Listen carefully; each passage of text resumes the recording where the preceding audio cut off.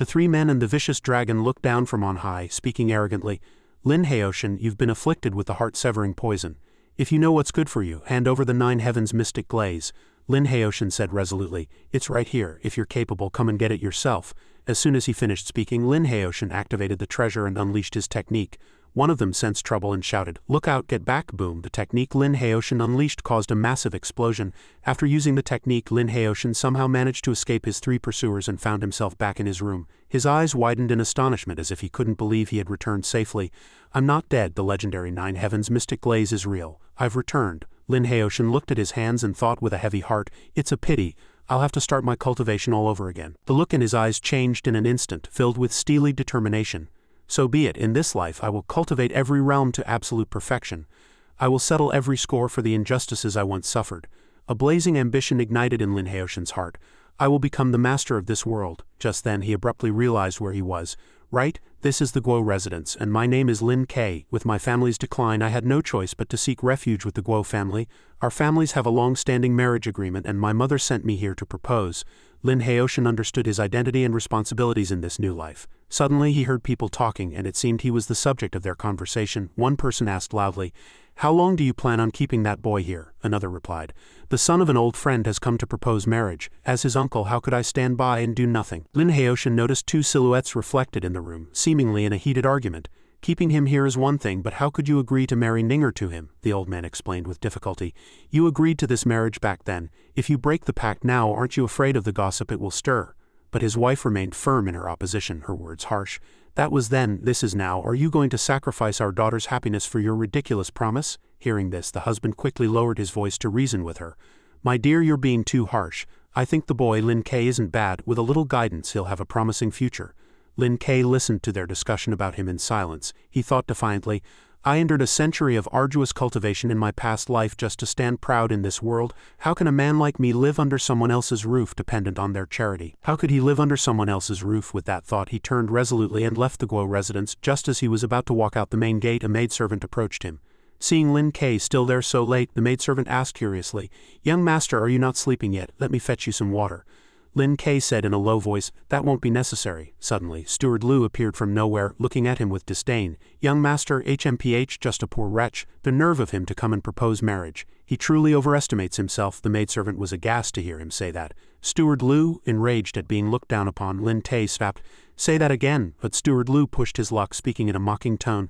"The master was kind enough to let you stay the night, and you're really making yourself at home, aren't you? Is the Guo family someone of your station can aspire to? I suggest you get lost before you tarnish the Guo family's reputation." Lin K could not bear it any longer. He lunged forward and landed a heavy punch on the insolent steward's mouth, knocking out his front teeth and sending him to the ground with a mouthful of blood. Steward Liu staggered to his feet, coughing twice.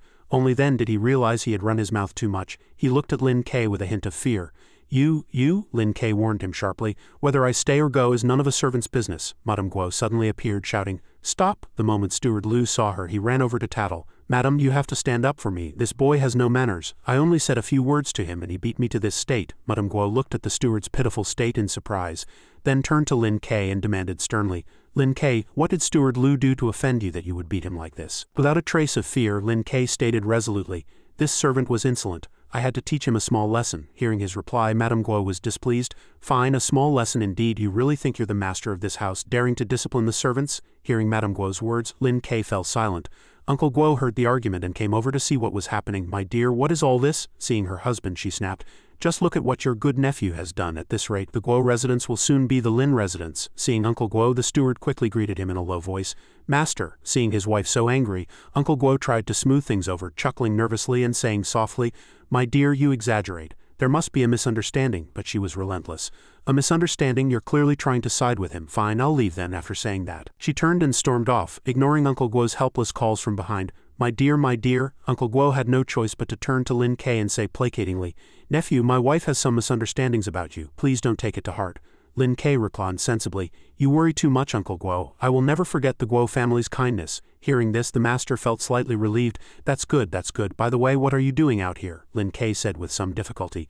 "Actually, I came to bid you farewell, uncle." The master didn't understand and asked in confusion, "Farewell? Why?" Lin K didn't state the reason explicitly, only saying, I have troubled you for many days, uncle, and I feel quite ashamed. We must part ways eventually, so it might as well be today. Caught in the middle, Uncle Guo was in a difficult position. He sighed softly and said, I know you're upset.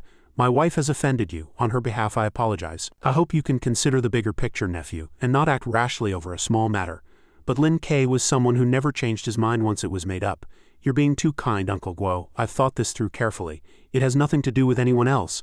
Uncle Guo stepped forward, placed a hand gently on his shoulder and said warmly, I know you're going through a hard time with your family's misfortune. How about this? Tomorrow I'll have Ninger take you out to relax. After that you can come with me to gain some experience. You'll surely have a bright future. But Lin Ke was determined to leave. I have been away from home for a long time and cannot stay any longer. I appreciate your kind intentions, Uncle Guo. Uncle Guo then brought up, but what about your engagement to Ninger? Lin Ke took out a marriage contract and said, that is precisely why I am here. This is the marriage contract left by my father. I hope you will agree to cancel this engagement, Uncle Guo. Uncle Guo was shocked by Lin Ke's proposal. Cancel it? Why would you say that, nephew? Lin Ke lowered his head and solemnly handed the marriage contract to the master. As the eldest son of my family, I must focus on restoring our family's honor. This is not the time to consider marriage. I hope you can understand, Uncle Guo. Still wanting to preserve the engagement, Uncle Guo said calmly, a man's ambition should lie in great things. I wouldn't dare interfere with that. As for the marriage, it's a matter for the future. There's no need to be so hasty, nephew. Lin Ke stuck to his decision. Thank you, Uncle Guo, but my mind is made up. I hope you will grant my request. Hearing his words, the master fell silent. Suddenly, Guo Ronning appeared from nowhere and snatched the marriage contract from Lin Ke's hand. She looked at her father and declared, Father, I won't marry him. Hearing his daughter say this, the master shouted angrily, Ninger, don't talk nonsense. With tears in her eyes, Ronning said, Father, I'm not talking nonsense. Look at him, he shows up at our house out of the blue, and suddenly I'm supposed to marry him. Madame Guo appeared again and said sharply, Ninger, come here.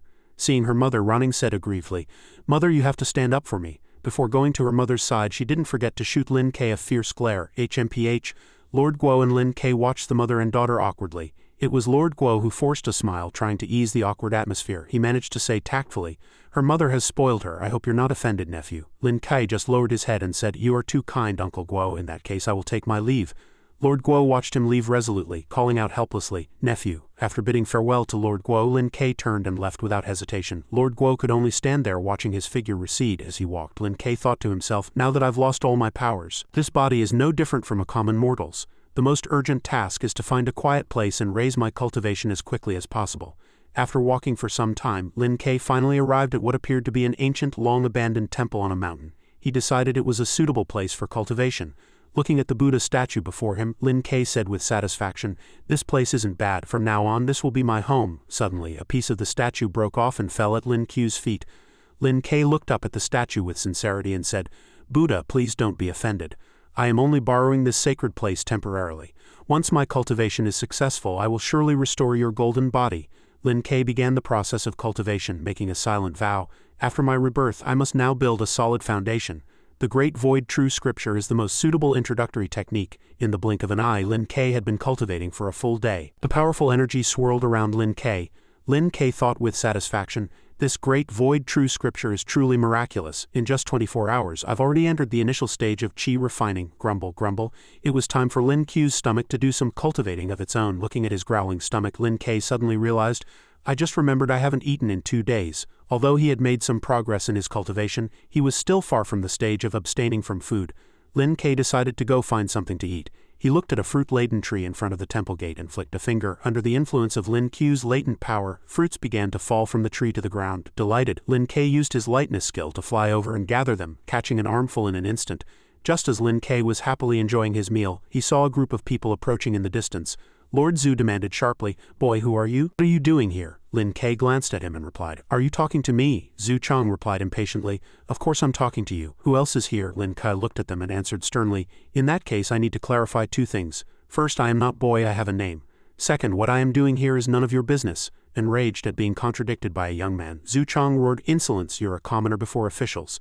Kneel at once. Lin Ke, also displeased, frowned and said, If you want me to kneel, you'll have to see if you have what it takes. Lin Ke's words were like adding fuel to the fire, enraging Zhu Chang even more. He immediately drew his sword. You insolent commoner, are you trying to rebel? Lord Yang quickly stepped forward to stop him, saying amicably, Hee, we were the ones being rude. Young brother, are you living here all by yourself? Seeing that this man meant no harm, Lin Ke replied politely, The world is my home. Is there anything wrong with me staying here for a while? Lord Yang explained calmly.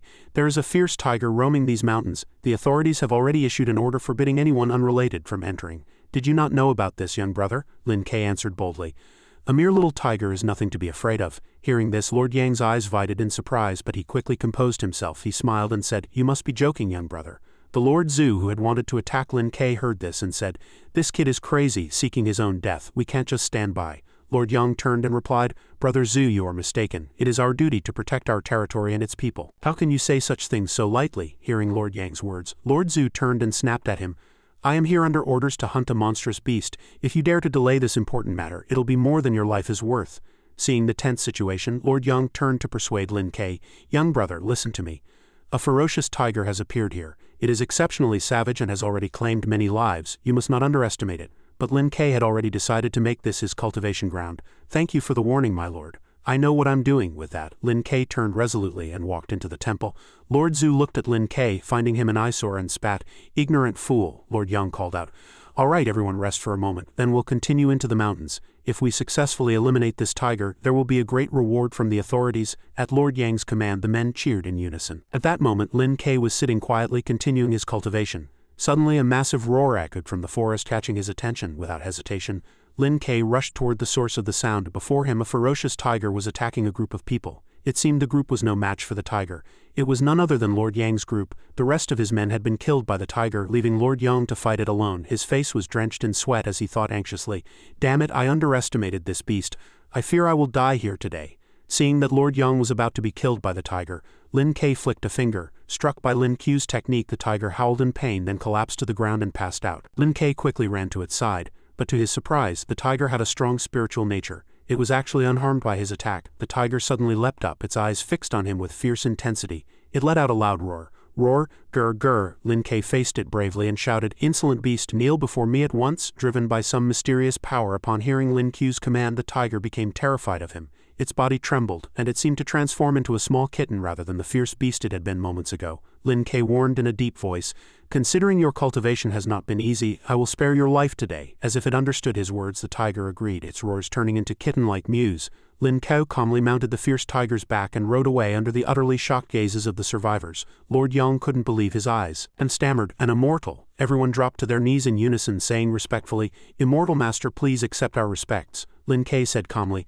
Lord Yang, there's no need for such ceremony. I have tamed this beast. You need not worry about it in the future. You can go back and report. Lord Yang and his few remaining men looked at Lin Ke with admiration and replied, Thank you, Immortal Master, for saving our lives. Thank you, Immortal Master, for saving our lives. Then Lin Ke rode the tiger away majestically. Suddenly the tiger looked up at the sky and let out a huge roar. Seeing its sudden roar, Lin Ke followed its gaze and saw a giant net falling down on them. Both Lin Ke and the tiger were trapped by the preset net. It was a trap set by Lord Zhu. Several of his men desperately held onto the net to prevent the tiger from escaping. Lord Zhu laughed triumphantly, Ha ha ha. Immortal Master, more like a deceitful commoner. Today I'll take your life, and all the glory for this will be mine alone. Lord Yang arrived just in time to see this and exclaimed in disapproval, Zhu Chang, what are you doing? Zhu Chang glanced sideways at Lord Yang and said smugly, I caught this tiger, so the credit is naturally mine. Don't be jealous, Lord Yang. He even adopted a mock chivalrous tone. Speaking of which, I have you all to thank for holding the tiger off, allowing me to succeed. I, Zhu, thank you for that. Hearing this, Lord Yang cursed angrily, Despicable. But this farce was far from over, and Zhu Chang was not the main character here. Unseen, the tiger had already chewed through the net and was staring at him with ferocious eyes. The tiger immediately broke free, pounced on Zhu Chang, and sank its teeth into his neck before he could even scream. The scene was enough to scare Lord Yang and his men out of their wits. After finishing off Zhu Chang, the tiger let out a majestic roar that shook the forest. Zhu Chang's men, having witnessed the scene, turned and fled in terror. Aha, but no matter how fast a man runs, how can he outpace a tiger? Their fate was no different from Zhu Chang's, the only difference being that they managed a few screams of ah, ah. Lord Yang was led by this tiger from one shock to another, while Lin Ke had no intention of stopping it. He said calmly, These men were utterly disrespectful. They deserved to die. Terrified, Lord Yang and his men fell to their knees, begging Lin Pei for mercy.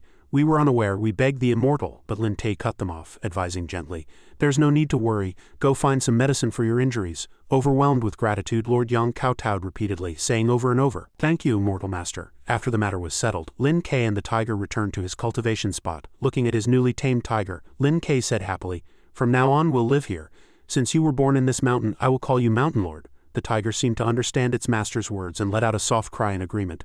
A few days later, Kong Decheng along with Lord Yang and a subordinate came up the mountain and found Lin Ku's dwelling. As Kong Decheng looked at the temple where Lin Ke lived, Mountain Lord suddenly appeared from nowhere, scaring the three men witless. It slowly walked toward them. Kong Decheng stared in shock at the enormous tiger before him. Although it wasn't Lord Yang's first time seeing it, he still couldn't hide his astonishment. Fortunately, Lin Ke appeared just in time. Before the situation could escalate, he called out, "Mountain Lord, come back." Hearing its master's voice, Mountain Lord immediately turned and went back inside. Kong Decheng clasped his hands and said solemnly, "Kong Decheng, prefectural governor of Lingzhou, pays his respects to the immortal master." Hearing this, Lin Ke repeated, "The prefectural governor of Lingzhou." Then Lin Ke and Mountain Lord emerged majestically. Lin Ke saw Lord Yang and found him familiar.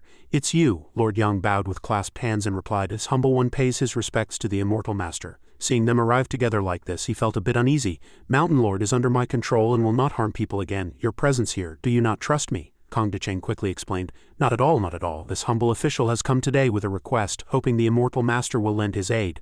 Lin Ke looked at him curiously and asked, "What is it?" Kong Decheng immediately stated, "To be honest with you, immortal master, my mother has suddenly fallen gravely ill. I have sought out countless famous doctors, but to no avail. Later I heard of the immortal master's great abilities, and have come specially to beg for your help." Hearing this, Lin Ke understood his purpose. "You want me to treat your mother's illness?" Kong Decheng quickly replied, "Precisely. I implore the immortal master to show his compassion." Lin Ke fell silent. Seeing Lin Ku's hesitation, Kong Decheng pointed to a basket of silver he had brought and said, "This is a small token of my sincerity. I hope the immortal master will accept it." Lin Ke then explained, "Lord Kong, you misunderstand. I am just an ordinary person. I cannot cure others' illnesses." Hearing this, Kong Decheng couldn't help but feel disappointed. He immediately dropped to his knees and began to kowtow to Lin Ke, begging for his help.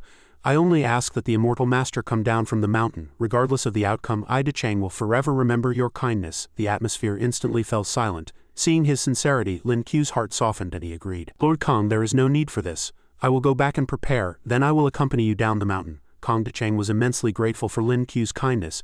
"Thank you, immortal master." Lin Ke gently stroked Mountain Lord's head and instructed, "Mountain Lord, I need to go down the mountain for a while. You wait here for my return." Mountain Lord looked at its master with bright eyes as if it didn't want him to leave. After instructing Mountain Lord, Lin Ke walked up to the three men and said, "All right, let's go." Kong Decheng said solemnly, "Immortal master, please." Before leaving, Lin Ke reminded them, "I am no immortal master, just a cultivator. There is no need to address me as such in the future." Hearing this, Kong Decheng was in a bit of a predicament. He then introduced himself. "My surname is Lin. My given name is Ke. Lord Kong can just call me Lin Ke." Kong Decheng then proposed a final solution. "I wouldn't dare. In that case, this humble official will address you as Mr. Lin." After walking for some time, they finally returned to the Kong residence. Lin Ke was now in a room diagnosing Kong Decheng's mother. He quickly circulated his energy to check her pulse. As he checked her pulse, his eyes widened in surprise. Kong Decheng stood by, extremely nervous. After checking her pulse, Lin Ke came to a conclusion. "The old madam is unconscious because of a blockage in her qi and blood. I have just cleared her meridians. She should wake up soon." Hearing this, Kong Decheng felt a little relieved and bowed. "Thank you, Mr. Lin. Please rest for a while in the residence." He specifically instructed the maidservants. "You will attend to Mr. Lin. Remember to serve him well." The maidservants quickly replied, "Yes." Lord Yang was in charge of looking after Lin Ke at the Kong residence. "Mr. Lin, please follow me." Lin Ke then followed Lord Yang on a tour of the Kong residence. They arrived at a place where some young martial artists were training. Kong Qian, the eldest young master, was also training here. Upon seeing Lord Yang, Kong Qian happily exclaimed, "Uncle Yang, come over here and see how I'm doing." Lord Yang smiled kindly and replied, "I'm afraid not today. I have to attend to an honored guest." Hearing this, Kong Qian glanced at the person beside his uncle, sizing up Lin Ke. "An honored guest? Could it be this person in front of me?" Lord Yang then introduced him. "That's right. This is Mr. Lin, who was invited by the master to treat the old matriarch." "Young master, you must be polite to Mr. Lin." But Kong Qian did the opposite of what his uncle said, loudly belittling Lin Ke. "Look at him, he doesn't look much stronger than me. He's probably some kind of charlatan, right?" Hearing this, Lord Yang quickly reminded him, "Young master, please watch your words. Mr. Lin is not that kind of person." Kong Qian still ignored his uncle, maintaining a contemptuous attitude towards Lin Ke. He even challenged him loudly. "Talk is cheap. If you have any real skill, let's have a few rounds." Lord Yang quickly turned and apologized profusely to Lin Ke. "The young master is reckless with his words. I hope you won't take it to heart, sir." Lin Ke calmly replied, "He's just a child, it's nothing." Hearing Lin Ke call him a child, Kong Qian roared in anger. "Who are you calling a child?" With that, he immediately rushed forward to attack Lin Ke. "Today I'll let you have a taste of my power. Such a child. He's learned a few shoddy tricks and thinks he's the best in the world." Lord Yang shouted in panic. "Young master, don't be rash." Lin Ke smiled faintly. He merely touched Kong Qian's foot lightly with his hand and the boy froze. Kong Qian quickly landed, his body trembling uncontrollably. He looked at his foot with worry. My foot. Kang Qian looked at Lin Ke completely bewildered. What kind of sorcery did you use? Realizing his young master had made a grave mistake, Lord Yang stepped forward and spoke solemnly to Lin Ke. The young master has been disrespectful and offended you, sir. He deserves to be punished, but please, sir, consider his youth and forgive him this once. Lin Ke replied calmly, I only stimulated the acupoints on his leg. It will release automatically in an hour. Hearing this, Lord Yang breathed a sigh of relief. Thank you for your mercy, sir. Kang Qian, still competitive, gritted his teeth and said, let me go. That didn't count. Let's fight again. Lin Ke looked at Kang Qian and said slowly, what, are you going to be a sore loser now that you can't win? Kang Qian started making threats. If you don't agree, I'll tell my father about this and he won't let you off. Suddenly a girl's appearance surprised Lin Ke. Little brother, haven't you embarrassed yourself enough? How dare you bring father into this? Hearing his elder sister say this, Kang Qian was instantly at a loss. Ah, Kang Zhao turned and bowed to Lin Ke. Kang Zhao pays her respects to Mr. Lin. Lin Ke looked at the girl before him. And you are? Lord Yang quickly stepped forward to introduce her. This is our family's eldest young miss. Lin Ke acknowledged with an, oh, Kang Zhao said softly. My little brother was rude. I apologize to you on his behalf, Mr. Lin. Lin Ke replied gently, it's nothing. May I ask what advice you have for me, Miss Kang? Kang Zhao immediately informed him. The old matriarch has just woken up and wishes to see her savior. I, her granddaughter, couldn't refuse her. Lin Ke understood her meaning and replied politely. Very well. After you, Miss Kang. Upon seeing Lin Ke, Kang Decheng was full of praise. The mother did indeed wake up just now. You are truly a divine being descended from heaven. I, Kang Decheng, will never forget your great kindness. Lin Ke quickly interrupted him. How is the old matriarch's condition now? Kang Decheng immediately reported. My mother is very lucid now. When she heard that you had saved her, she wanted to see her savior in person. I did not dare to disobey her, so I could only ask my daughter to invite you over. Lin Ke replied calmly. All right, I'll go in and see her. In the old matriarch's room, she struggled to sit up, thanking Lin Ke profusely. For saving my life, Mr. Lin, please accept this old woman's bow of respect, Lin Ke said calmly. Old matriarch, there's no need for such formalities. You are still recovering from a serious illness and should not engage in strenuous activity. You should rest quietly for a while. The old matriarch replied happily. Yes, thank you, sir. Lin Ke specifically instructed Kang Decheng. The old matriarch's body is still very weak. I will prescribe a few more herbal formulas for her to take daily. It won't be long before she can get out of bed. Upon hearing this, Kang Decheng's joy was palpable. Thank you, sir. After treating the old matriarch, Lin Ke quickly took his leave. Just a few steps away, Kang Qian suddenly appeared from nowhere and knelt before him. I have offended you, sir. Please punish me.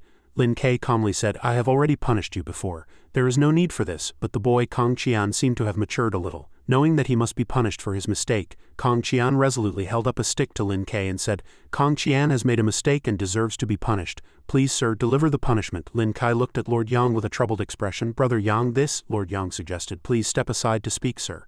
So the two of them walked aside to talk. Kang Qian stood watching them, thinking to himself, Uncle Yang, I'm counting on you. Over there, Lord Yang explained in a low voice. After the young master learned that the old matriarch had woken up, he knew you were a person of great skill. Later, when he heard that you were the one who subdued that fierce tiger, his attitude changed, and he wanted to come here to be punished. I suspect the young master now admires you immensely and probably wants to ask you to be his master. Hearing this, Lin Ke smiled and said, This young master has quite an interesting temperament, Lord Yang added. The young master is very stubborn, which has been a great headache for the master. That's why Lin Ke interrupted him. I understand, Brother Yang, you came to me about this matter. Lord Yang smiled awkwardly. Lin Ke closed his eyes and said softly, All right, I understand. He walked towards Kang Qian and said sternly, You want to become my disciple? Kang Qian immediately lowered his head and answered decisively, Master, I hope you will grant my wish. Seeing his determination, Lin Ke couldn't help but soften a little. Unfortunately, I have no intention of taking on disciples. However, teaching you some techniques is not out of the question. Kang Qian was overjoyed to hear this. Lin Ke then wrote down some techniques for Kang Qian to practice. Looking at the techniques Lin Ke had provided, Lord Kang was astounded. He thanked Lin Ke repeatedly. For such a great kindness, I Decheng truly don't know how to repay you. Kang Qian stood by, asking curiously, Father, this technique, but before he could finish, his father gave him a special reminder. Thank the master at once. To receive his guidance is a blessing you've accumulated over several lifetimes. Kang Qian understood immediately, kowtowed to Lin Ke and said repeatedly, Qiner thanks you, master. Lord Kang asked again, May I be so bold as to ask the name of this set of techniques? Lin Ke explained gently. This is a set of fist techniques I created based on the young master's foundation. Let's call it Kang Family Fist. At this moment, Kang Decheng could only thank Lin Ke for his grace. Since the founding of the dynasty, there have been many grandmasters in history, but I Decheng have never heard of anyone who could create a new technique so casually. Your great talent, sir, is truly admirable. Lin Ke humbly replied, I am just a cultivator and know little about martial arts, but if it can be of help to the young master, then my efforts will not have been in vain. The father and son knelt on the ground, filled with gratitude towards Lin Ke. It is more than just beneficial. This manual can help Qiner achieve a complete transformation. After receiving the techniques from Lin Ke, Kong Qian's eyes were filled with determination. It was also time for Lin Ke to return to the mountain. My business here is finished. I shall take my leave, Kong Deqing replied with utmost sincerity. For your great kindness, sir, I don't know how to repay you. I hope you can stay for a few more days. Lin Ke immediately replied, I have been away from the mountain for many days and must focus on my cultivation. I cannot trouble you any longer, my lord. Hearing this, Kong Qian was somewhat disappointed. Can't you stay a few more days, sir? But Lin Ke firmly refused. No, if you practice the fist techniques I taught you diligently, you will have a promising future. Kong Qian firmly expressed his resolve. I will surely remember your teachings, sir. Lin Ke's eyes were filled with expectation for Kong Qian. Lin Ke slowly walked towards the carriage. Sir, please get in the carriage, Lord Yang said solemnly. Sitting in the carriage, Lin Ke silently looked at the banknotes Lord Kong had given him. It's a 5,000 tael banknote, Lin Ke thought to himself. This trip was certainly worthwhile. Now I can buy medicinal herbs and my cultivation will surely reach a new level. Lin Ke entered the market and bought some medicinal herbs. The medicine seller asked him, Sir, where should I deliver these herbs? Lin Te instructed the vendor to deliver them to the carriage by the side of the street. Find Lord Yang by the carriage and tell him it's Mr. Lin's goods. The vendor immediately replied, right away. As Lin Ke was strolling through the market, he suddenly heard someone say, Isn't this young Master Lin? We finally found you. Hearing someone call him, Lin Ke turned around. He recognized the man as Shu. Shu said happily, Young master, we finally found you. The master sent me to look for you. Lin Ke was a bit puzzled by this. HMPH, what does Uncle Guo want with me? Shu quickly explained. The master was afraid you wouldn't have a place to stay, so he specially rented a courtyard for you and sent me to take care of you. Lin Ke immediately refused. I already have a place to stay. Please trouble yourself to inform Uncle Guo that he need not worry about me.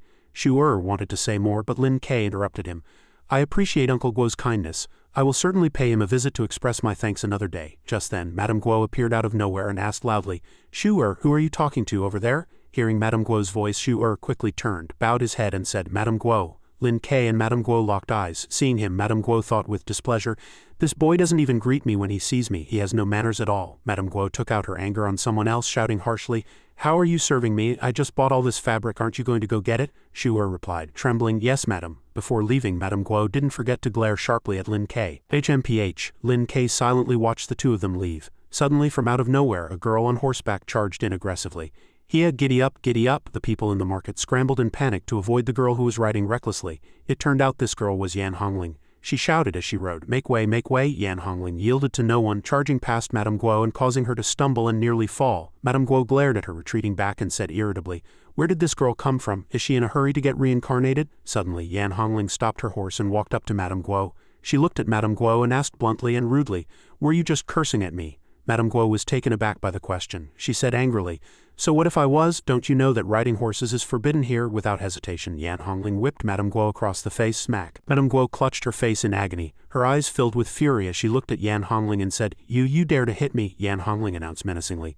There is nowhere in Lingzhou City that I cannot go. She spoke with extreme harshness. So what if I hit you? Madame Guo once again took her anger out on someone else. She turned and berated Shu loudly. Shu, you useless dog, your master gets hit and you just stand there like an idiot? Shu stammered.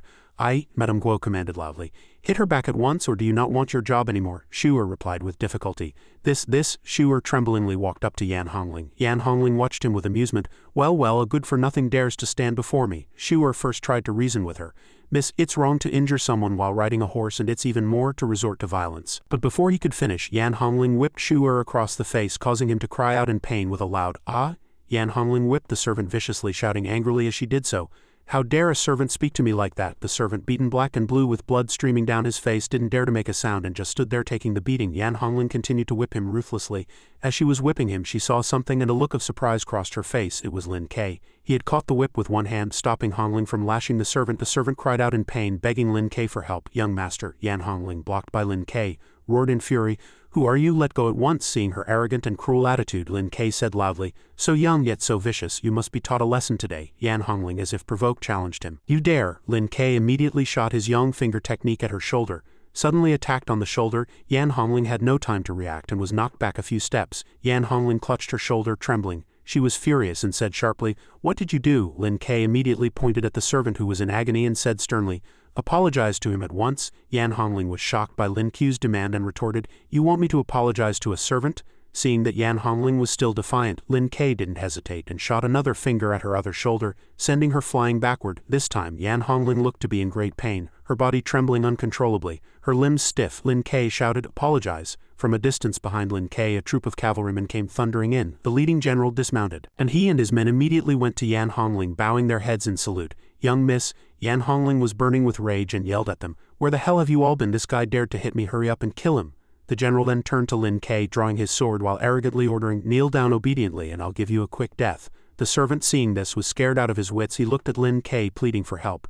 "Young master," Lin Ke however remained extremely serious, seemingly unfazed by the soldier's words. He was still addressing Yan Hongling. "Apologize." Yan Hongling was breaking out in a cold sweat, and she began to feel afraid upon hearing Lin Ke's words. Yan Hongling then turned to the soldiers and urged them, "What are you waiting for? Get him." The soldiers immediately obeyed Yan Hongling's command and rushed forward to slash at Lin Ke. Suddenly a voice came from somewhere. "Stop!" It was the voice of the Kong family's eldest young miss. Kong Zhao slowly approached with her many soldiers. Both Lin Ke and Yan Hongling froze, their gazes fixed on Kong Zhao. Kong Zhao approached and said with a smile, "Isn't this little sister Yan? What are you crying about here?" Yan Hongling turned to Kong Zhao, utterly surprised by her appearance. Yan Hongling answered, flustered, Kong Zhao, what are you doing here?" Kong Zhao immediately replied, "What can I be here?" Yan Hongling raised her voice. Are you here to laugh at me?" Kong Zhao, as if she already knew everything, replied confidently. "I have already heard about what happened from Inspector Yang," Kong Zhao said seriously. "According to the laws of Great Wu, riding a horse in the market is punishable by 15 days of confinement." Yan Hongling was not one to be trifled with either. She challenged, "You dare." "If my father finds out about this," Kong Zhao said confidently, "the emperor has decreed that if a member of the imperial clan breaks the law, they shall be punished the same as a commoner. If this matter were reported to the court today, I'm afraid the Prince of Ning would lose face as well." Hearing this, Yan Hongling was speechless, stammering, I, Kong Zhao, considering their sisterly bond, gave Yan Hongling a way out.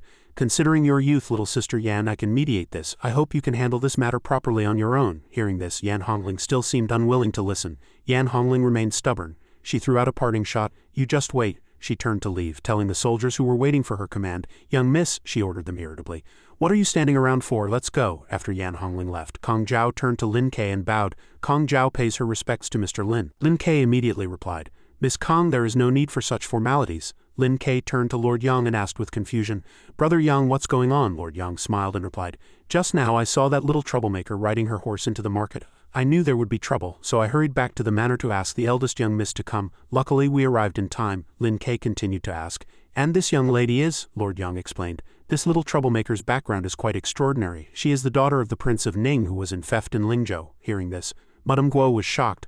The Yan family," Lord Yang continued to explain, "although this branch of the imperial family has no real power, if the dignity of the royal family is challenged, it could become difficult to resolve." The servant cried, wanting to protect Lin Ke, "This is bad. Young master, you should run." Lin Ke showed no fear and chuckled lightly, "Is that so? It seems I've caused quite a bit of trouble this time. I should be scared, right?" Hearing Lin Ke's joke, Kong Zhao laughed. "You're joking, sir. I don't see a hint of worry on your face," Lin Ke said seriously. "I am a cultivator from the mountains and have no need to worry. But this Shu is someone I know. I hope Miss Kong can look after him." Lin Ke pointed at the servant. Kong Zhao showed her credibility and said earnestly, "Rest assured, sir. I guarantee that Yan Hongling won't dare to pull any tricks." Hearing Kong Zhao's assurance, Lin Ke cupped his hands and bid farewell to her. "Then I thank you, Miss Kong." Kong Zhao replied humbly, "You are too kind, sir." But on Madame Guo's side, her mind was filled with confusion and shock. The Kong family, the eldest daughter of the prefect of Lingzhou, Kong. When did this boy get connected with such a powerful figure? I never heard that his family had such backing. Could it be that I misjudged him? The story continued to unfold in the city. Lin Ke had a small request for Lord Yang. "Brother Yang, I want to send Shu back.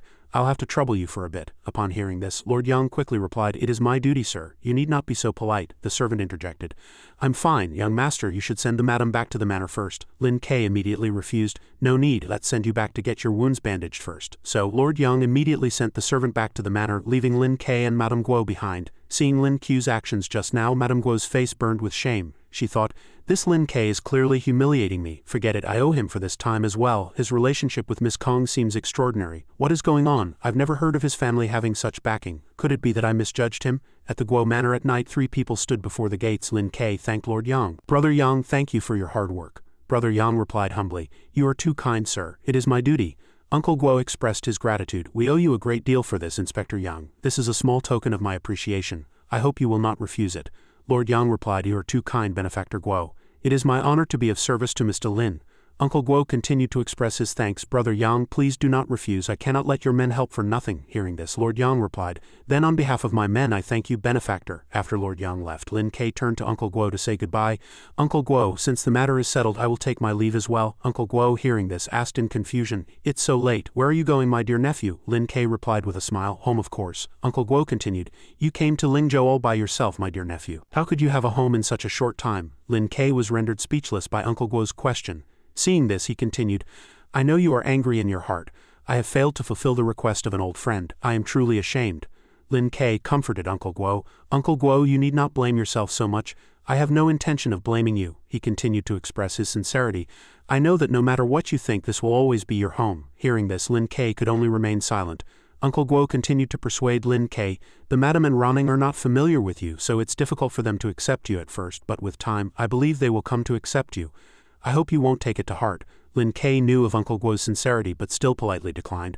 Uncle Guo, you are overthinking things. Uncle Guo continued, I know you have high aspirations and my small family business is nothing in your eyes. It was foolish of me to suggest that you marry into our family. It was truly foolish of me, your uncle. Lin Ke replied with a smile, you're being too serious, Uncle Guo. Uncle Guo continued to persuade him, Brother Lin and I were close friends. Regardless of what happens between you and Ninger in the future, I hope our two families, Lin and Guo, will always be friends. Lin Ke immediately affirmed, I understand. Hearing Lin Ku's words, Uncle Guo showed a relieved smile and said, with your words, my dear nephew, I can rest assured. Night fell upon the Guo manor. Lin Ke sat in his room cultivating his origin core while pondering, to improve my cultivation, pills are essential. I must first refine a batch of origin gathering pills. The next morning a new day dawned in the city. He held the newly refined origin pills in his hand, thinking to himself, it took me a whole night to refine just 5 origin gathering pills. My alchemy skills still need improvement. From behind him, Guo Running slowly approached. She frowned, thinking, I have no idea what father was thinking making me come out with him. It'll be trouble if Brother Yu Chen sees us. This Lin Ke is no match for Brother Yu Chen no matter how you look at it. I don't know what tricks he used, but even Mother's attitude has changed. She recalled her mother's words. Ninger, Mother knows you like that Yi Yu Chen, but you know your father's temper. Why don't you try getting along with Lin Ke? If it really doesn't work out, Mother will talk to your father again. I will never let you be wronged. As she thought about it, her eyes welled up with tears of fear. Am I really going to have to marry him? Suddenly she heard Zinner and Yanner calling out, Ronning, Ronning. Hearing their voices, Ronning happily called back, Yanner, Zinner. As soon as they saw Ronning, Zinner asked, Ronning, how come we haven't seen you out for so long? Zinner chimed in, her fiancé has already come knocking. What time does she have to hang out with us? Hearing this, Ronning said angrily, who said you could tease me? Yanner just laughed happily. Yanner quickly tried to smooth things over. All right, my mistake, okay, Lin Ke thought to himself. Although I can't be sure that Yan Hongling won't seek revenge, I still need to be wary of the Yan family. Uncle Guo has been very good to me, so for now I'll just have to keep a closer eye on her. Yanner suddenly noticed Lin Ku's presence and whispered to Ronning, is that him? Ronning replied. Zinner added, look at him, he's really not much. Ronning, what on earth are you thinking? Are you really planning to marry him? Ronning immediately retorted, of course not, it was my father who arranged the engagement. Now even my mother's attitude toward him has changed. Zinner, Yanner, you have to help me think of a plan. What should I do now? Zinner said confidently. That's easy, just get him to call off the engagement himself. Ronning seemed hesitant, saying, but Zinner continued, don't worry, I guarantee he won't pester you again. With that, the 3 girls walked toward Lin Ke, with her hands on her hips. Zinner said loudly, you're Lin Ke. Lin Ke answered just as confidently. That's right, Zinner continued her confident tirade. I hear you want to marry our young lady Guo. Have you taken a look in the mirror to see what you're made of? Are you even worthy of our young lady Guo? She pointed a hand at Ronning. In all of Lingzhou City, countless young masters would love to even get a glimpse of Ronning but can't. A person like you with no status and no background wants to marry Ronning? I suggest you give up now. Hearing this, Ronning interjected. Zinner, you're talking nonsense again. At this, Zinner whirled around to face Ronning and asked, what nonsense am I talking? Just then, Lin Ke finally spoke. You must be Miss Zinner, right? I think you've misunderstood. I have no feelings for Ronning. The engagement was arranged by my father and Uncle Guo on their own accord. However, I have already called it off. There is nothing between Ronning and me anymore. Zinner didn't seem to accept his words, blurting out, liar, if there's nothing between you, why are you still following her around? Lin Ke continued to explain. Uncle Guo simply entrusted me with protecting Ronning. Zinner didn't believe him and shouted, HMPH, excuses, with the way you look, who could you possibly protect? Lin Ke replied confidently, that's none of your concern. Zinner was left speechless, only managing to say, you? Ronning suddenly spoke up, turning to Zinner. Zinner? Seeing the tense atmosphere, Yanner stepped in to soothe everyone. Young Master Lin, Miss Zinner is just like that, blunt and outspoken. I hope you won't take offense. Lin Ke immediately replied, it's fine. Suddenly the sound of a carriage approached from behind. As soon as he stepped down, Wu Juncheng called out, Yanner, Zinner. Everyone turned to look at Wu Junchang as he appeared. He continued, addressing Ronning, "This must be the young lady Guo Ronning." Wu Junchang then turned to Lin Ke and asked, "And this is?" Zinner immediately cut in. "He's—" Ronning tried to stop her, blurting out, "Zinner," Yanner said, "this young Master Lin is a distant relative of Runing's. Ronning is showing him around Lingzhou City." Wu Junchang spoke loudly, continuing, "I am Wu Junchang, Miss Zinner's older cousin. Half the shops on this street belong to my family. Everyone calls me Brother Chang." As he spoke, he thought to himself, "He's obviously a country bumpkin. Once he hears about my family's status, he'll be scrambling to suck up to me." After hearing Brother Chang's introduction, Lin Ke seemed unimpressed and replied coldly, Seeing Lin Ku's attitude, he looked visibly annoyed and thought, this brat is so unappreciative." He asked Lin Ke, "What's wrong? Does young Master Lin look down on me?" Lin Ke remained coldly silent. Zinner chimed in to support her cousin. "Cousin, this young Master Lin is from the countryside. He might not understand what you're saying." Brother Chang laughed smugly. "Ha ha ha, my apologies, young Master Lin. Since you've made the rare trip to Lingzhou City, it must be fate that we've met. Today I'll take you all to see something eye-opening."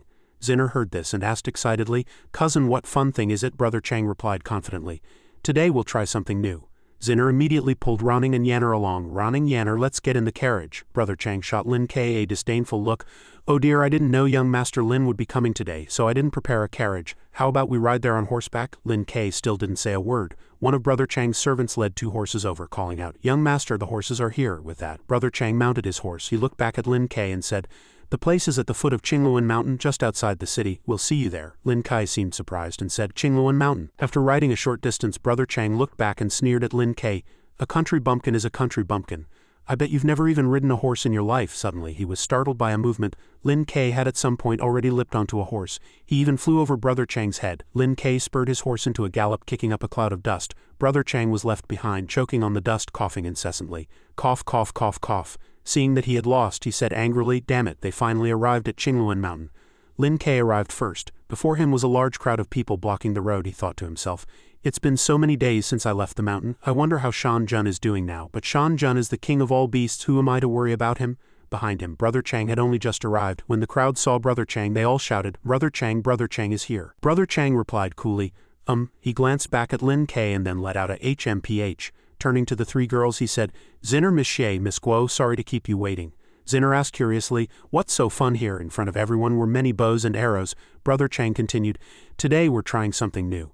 Everyone grab a bow and arrow and we'll go hunting together." Yanner and Zinner said in unison, "Hunting." Hearing this, he went on, "That's right, never done it before, have you?" Zinner asked curiously, "I heard there's a tiger in these mountains. Isn't it a bit dangerous to hunt here?" Zinner glanced at Yanner.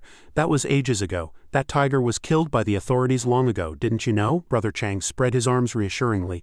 "Don't worry, even if that tiger were still alive with so many of us here, do you really think we couldn't handle it?" Yanner replied hesitantly, "But how many experts do we have with us today? You can all rest assured." Zinner picked up a bow and handed it to Ronning. "Ronning, this is for you." Ronning waved her hands worriedly, refusing. "I don't know how," Zinner reassured her. "We're just having fun with my cousin. What's there to be afraid of?" Ronning still seemed very worried, but from a distance Lin Ke looked on with concern for Ronning and said, "Ronning, this mountain isn't safe and this isn't a suitable activity for girls. We should go back." Hesitant after hearing Lin Ku's words, Ronning wavered. Zinner walked up to Lin Ke and provoked him. "What? Scared? You're a coward, not even as brave as a woman." Hearing this, Brother Chang spoke up. "You with the surname Lin, we only brought you along out of respect for Miss Guo. If you want to go back by yourself." "What do you mean by saying that?" Lin Ke remained silent. Brother Chang continued, "Not just anyone can hang out with us. We're already doing you a huge favor by bringing you along. Don't be ungrateful." Another person chimed in. Exactly. If you want to scram, then scram. Don't get in the way here." Zinner turned to Ronning and continued, "Ronning, it's rare for everyone to get together. Don't spoil the fun. Besides, didn't you say you wanted to avoid that Lin Ke? This is the perfect chance to make him leave on his own." Ronning was still very worried. Finally, she made a decision. She turned to Lin Ke and said loudly, "You should go back first. I'm going to hang out with Zinner and the others for a while." Hearing this, Lin Ke was helpless and could only let out a sigh. Lin Ke immediately turned and left, with Runing's gaze following him. And so the group ventured into the forest. They hunted a deer. It had been hit by their arrow and was staggering along when another arrow struck its neck, ending its life completely. It was Brother Chang who had shot it. The crowd cheered loudly. A hit. 2 people beside him also shouted, "Brother Chang is mighty." As expected of Brother Chang, a shot straight through the heart. Zinner proudly acknowledged the praise. "Of course, don't you know who my cousin is? He's the #1 archer in Lingzhou." Brother Chang also chimed in. "This is getting interesting," he then thought. "Too bad that brat didn't see this. He would have been scared out of his wits." Just then a voice suddenly came from the woods. "Stop, that deer is mine." A loud voice suddenly echoed from the forest. "Stop, that deer is mine." A person walked out. One of Brother Chang's men said, "Who are you? What makes you say this deer is yours?" The stranger said, "Look closely." I shot it first, Brother Chang's man said confidently. So what if you shot it first? The deer was still alive, wasn't it? It was our Brother Chang who killed it later, so of course the deer is ours, the stranger said angrily. Cut the crap. I've had my eye on this deer. If you know what's good for you, get lost. After saying this, he was suddenly taken aback. One of Brother Chang's men walked up to him, kicked him in the stomach and barked, "Who the hell do you think you are? How dare you try to snatch prey from Brother Chang?" After being kicked, he became even more enraged and raised his voice. "You dare to hit me?" As soon as the words left his mouth, 2 more men rushed forward and ganged up on him. As they beat him, they threatened, "So what if we hit you, you blind fool?" In the midst of the fight, another loud shout came from the woods. "All of you stop!" In the distance, Duan Tianchu was approaching with a large group of his men. Duan Tianchu and Haitzi walked to the front of the crowd. Duan Tianchao's gang seemed to make Brother Chang a little nervous. Sweat began to bead on his face. Lin Ke stood somewhere observing everything, thinking to himself, "It seems this Wu Junchang isn't a complete waste of space. His archery is decent." Lin Ke muttered to himself, "But let's see how you handle this." The beaten stranger limped over to Duan Tianchu to seek help. Seeing his nephew's state, Duan Tianchu was furious. He looked at Brother Chang's group and roared, "Who laid a hand on him?" The stranger immediately pointed to Duan Tianchu. It was him and them. "Uncle, you have to stand up for me." Without hesitation, Duan Tianchu immediately ordered Haitzi. "Haitzi, cripple them all." Haitzi immediately accepted the order. "Yes, sir." Hearing this, Brother Chang's men were thunderstruck, terrified and panicked. They turned to Brother Chang for help. "Brother Chang, what do we do now?" Seeing that he was at a disadvantage, Brother Chang grew even more worried. Despite his terror, he tried to sound intimidating. Who are you?" "My father is Wu Bashwang of Lingzhou." Hearing this, Duan Tianchu showed no fear at all. Instead, he replied loudly, "Wu Bashwang is nothing. Even if he came to see me, Duan Tianchu, in person, he'd have to be respectful. How dare you little brat speak to me like that?" Hearing the name Duan Tianchu, Brother Chang and his men all looked extremely flustered and terrified as the name rang a bell. Duan Tianchu, the leader of the largest gang in Lingzhou City. He could be said to be the overlord of Lingzhou's underworld. Countless people had died at his hands and even the authorities had to show him respect. Brother Chang was terrified. "This is bad. I can't believe I provoked this monster." Brother Chang swallowed hard, the sound loud in the silence. He shrewdly became deferential, cupping his hands and stammering, "So your boss Duan, this is all just a misunderstanding." Before he could finish, Duan Tianchu immediately struck his leg with his palm, causing him excruciating pain. He fell to the ground, clutching his leg, but his eyes were still fixed on Duan Tianchu as he screamed, "Ah, my leg, my leg," Duan Tianchu threatened. "You dare call it a misunderstanding after hitting my nephew? Then is it also a misunderstanding if I break your leg?" Brother Chang's men were panicked and worried upon hearing Duan Tianchao's words. After hearing this, Brother Chang desperately begged for mercy. Yes, it's my own fault that Boss Duan broke my leg. I beg you, Boss Duan, for my father's sake, please spare us this time. We will definitely visit to offer our apologies when we get back." Upon hearing this, Duan Tianchu roared, "For your father's sake, how much is your father worth?" Covered in sweat, Brother Chang pleaded, As long as Boss Duan lets us go this time, we will definitely not disappoint you." Duan Tianchu then said something that was hard to comprehend. Duan Tianchu added, "It's not impossible to let you go. Each of you break one of your own legs. Kowtow 3 times to my nephew and I'll let you go." Hearing this, Brother Chang's men grew even more terrified, their bodies trembling. Zinner and Yanner were the same, both fearing for their safety. Witnessing all of this, Ronning was extremely frightened. She cried, thinking with regret that she should have just gone back with Lin Ke. Hearing Duan Tianchao's words, he was drenched in sweat and said hesitantly, "Thank you, Boss Duan, but these young ladies did not offend your nephew. Please, Boss Duan, show them mercy." Hearing this, Duan Tianchu stroked his beard and chuckled, saying playfully, "I didn't expect a brat like you to have a soft spot for the ladies. Fine, these girls don't have to break a leg." Duan Tianchu waved his hand at his men, smiling smugly.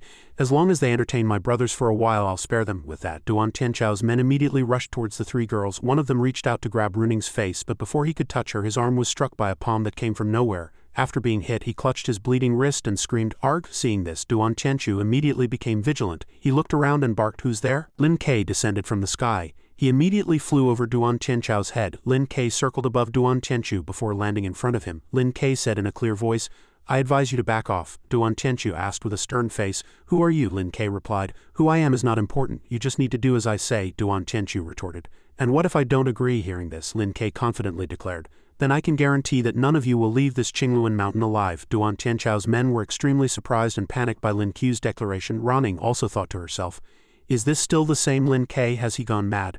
Brother Chang's courage failed him. It's over. No matter what I say now, it's over. I never expected this brat to be a madman. Now he's going to get us all killed." Hearing Lin Ke's challenge, Duan Tianchu burst out laughing. "I've lived for so many years, and this is the first time anyone has dared to speak to me like this." Without hesitation, Duan Tianchu pointed at Lin Ke and loudly commanded, "Kill him for me." Duan Tianchao's men immediately swarmed forward, rushing at Lin Ke. Lin Ke deftly dodged all their blades, exhibiting superior martial arts. In just a moment, he moved through their midst and they all fell backward from his blows. Witnessing the entire process, Brother Chang was drenched in sweat, his heart filled with fear. So this Lin Ke has been hiding his true abilities all along. I've offended him so many times without knowing. Seeing Lin Ke's martial prowess, Duan Tianchu began to take him seriously and said, so you're a cultivator, but no matter how skilled you are, can you take on all of my men? As he spoke, Duan Tianchao's men continued to charge forward. Duan Tianchu said with smug confidence, with a single command from me you'll be turned into a pincushion. Lin Ke was not afraid in the slightest and continued to challenge him. You can try. Suddenly the roar of a wild beast came from somewhere. Roar! A massive tiger rushed towards Duan Tianchao's men at high speed, sending them flying. Duan Tianchu was also completely taken by surprise at the appearance of this tiger. The tiger approached Duan Tianchu and growled at him as if it was about to eat him. After knocking the men to the ground, Shan Jun walked towards Duan Tianchu. He instinctively backed away in fear, but Shan Jun paid him no mind and went straight to where Lin Ke was standing. Lin Ke smiled and greeted the tiger. Shan Jun, long time no see. Did you miss me? As he spoke, Lin Ke crouched down and affectionately stroked Shan Jun, saying, all right, I'll play with you after this is over.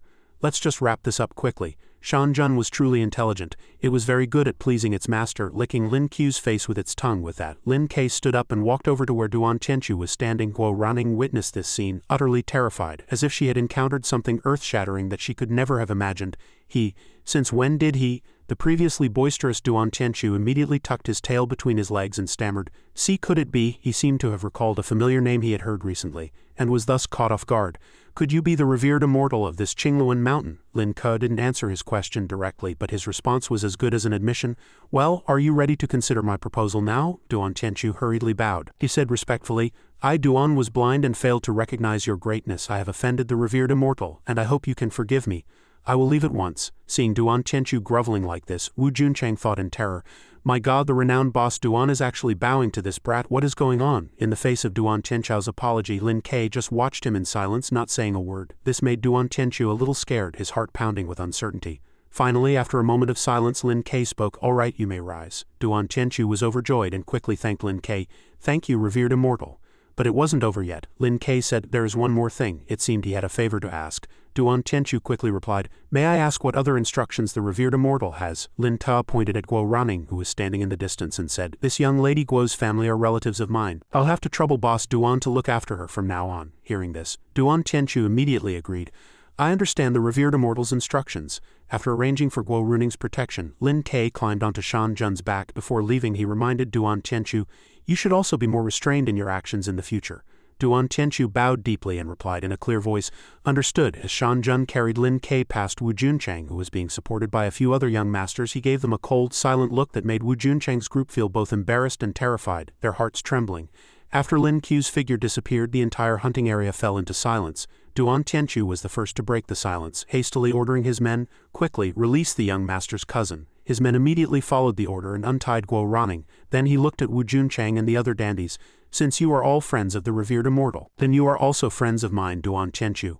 My apologies for the offense earlier. Wu Junchang's face was pale, still shaken from what had just happened. He quickly replied, not at all, not at all. Thank you, boss Duan, for your mercy. We will take our leave now. With that, they turned and left, rushing to get away and avoid any further encounters with Duan Tianchu. After leaving Duan Tianchao's territory, Zinner finally calmed down enough to start questioning Ranning insistently. Ranning, who on earth is this fiancé of yours? You've been around him for so long, do you really know nothing? Ranning forced a smile and replied, how would I know? He stayed at my house for so many days and I never saw anything special about him. Hearing this, Zinner's eyes lit up as if she had found a treasure. Ranning, if you don't want to marry him, then give him to me. Hearing Zinner's words, Ranning replied flustered, he's not an object. How could you be like this? Zinner paid Ruoning no mind, completely ignoring her words. I don't care. I suddenly think he's so cool. Yanner, who had been watching from the side, simply smiled faintly. It seems spring has come for Zinner. What's wrong? Don't you want the young master anymore? Hearing this, Zinner ran out and took Yanner's hand, saying happily, you naughty girl, all you know is how to tease me. In contrast to the playful scene with the three young women back at the site of the earlier dispute, Duan Tianju stood with his hands behind his back, gravely pondering something. Haitzi, standing beside him, spoke up.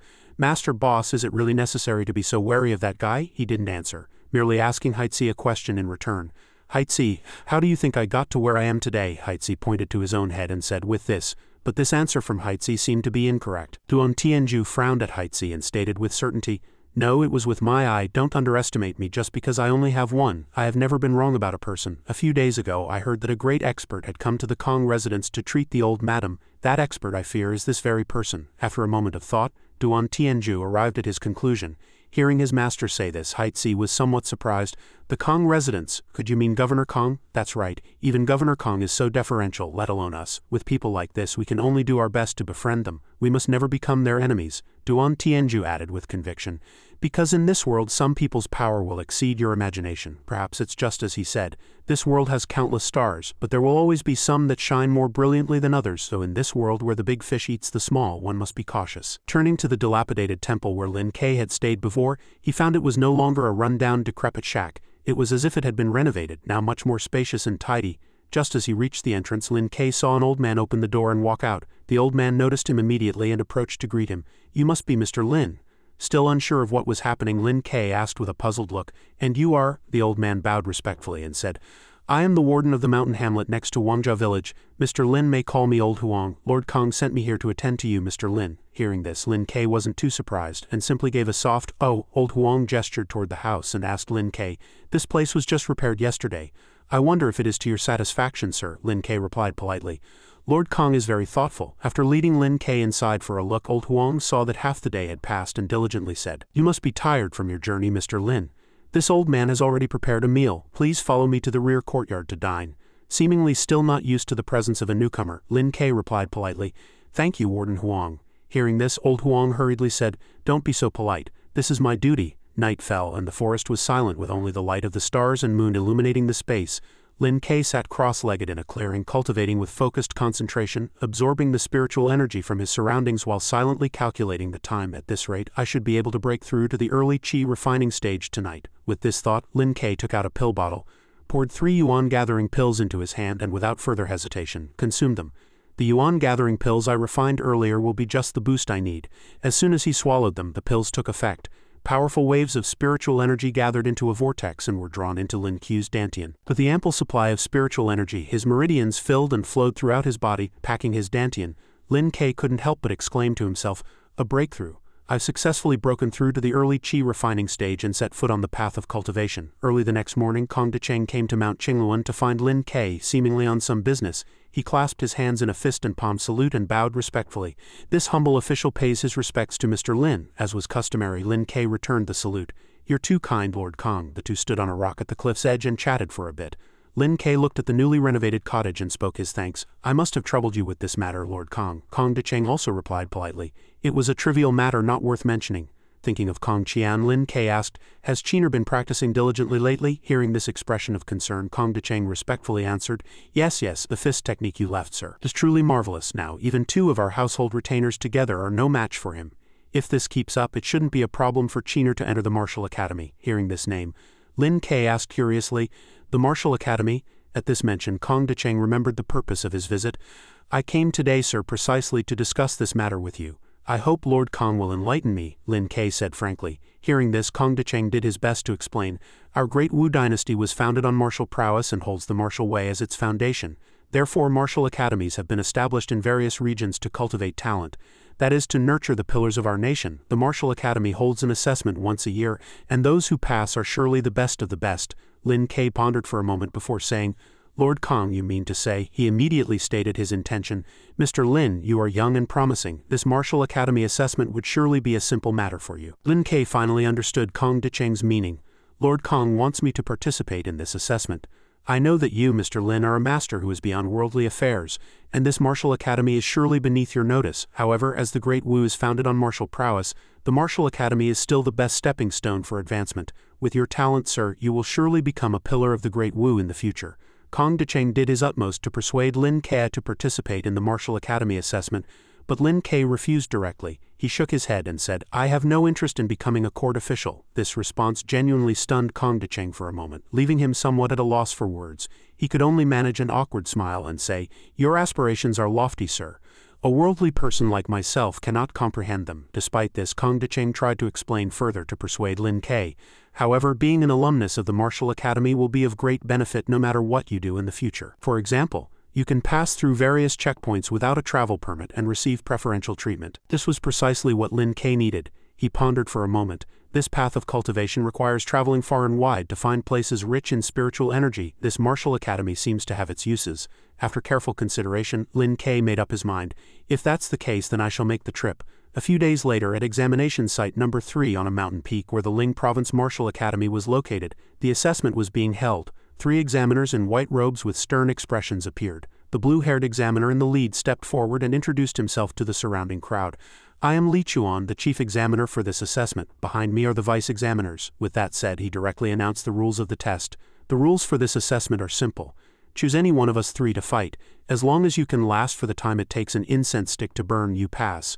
He looked at the candidates below with anticipation and asked who's first. The scene was dead silent. It seemed everyone was afraid and dared not step forward. Just then, a tall and burly man among the candidates shouted and walked out.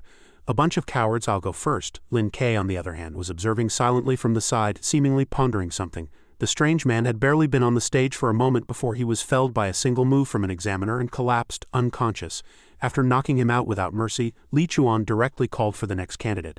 However, none could stand against the 3 examiners. One after another, those who charged forward were defeated by their techniques. 1, 2, 3 people fell in succession.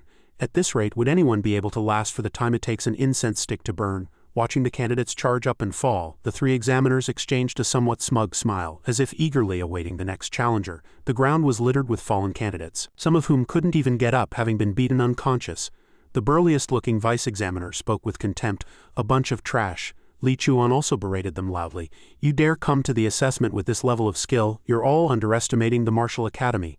With his hands behind his back, he looked at the candidates who had yet to step forward and asked, "Is there anyone else who wants to challenge?" Just when one might have expected some hero to step forward, it was instead a maiden with flowing black hair and exquisite features. She introduced herself. "My name is Yu Zhaoqing. I am a student of the Martial Academy's affiliated school. I hope my senior brothers will offer their guidance." Li Chuan seemed very familiar with her. He didn't make her compete and instead allowed the girl named Yu Zhaoqing to pass the assessment directly. "Ah, it's junior sister Yu. You don't need to participate in this assessment, junior sister. You passed directly." Hearing this, a few people below shouted in dissatisfaction, "What's the meaning of this? What is she?" Before he could finish, another person with a sharp eye saw that something was amiss and told him, "Keep your voice down. She's a top student from the Martial Academy's affiliated school. With that status, of course, she doesn't need to participate." Suddenly, the guy who had been knocked out earlier pointed at Yu Zhaoqing and roared, not understanding the situation, "I don't care what affiliated school you're from, trying to use connections, I won't accept it." Li Chuan sighed helplessly and said, "It seems you're still not convinced. Very well, to make you accept your defeat, I'll give you one more chance." He looked at the candidate and said plainly, "If you can last for the time it takes an incense stick to burn against junior sister Yu, you'll pass." The man was ecstatic, pointing at Yu Zhaoqing and saying, "You said it yourself, don't regret it." Li Chuan, as if he had already anticipated the outcome, asserted with an unchanging expression, "As a chief examiner of the Martial Academy, I naturally will not go back on my word." Without hesitation, the man charged forward with a vicious look on his face. "Then I won't be polite." Just as his hand was about to grab Yu Zhaoqing, she leapt up in time and kicked him directly in the face. The man couldn't withstand the blow and collapsed to the ground unconscious once more. The people below witnessed this scene in horror, sighing in their hearts, "They're all monsters, every one of them is a monster." Li Chuan stepped forward and asked loudly, "Well, is there anyone else who is not convinced?" At this moment, Lin Kei, who had been standing in the crowd, slowly walked out. Lin Kei emerged from the crowd alone, standing face to face with Yu Zhaoqing and Li Chuan. It was, one could say, a clear act of provocation. A few people who had witnessed Yu Zhaoqing's strength saw Lin Kei's action and began to discuss it contemptuously. "Is that guy blind? Didn't he see what happened to the last one who fought her? Who knows, maybe he actually has some real skill. You can tell just by looking at him that he's got nothing. Believe it or not, I could take down 3 guys like him by myself." But there was still someone in the crowd who retorted, "Don't be so arrogant. At least he dares to go up and challenge them, which is better than us who can only talk." His companion turned around and roared angrily, "Whose side are you on? Why do you always speak up for outsiders?" Finally, someone else came to mediate.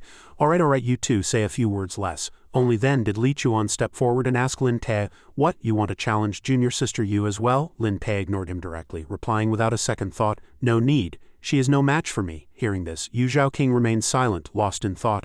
But the vice examiner didn't think the same. He roared in anger, "Such arrogance, a person like you isn't even worthy of carrying junior sister Yu's shoes. I advise you to scram before you cause trouble here." Only then did Yu Zhaoqing speak up to stop him. "Senior brother Chu, don't be angry. I've seen many people like this, trying to unsettle their opponent with such tactics. In the end, they're just seeking fame." Lin Kei stood to the side, listening to Yu Zhaoqing's words without saying anything. She turned away, not giving him a second glance. "The best way to deal with people like this is to ignore them." The vice examiner, addressed as senior brother Chu, heard this and was full of praise. "Junior sister Yu is indeed composed. I am humbled. You flatter me, senior brother, she replied politely. Zhao King still has to participate in the next assessment, so I will take my leave of you three senior brothers. Li Chuan also agreed. Junior sister Yu has been delayed here for a long time. It is indeed time for you to be on your way. With that, Yu Zhao King's figure swiftly departed, paying no heed to Lin Qiu's words. As soon as the young woman's figure vanished, the examiner surnamed Chu immediately changed his expression, turning to Lin Ke and saying, Kid, I won't hold what just happened against you. Scram. Lin Ke completely ignored his contemptuous words and only asked a question in return. As long as I defeat you, I pass, is that right? Senior brother Chu was enraged. His face changed and he was about to rush forward to strike Lin Ke. Kid, you're courting death, but before he could make a move, another hand stopped him. It was Li Chuan's. While holding back the vice-examiner, he turned to Lin Ke and said, If you have the ability, you will naturally pass. However, if you get injured or crippled during the match, don't blame anyone. Lin Ke nodded in agreement. I understand. With that, he beckoned to the men with his hand and calmly said to them, You can make your move now, Li Chuan asked unhurriedly. The rule is to choose one of us three. Who do you choose? Unexpectedly, Lin Ke said without hesitation. No need for the trouble. All of you can come at me together. This sentence left Li Chuan somewhat taken aback by Lin Qiu's arrogant and thoughtless words. The onlooking candidates couldn't help but exclaim, So arrogant, that guy is too arrogant. This guy must be crazy. Even if he's that good, there's no way he can take on 3 examiners at once. Those are experts from the Martial Academy. This statement directly enraged the 3 examiners. They leaped up in unison, preparing to strike Lin Ke, all the while cursing, Arrogant, since you're so eager to die, I'll grant you your wish, bastard, watch how I flay you alive. At the very moment the 3 leapt up to strike, Lin Ke was seen merely raising his fist slightly, a ball of light enveloping his hand. This single move from Lin Ke, delivered with little apparent force, sent the 3 examiners flying backward, caught completely off guard, and those candidates who had previously scorned Lin Qiu's arrogance witnessed this scene. Utterly stunned and unable to believe their own eyes, even their thoughts became stuttered. How is this possible? I must be dreaming. 3 experts from the Martial Academy were defeated by him. How is this possible? Li Chuan and the other vice-examiners were beaten to the point of foaming at the mouth, their bodies trembling from the pain as they clutched the spots where they were hit. In contrast to the pathetic state of the 3 examiners, Lin Ke stood majestically with his hands behind his back and asked coolly, Well, can this be considered a pass? Li Chuan used what little strength he had left to push himself up and said, You win. You may pass. The few who had mocked Lin Ke earlier, perhaps feeling ashamed, quickly gestured for their companions to slip away, lest they offend someone they shouldn't have. But it seemed Lin Ke had heard everything he said earlier. He turned his head and glared at the candidate who was about to slip away, scaring him so much that he shuddered all over, his heart nearly leaping out of his chest. Before Lin Ke could speak, he consciously knelt down and kowtowed in apology. This lowly one was blind to your greatness and offended you, my lord.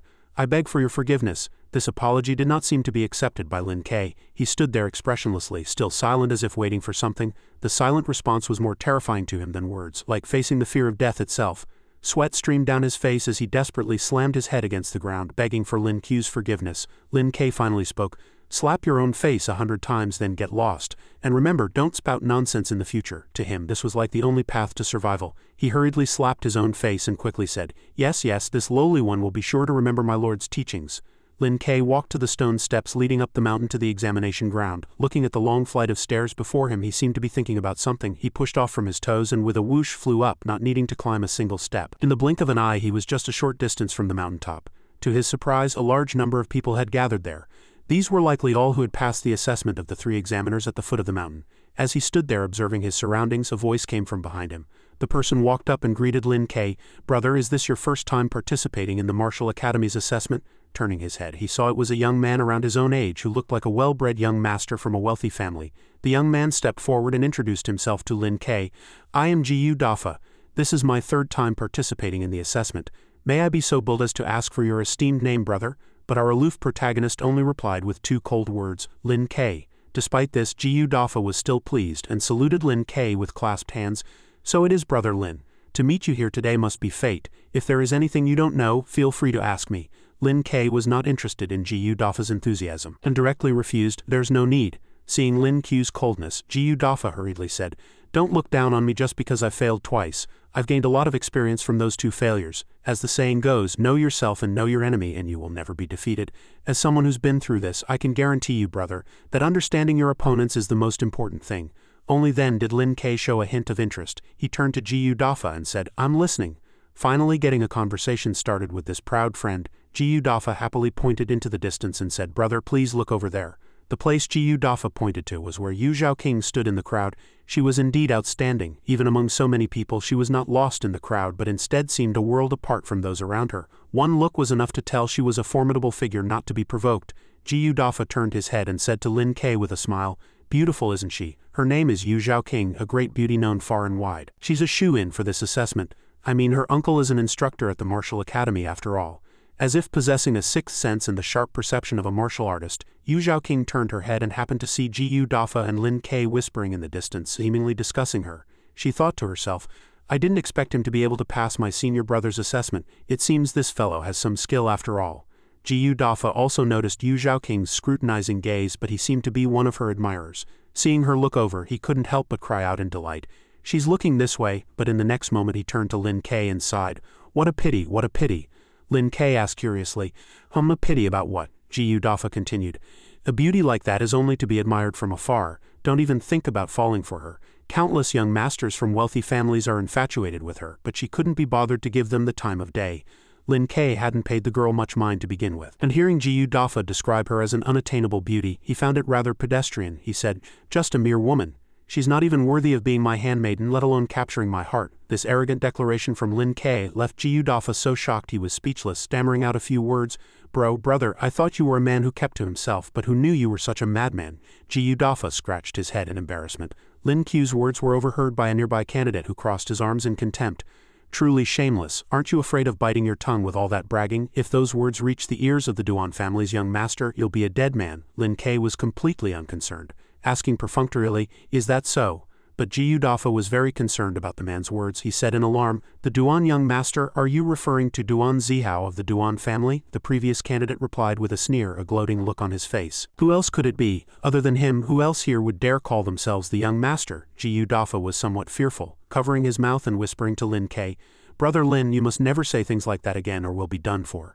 Seeing the confused look on Lin Ke's face, Yu Dafa hurriedly explained, "Brother Lin, you may not know this, but the Duan family holds great power in Ling Province City, and they have many experts. Even the local government here doesn't want to offend them." Hearing this familiar name, Lin Ke grew thoughtful. "The Duan family," looking at the crowded surroundings, Yu Dafa added cautiously. "Putting everything else aside, just for this assessment, nearly half of the candidates are from the Duan family." So, before he could finish, a huge commotion erupted from another area, drawing everyone's attention. A group of people nearby in identical uniforms were turning to salute a young man, greeting him continuously. "The young master is here, young master." This young man exuded the arrogant air of a young master from a prominent family at first glance. Yu Dafa sighed in displeasure. "It really is him. Looks like there's no hope for us in this assessment." Lin De remained on the side, silently observing the situation. The young master named Duan Zihao walked up to Yu Zhaoqing, who was standing alone, and greeted her. "Zhaoqing, long time no see, I've missed you. Did you miss me?" But the only response he received was Yu Zhaoqing's coldness and distance. "Sorry, I'm not interested in you." Yu Zhaoqing turned to leave without another word to Duan Zihao, causing him to lose face in public and grit his teeth in anger. But Duan Zihao did not give up so easily. He tried to grab Yu Zhaoqing. "Zhaoqing, after all this time, don't you know how I feel about you? What do you mean by always being so cold to me?" She didn't give him an ounce of face. Yu Zhaoqing replied frankly, "I don't know. I only know that we walk different paths and I hope you won't bother me again in the future."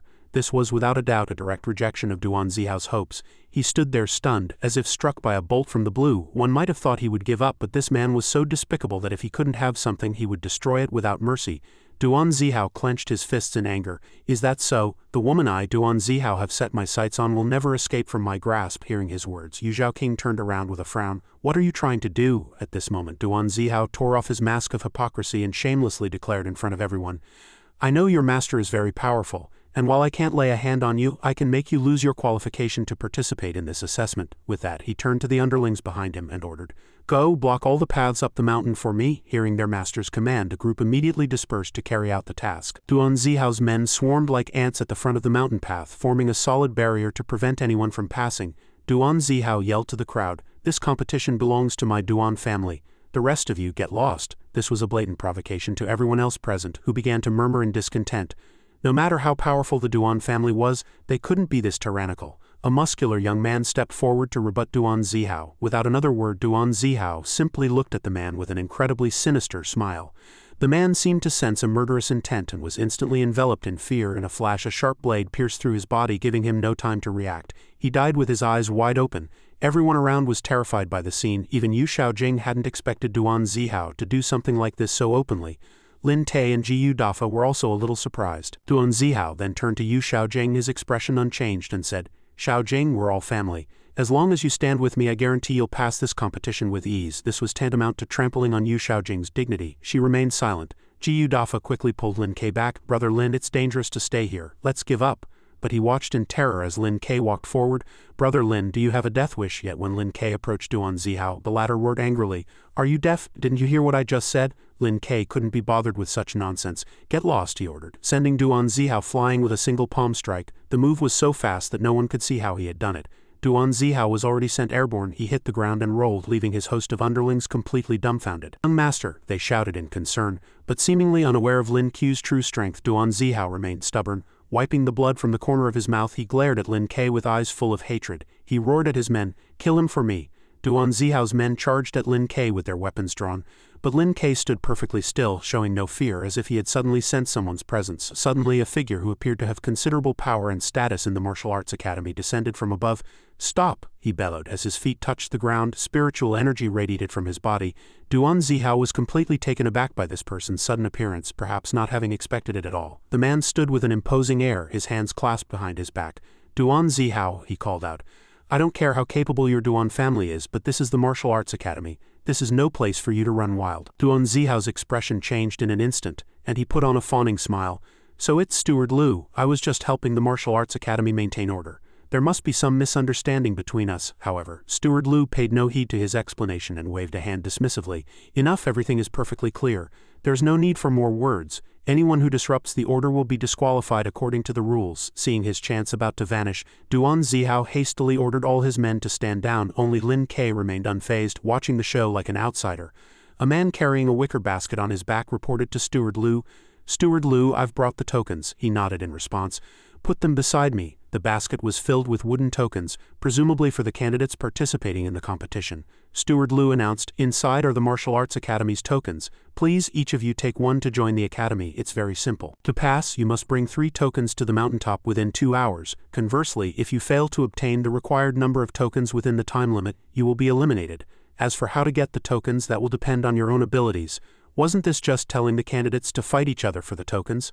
All the participating candidates fell silent after hearing the rules of the competition. Steward Liu asked again, Is that clear? All the candidates standing on the mountain slope shouted in unison. Crystal clear, he announced loudly. I declare the Martial Arts Academy competition officially open. As his voice fell, all the candidates eyed each other warily. Duan Zihao quickly grabbed a token and tucked it at his waist. He turned back to glare at Lin Ke with hatred, gritting his teeth. You punk will take our time with you. With that, he turned and headed for the mountaintop, leaving Lin Ke and the others standing there in silence. At that moment, Lin Pei turned to Jiu Dafa, who had been frightened by Duan Zihao's threat. Let's go. On the mountain where the competition was held, Duan Zihao and his group of underlings were traveling together. He finally turned to his lackeys in anger and said, That brat dared to defy me earlier. You lot take some men and deal with him. On another part of the mountain, Lin Ke and Jiu Dafa were also walking along a path when Jiu Dafa suddenly sensed something, his expression changing. 4 ruffians holding swords and sabers blocked their path. With their ferocious faces, they were clearly not good people. Jiu Dafa's face fell. It's over, it's over. They've targeted us, just as I thought. In another part of the forest, Duan Zihao and his men were stopped by an examiner. He introduced himself.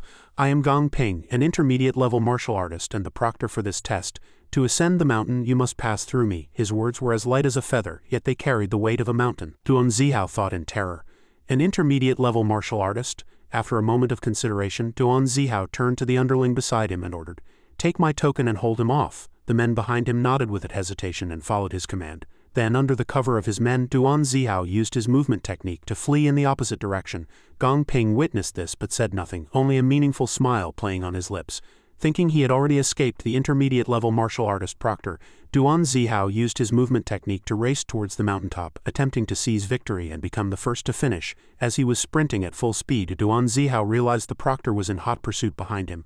And what's more, the man didn't have a single scratch on him. It seemed Duan Zihao's men were not up to much after all. Beads of sweat slid heavily down his face in fear. When he turned back to look warily, the proctor named Gong Ping appeared in a flash, leaving only a black shadow behind. He leaped up and attacked Duan Zihao, but Duan Zihao managed to block the blow with his short sword in the nick of time. Although he wasn't seriously injured, he was knocked back several meters. Duan Zihao's body slammed into a tree trunk behind him with a loud thud. He winced in pain, thinking, This guy caught up so fast. At this point I have no choice but to fight him with everything I've got. With that thought, Duan Zihao drew his sword from its sheath, revealing its sharp blade, ready for a difficult battle. Holding the sword horizontally in front of his chest for protection, Duan Zihao focused all his attention on the proctor. Gong Ping smiled faintly. Not bad, this is more like it. Now then, be careful. With that, Gong Ping charged at Duan Zihao, meeting the sharp blade head-on. Despite blocking and attacking with only his bare hands, the intermediate-level martial artist Gong Ping was still incredibly agile. Skillfully parrying every one of Duan Zihao's slashes, the two continued to display their offensive and defensive skills, one parrying, the other delivering a flurry of slashes. But in the face of Gong Ping's resilience and power, Duan Zihao could perhaps sense his own disadvantage. He thought with difficulty, blocking blades with his bare body, is this the power of an intermediate-level martial artist? Back to Lin Ku's side, somewhere in the forest, it was Lin Ke, and it seemed he was unscathed despite being attacked by many people. The follower behind Lin Ke was filled with immense admiration and awe after witnessing his big brother's strength. "Brother Lin, I had no idea you were so powerful." Spotting a token from one of the men from the group earlier, the follower was overjoyed and excited. He said, "With this, we've got a token." The two continued deeper into the forest, looking for new opponents. Meanwhile, Jiyu Dafa was still filled with awe, praising Lin Ke endlessly. "Brother Lin, thank goodness for you. Otherwise I would have been eliminated long ago." Lin Ke cut off Dafa's incessant chatter. "Then how did you pass the first round? Wasn't it by bribing your way through?" But as they were walking, Lin Ke suddenly spotted someone. On a tree branch before them sat a proctor, waiting for an opponent worthy of his strength. He spoke, "Yuan Chao, advanced-level martial artist. I've been waiting for quite some time." His expression was extremely serious. Continuing with the fight between Duan Zihao and Gong Ping elsewhere, Gong Ping landed a punch on Zihao's abdomen, sending him flying and spitting blood. It seemed that although Gong Ping's attacks were light, they contained immense internal power. Zihao was sent flying and crashed heavily to the ground. That blow would have likely taken down many people, but Zihao wasn't completely defeated by it. Holding on longer than others, Gong Ping approached Duan Zihao, praising him with a smile. "Not bad, not bad. I didn't expect you to last this long." Seeing Gong Ping walking towards him to make a move, Zihao cried out in fear, "Don't come any closer." He tried to back away as he spoke. Just when it seemed Gong Ping would strike Zihao down and make him concede, he suddenly said, "Congratulations, you've passed." Upon hearing this, Zihao struggled to his feet, but suddenly a person was knocked out of the sky and crashed to the ground. It was none other than the advanced-level martial artist, Yuan Chao. Zihao looked at him in disbelief. He raised a hand, one eye closed in exhaustion from his depleted stamina, and said, I'm done. I surrender." "You all pass." Zihao was stunned. He recognized the person who had made the proctor surrender was none other than Lin Ke, the very person he had provoked. "He's going to win this competition." Gong Ping whipped his head around and saw Lin Ke standing there. He turned and asked, "Senior brother Yuan, what is this?" He said nothing, quietly leaving under Duan Zihao's astonished gaze. Duan Zihao turned to see the incredibly calm figures of Lin Ke and his follower. He spoke with a mix of defiance and suspicion. How could you possibly?" He didn't stop there, continuing to display his suspicion and poor character by shouting, "What did you do to them?" But Lin Te simply walked past him in silence, saying very calmly, "I'm afraid they'll be sleeping for a few days." He then walked on, ignoring the despicable Zihao. Faced with Lin Ku's strength, even Gong Ping couldn't help but be amazed, surprised that his own senior brother would yield to a candidate, something he had never experienced before. He said, "I never thought a monster like this would appear in this competition." Even senior brother Yuan was beaten so badly by him. Hearing Gong Ping's very candid words, Zihao finally broke into a cold sweat and asked him in disbelief, "So, is senior brother Yuan very strong?" Gong Ping answered his question. "Senior brother Yuan successfully advanced to the rank of advanced-level martial artist 3 years ago. You tell me if he's strong." Zihao stared at Lin Ku's incredibly determined back, his heart filled with doubt. He was somewhat afraid, thinking, "Impossible, who on earth is this kid?" Back in the starting area, Jiyu Dafa's admiration for Lin Ke had grown even deeper. He was constantly praising him in a restrained and respectful manner. "Brother Lin, no, boss Lin, today has truly been an eye-opener for me. If it weren't for you, I would have been eliminated long ago. I'm sticking with you from now on. No, from today onwards I'll take you as my master." Feeling a bit awkward after hearing all this praise, Lin Ke changed the subject. He said, "All right, enough with the nonsense. Tell me about yourself." Hearing this, Jiyu Dafa was quite obedient. He scratched his head with a smile and began to tell Lin Ke his story. Yes, my family is in the cloth business. Although we're reasonably well off, we're never taken seriously. That's why my father wanted me to participate in this competition and become a martial artist, so no one will bully our family anymore." After hearing this short story, Lin Ke asked, "Is the status of a martial artist that important?" Dafa quickly told him how important it was. "Boss Lin, you shouldn't underestimate the status of a martial artist. There are countless benefits to becoming one." Dafa continued to explain as he followed behind Lin Ke. He said, for example, your family can be exempt from taxes. Also, you don't have to kneel before officials. Even if you commit a crime, it's not the government's place to handle it, but the martial authorities. As he spoke, he used body language to emphasize his certainty, saying, in short, becoming a martial artist grants you many privileges. You could say that martial artists are the most respected people in this entire great Wu dynasty. After receiving this information, Lin Ke closed his eyes to enjoy the moment and said leisurely, I didn't expect you to know so much. Dafa was very pleased and pointed to himself. Of course, after all, I've been taking this test for 3 years. Then he stopped explaining and spoke to Lin Ke with a serious expression. With boss Lin's strength, let alone becoming a martial artist, even becoming a martial master would be more than enough. He continued to affirm Lin Ke's talent and strength, saying, no, not just a martial master, it's not impossible for you to become a grandmaster in the future. Lin Ke had another question upon hearing this. He asked, Grandmaster, this time. Dafa continued his lesson, explaining, that's right, martial artists are divided into beginner, intermediate and advanced levels. Above advanced level martial artists are martial masters who are divided into 9 ranks. The higher the rank, the stronger they are, he continued. Above martial masters are grandmasters. Grandmasters are different. Only top-tier experts who can found their own sects can be called grandmasters. In the entire Great Wu dynasty, the number of grandmasters can be counted on one hand. Lin Ke listened in silence, perhaps contemplating something in his mind, but he didn't say it out loud. Just then, an announcement suddenly rang out, time's up. Steward Lu stood there and announced loudly to everyone present, time is up. By then, Lin Ke and Gu Dafa had heard and were listening intently to the notice. He informed the crowd that successfully arriving here had already partially proven that they all possessed extraordinary strength.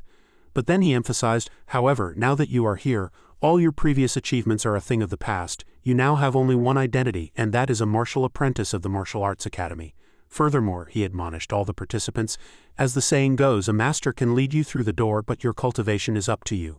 Everything the Martial Arts Academy does is to create the best possible environment for cultivation. He then reached for a carefully locked wooden box and said, here are new tokens. By wearing these you can freely enter and exit the scripture pavilion to choose cultivation techniques. Afterward, Steward Lu explained the Academy's prohibitions. Fighting among outer court disciples is forbidden. Personal disputes are forbidden. Violators will lose their qualification to cultivate. In addition, he warned those participating in the cultivation. Furthermore, there are no restrictions on your training location nor on your training methods. Then Steward Lu spread his arms as if to more clearly announce an important piece of information to everyone. In 3 months, the Academy will conduct a comprehensive assessment. Those who successfully pass the assessment will be promoted to inner court disciples and receive the title of martial artist. Upon hearing these announcements, all the participants clenched their fists, hoping to earn the title of martial artist and bring honor to their families. Lin Ke and Gu Dafa heard the news, but Lin Ke simply remained silent.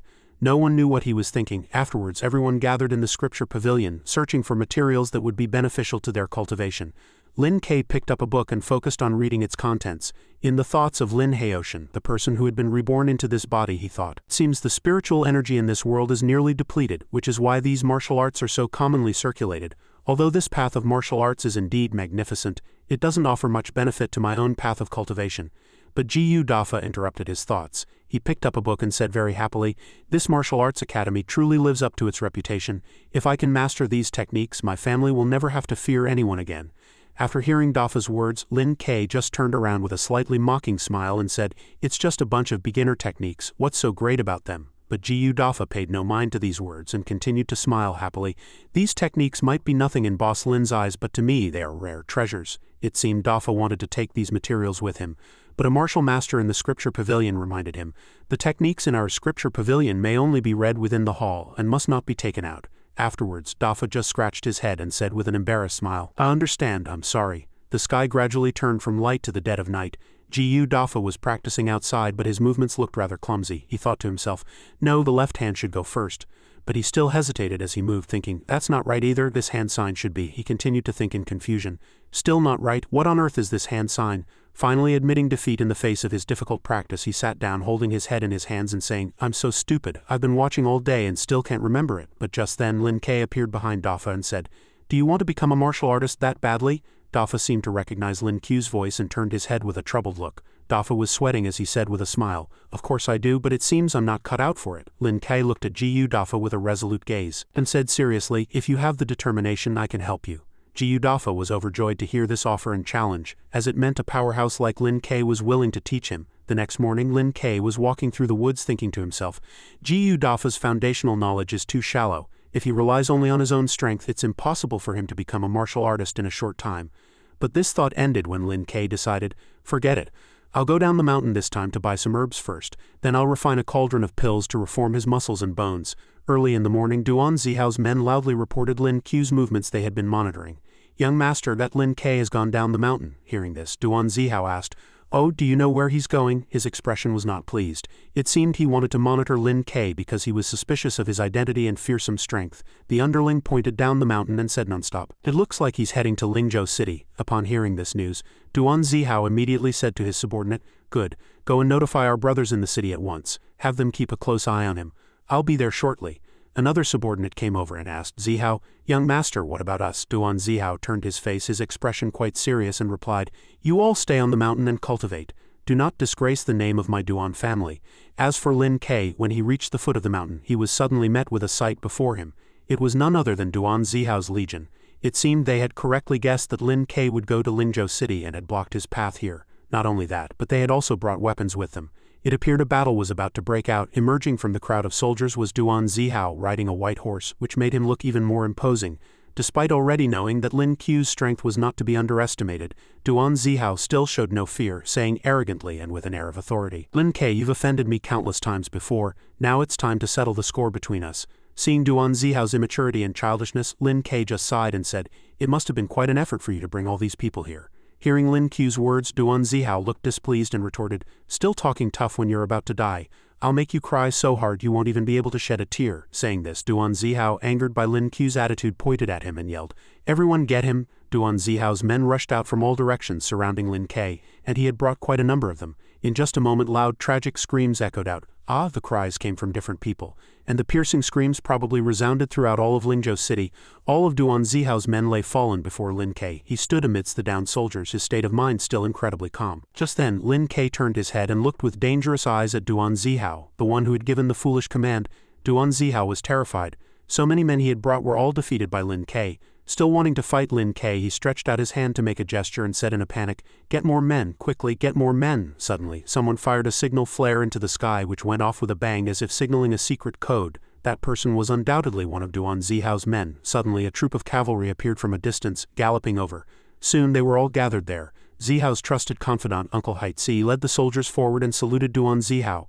Young master, the uncle said to Zihao in a panic, Uncle Haitzi, you're finally here, quick, help me get rid of this kid. As he spoke, he gestured towards Lin Ke. Lin Ke looked at this Uncle Haitzi with a disdainful gaze, and that uncle seemed to recognize the person who had offended Lin Ke and became incredibly furious. He clenched his fist and shouted, it's you. Lin Ke looked straight into the uncle's face and said, we meet again. Hearing this, Duan Zihao looked back and forth between the two in confusion, then asked in surprise, you've met before? But soon Uncle Haitzi poked his own head with his hand and said with a fawning smile, young master, we can't afford to offend this person. Let's retreat quickly. Duan Zihao seemed very displeased with how the uncle was handling things. He turned around and said to him angrily, Uncle Haitzi, are you getting old and senile? This kid just knows a few punches and kicks, what's there to be afraid of? But just then a resonant voice rang out, silence? It was Duan Tianju. Shut your mouth, he said. All the soldiers present immediately saluted him and said in unison, gang leader, gang leader, gang leader. Duan Zihao was overjoyed to see his father had arrived. He smiled and said, father. But Duan Tianju walked past him without a glance as if he hadn't heard, leaving Zihao completely surprised. Instead, Duan Tianju walked up to Lin Ke, gave him a very sincere bow and spoke. Duan Tianju pays his respects to the celestial master. Duan Zihao was shocked by his father's actions, unable to understand why he was doing this. He stood behind and shouted, Father, why are you doing this? His expression was one of stunned disbelief and resentment towards Lin Ke. These foolish and childish words from Zihao made Duan Tianju incredibly furious with his son's worthless behavior. He began to curse, you wretched beast, why haven't you apologized to the celestial master yet? Duan Zihao was shocked by his father's words, which struck him like a bolt from the blue. He stammered, Duan Tianju was extremely displeased and enraged by Duan Zihao's behavior. Unable to control his anger, he grabbed him by the collar, forcefully threw Zihao to the ground and said, get on your knees and apologize now. Duan Zihao was still stubborn and refused to apologize to Lin Ke, saying, Father, what are you doing? Furious at his son's foolish stubbornness, Duan Tianju stomped on Duan Zihao's head and roared, Kowtow. The pain from his father's foot forced Duan Zihao to the ground, crying out incessantly. After that, Duan Tianju quickly turned to Lin Ke and said, it is all my fault for failing to raise my son properly, allowing this wretched child to act so recklessly and offend the immortal master. He deserves 1,000 deaths for his crime. As he bowed to Lin Ke, he trembled with fear at the heinous crime his foolish son had committed. A look of terror and remorse appeared on Duan Tianju's face as he said, I only have this one son. I beg the immortal master for my sake to spare him this one time. Lin Ke just stood there, hands clasped behind his back without saying a word. He seemed to be deep in thought. Duan Tianchu, with his head bowed, seethed with anger at his troublemaking, rebellious son. Damn it, he gritted his teeth, burning with fury. He turned to Uncle Heitzi and said, "Bring me the blade." He intended to atone for the sin this way. Understanding his master's intention, Uncle Heitzi said, gang leader." Duan Tianchu roared in anger, "Didn't you hear me? Bring the blade." With that he took the blade and slashed it across Duan Zihao's back several times, as if venting his anger and teaching a lesson to this rebellious son who dared to trifle with, challenge, and offend a man as respected and powerful as Lin Ke. As the blade cut into his flesh, Duan Zihao let out a blood-curdling scream after punishing his son.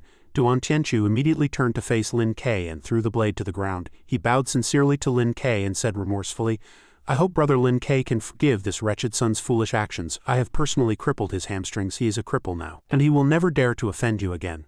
I beg the immortal master to show mercy." Lin Ke calmly raised a hand, seemingly unwilling to be bothered with such trivial matters, and said, "Forget it, you can go." Lin Ke immediately turned away, leaving a grateful Duan Tianchu behind him, bowing with his hands clasped in thanks. "Thank you, immortal master." After Lin Ke left, Duan Tianchu shouted after him. The Flying Eagle gang respectfully sees off the immortal master. Everyone bowed in unison toward Lin Ke. Finally, Lin Ke arrived at the place where he needed to buy medicinal herbs. As he walked out of the shop, a clerk, seeing him off, called out, "Take care, esteemed customer." Lin Ke muttered to himself as he walked, "The herbs I bought for Da Zhuang should be enough." Ahead, Lin Ke saw Guo Runing walking with a man. She looked very happy, smiling at him as they walked. They saw each other. Guo Runing's expression soured as she spoke. Lin Ke just looked at her without speaking. The man turned and asked Guo Runing suspiciously, "Runing, his surname is Lin. Could he be?" She replied sadly, "Yes," but then Runing composed herself and quickly explained to him, "Brother Chen, I have nothing to do with him anymore." The man looked at Lin Ke with a mocking smile and said, "Is that so?" He immediately stepped forward chivalrously, shielding Runing behind him. "So you're Lin Ke," he said. "I am Yu Chen, Runing's childhood sweetheart." Lin Ke paid them no mind at all, merely grunting in acknowledgement before walking quietly past them, completely ignoring them. But he hadn't gone far when Guo Runing turned around with a displeased expression and asked, "Lin Ke, where have you been all this time? My father has been very worried about you." Without turning back, Lin Ke just stopped and said, "Go back and tell Uncle Guo that I'm doing fine." Lin Ke's figure gradually receded from the sight of Guo Runing and her childhood sweetheart. Yu Chen watched Lin Ke, his face showing displeasure. "This kid doesn't look like much," he thought. Runing said he's from some poor backwater place. No matter what, Runing can't marry him. He clenched his fists, feeling angry, and continued to think ill of Lin Ke. From a poor family. I don't know why Master Guo would treat him like this. As he walked, Lin Ke suddenly spotted a familiar figure. It was Uncle Heitzi, followed by a subordinate who was holding something that looked important, waiting for him up ahead. Uncle Heitzi bowed to Lin Ke and said respectfully, "This humble one greets the immortal master." Seeing him, Lin Ke asked, "What is it? Is something the matter?" It seemed Duan Tianchu still felt guilty about what his son had done to Lin Ke and had sent Uncle Heitzi to deliver something to him. Uncle Heitzi quickly said, "Sir, you are a transcendent master. Our gang leader knows that ordinary gifts are beneath your notice. So he has specially sought out these rare medicinal herbs. We hope the immortal master will not disdain them." But Lin Ke immediately and directly refused Duan Tianchu's goodwill. "I cannot accept a reward without merit. What does Boss Duan want?" Not only that, but Uncle Heitzi had something else for Lin Ke. He handed an envelope to Lin Ke as he continued, "The gang leader said that we have greatly offended you before. To atone for our actions, he has prepared a humble banquet and hopes the immortal master will grace us with his presence." Despite this, Lin Ke's mind was still full of suspicion toward the Duan family. "I wonder what this Boss Duan is planning," he thought. "Well, it won't hurt to go and see." Then Lin Ke said to Uncle Heitzi with great reluctance, "All right, I understand." When Lin Ke arrived at the appointed place, it was already dark. Before him was Duan Tianchu's residence. Lin Ke came to a magnificent-looking pavilion where many people were gathered inside at that moment. An experienced elder with an eye patch over his right eye spoke politely with clasped hands. "The immortal master has graced us with his presence. Forgive my poor welcome. My apologies, you've had a long journey, sir." Lin Ke, with a cool and handsome expression, replied, "You're too kind, Boss Duan." "Haha, please, come in, come in." Boss Duan received Lin Ke with great enthusiasm. As they went inside, they encountered a man who looked to be of advanced age. He had his hands clasped behind his back. He asked, "Another new guest, Boss Duan. Business is booming, I see." He looked Lin Ke up and down as he spoke. Seeing this, a pleased Boss Duan pulled Lin Ke to his side. Come, let me make an introduction." He gestured toward the elder, indicating for them to get acquainted. He continued, "This is Master Lu of the Tiansheng Martial Arts Hall. His skills are profound and his fist techniques are masterful. One could call him the #1 fist in our Lingzhou," in his words. Boss Duan showed great reverence. From the introduction, this elder was certainly no ordinary figure. Although he no longer looked to be in his prime, he exuded a refined air. Then Boss Duan introduced the others, who all appeared to be powerful and well acquainted with one another. "And this here is Chief Escort Chen of the Genin Escort Agency. His money darts never miss their mark. He is truly a top-tier master. This chief escort had a very serious appearance, his hair tied in a bun and held with a headband. Hearing his introduction, he merely watched and nodded lightly. Next is young Master Jin. He comes from a prestigious family and is highly learned. His soul-locking sword technique is unpredictable and strikes fear into the hearts of countless people. This one looked quite young, but his gaze was intimidating, frightening anyone who met it. He wore 2 swords at his waist. Boss Duan then turned again, pointing a hand toward Lin Ke, and introduced him to the others. This is Immortal Master Lin. He once subdued a fierce tiger on Qingluan Mountain, making him a hero of our Lingzhou city. We are all people of the Jianghu. We should look out for each other in the future. Seeing Lin Ke show no reaction, merely standing and watching with his arms crossed, Master Lu was enraged. *HMPH, where did this brat come from, showing no respect to his elders? He's no good, utterly without breeding, he thought, veins bulging on his forehead, his face filled with contempt. At that moment, Master Lu crossed his arms, frowned, and spoke up. Boss Duan, what is the meaning of this? Inviting this kind of riffraff? Are you trying to humiliate me? The current Master Lu was like a drunkard, always displeased with anything he didn't like and just wanting to start a fight. Hearing these words, Lin Kai did not seem to awaken, but instead retreated into the shadows, his face darkening. Fortunately, Boss Duan intervened. Master Lu, please watch your words. This Immortal Master Lin truly has real skills. We had a misunderstanding before, and Immortal Master Lin took down several dozen of my men at once. Boss Duan tried to calm the situation and explain things clearly to Master Lu. But Master Lu's anger was unabated, not calming in the slightest. Master Lu sneered at Lin Ke and said, "Hey, your men need a whole group just to deal with ordinary people. Against me, they'd be just as useless." Boss Duan couldn't take it anymore and shouted, "Master Lu, are you looking down on my Flying Eagle gang?" The two seemed to be trying to provoke each other with words. Fortunately, the chief escort came over to mediate. "Old Lu, how much have you had to drink to be spouting such nonsense? Come on, I'll take you to sober up." Hearing the voice behind him, Master Lu glanced back but did not react to the chief escort's words. Then the two left with arms around each other's shoulders, leaving Lin Ke and Boss Duan looking on in bewilderment. After they returned, Boss Duan once again clasped his hands, but this time in apology. "I have been a poor host. I am truly ashamed." Seeing Boss Duan's sincerity, Lin Ke simply brushed it off indifferently. "It's a small matter, don't worry about it." Boss Duan reverted to his initial cheerful and pleasant demeanor. Yes, Immortal Master, please sit. "Allow me to be your host." The two entered a room where many lanterns hung from the wooden ceiling, and the walls were adorned with exquisite patterns of flowers and birds looking extremely valuable. A pot of fine wine sat on the table. Boss Duan, holding a cup of wine, began. "I have offended you greatly in the past, Immortal Master. I will drink this cup as a penalty." Lin Ke remained silent, showing no reaction. At this point, Lin Ke picked up his cup. He had long guessed Boss Duan's intentions for inviting him and decided to get straight to the point. "Boss Duan, I'm afraid you invited me here for more than just a drink, right?" At this, Boss Duan no longer concealed his purpose. "The Immortal Master is wise and perceptive. I have indeed invited you here today to ask for a favor." Lin Ke's gaze grew serious as he watched Boss Duan's movements, somewhat surprised but still unclear. Duan revealed his intentions.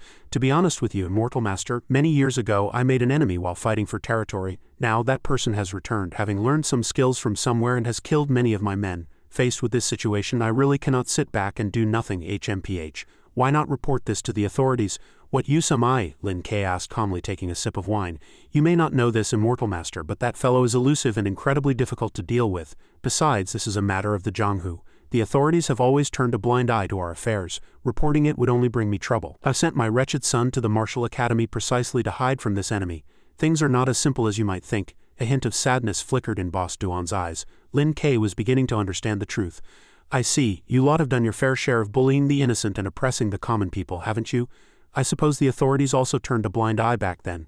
Lin Ke realized that these Jianghu people ran rampant, causing much trouble for the populace, yet now they wanted him to solve their Jianghu problems instead of the authorities who were responsible at the time. Hearing Lin Ke's powerful and truthful words, Boss Duan was at a loss, unable to refute them. Lin Ke wanted to stay out of it, unwilling to help someone like Boss Duan.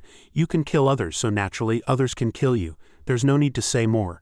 I can't help you. Find someone more capable." Boss Duan also felt that Lin Ke's words made a lot of sense and could only agree in disappointment.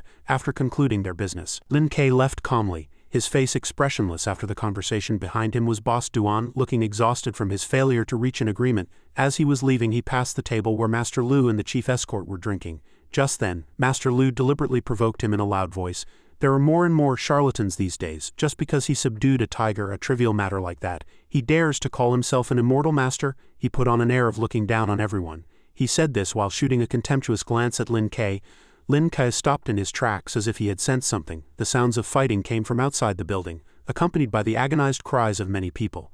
Suddenly a burly figure appeared. He was the source of those cries, that's right, he had taken down dozens of men single-handedly, leaving them groaning on the ground. He walked in menacingly. He had 2 intersecting scars on his face. And he roared, "Where is Duan Tianchu? Where is he? Get your ass out here and die." These powerful words made Boss Duan tremble involuntarily. From here the figure became clearer. A majestic young man with knotted muscles. He wore somewhat exotic clothing that further accentuated his physique, and he strode in menacingly. Boss Duan looked at him in surprise. "Zhao Biao, what are you doing here?" "Ha ha ha, Duan Tianchu, so you are here.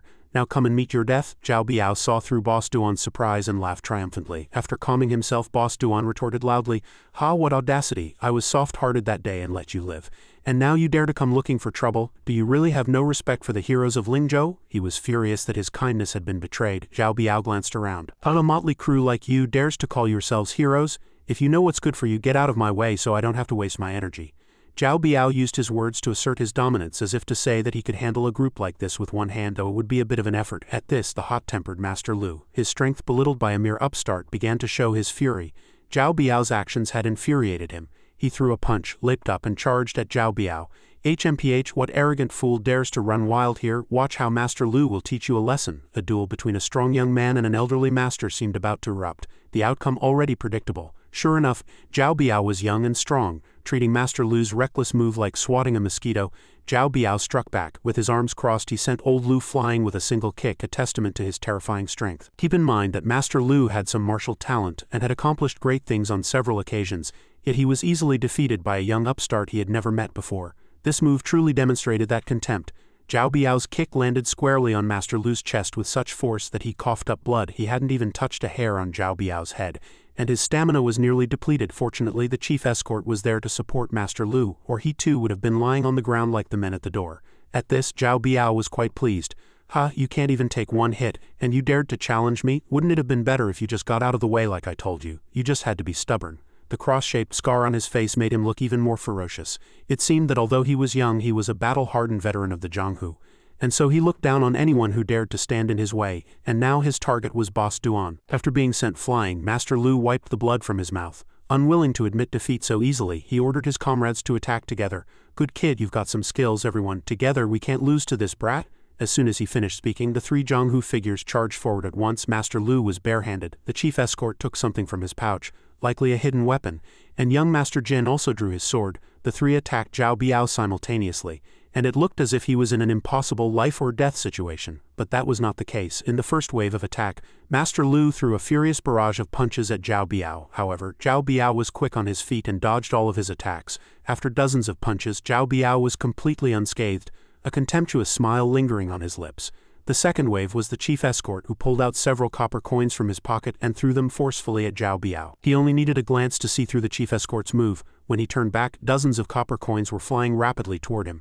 But he still didn't move, as if waiting for the right moment. It was too impressive. Zhao Biao simply ducked, letting the shower of coins fly over his head, dodging with ease and without breaking a sweat. But just then, young Master Jin also attacked. He leaped high into the air and thrust his sword toward Zhao Biao's vital points. However, Zhao Biao caught the sharp edge of young Master Jin's sword securely between just 2 fingers. He truly possessed innate strength, skin of bronze and bones of iron to be able to withstand these 3 renowned figures of the Jianghu. The battle remained fierce, with neither side willing to yield. Back in the fight, Zhao Biao controlled young Master Jin's fatal strike with just 2 fingers. But at this moment, young Master Jin showed no panic or surprise. He just smiled faintly, as if harboring some vicious intent. Sure enough, young Master Jin drew another sword from his waist. While Zhao Biao was focused on controlling the first sword, he charged forward again, aiming the tip of the second sword at Zhao Biao. At this point, could Zhao Biao block this sudden attack, or would he continue to smile and win this duel? Lin Ke, observing the fight, had already figured something out from his experience. It's a mother-son sword set. On the other side, because the attack was too fast, too sudden, and too dangerous, Zhao Biao was stabbed in the chest. From the start of the fight until now, this was the first time Zhao Biao's expression had changed. He was somewhat surprised. Even with a sword in his chest, Zhao Biao could still laugh out loud. It seemed that although the sword had struck Zhao Biao, it hadn't caused him any harm. Faced with Zhao Biao's reaction, young Master Jin was stunned, unable to believe his eyes. How could a master like him be defeated so easily, with his opponent even laughing contemptuously, completely unharmed, to Zhao Biao? This stab was like being pricked by a toothpick against his chest full of knotted muscles. Truly like skin of bronze and bones of iron. Zhao Biao began to frown and said, "Time to end this." This statement added to his authority, for he had started it and he would decide when it ended. The entire fight was under his control. The others were merely little ants swarming around him, but witnessing this fight one could not help but admire Zhao Biao's strength. He was truly formidable. As soon as he spoke, Zhao Biao thrust out his palm, piercing straight through young Master Jin's body. With just a simple wave of his hand, Zhao Biao could pierce through young Master Jin's body. He wasn't a man but a beast, and to think Boss Duan had once shown mercy and let him live. Now he had come seeking to kill Boss Duan, and he wouldn't even spare Boss Duan's men. He was determined to take that life. The bloodlust of the Jianghu had truly seeped into Zhao Biao's bones. Back in the fight, seeing his brother-in-arms struck down, the chief escort immediately moved to help. He once again threw his copper coins at Zhao Biao. This time, however, was different. Zhao Biao didn't dodge as before but caught the coins in his hand. If even young Master Jin's sharp sword couldn't harm Zhao Biao, how could these copper coins possibly defeat him? The chief escort's strength was too weak, yet he had been introduced as a man of great accomplishment in the Jianghu. Now he was like a mosquito buzzing around Zhao Biao. In retaliation, Zhao Biao grabbed the coins and threw them forcefully back at the chief escort. Unsurprisingly, the chief escort was hit. The coins not only struck him but pierced through his body, causing him to spit blood and collapse to the ground. Continuing his assault, Zhao Biao quickly rushed toward Master Lu. This time his target shifted to Master Lu. His hands were still stained with the blood of the two men he had just taken down. His strength was immense, and his movements were incredibly skilled. Master Lu was somewhat unprepared for Zhao Biao's swift movements. Although Master Lu's strength was no longer enough to defeat Zhao Biao, he was still agile. Facing this attack, Master Lu quickly dodged. Everything happened quickly and violently. In this duel pitting strength against agility, which would prevail, however, Master Lu's agility was ultimately no match for Zhao Biao's speed, and he was struck down to the ground. He collapsed, paralyzed. Despite this victory, Zhao Biao didn't rush to celebrate but instead glanced elsewhere. He seemed to be reacquiring his target. His next target, the main reason he had traveled so far. It was none other than Boss Duan. Witnessing the brutal Jianghu scene that had just unfolded, Boss Duan began to feel fear. He had previously believed these men to be powerful with great accomplishments, not people to be trifled with. Yet they were beaten until they coughed up blood by a single young man. The truly extraordinary one was him. Lin Ke thought so too. Impervious to blades and spears, yet able to deliver such fatal blows. According to the records of the Martial Academy, this is the realm of a 9th-rank martial master, considered a top-tier existence even within the academy. Lin Ke's thought was undoubtedly an acknowledgement of Zhao Biao's strength. It was thought that Master Lu had been killed, but it turned out he had been prepared and thus wasn't seriously injured. Luckily I wore protective soft armor or I'd be dead for sure this time, Master Lu thought. This Zhao Biao is too powerful. I'd better play dead. Realizing he couldn't handle this madman alone, Master Lu lay motionless, conceding defeat. Zhao Biao's eyes widened, a strange smile on his lips. Haha, how about it, Duan Tianchu? Let's see who can save you now. He said this as he walked toward Boss Duan, each step heavy and menacing, sending a chill down the spine. Seeing this, Boss Duan was scared out of his wits, breaking out in a cold sweat, trembling so much he could barely stand. Zhao Biao stood before the crowd and began to announce, "Listen up everyone, I'm only here to kill Duan Tianchu today. If you know what's good for you, give me 3 loud kowtows and maybe I'll spare your lives." Zhao Biao postured before the crowd. The words came out with resounding force. His expression grew serious, his smile completely vanishing. The people around were terrified by this scene. However, in that situation he walked calmly toward Zhao Biao. Lin Ke said coolly, "Boss Duan, I've changed my mind. As long as you listen to me, I'll help you take care of this guy. How about it?" Returning to the previous scene, Lin Jia casually said to Duan Tianju, "Boss Duan, I've changed my mind. As long as you follow my orders, I'll help you resolve this matter. How about it?" Boss Duan's expression did a complete 180. Overjoyed, he quickly cupped his hands in respect. Duan Mu was willing to follow the immortal elder's guidance. His earlier sincerity had been rejected, and he had already fallen into despair. It was no surprise that he was so happy to hear that Lin Jia had changed his mind. But why would Lin Jia change his mind? Hearing this, Lao Lu, who had been pretending to be dead, lifted his head to look. What an arrogant fool. Boss Duan must have been scared out of his wits. What could this kid possibly do? From the moment he met Master Lu, he couldn't stand people like Lin Jia. Even now, on the verge of death, he still didn't take Lin Jia seriously. He looked down on arrogant fools like Lin Jia, so he was quite surprised that Duan Mu had so decisively agreed to obey him. At this moment, Lin Jia walked up to Zhao Biao with a calm and leisurely air, his hands clasped behind his back. His physique looked quite strong as well. It seemed something major was about to happen between these two. Zhao Biao had previously warned everyone that if they behaved, they would be spared for the time being.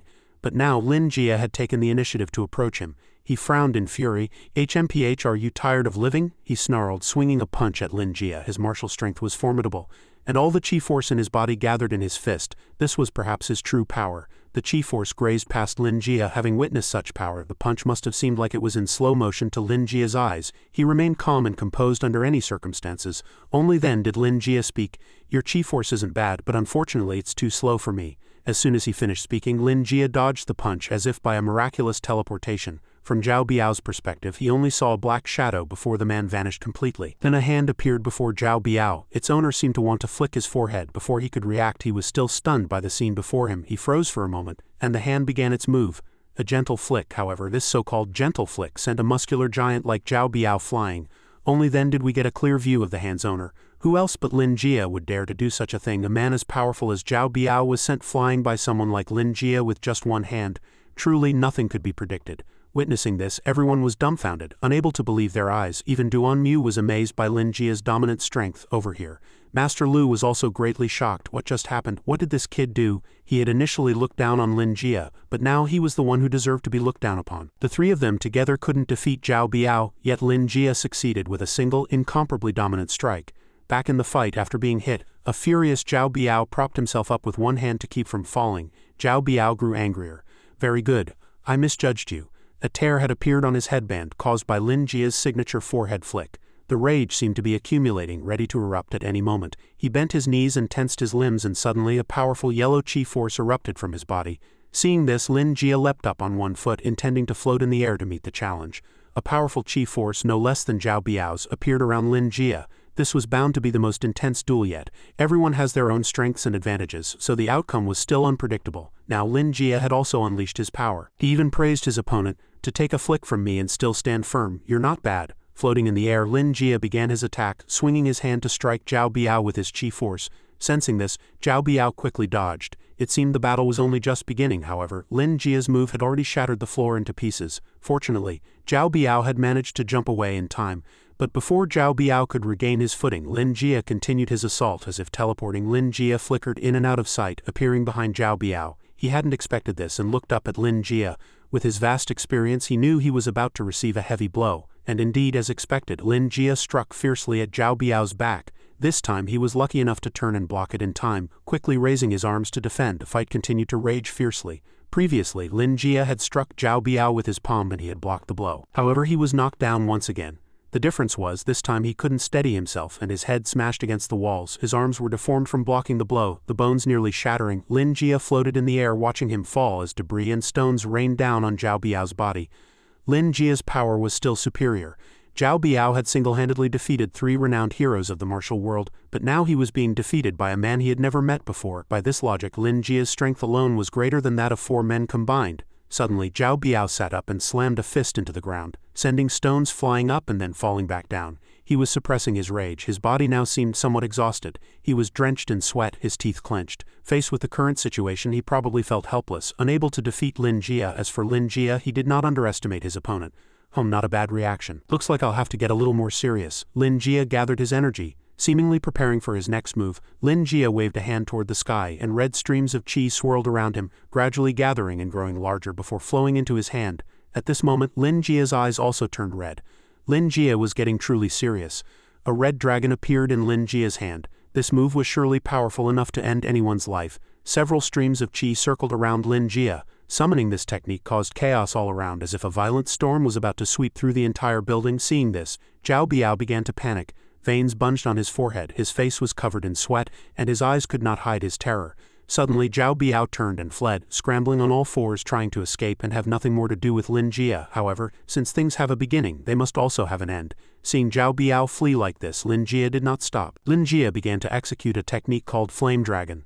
Immediately, a fierce and savage red dragon with a mouthful of fangs appeared. Charging straight at Zhao Biao, the dragon struck Zhao Biao like a bolt of lightning, causing him to groan in agony. His entire body began to catch fire, the flames devouring his flesh inch by inch. His so-called skin of bronze and bones of iron surely couldn't withstand this blow. It was impossible. He began to lose all his strength as the fire burned ever more intensely, as if nothing could extinguish it.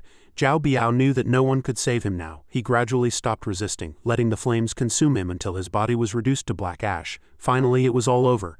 Zhao Biao was finished, his body now a shapeless, unrecognizable ruin. Duan Mu was utterly shocked at the sight. Indeed, he had not put his trust in the wrong person. Such immense power had actually come to his aid. It was truly a gift from the heavens. Lin Jie, for his part, frowned, not quite satisfied with the result. HMPH, it was supposed to be a fire dragon, but with my current cultivation level I can only summon one. What a pity.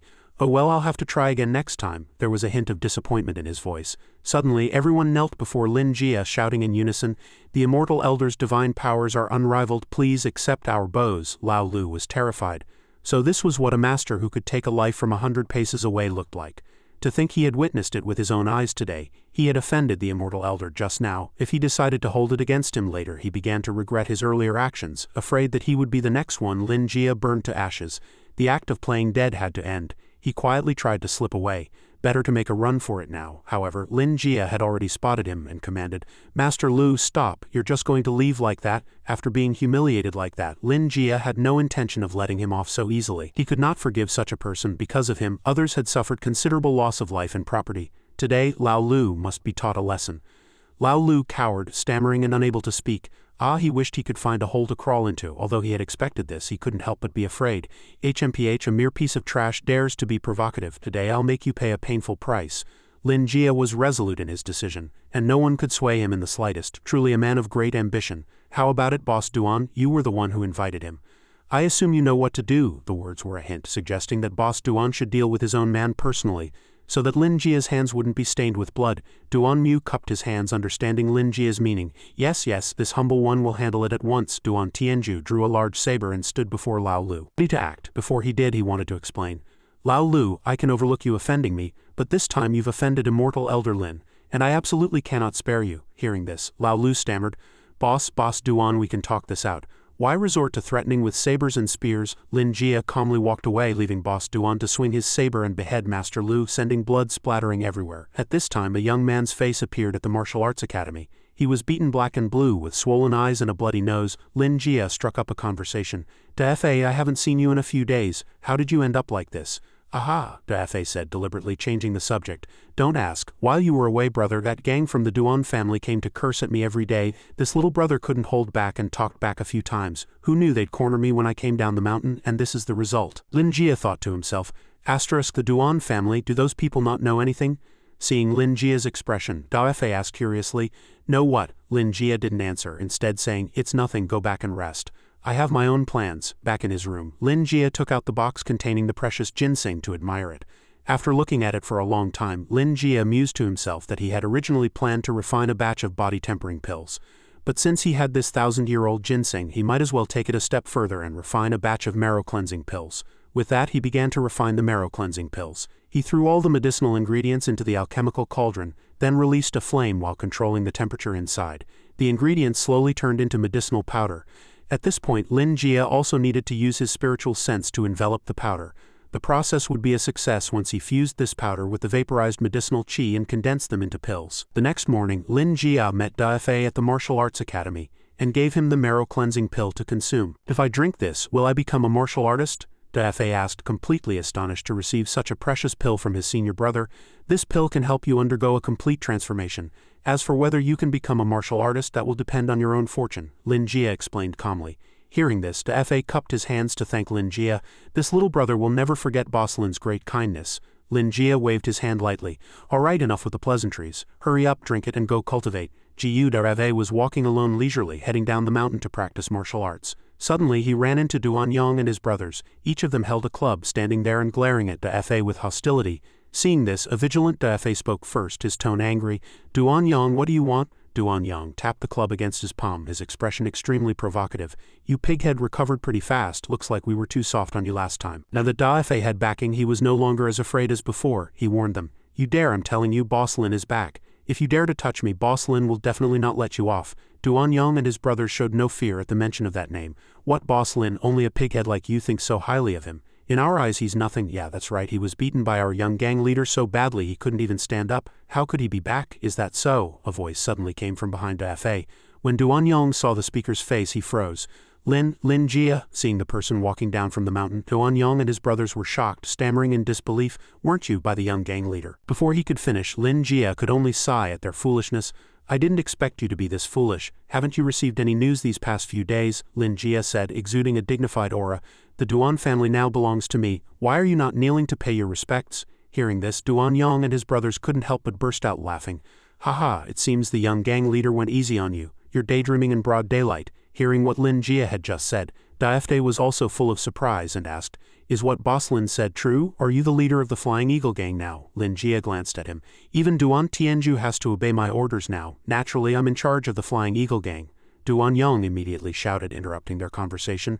"Both of you shut up." He pointed at Lin Jie's face and issued a warning. "Still spouting nonsense over there, watch how I deal with you." A brother quickly ran up and whispered to him. "This Lin Jie seems like he's not easy to deal with." Duan Yang detested this kind of cowardice before a fight. What a disgrace. What's there to be afraid of? There are 3 of us, he won't have time to fight back. Lin Jie calmly watched the 2 of them argue. Suddenly, someone on horseback galloped toward them from a distance. Duan Yang turned and saw the person dismount. He seemed to be someone they knew. After getting a clear look at the man's face, Duan Yang exclaimed with delight, "Second in command." The other brothers also greeted him respectfully. "Greetings, second in command." The second in command ignored them completely and walked straight to Boss Lin, leaving Duan Yang and his group stunned and wondering what he was up to. The second in command walked up to Lin Jie and greeted him cautiously. "This humble one pays his respects to Immortal Elder Lin." Lin Jie replied, "What do you want?" Duan Yang and his brothers watched what was happening with wide eyes and sweat on their foreheads, utterly astonished. They wondered in confusion if their second in command had made some kind of mistake. The second in command respectfully handed Lin Jie a mysterious box. "Gang leader, no, Big Brother Duan asked me to give this to you."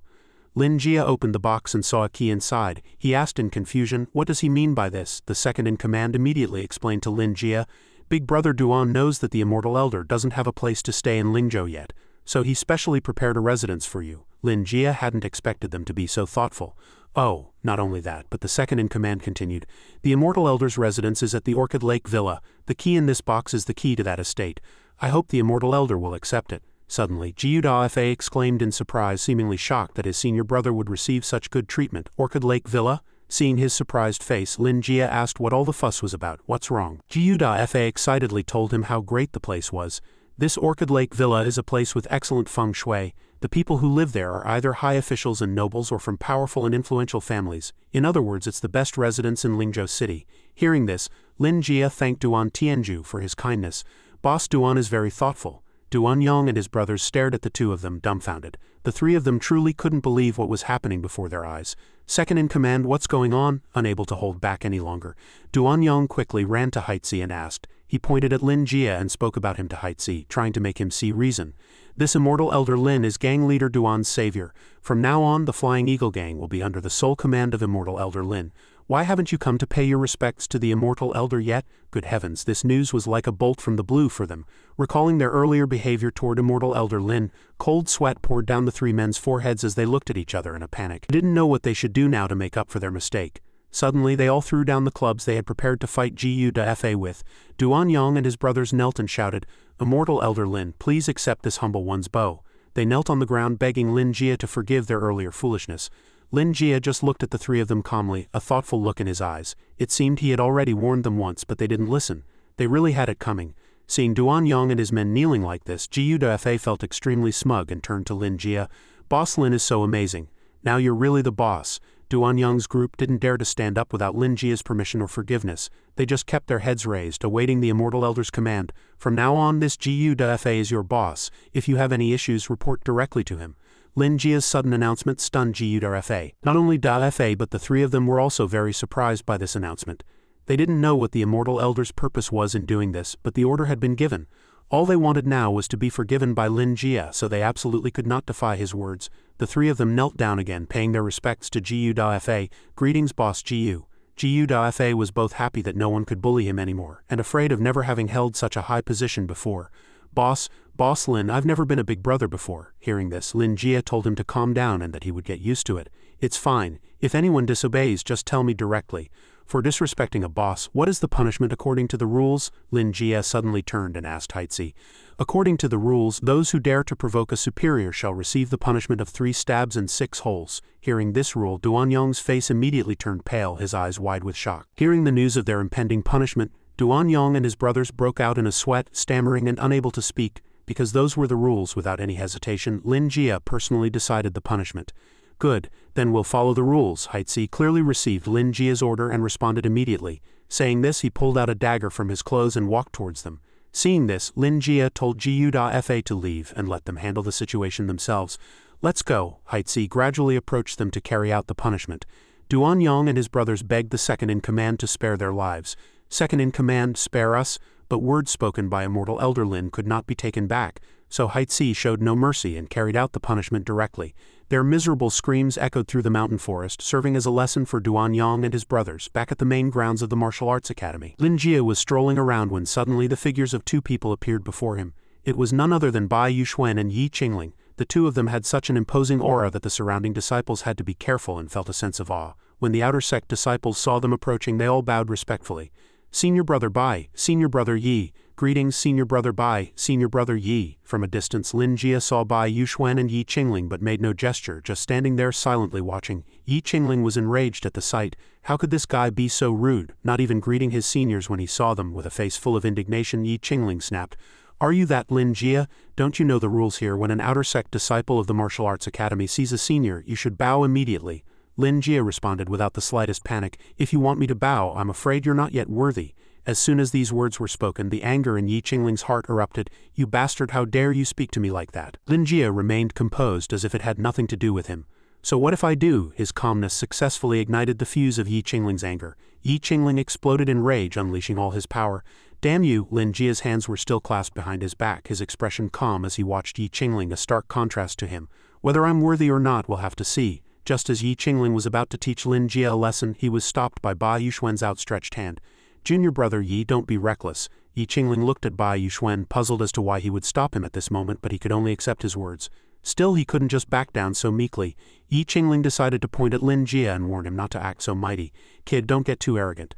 Don't think you can get cocky just because you defeated Senior Brother Yuan. Your little tricks are nothing in this martial arts academy." After speaking, Yi Qingling prepared to leave with Bai Yuxuan, but not without reminding Lin Jie to be careful about the words he had just spoken. "Very good. I hope you still remember those words when the time comes." Then he left. "Senior Brother Qin, this kid is too arrogant," Yi Qingling complained as he walked, still fuming over Lin Jie's attitude, wondering why he hadn't been allowed to fight that guy and teach him a proper lesson. "He's just a frog in a well. One day he will bring disaster upon himself," Bai Yuxuan patiently explained to him. He believed that Lin Jie was just being arrogant and saving face for now. In this martial arts academy, his skills were still far from enough. If he kept this attitude, he would pay the price sooner or later. Back at Lin Jie's dormitory, he told Jiuderfa what had just happened. After listening, Dafa's face also showed some alarm.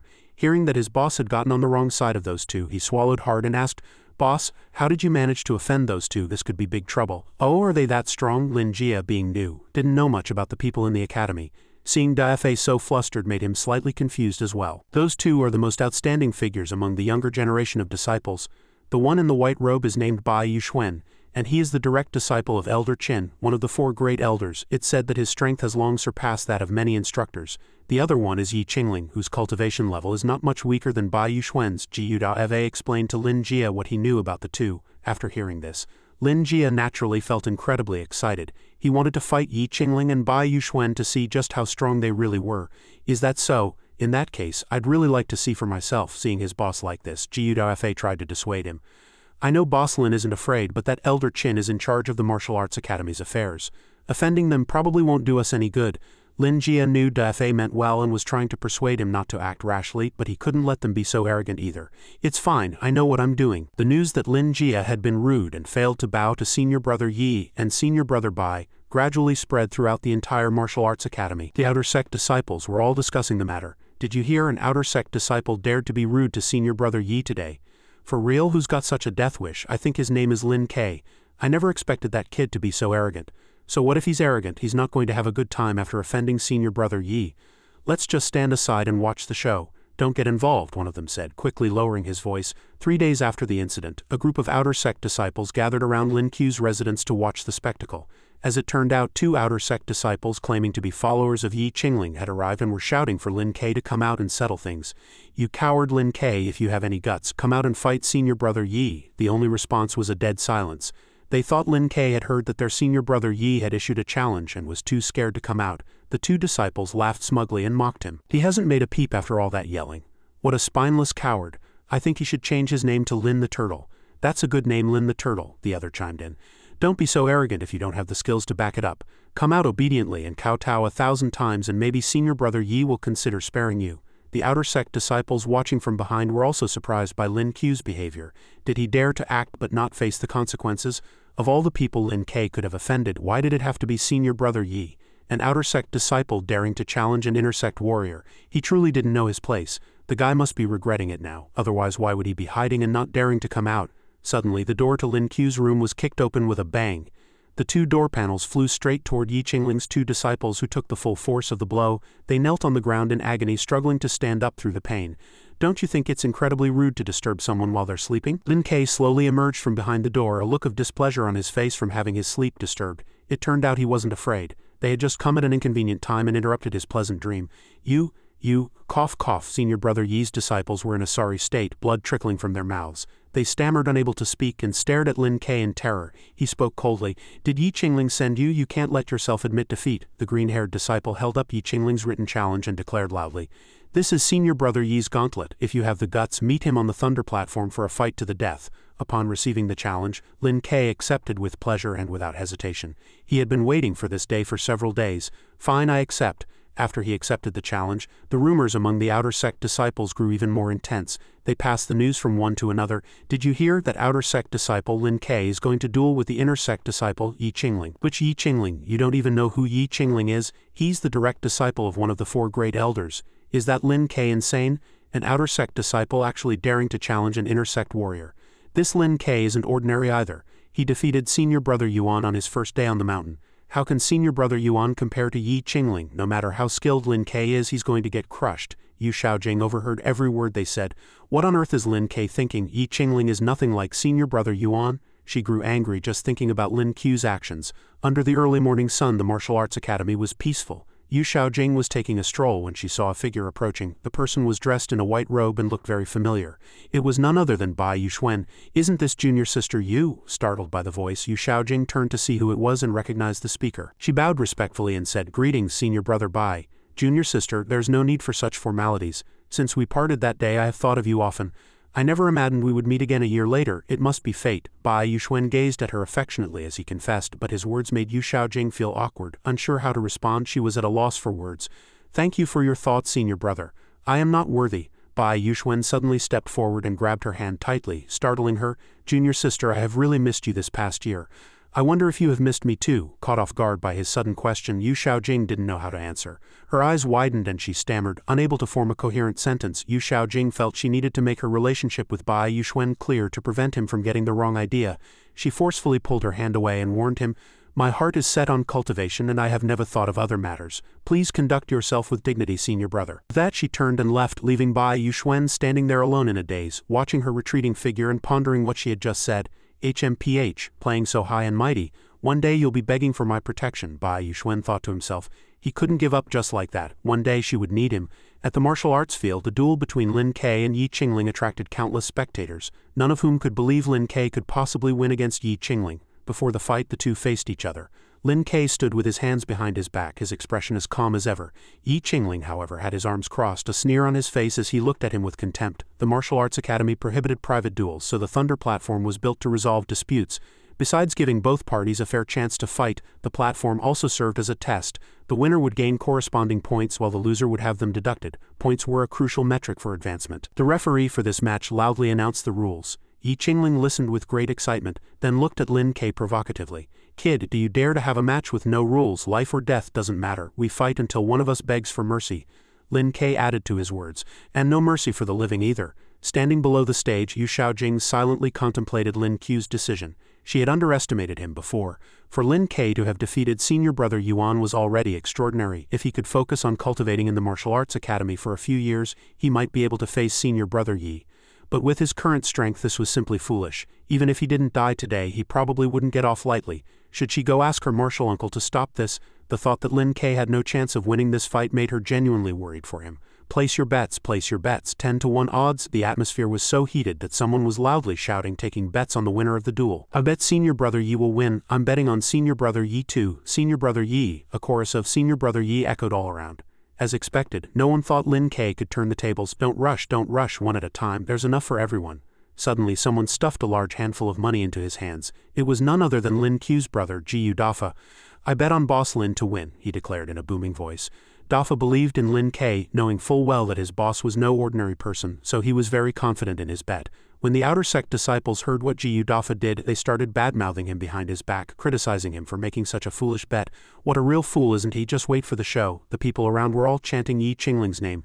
Senior brother Yi, senior brother Yi, senior brother Yi. Hearing this, he felt exceptionally smug and got into his fighting stance over here. Lin Ke only extended one hand. You can make your move. Seeing him act this way, Yi Qingling asked confused, what do you mean by this? Lin Ke was perfectly calm as if he were an outsider to this battle. One hand is enough to deal with you. Yi Qingling's brow furrowed in displeasure, angered by his words.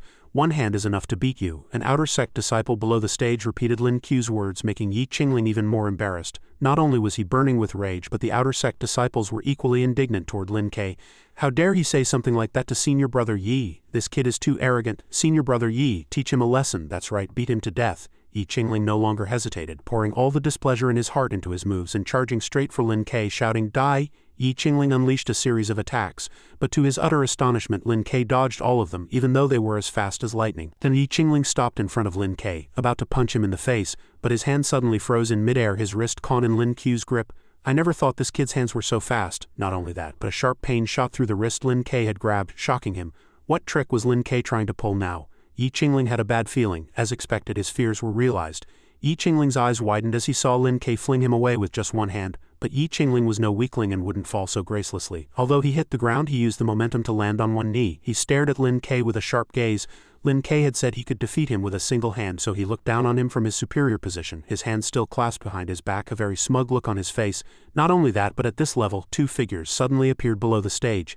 It was Elder Qin and Bai Yuxuan who had come to watch the proclaimed battle. At the same time, they wanted to see for themselves just how strong Lin Ku's martial arts really were. Just as Yi Qingling was preparing to make a move, Bai Yuxuan saw his posture and thought, this stance, could it be? On the platform, Yi Qingling directly executed his move, his hand spreading like the wings of a great rock. Profound Heaven, star-plucking hand. Profound Heaven could help its master enhance their combat power. Anyone who obtained one of its ultimate treasures could become powerful in an instant. When Qin Ancheng saw Yi Qingling use this ultimate technique, he thought, Qingling's Profound Heaven star-plucking hand has reached the pinnacle of perfection. However, this move consumes a great deal of stamina. If it doesn't hit, I wonder what will happen. Yi Qingling engaged Lin Ke with the ultimate technique he had cultivated for years. His current strength was equivalent to 10 men combined, incredibly powerful. All his attacks were aimed at Lin Ke. Feeling he had the upper hand, Yi Qingling laughed smugly. You're not so simple yourself to be able to force me to use this move. Suddenly Lin Ke retaliated, striking Yi Qingling directly in the chest with a single punch. The force of his punch was so great that Yi Qingling spat out blood and was sent flying off the stage, landing heavily on the ground. Lin Ku's powerful punch, which knocked Yi Qingling down, stunned everyone around. Qin Ancheng and Bai Yuxuan stared dumbfounded at what had just happened. The outer sect disciples' mouths hung open, unable to believe that Lin Ke had actually managed to defeat Yi Qingling. He had won. Yu Shaojing was astonished, but she still worried about Lin Ku's fate after the battle. Jiyu Dafa saw it and shouted with joy. Nice one. Lin Ke had also helped him win a huge bet, all the money lost by those who had chosen Yi Qingling. He was ecstatic, having both witnessed his boss vanquish an enemy, and pocketed a large sum of money. It wasn't just Jiyu Dafa. Those who supported Lin Ke celebrated with him. They stood below the stage cheering and rooting for him at the top of their lungs. Great fight, Boss Lin. Boss Lin is mighty. Looks like this inner sect disciple is only this good. Lin Ke sighed in disappointment. He had been looking forward to this for so many days. What a shame. After saying this, he left the stage. Wait! A sharp cry rang out. Pulling Lin Ke back to the arena, Bai Yuxuan flew up from below the stage. He seemed to want to avenge Yi Qingling as his face was now tinged with anger. The moment his feet touched the ground, Bai Yuxuan questioned him. Is junior brother Lin just going to leave like that? What can I leave? Lin Ke replied. Puzzled, Bai Yuxuan immediately sensed the contempt in his words and retorted, was junior brother Lin just now looking down on us inner sect disciples? So what if I was? Lin Ke said dismissively. Bai Yuxuan was extremely displeased with this contemptuous attitude and decided to step forward and challenge him again. In that case, as an inner sect disciple, I must see this matter through. I'm ready whenever you are, Lin Ke replied. Since he had already defeated an inner sect disciple like Yi Qingling, what was Bai Yuxuan to him? Why not gladly accept this challenge? Before the fight began, Bai Yuxuan directly told Lin Ke his preferred fighting style so that he could prepare a weapon. I specialize in swordsmanship. Junior brother Lin may choose a weapon, but Lin Ke let him do as he pleased, still not picking up any weapon himself, ready to fight barehanded. Since Lin Ke had said so, Bai Yuxuan didn't stand on ceremony. He drew a sword he had prepared earlier and warned, I won't be holding back. Lin Ke maintained his calm stance, hands behind his back. All right. With that, Bai Yuxuan rushed straight toward Lin Ke. Bai Yuxuan lunged, thrusting his sword at Lin Ke, but he dodged with a sideways step, fearlessly evading the sharp blade. Then Lin Ke tapped the body of the sword with his middle finger. With that single tap, Lin Ke used some mysterious power that sent senior brother Bai's sword recoiling heavily. He stumbled back along with his sword. Bai Yuxuan resisted with all his might but was still unable to lift his own sword. Taking advantage of Bai Yuxuan's predicament, Lin Ke immediately assumed his own stance, which was a finger flick. Seeing this, Bai Yuxuan's eyes widened in fear. He seemed to have already realized something Lin Ke was hiding. Fortunately, just as Lin Qu's attack was about to hit him, he had managed to raise his sword to block in front of him. But Lin Qu's attacks were not so simple. He launched a continuous barrage of moves with just one hand. This Bai Yuxuan was no slouch either. As he had said, his specialty was swordsmanship, so he was able to wield his sword with sharp eyes and quick hands, blocking all the ultimate moves Lin Ke could possibly unleash. But Lin Qu's power was too strong and his attacks did not cease for a moment. Bai Yuxuan was at a great disadvantage in this situation. Senior brother Bai was already growing tired, and his strength was flagging as he defended against the attacks. Bai Yuxuan's feet were gradually being pushed back as he was unable to resist. When Lin Ke delivered his final blow, Bai Yuxuan's fate was truly blessed by the heavens as he somehow managed to hold on safely until the last moment. That last move seemed to have created a considerable distance between him and Lin Ke. It looked as if Bai Yuxuan's feet wanted to take flight. Bai Yuxuan's hand holding the sword was trembling. Cold sweat beaded on his forehead as he watched Lin Ke nervously, thinking, how can he be so strong? Who on earth is this Lin Ke? His power is in no way inferior to mine. How could he be just a martial apprentice? Senior brother used all his strength to channel his energy. The Grand Void Myriad Sword Culmination was a legendary sword technique in the martial world. It was a top-tier move that combined the power of the chi of 10,000 swords to create an incomparably powerful attack. When channeling the technique, the user would cause the chi of 10,000 swords to gather from all directions, shrouding the space and forming a. By controlling the chi of 10,000 swords, the user can attack the enemy from all directions, making the move unpredictable and difficult for the opponent to evade. Lin Ke watched calmly, thinking, oh, this looks like something. After he spoke, his body slowly ascended into the air, and countless streams of sword chi converged into an immense power. All the disciples were terrified when they saw it. Bai Yuxuan shouted, all of you who don't want to die, get out of my way. The crowd scattered in all directions, fleeing the area. Grand Void Myriad Sword Culmination. Myriad Culmination Void Slash. As the move was unleashed, the space around the user instantly became illusory and indistinct, preventing the enemy from seeing clearly. At the same time, 10,000 streams of sword chi were mobilized, rushing toward the target with the speed of lightning, attacking the enemy from all sides. The combination of the void and the 10,000 streams of sword chi made this one of the strongest attacks. Lin Ke gently turned and dodged to the left. He was unharmed, but a fissure wide, deep, and no less than 20 meters long appeared on the martial stage. This sword chi is quite strong. Now you know how powerful we are, right? If you're willing to bow your head and admit your mistake, I can consider sparing you this time. Is that your last move? Here's a piece of advice. It's not too late to stop now. Damn, this guy is way too arrogant when he talks. He doesn't know his place. That was just a warning. I won't be holding back next time. Lin Ke also channeled a move, but not with his hands or feet. Instead, he took a deep breath with his mouth. This move was strange, completely indecipherable.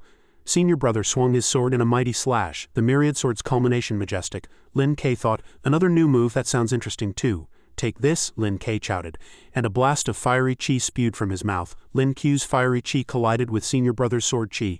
After a few seconds of the two moves being locked in a struggle, senior brother sensed that something was wrong. Lin Qu's fiery chi shot straight toward Bai Yuxuan.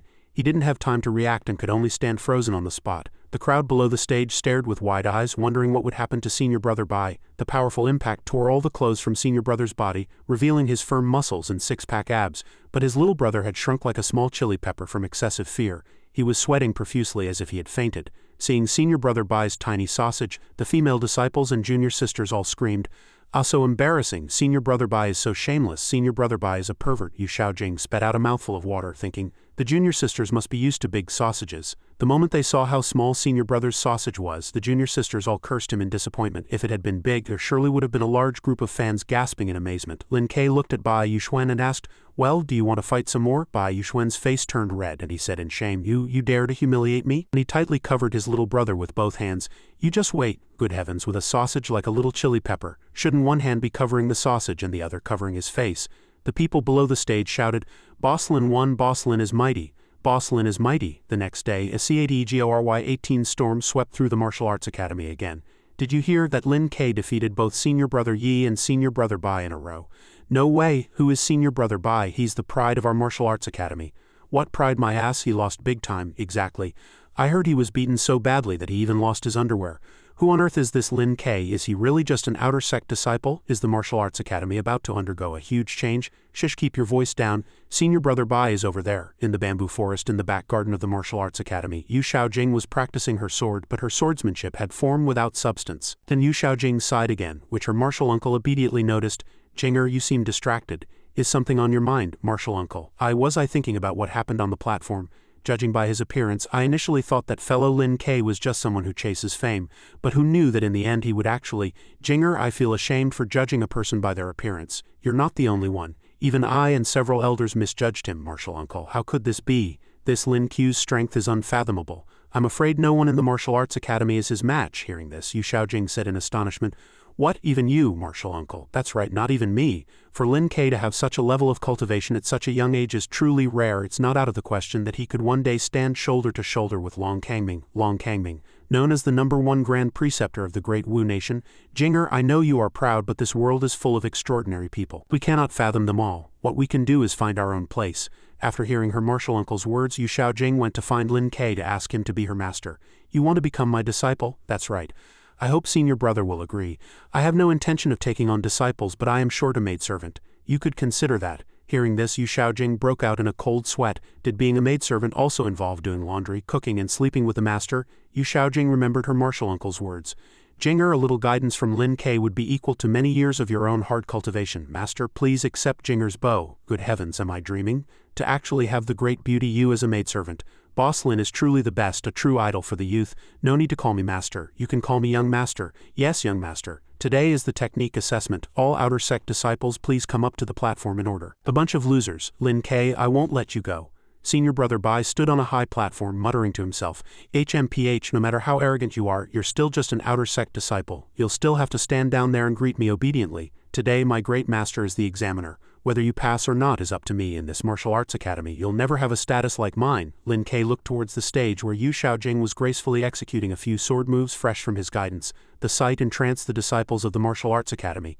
Truly a goddess. That swordsmanship, that figure. I'd give up a few years of my life just to kiss her. How can a goddess be sullied by mortals like you? What, don't be so sanctimonious. I bet you're thinking the same thing. These scumbags dare to openly discuss Xiaojing. They deserve to die. After her sword performance, Xiaojing left the stage and walked towards the high platform where senior brother was standing. Seeing this, he became smug. He finally figured it out. As long as you stand by my side, won't this martial arts academy be our world from now on? To his surprise, Yu Xiaojing walked up and hugged Lin K. Senior brother was dumbfounded, his eyes nearly popping out of their sockets. What is going on, young master? I think I performed the sword techniques you taught me quite well. But wasn't your action just now a bit much? I had no choice.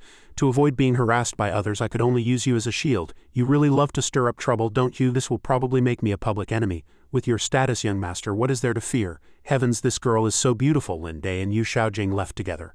The people around them were all talking. This kid really stepped in dog poop luck. Why is life so unfair? Can you stop complaining? Life was never fair, so don't expect a straight shot. Life has never been equal, so don't bother trying to straighten out that one hair. The goddess has left us forever. Oh heavens, oh earth, what's so great about this kid? Stop being jealous. He's the one who defeated senior brother Yi and senior brother Bai. Do you think you could beat him? I could. Me fighting him would be a piece of cake. It's just that I can't beat him. A few days later, it was time to announce the results at the Martial Arts Academy. Ni Yuande, from this day forward you are a martial artist. I hope you will cultivate diligently and persevere. Thank you, Master. Huang Dao, congratulations on becoming an intersect martial artist. Thank you, Instructor. Dafa, you didn't pass the assessment because of me. Do you blame me? What are you talking about, Boss Lin? Everything I have today is because of you. I, Dafa, couldn't care less about being an intersect disciple. Dafa had also come to terms with everything. The head of the Martial Arts Academy was Sima Chongkong of Lingzhou. The prefect has arrived, Your Excellency. Your presence graces our humble academy. Headmaster Sima, you flatter me. The Martial Arts Academy is the premier institution of Ling Province. The honor is all mine. This silver is a small token of my appreciation for your esteemed academy. I hope the Martial Arts Academy will continue its excellent work and cultivate more talent for the Imperial Court. Prefect Kong, you are too kind. I am endlessly grateful. I've come today not only to present your academy with a gift but also to see an old acquaintance. Oh, and who might this acquaintance of yours be, Prefect Kong? His surname is Lin, and his given name is K. He is the man who saved my life. Lin K, Elder Qin, do we have a disciple named Lin K in our inner court? None in the inner court, but there is one in the outer court. A few days ago, during the skill assessment, he failed to meet the requirements. Failed to meet the requirements? How is that possible? Master Lin is highly skilled in martial arts. Could there be some kind of misunderstanding? Your Excellency, are you questioning the assessment process of our Martial Arts Academy? Elder Qin, you misunderstand. I am well aware of Master Lin's abilities, which is why I find this a bit strange. It seems Lord Kong holds him in high regard. What is this Lin Q's background? Elder Qin, Prefect Kong is an honored guest of our academy. Your tone is rather disrespectful. My apologies for my rudeness. I hope your excellency will forgive me. Headmaster, Prefect Kong, I also know a little about this Lin K. Su Weiyu. Since when did you have permission to speak? Qin Ancheng, what's gotten into you? Instructor Su, please tell us. Seeing everyone misjudging Lin K, Su Weiyu wore a serious expression. In my opinion, with Lin Q's level of skill, calling him a mere martial artist would be an understatement. It would be no exaggeration to call him a grandmaster. Sima Changkong was greatly puzzled by this and asked, "Oh, what do you mean by that then?" Su Weiyu said, "It's just a shame that Lin K is rather inflexible and made an enemy of Elder Qin's disciple, so..." Upon hearing this, Sima Changkong's face darkened, and he sternly questioned Qin Ancheng, "Is this true?" Elder Qin and the disciple in question turned pale at a loss for words. Upon hearing this, Sima Changkong's face darkened, and he sternly questioned Qin Ancheng, "Is this true?" Elder Qin and the disciple in question turned pale at a loss for words. The headmaster of the Ling Province Martial Arts Academy then turned, clasped his fists and apologized sincerely. "Prefect Kong, I am truly ashamed. I will investigate this matter thoroughly and give you a proper explanation." Elsewhere, a beautiful woman in a green dress said loudly, "He's clearly using his position to settle a private score. On what grounds did he fail you two? I'm going to find our martial uncle and have him speak to the headmaster." As she was about to turn and find her martial uncle to argue the case, Lin K said, "That won't be necessary." Yu Xiaochen looked back at him with regret. Lin K appeared completely unconcerned, saying, "I have this under control. You don't need to worry about it." Just as he finished speaking, someone approached from a distance. "Is Lin K here?" Seeing the person, Lin K answered respectfully, "I am Lin K. What can I do for you, steward?" The man replied, "The headmaster wishes to see you. Please come with me." Hearing this, both Yu Xiaochen and Ji Yu Dafa were stunned speechless. The headmaster, under a clear boundless sky with drifting white clouds in front of a grand temple-like building, Sima Changkong was already waiting there with many people standing behind him. Just then, Lin K rushed over with the speed of lightning, kicked off 2 pillars and landed gracefully. The force of his kicks was so great that it shattered the 2 pillars. The headmaster of the Ling Province Martial Arts Academy stared in amazement at Lin Q's entrance. "That's our academy's roaming dragon leg technique. I never imagined it could be so powerful." Then Sima Changkong turned to Elder Qin with a furious expression. "If even someone with this level of skill can't pass, then I'm afraid no one can." Elder Qin replied awkwardly. "This," Sima Changkong continued, "fairness and justice are the founding principles of our martial arts academy.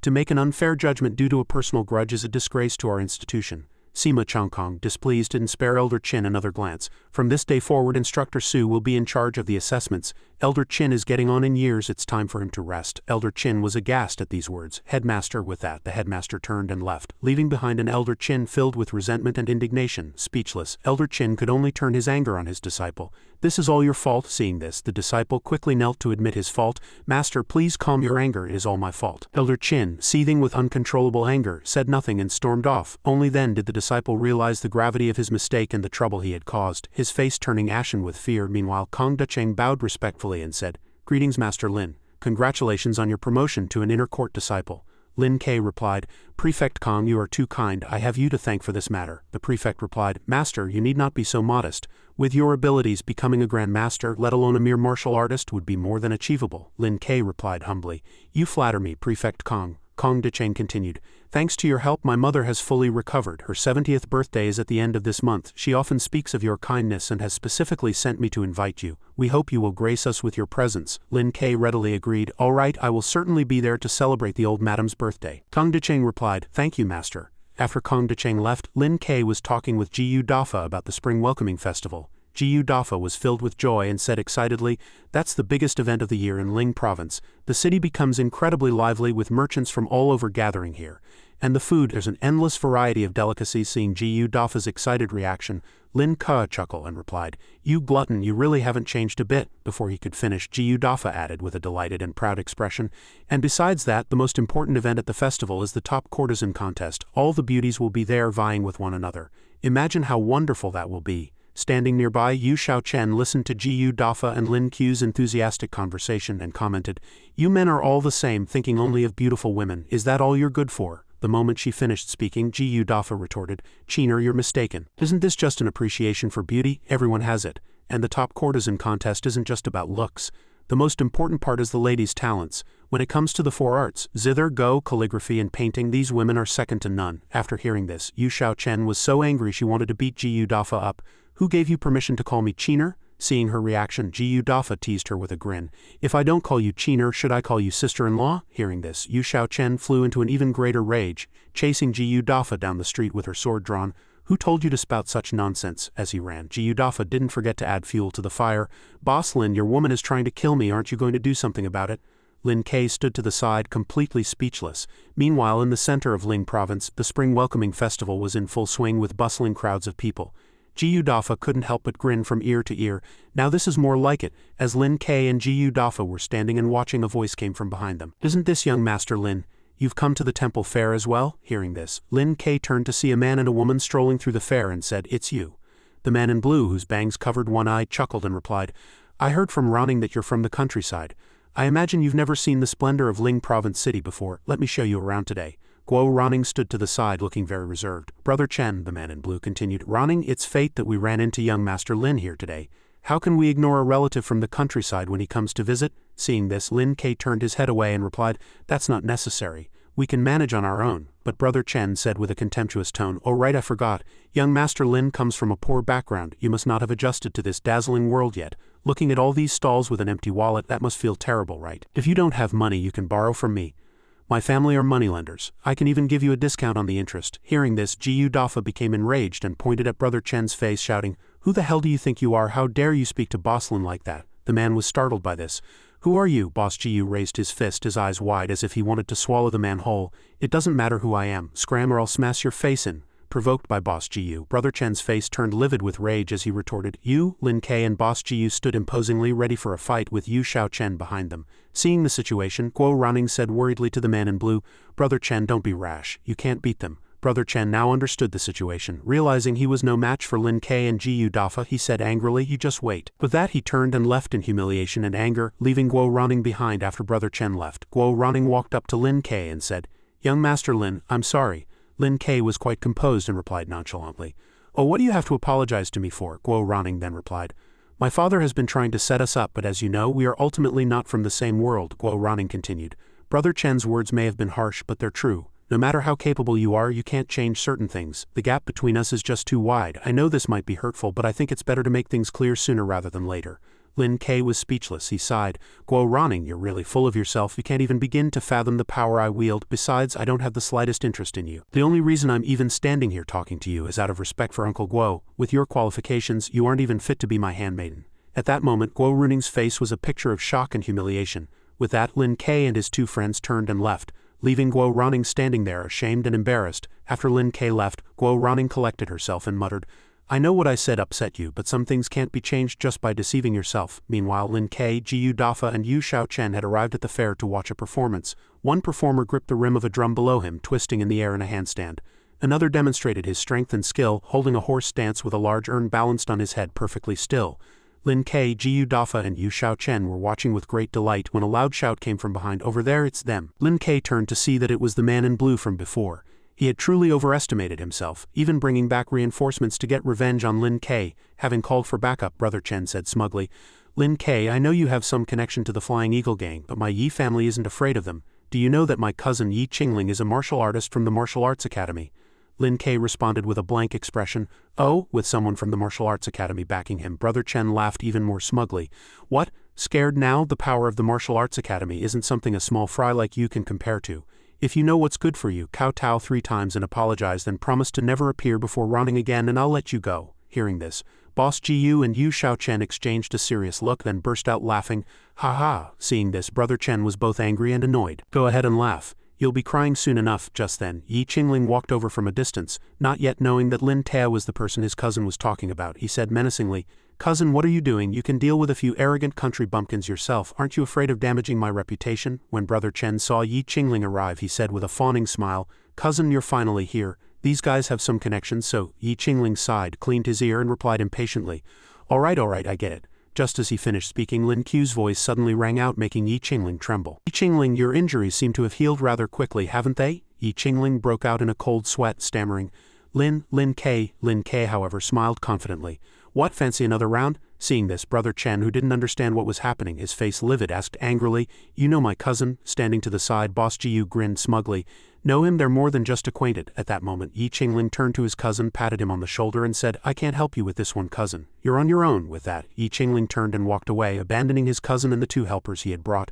Just then a fist flew out, knocking out 2 of a henchman's teeth, followed by an uppercut that sent the other one to the ground. It was Jiyu Dafa. With just a few simple moves, he had taken care of the 2 henchmen. He then dusted off his hands and said, "Some people just don't learn until you beat them. I have no idea what they were thinking bringing a few guys to challenge us from the martial arts academy. Brother Chen said in a panic. You're from the martial arts academy too? Seeing his reaction, Jiyu Dafa chuckled. What? Didn't your cousin tell you? Brother Chen looked like he was about to break down, stammering. Aye then. Jiyu Dafa held up 3 fingers to Brother Chen and said, Get on your knees and give me 3 proper kowtows and I'll let you go. Terrified out of his wits, Brother Chen was still processing when Jiyu Dafa's eyes widened. He clenched his fists, cracking his knuckles menacingly, looking like a vicious demon ready to tear him apart. Although filled with rage, Brother Chen was too scared and knelt down, kowtowing to the imposing Jiyu Dafa, who stood with his arms crossed. After kowtowing, he stood up without a word and immediately fled. Seeing this, Yu Xiaochen sighed and said, HMPH, he didn't even get a taste of the young master's power. Jiyu Dafa said smugly, as the boss's underling, it's my job to clean up this small fry. But Lin Kei said, alright, stop showing off. Jiyu Dafa smiled sheepishly and scratched his head. Hee. Meanwhile, inside a magnificent building called the Bright Moon Pavilion, which appeared to be a tavern, inside a man named Bai Yuxuan, a disciple of the 4 great elders, was drinking alone. He raised his cup and drained it in one go, a bitter expression then appearing on his face. A man walked in through the door. It was Yi Qingling. What were these two plotting? Seeing Yi Qingling enter, Bai Yuxuan said, What took you so long? When does the top courtesan contest start? Yi Qingling approached, sat down at the table and replied, Soon, I just saw the crowds heading this way. As the two were talking, Brother Chen suddenly burst in and said, Cousin, what's the deal with that Lin Kei? You and him? Hearing the name Lin Kei, Bai Yuxuan was startled. Bai Yuxuan's face turned livid as he said unhappily, Lin Kei, you're saying he's here too? Yi Qingling replied, I ran into him at the fair earlier. I guess he's here to have some fun too. At this, Bai Yuxuan was so angry he was speechless. Lin Kei. Inside the tavern where the top courtesan contest was about to be held, Brother Chen asked Yi Qingling and Bai Yuxuan, Cousin, senior brother Bai, what's wrong? Yi Qingling barked. Shut up, don't mention what happened today ever again. Bai Yuxuan had a contemplative look on his face. Seeing this, Yi Qingling tried to lighten the mood. Senior brother Bai, it's rare for us to get out and have fun. Come on, cheers. Brother Chen, not understanding the situation, also chimed in. Yeah, let me call some girls to liven things up. We won't go home until we're drunk. Hearing this, Bai Yuxuan replied, If you're getting someone, get the best. Go find Shui Ruyu. Yi Qingling replied enthusiastically, I'll stake my reputation on it. I have some pull here at the Bright Moon Pavilion. On the river, 5 brightly lit flower boats were floating slowly. By now, Lin Kei, Jiyu Dafa and Yu Xiaochen had arrived, ready to watch the top courtesan contest. Jiyu Dafa said, The guests on these boats are the top performers from the Qingjia troupe. To win the title of top courtesan, all the troops have spared no expense. Tonight's competition at the Bright Moon Pavilion is bound to be spectacular. It'll be a feast for the eyes, I guarantee it. Hearing this, Lin Ta smiled and glanced at Jiyu Dafa, while Yu Xiaochen seemed uninterested. Above the Bright Moon Pavilion, a bright full moon hung in the night sky, flanked by twinkling stars. A truly beautiful sight. The top courtesan contest had begun. The woman in a red and green dance dress was dancing gracefully before the crowd, her movements fluid and beautiful. At this time, Bai Yuxuan, Yi Qingling and Brother Chen were standing on an upper floor watching the show. Yi Qingling then said, It's almost Miss Shui's turn. Let's hurry down and watch. Bai Yuxuan agreed. All right. Before they could go downstairs, they saw Lin Kei and his group standing below watching. Brother Chen was flustered. Lin Kei. Bai Yuxuan thought to himself, Lin Kei. Then the previous woman's performance ended and 2 people came out carrying a chin table preparing for the next act. The crowd started shouting loudly, It's Miss Shui's turn, Miss Shui. Jiyu Dafa couldn't contain his excitement and also shouted, Miss Shui. Seeing this, Lin Kei turned and asked curiously, Who is this Miss Shui to be so popular with everyone? Jiyu Dafa immediately replied, Her name is Shui Ruyu. She is a very famous beauty who often wins the top courtesan contest. It's rare to see her perform, but her reputation is known far and wide. Her skill with the chin is simply divine. It's no exaggeration to call her a master. Her performance is what everyone looks forward to the most. I bet more than half the people here came just to catch a glimpse of Shui Ruyu. The atmosphere was incredibly boisterous and fervent, with the crowd chanting in unison, Miss Shui. Then a stunningly beautiful woman in a vibrant pink dress appeared. This must be the long-awaited Shui Ruyu. Her delicate hands gracefully plucked the chin strings, her nimble and gentle movements producing a soul-stirring melody. Everyone listened in silence as she played. The music was crisp and melodious, utterly enchanting. Immediately after, the crowd erupted in excited cheers. Amazing, that's Shui Ruyu for you, simply unparalleled. The sound of her chin echoed throughout the spacious Bright Moon Pavilion. Shui Ruyu's performance ended, and a handmaiden came forward to place a cloak over her shoulders. The people below, still wanting more, shouted, Shui Ruyu, one more song, Shui Ruyu, don't go, Shui Ruyu. As the crowd followed Shui Ruyu with regretful eyes, a man stepped out to address them. Everyone, the man in brown clothes continued. As you all know, Miss Shui is a huge star not just in Ling Province but in the entire martial world. The Bright Moon Pavilion paid a hefty price to invite her to perform for everyone tonight. From below, a spectator shouted, Who wants to listen to you talk? We want to hear Shui Ruyu play. Another person added, Yeah, get Shui Ruyu to play a few more songs, we've got plenty of money. Seeing such a strong reaction, the man in brown, who seemed to be the master of the Bright Moon Pavilion, said, "It's no wonder everyone is so enthusiastic. Unfortunately, the time agreed upon between the Bright Moon Pavilion and Miss Shui has ended and she has already departed." He paused. However, he changed his tone, piquing everyone's curiosity. "Stop being mysterious, just say what you have to say. Yeah, spit it out." Seeing this, the owner of the Bright Moon Pavilion replied, "I have managed to secure a rare opportunity for all of you." The crowd below was puzzled. "What opportunity?" The man in brown answered. "If any of you can show your sincerity and win Miss Shui's favor, you will be able to meet her privately."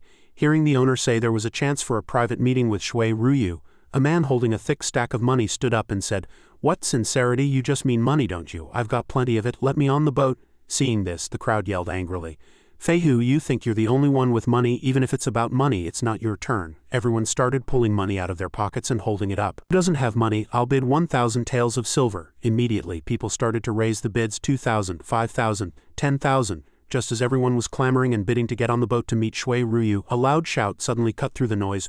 100,000! It was Brother Chen, Yi Qingling and Bai Yuxuan. Brother Chen announced loudly and confidently, "We bid 100,000. In an instant, everyone fell silent, utterly speechless. Brother Chen saw Lin Ka, Jiyu Dafa and Yu Shao Chen standing on the other side and thought smugly, "Scared now, so what if you're a martial artist? In the end, this world runs on money. A pauper like you dares to come to a place like this, you really don't know your place." Seeing this, the owner of the Bright Moon Pavilion asked again, "Are there any other patrons who wish to show their sincerity?" Seeing this, Jiyu Dafa turned to Lin Ka and asked, "Boss, should we give it a try?" The owner of the Bright Moon Pavilion heard Jiyu Dafa's voice and quickly turned to ask, "Are you two young masters also interested?" Brother Chen, acting as if no one else mattered and believing only he could afford such a high price, said smugly, "Steward Liu, don't waste any more time. Go and report to Miss Shui." Then Brother Chen looked at Lin Ka, a contemptuous smile playing on his lips. "A live-in son-in-law who got kicked out wants to meet the beauty. How could Shui Ruyu possibly be interested in a country bumpkin like him?" Just then, Lin Ka spoke up, "Wait. I too have some sincerity to show." Hearing this, the man in brown, the owner of the Bright Moon Pavilion, replied, "And what might your sincerity be, young master?" Lin Ka answered, "I was fortunate enough to witness Miss Shui's talent just now, so I would also like to play a piece as a gift in return for Miss Shui." Lin Ka then took out a chin and made some adjustments, familiarizing himself with its feel. As Lin Ka tuned the chin, he thought to himself, "Asterisk in my past life." He had also learned a bit of celestial music. Good, now was the perfect time. Seeing Lin Ku's demeanor, that Shen fellow sneered inwardly. "A country bumpkin trying to act all refined and elegant. He wants to play the zither. In my view, this is just pure self-humiliation." The crowd below also looked at Lin Ka with mockery and contempt. "Who is this? No idea. Just some nobody. He's got some nerve, daring to play the zither in front of Shui Ruyu. Isn't that just showing off in front of an expert? I think he's just trying to grab attention. Let's go, let's go." Just then, Lin Ku's fingers swept across the zither strings, and the music spread throughout the entire Bright Moon Tower. Jiyu Dafa, Wu Shaojing, and everyone else present were stunned by Lin Ku's skill. The music from the zither enveloped the entire Bright Moon Tower, and soon the sound reached Shui Ruyu's ears. Even Shui Ruyu, a master whose divine skill could bewitch the heart, was astonished. She marveled at the music Lin Ka produced. Who is playing this solo?" Lady Shui immediately sent her personal maid to invite Lin Ka. "Shao Kui, quickly go and invite the person playing the zither onto the boat." The maid promptly replied, "Yes." At that moment, the sound of Lin Ku's zither traveled farther and farther, drawing an ever-growing crowd to listen. Then, Lin Ka stopped his hands and let out a soft breath. As Lin Ka rose and walked off the stage, the crowd immediately did a complete 180, showering him with praise for his exquisite skill. "Bravo, that was incredible, a genius, a true genius, words can't describe it. That was simply heavenly music." Meanwhile, that Shen fellow was so furious he gritted his teeth, his face darkening. As Lin Ka stepped down from the stage, Shui Ruyu's maid Shao Kui suddenly hurried over and asked, "Pardon my forwardness, but were you the gentleman playing the zither just now?" Seeing this, Jiyu Dafa proudly crossed his arms and replied, "It was indeed my young master." The man in the brown robes, the master of Bright Moon Tower, saw her run down and asked, "Miss Shao Kui, are you here with a message from Lady Shui Ruyu?" Shao Kui replied, "Yes." Then she turned to Lin Ka and said, "I am Lady Shui Ruyu's personal maid. On my lady's orders, I am to invite the gentleman who was playing the zither onto the boat for a chat. I hope you will accept, sir." Hearing this, that Shen fellow was so shocked he blurted out, "What?" At this point, Yi Qingling and Bai Yuxuan were also stunned into silence. Young Master Yi spoke up, intending to object to Shui Ruyu's invitation for Lin Ka to board the boat. How is this possible? Shui Ruyu is a woman of high standing. Why would she want to see someone like him?" Shui Ruyu's personal maid immediately retorted, "Is this gentleman doubting me? This invitation is entirely Lady Shui Ruyu's wish, sir." The young master was left speechless and could only sulk. "Over here," Manager Liu said to Lin Ka with great excitement. "Since it is an invitation from Lady Shui Ruyu, everyone here must comply. Please, young Master Lin." The maid Shao Kui led the way, saying, "This way, please, sir." Meanwhile, young Master Bai turned and left in a huff. Outside, the lights were brilliant like a dream. Witnessing all this, Wu Xiaojing could only sigh. You men are all the same. The moment you see a beautiful woman, your eyes light up. Standing beside her, Gu Daifa teased. What, getting jealous? Wu Xiaojing's face immediately turned crimson and she answered flusteredly. Nonsense, I am dedicated to the Tao. Why would I be jealous over such worldly matters of men and women? But her voice then lowered. I just find it a bit poignant that even someone like young Master Lin couldn't resist the allure of a beautiful woman. Gu Daifa looked towards the boat in the distance and replied, In my opinion, Miss Wu, you are no less than that Shui Ruyu. It's just that you're always so cold and unapproachable. If you could change that, it's not like you wouldn't have a chance. Wu Xiaojing's cheeks were still flushed as she answered, What chance? Without hesitation, Gu Daifa teased Xiaojing again. The chance to become my sister-in-law. Wu Xiaojing flew into a rage, flailing her arms and legs to hit Daifa. You're talking nonsense again. In the distance, the wooden boat carrying Lin Ke returned. Gu Daifa shouted happily, The boss is back. Daifa went excitedly to greet Lin Ke while Xiaojing, unwilling to let Daifa off, hit him a few more times. You're asking for a beating, aren't you? Daifa cried out in pain. Ow, I was wrong. At Orchid Lake Manor, the beautiful courtyard scenery unfolded before them. The three of them had arrived at Orchid Lake Manor. Lin Ke spoke, his tone neutral. This place isn't bad. Daifa couldn't help but exclaim. The boss is truly generous. This place must have cost at least several million taels of silver. Lin Ke was indeed generous, not skimping on Daifa and Xiaojing. From now on, this will be your home. Go pick a room for yourselves. Gu Daifa danced with joy. The boss is the best. The boss is number one. Lin Ke strolled alone in the manor's courtyard, thinking to himself, Places where spiritual energy gathers are becoming rarer. If I rely only on myself, my cultivation won't progress well. Perhaps it's time to set up a formation. Lin Ke gave his orders to Daifa and Xiaojing. The two bowed their heads respectfully. Yes, after instructing his two subordinates, Lin Ke continued his walk, lost in thought. Old Madame Kong's birthday banquet is coming up. I need to prepare a gift. Lin Ke had arrived at the Kong residence. The governor of Longzhou came out to greet him warmly. Mr. Lin, what an honor. Please come in, come in, Lin Ke quickly replied. Governor Kong, there's no need for such formalities. In the distance, the crowd murmured about Lin Ku's identity. Who is that? He puts on such airs, not even bowing to the governor. Is he the son of some official? But I've never seen him in Longzhou before. He must be a disciple from some major official's household. I don't know, maybe he's from the capital. The young master who had been rejected by Shui Ruyu a few days prior appeared from nowhere and chimed in. He's no scion of an official family, he's just a poor kid from the countryside. It seems he's a martial artist from the martial academy now, someone in the crowd responded. Even if he is a martial artist, he shouldn't be so disrespectful to the governor of Longzhou, the young master sneered. Who knows, the kid is pretty good at playing the zither though, maybe he was invited to play for entertainment. Suddenly, Shui Ruyu approached from somewhere and Lin Ke greeted her. Young Master Lin, you're here too? Lady Shui Ruyu, we meet again, Lin Ke replied politely. Lady Shui seemed pleased by Lin Ku's presence. She said, After we parted that day, I was very much looking forward to seeing you again, sir. I have diligently practiced the pieces you gave me guidance on these past few days, and it has been truly eye-opening. I still have many questions I wish to ask you, sir. I sent people everywhere to look for you but couldn't find you. I never expected to have the honor of meeting you here today, Lin Ke said humbly. You flatter me, Lady Shui. Are you also here today to offer birthday congratulations? The governor was most kind to invite me, so I had to come. I am truly delighted to be able to meet you here, sir. A guest in the Kong residence noticed the two of them. Isn't that Shui Ruyu? Who is that man with her? No idea, I've never seen him before. I heard this Lady Shui never meets with men privately. How is this possible? Young Master Yi interjected from somewhere. Not only are they meeting privately, I'm afraid this kid has had a close relationship with Shui Ruyu for several days now. But he and Lady Shui, the young noble sighed in dismay. Forget it, let's not talk about it. But the guest's face suddenly filled with alarm. Brother Yi, please don't joke. If what you say is true, then this kid is in for some terrible luck today. A look of excitement appeared on young Master Yi's face. Oh, what makes you say that, Brother Lu? The guest replied. Brother Yi, don't you know, the commander of Longzhou, Lord Qin, is also here today. That Lord Qin has long admired Shui Ruyu but has had no opportunity to meet her. If he finds out about this, isn't that kid doomed? At this, young Master Yi was somewhat surprised. Lord Qin, you mean the one who commands the troops of Longzhou? Qin Muzzy, Lord Qin, the guest continued in a hushed tone. The very same Lord Qin who commands a large army and has countless masters under his command. Offending him is tantamount to suicide. I'm afraid this kid doesn't even know that disaster is about to strike. While saying, I see, a cunning expression slowly crept onto young Master Yi's face. He was looking forward to the misfortune about to befall Lin Ke. Young Master Lin, let's see how you get out of this one today. Just then, Commander Qin had also arrived. All the guests bowed respectfully. Commander Qin, greetings Commander Qin. This was the commander of the Longzhou garrison. Qin Muzzy, Commander Qin had a powerful presence and a resolute air with a square face and a dark weathered complexion that intimidated many. Commander Qin saw Lin Te and Shui Ruyu walking side by side, talking and laughing. A talented man and a beautiful woman, they looked like a perfect match. Commander Qin bellowed, Ruyu, what are you doing here? I've been looking all over for you. Lady Shui curtsied gracefully, showing no fear. This humble lady greets Commander Qin. Commander Qin rudely rushed forward and grabbed Ryu's hand tightly. Come, hurry up. Come with me. Ryu didn't panic. She pulled her hand back and said firmly, Commander Qin, please conduct yourself with dignity. Although I am but a humble woman, I have always conducted myself with propriety. If you wish to hear me play, you are always welcome.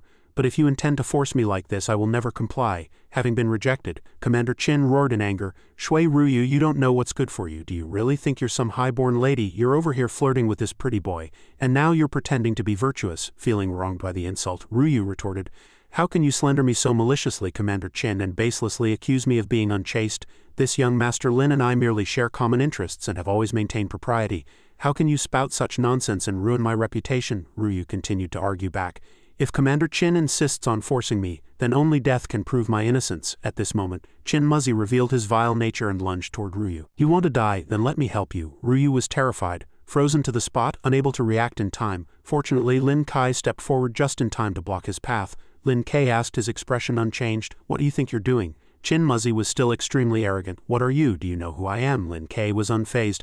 I don't need to know who you are. If Lady Shui doesn't want to go with you, you shouldn't trouble her. Commander Qin was completely taken aback by this disrespectful answer. The guests outside stirred again. This kid must have a death wish, daring to speak to Commander Qin like that. He's trying to steal Commander Qin's beauty. He doesn't value his own life. Young Master Yi was ecstatic. It looked like the show was about to begin. As expected, Commander Qin flew into a rage. He raised his fist to strike Lin Kai, bellowing, insolent. Suddenly, a loud shout interrupted the conflict. Stop! Everyone turned to see the old madam and the governor of Longzhou, followed by several maids in attendance. At this, Qin Muzzy's arrogance vanished. He hurriedly bowed. Old madam, why have you come out? The old madam said with displeasure. HMPH, are you here today to celebrate my birthday or to tear down my mansion? Qin Muzzy feigned cheerfulness and replied, Old madam, you jest. Of course I am here to celebrate your birthday. The old madam questioned him again. To celebrate my birthday? Then what was all that just now? Qin Muzzy could only bow his head and explain what happened.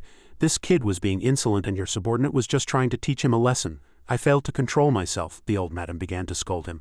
Muzzy, it seems you've been in your position as commander for so long that you've forgotten your place. Qin Muzzy no longer had his previous arrogance. It was replaced by a look of fear, and sweat streamed down his face. Your subordinate wouldn't dare. I was originally promoted thanks to Old Lord Commissioner Kong's patronage. The Old Lord Commissioner and Old Madam are like a second mother and father to me.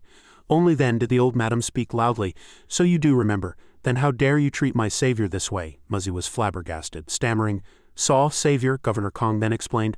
Muzzy, the person before you is Mr. Lin. He is a person of great mystical powers. The old madam is with us today only because he saved her. Muzzy was speechless and could only stammer. This matter. Qin Muzzy immediately dropped to his knees and apologized to Lin Kai. Sir, please accept this lowly one's bow. Lin Kai was rather surprised by this action. An arrogant and domineering man was scared into kneeling and apologizing by just a few words from the old madam. After reprimanding Qin Muzzy, Old Kong turned to Lin Kai to apologize. It is all due to my failure to manage my subordinates. I am truly sorry, Mr. Lin. Muzzy also continued to repent for his earlier attitude. This lowly one was blind and failed to recognize a great person, and even dared to raise a hand against my benefactor. I deserve to die. However, Lin Kai was magnanimous and had no intention of blaming him. Get up and speak. Qin Muzzy quickly thanked him for his generosity. Thank you, sir, Lin Kai added.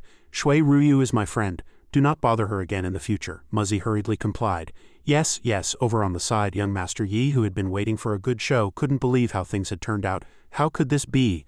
What has this man named Lin done to deserve such treatment? Detestable, truly detestable. After resolving the conflict, everyone proceeded to the birthday hall to offer their congratulations to the old madam. One by one, the birthday gifts were announced. Lord Zhang 300 taels of silver, Squire's son a pair of jade bracelets, shopkeeper Hu a jade Rui scepter. The old madam was very pleased with the gifts everyone brought. Good, thank you all. Next was young Master Yi. He stepped forward holding a large gift, looking around for Lin Kai. When he spotted Lin Kai in the crowd, he thought to himself, this kid came out of nowhere and has just been having some dumb luck. A servant announced the Yi family's gift loudly. Squire Yi, 1 golden Buddha statue. At the same time, young Master Yi unveiled the gift, and a glittering golden Buddha statue appeared in the birthday hall, shining brilliantly. Everyone who saw it exclaimed in admiration, What a large golden Buddha! He truly is the richest man in Longzhou. It's unlikely any gift today will surpass this one. At this point, after presenting his gift, young Master Yi turned to provoke Lin Kai. I hear young Master Lin is the old madam's savior. I wonder what birthday gift you've brought this time. It's not going to be just playing a tune or reciting a poem, is it? This remark made everyone's eyes turn to Lin Kai. Lin Kai remained silent. Seeing this, young Master Yi was immensely pleased, believing his goal had been achieved. Young Master Lin, your good luck ends here. At this moment Lin Ke took a step forward and said, "To celebrate the old madam's 70th birthday I have indeed prepared a humble gift." Lin Ke took out a peach pit. The crowd began to murmur again. "Isn't that just a peach pit?" Whispers ranging from concern to ridicule rose up behind Lin Ke. "Is this kid a fool? Can a peach pit be a birthday gift? Even if he saved the old madam he can't be this rude. Is he trying to cause trouble?" The malicious young Master Yi spared no effort in mocking Lin Ke. "Young Master Lin is truly unconventional. Even if you don't have a gift, you can't just grab something random to make do." Lin Ke asked the servant next to the old madam to bring him a basin of water and a flower pot. The servant was puzzled, but as he hesitated, the old madam prompted him. "What are you standing there for? Go and do as young Master Lin instructed." Young Master Yi thought to himself, *HMPH, I'd like to see what tricks you can pull. Two servants carried a large pot filled with soil to the center of the birthday hall, and Lin Ke approached it. After placing the peach pit in the pot of soil, Lin Ke concentrated his power between two fingers. Lin Ke began to cast a spell on the flower pot. Miraculously, from the peach pit planted moments ago, a tender sprout quickly broke through the soil, then grew into a small tree, its branches rapidly extending from the trunk. The crowd was utterly astounded, exclaiming, "How miraculous!" In the blink of an eye, the peach tree had lush branches and leaves and was bearing fruit. After Lin Ke finished casting his spell, a peach tree taller than a person stood before the guests. This was undoubtedly the most magical and spectacular of all the birthday gifts. In just a few moments, the crowd had witnessed the entire process of a peach tree from sprouting to flowering and bearing fruit. Lin Ke reached out, plucked a fruit, and handed it to the old madam, offering his congratulations. "May the old madam's fortune be as vast as the eastern sea and her life as long as the southern mountains." "Good, good, your great power is magnificent, benefactor. For this old woman to witness it with my own eyes, I am truly blessed for 3 lifetimes," the old madam exclaimed, deeply moved. "A miracle, a true miracle. How is this possible?" an official said, as if not believing his own eyes. "How is this possible?" Holding the immortal peach, before she had even taken a bite, an official said to her, "Old madam, that is an immortal peach. Eating it can prolong one's life." She took just one bite and felt as if she were ascending to the heavens, exclaiming in shock, "It truly is an immortal peach." She declared that in that moment she felt as if she were in a celestial paradise. Hearing the old madam say this, everyone present swarmed forward, bidding on Lin Ke's immortal tree. Someone said, "Old madam, I'll offer 1,000 taels of silver for an immortal peach. I hope you'll sell one to me." Another said, "I'll offer 3,000 taels. Immediately, a higher price was called out. 5,000 taels. The bids for the immortal tree kept getting higher. "No one's competing with me. I'll offer 10,000 taels." After this clamor, Kong Decheng also witnessed Lin Ke's divine powers firsthand. Suddenly a resonant voice rang out. "His Highness the Prince of Chu wishes the old madam eternal peace." The figures of 2 men slowly walked in. "To dare show off such a petty trick," said the man accompanying His Highness the Prince of Chu with disdain. Upon seeing the Prince of Chu, everyone bowed in respect. "Greetings, Your Highness the Prince of Chu." But the Prince of Chu smiled gently. "There is no need for such formalities, everyone." Upon seeing the Prince of Chu, Kong Decheng immediately bowed, both in greeting and self-reproach. "This subordinate greets Your Highness the Prince of Chu. I was unaware of Your Highness's arrival. To have failed to welcome you properly is a crime worthy of death." Seeing his demeanor, the Prince of Chu simply said gently, "Governor Kong, there is no need for such ceremony. Old Lord Commissioner Kong rendered meritorious service to the nation time and again, which is why the imperial court is as prosperous as it is today," he continued. "The old madam is an imperially titled lady of the court. It is only right that this humble prince come to offer birthday congratulations." Despite the praise, Kong Decheng still felt unworthy and even begged forgiveness for not having hosted the Prince of Chu properly. "I am unworthy, the Prince of Chu introduced his companion. "This is Master Feng, an enlightened master of the Tao, who has specifically accompanied this humble prince to offer birthday congratulations." Kong Decheng immediately responded, "I have long admired you." Having tasted the immortal peach, the old madam also respectfully bowed and apologized upon seeing the Prince of Chu. "My hospitality has been lacking. Please accept this old woman's bow." Seeing this, the Prince of Chu said, "Old madam, your health is precious, you mustn't do this. If you were to strain yourself, I'm afraid this humble prince would suffer for it." The Prince of Chu and Master Feng continued forward and came upon Lin Ke, who was standing there. "This must be Mr. Lin," said the Prince of Chu. Master Feng concurred. "Indeed, his humble prince has long heard of Mr. Lin's great name. Seeing you today, you truly live up to your reputation," the prince praised. Hearing this, Lin Ke replied, "Your Highness praises me too highly. I am but a simple man of the mountains." The prince heard this and said, "There is no need for such modesty, sir. By ridding the mountains of the fierce tiger, you are truly a benefactor to the people of my Longzhou." But Master Feng, far from offering praise, frowned with a look of contempt, belittling Lin Ke. "A wet behind the ears brat, how has he earned such favor from your Highness?" Upon hearing this, Lin Ke's face fell, and he remained silent. "Master Feng, you are mistaken. Mr. Lin is a person of great mystical powers. How could this humble prince dare to be disrespectful?" The Prince of Chu reminded Master Feng. The nearby Governor Kong also attested to Lin Ke's powers. "Young Master Lin just conjured an immortal tree. It was a miracle the likes of which has never been seen, an official standing behind him agreed. That's right, we all saw it with our own eyes, however. Master Feng was unyielding and did not acknowledge the miraculous event, retorting loudly and angrily. It is merely a trick of the eye, nothing but a fraud, he continued. Everyone present is a prominent figure in Longzhou. How can you be deceived by such a wandering charlatan? Seeing this, Governor Kong rebuked him. This man is spouting nonsense. The immortal tree is right before our eyes, how could it be a trick of the eye? Master Feng, holding a yellow talisman with red inscriptions between his fingers, revealed a conspiratorial smile, and said, whether it's a fraud or not, we'll know with a single test. Break? He threw the talisman, which flew through the air without falling, instead emitting a blinding light. Under the talisman's dazzling glare, everyone closed their eyes and shielded their faces with their hands. Only Lin Ke continued to stare directly at the talisman's power. I didn't expect the art of talismans. So such things exist in this world. Master Feng controlled his yellow talisman, sending it whistling straight toward Lin Ke's immortal tree. The moment the talisman touched the tree, the immortal tree immediately began to burn violently. With fierce flames shooting towards the sky, Lin Ke did not stop it, nor did he make any move, merely watching it happen with a pensive and dark expression. Then a flash of light twinkled near the ceiling like a star. The Prince of Chu squinted to assess the situation. Master Feng, what is the meaning of this? The prince asked probingly.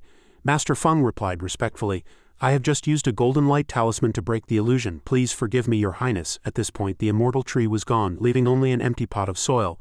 Witnessing another strange sight, everyone was shocked. Ah, the immortal tree is gone, Master Feng laughed triumphantly. What all of you saw was merely an illusion. He then pointed directly at Lin Ke. He said, this person learned some hypnotic arts and cast an illusion in front of everyone, causing you all to hallucinate. I just used the golden light talisman to break his illusion, which revealed its true form. After hearing this, Governor Kong also began to stammer. At this moment Lin Ke began to speak.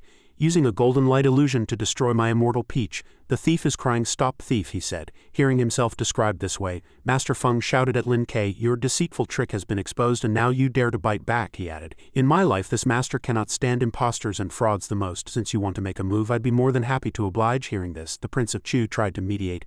Today is the old madam's birthday. You are both men of great skill. Why not each take a step back to avoid hurting feelings and disrupting the peace? Master Feng replied, Your Highness, Longzhou is a vital prefecture of the court. We are here to ease your Highness's burdens. We cannot allow a charlatan like this to remain here. Despite what he said, the Prince of Chu remained firm in his persuasion. Today is the old matriarch's birthday banquet. We must not be reckless. Your Highness, there is no need to be overly concerned. Our Wu dynasty was founded on martial prowess, and my Kong family also comes from a long line of generals. Then the old matriarch spoke gently, turning her gaze toward Lin Ke and Taoist Feng. If you two gentlemen are willing, why not have a friendly spar? It would be quite an eye-opener for everyone. Upon hearing this, Lin Ke remained silent. The old matriarch smiled faintly. Mr. Lin, please don't feel constrained. Do as you please. Night fell, but instead of returning home the people gathered in a crowd as if to watch something. Thud. Taoist Feng fell backward onto the grassy ground. Before him stood Lin Ke, walking toward him with composure. He sputtered in frustration. You brat, this Taoist master underestimated you. With that he pulled out a sea blue talisman, preparing to attack Lin Ke. He flicked the blue talisman and it whizzed through the air. The farther the talisman flew, the more it pulsed with rays of cyan light, crackling like dangerous lightning as it flew relentlessly toward Lin Ke. A lightning talisman? Lin Ke exclaimed. Taoist Feng replied, That's right, are you scared? This lightning talisman is designed to destroy spiritual souls. It's useless no matter how strong your physical body is. As he spoke, a sinister and terrifying smile spread across his face. Lin Ke then extended his right arm. A charm of his own erupted with cyan light, swirling around him like a tornado as the light gathered to meet Taoist Feng's talisman. Then the blue talisman lost its power, gradually dimming and dissipating in midair. Seeing his lightning talisman rendered useless, Taoist Feng was so shocked he stammered, This is impossible, Lin Ke said sharply. How dare you show off with a mere worthless lightning talisman? He continued. Today I will show you what true lightning magic is. As soon as the words left his mouth, he opened his palm, preparing to unleash his own lightning magic. Sparks of magical blue electricity appeared in his hand. Instantly the sky filled with flashing lightning and rumbling thunder.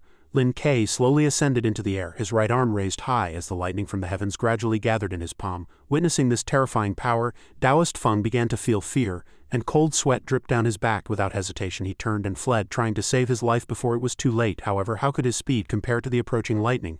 Taoist Feng had no way to dodge and was struck squarely by a bolt. Hit by Lin Ke's spell, he let out a scream of agony. Out of alarm and pity, Prince Chu quickly cupped his hands and pleaded with Lin Ke to spare Taoist Feng. Immortal Master, your powers are vast. I hope you will show mercy and spare his life. Though Lin Ke did not speak, he spared him, stopping his magical assault on Taoist Feng and slowly descending to the ground. Having narrowly escaped death, Taoist Feng remained weak and terrified. He collapsed to the ground, trembling uncontrollably. The disdain and anger he held for Lin Ke were gone from his face, replaced by extreme fear and horror that made tears and mucus stream down his face. Lin Ke said to Taoist Feng in a cold, stern voice, "The art of talismans borrows power from the founding masters. Since you have learned it, you should use it for the righteous path." He then made a proposal that was more of a declaration. "Today I will cripple your cultivation. Do you have any objections?" Trembling, Taoist Feng knelt before Lin Ke and repeatedly agreed. No objections," he continued in a deep voice. "Today is the old matriarch's birthday, so I will spare your life for now. If you dare to offend again, I will cut you down without mercy." As he spoke, Lin Ke's expression grew sterner, frighteningly cold. Taoist Feng was scared witless, his face deathly pale. He stammered, yes, thank you, Immortal Master, for sparing my life." In the distance, Prince Chu knelt on the ground in reverence. "Immortal Master, your divine might is truly admirable. Immortal Master, please accept this humble prince's bow." Hearing this, the surrounding crowd followed suit. "Immortal Master, your powers are vast and your magic is boundless. Please accept our bow." There, Lin Ke's handsome face seemed to glow with an aura, the aura of a tremendously powerful and influential mage. Lord Qin also felt a sense of dread. To think such divine power exists in this world. If I had made a move just now, I'm afraid I would have lost my life. Kong Decheng, kneeling in the distance, also thought to himself, "It's fortunate that my Kong family has been on good terms with Immortal Master Lin from the start. It's a pity my daughter is already engaged and I have no other daughters, or I would definitely betroth one to him." The old emperor, after witnessing Lin Ke's terrifying strength, couldn't help but ponder, "I never expected someone of this caliber to be in Lingzhou. From this day forward, the landscape of Lingzhou is going to change." Lin Ke walked slowly, unintentionally passing a young man dressed in a jade blue brocade robe with white cuffs. This person was none other than Yi Yuchen. This man had always despised and been jealous of Lin Ke. Now, having witnessed Lin Ke's immense power firsthand, his face turned pale with fright. The moment Lin Ke's gaze swept over Yi Yuchen, the latter hurriedly apologized. "Lin, Immortal Master Lin, this humble one was wrong. For this humble one to dare compete with the Immortal Master for a beauty, I deserve to die 1,000 deaths. Are you even worthy?" Lin Ke's voice was icy and sharp. Yi Yuchen could only stammer. This humble one," Lin Ke continued.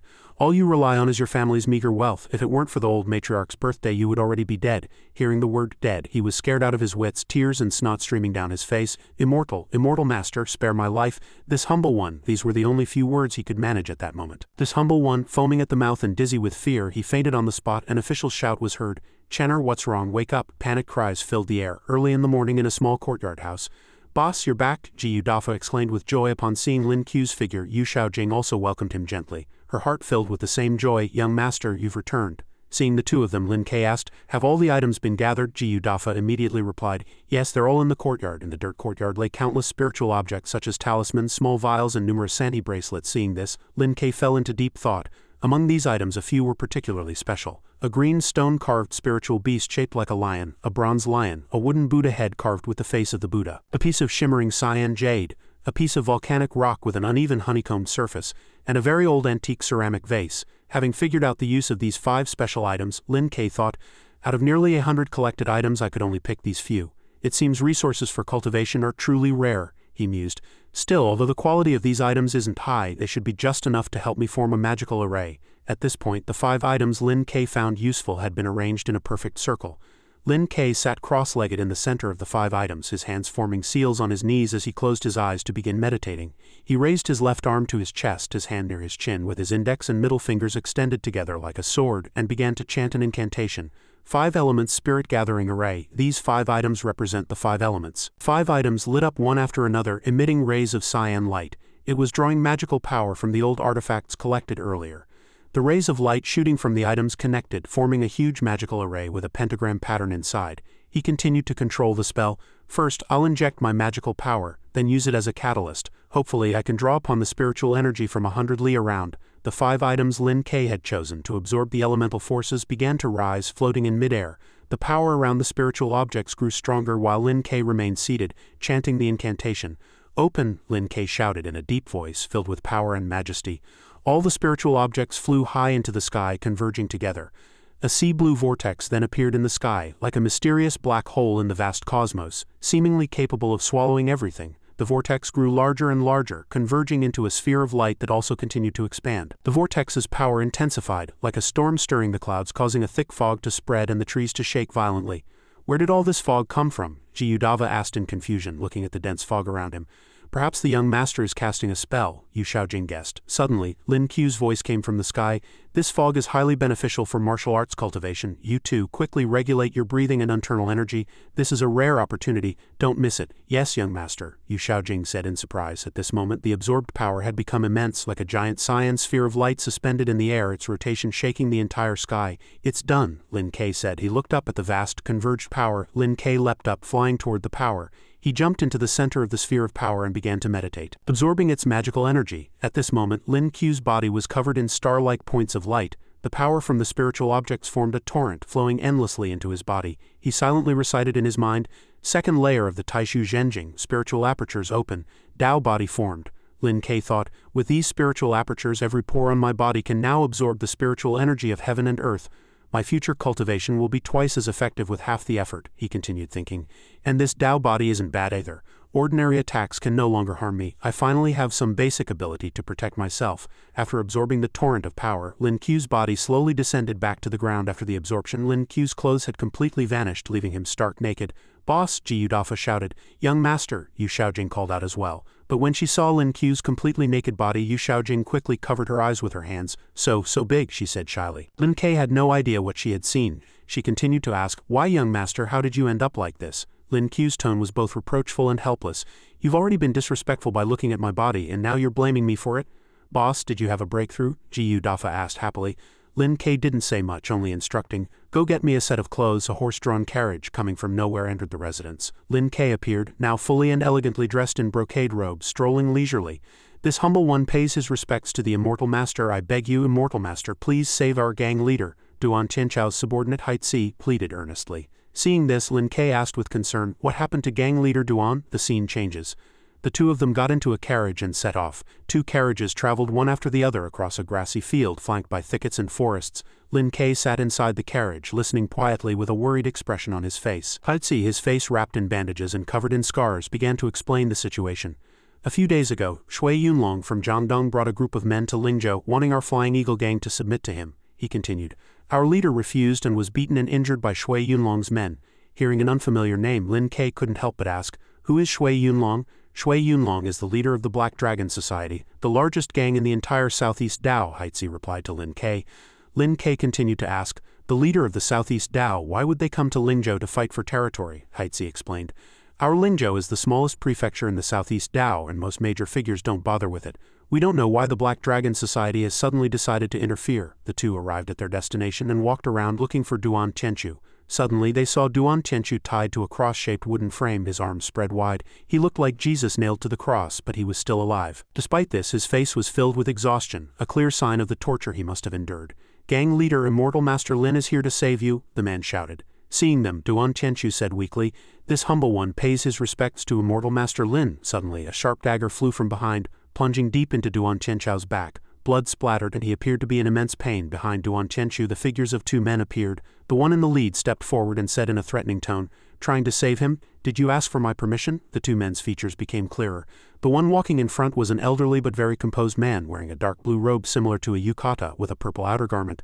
The one who had just shouted the threat was a handsome and dashing young man with platinum blonde hair, dressed in black with a light red cape. "Shui Yunlong," Haitzi blurted out upon seeing the young man with platinum blonde hair. Shui Yunlong asked sharply, "What, didn't I beat you enough last time? You dare to come back?" Although Haitzi was a bit timid, he mustered his courage to reply and propose, "Let our leader go and we can sit down and talk." After hearing this, Shui Yunlong said contemptuously, "Talk to me, don't you have an ace up your sleeve?" As he spoke, Shui Yunlong looked at Lin Ke and continued, "It couldn't be this kid next to you, could it?" Haitzi introduced him. "This is Immortal Master Lin.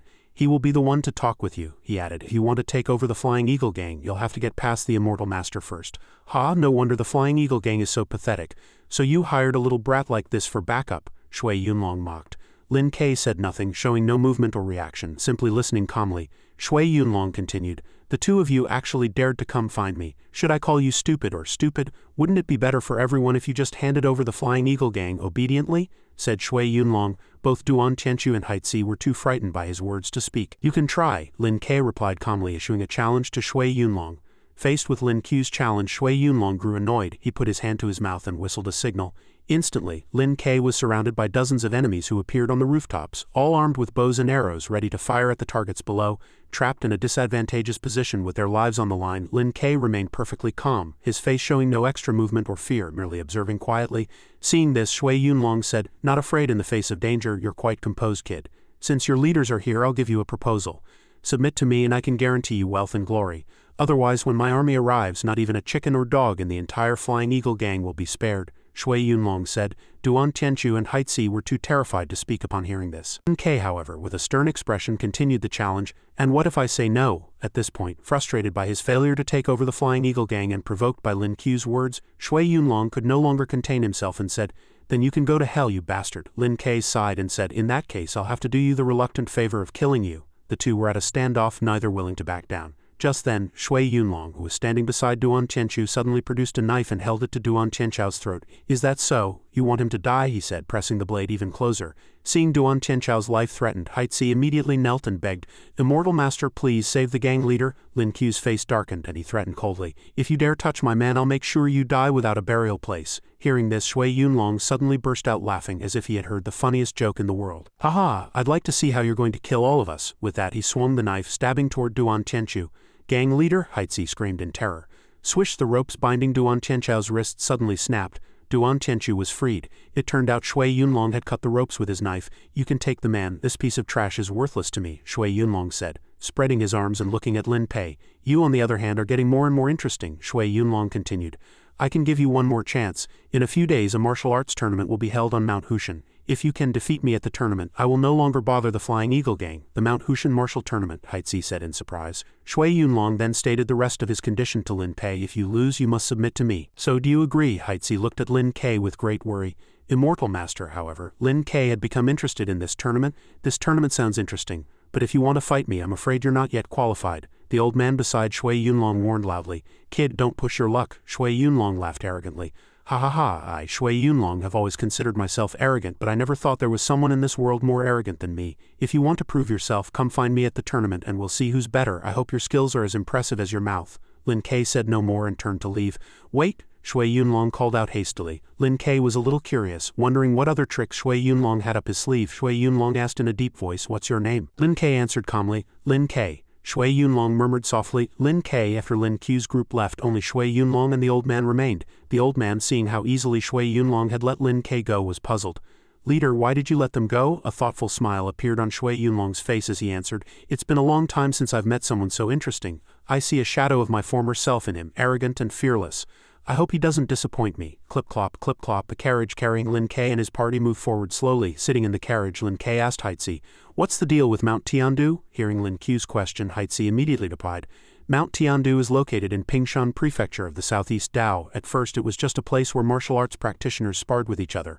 Later, as more people joined, it gradually evolved into a battleground for all kinds of masters." Haitzi lowered his head slightly and said slowly, "After many years of development, it has gradually formed its own set of rules and is now held roughly once a year. Originally, the various gangs in the martial world would often fight to the death over territory. With this tournament, there's now a platform to resolve disputes. Each gang sends its skilled masters to compete for their own interests, which simplifies matters." Lin Ke was curious and asked, "What kind of masters compete?" Haitzi immediately replied, "The participants are a mixed bag. There are disciples from martial arts academies, members of martial world gangs, and reclusive hermits. A wide variety, you could say. Although most are just there for the spectacle, there are some truly powerful masters among them." Lin Ke asked again, "Has the Flying Eagle gang participated before?" "How did you do?" Haitzi looked a bit embarrassed and replied shamefully, "It's embarrassing to say, but our Flying Eagle gang is weak. We basically don't last more than a few rounds." Lin Ke suddenly pondered for a moment, then said lightly, "In that case, I know a little bit of swordsmanship. I wonder if you'd be interested." Hearing Lin Xiao's offer, Haitzi was both shocked and overjoyed. Immediately kneeling down, "This humble one thanks the Immortal Master." On a boat, a beautiful woman was playing a musical instrument. A handmaiden saw two men approaching and tried to stop them. "Sirs, you cannot enter." Seeing the two gentlemen stubbornly insisting on entering, the beautiful woman grew angry and warned, "Who are you ruffians? If you don't back away, I'm reporting you to the authorities." It turned out these two gentlemen were none other than Shui Yunlong and his companion. Shui Yunlong looked at the young woman before him in surprise. "Little sister, it's really you." The beautiful woman couldn't hide her surprise either. "You are, big brother?" The brother and sister then went outside to talk privately. Shui Yunlong said coolly, I can't believe it's been 8 years. I searched everywhere for you but couldn't find you. For us to reunite today, it must be fate. It seems I'll have to go up the mountain to fulfill a vow when I return." The younger sister said sadly, "If Big Brother hadn't stepped in to stop those bandits back then, I'm afraid my chances of survival would have been slim. Later I reported it to the authorities and tried to find you, but I couldn't. I thought you were dead and I was all alone from then on." Shui Yunlong said happily, "Reuniting today is a joyous occasion. Let's forget about the past." Wiping her tears, the younger sister replied with a smile, "You're right, brother, I'm just a little overjoyed." Shui Yunlong continued, "Your brother has now built a considerable enterprise. Little sister, why don't you come back to Jiangdong with me?" Hearing her brother say this, the younger sister hesitated. "I've lived in Lingzhou for many years, I don't want to leave just yet." Shui Yunlong didn't understand why his sister wouldn't go with him.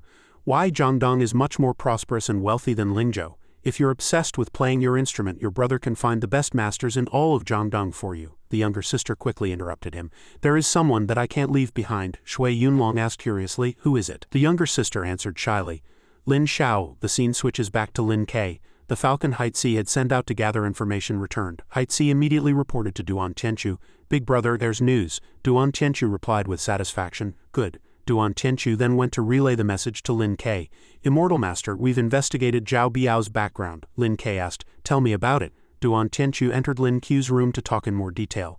Zhao Biao is a disciple of the Sacred Fire Cult and his master is Wei Changgung. Hearing Duan Tianchu say this, Lin Ke asked curiously, "The Sacred Fire Cult?" Duan Tianchu immediately explained, "The Sacred Fire Cult originated from the West and was introduced to the Central Plains 1,000 years ago. It gradually grew powerful and was established as the state religion by the previous dynasty. Later, when our current dynasty seized power, the Sacred Fire Cult was banned and some of its remaining followers went underground. Their headquarters is said to be overseas. Although the Sacred Fire Cult is no longer as glorious as it once was, its influence is deeply rooted and complex, and it has been impossible to completely eradicate it." Lin Xiao was still a bit puzzled. "Then who is this Wei Changgung?" Duan Tianchu continued. "This Wei Changgung is an elder of the Sacred Fire Cult. His position in the cult is said to be second only to the cult leader and his strength is unfathomable. It's speculated that he has likely reached the realm of a Grand Master. In Lin Qu's view, this meant Wei Changgung would likely come for revenge." Duan Tianchu was uncertain. "That's unlikely. Wei Changgung has a distinguished status and should be far away overseas right now. Besides, it's improbable he would act personally. However, Zhao Hu has a senior martial brother named Gong Sun Tai who is highly valued by Wei Changgung." Lin Ke replied with interest, "Oh, is that so?" After a long journey, they finally arrived at Pingzhou town at the foot of Mount Tiandu. Duan Tianchu said calmly, "The tournament begins in 3 days. Please rest here for now, Immortal Master. I will go and arrange for lodging immediately." Lin Ke replied, "Go ahead and arrange it. Let's go for a walk." While Lin Ke was out for a walk, one of Shui Yunlong's men suddenly appeared and said to him, "Our dragon head wishes to see you." Lin Ke followed the man to meet Shui Yunlong. Hearing footsteps, Shui Yunlong turned and said coldly, "You're here." Lin Ke looked at him, asking in confusion, "What do you want with me?" Shui Yunlong got straight to the point. "A few days ago in Longzhou I found my younger sister, who I've been separated from for many years. I want to take her with me, but she refuses." Lin Ke didn't understand what Shui Yunlong was getting at. "What does that have to do with me?" Shui Yunlong stated decisively. "Oh, my sister's name is Shui Ruyu, and it's because of you that she doesn't want to leave Lingzhou." Lin Ke was taken aback by this. He understood what Shui Yunlong was implying. Lin Ke asked with a wry smile, "I suppose you want me to persuade Miss Shui?" Shui Yunlong continued, "For you to become an influential figure in your own right at such a young age is no small feat." He suddenly grew angry and said sharply, "But that's far from enough to become my Shui Yunlong's brother-in-law." Lin Ke found this rather amusing. "Is that so?" Shui Yunlong declared grandly. "My Shui Yunlong's brother-in-law must be a dragon among men. You might have some potential, but you're not qualified yet. Your current status is only enough to show off in the small city of Lingzhou. It's worthless in the southeast region. If you're willing to train under me and become my right-hand man, it wouldn't be impossible for me to marry my sister to you." Lin Ke sighed softly. Shui Yunlong continued, seemingly still pleased with himself, "I know you're not convinced. This world is far beyond your imagination. A blade that is too rigid is easily broken. With a proud personality like yours, it won't be long before your head is on the ground. I don't want my sister to be a young widow." Hearing this, Lin Ke could no longer hold back. He shouted angrily, "Shui Yunlong, you're far too conceited. Miss Shui and I are just ordinary friends and it's not even certain that I, young Master Lin, would be interested in her. As for making me your second in command, who in this world is qualified to do so?" Lin Ke said with a tone full of mockery. Hearing Lin Qu's words, the old man accompanying Shui Yunlong couldn't help but feel enraged on his leader's behalf. "You ignorant piece of trash, this old man will teach you a lesson today and see if you still dare to be so arrogant." He immediately attacked Lin Ke with the demon-subduing whirlwind claw. But before his attack could land, Shui Yunlong reached out and stopped him. Shui Yunlong instructed, "The The martial arts tournament is about to begin. Don't be too hasty. At that moment, Shui Yunlong's own anger erupted. He clenched his fists and roared at Lin Ke. In the southeast, few people dare to speak to me like that. Even the prefect of the southeast has to address me as Dragon Head. You're just the leader of a minor gang. What right do you have to be so arrogant? If it weren't for my sister's sake, I would have crippled your cultivation long ago. Lin Ke felt helpless in the face of this man. He closed his eyes and said flatly, "Everything you've said is worthless in my eyes. As for what right I have this right, the right of my fists." Lin Ke decisively raised his fist and declared with conviction, "No matter how strong you are, one punch is all I need to take you down." Lin Ke's words seemed to have struck a nerve, but Shui Yunlong still restrained himself. "Very well, I'll be watching to see what you're capable of at the martial arts tournament." Lin Ke turned and left resolutely, leaving the two of them standing there seething with anger. The old man beside him spoke up, "That kid doesn't know his place. Dragon Head, why don't we teach him a lesson so he can reflect on his actions?" Shui Yunlong watched Lin Ke's departing figure and replied softly, "Calm down, he must have something up his sleeve. The day of the martial arts tournament has finally arrived and all the major gangs have gathered." Lin Ke's group of 3 walked in calmly. When Yin Chao saw Duan Tianchu, he said mockingly, "Isn't this boss Duan? I heard you took a nasty beating a while back. I thought you were on death's door. You seem to have recovered quite well." Duan Tianchu looked at Yin Chao and replied flatly, "Don't worry. As long as you're not dead, how could I possibly die?" Yin Chao flashed a sinister smile and continued to provoke him. "Didn't I tell you, senior brother, you barely escaped with your life. Wouldn't it be better to just lie low, daring to show up here to join the fun? Do you have a death wish?" It was difficult for Duan Tianchu to hold back. He glared at the other man and shouted, "Yin Chao, watch your mouth. We'll see who dies first later." Yin Chao replied arrogantly, "With just you," he glanced at Lin Te.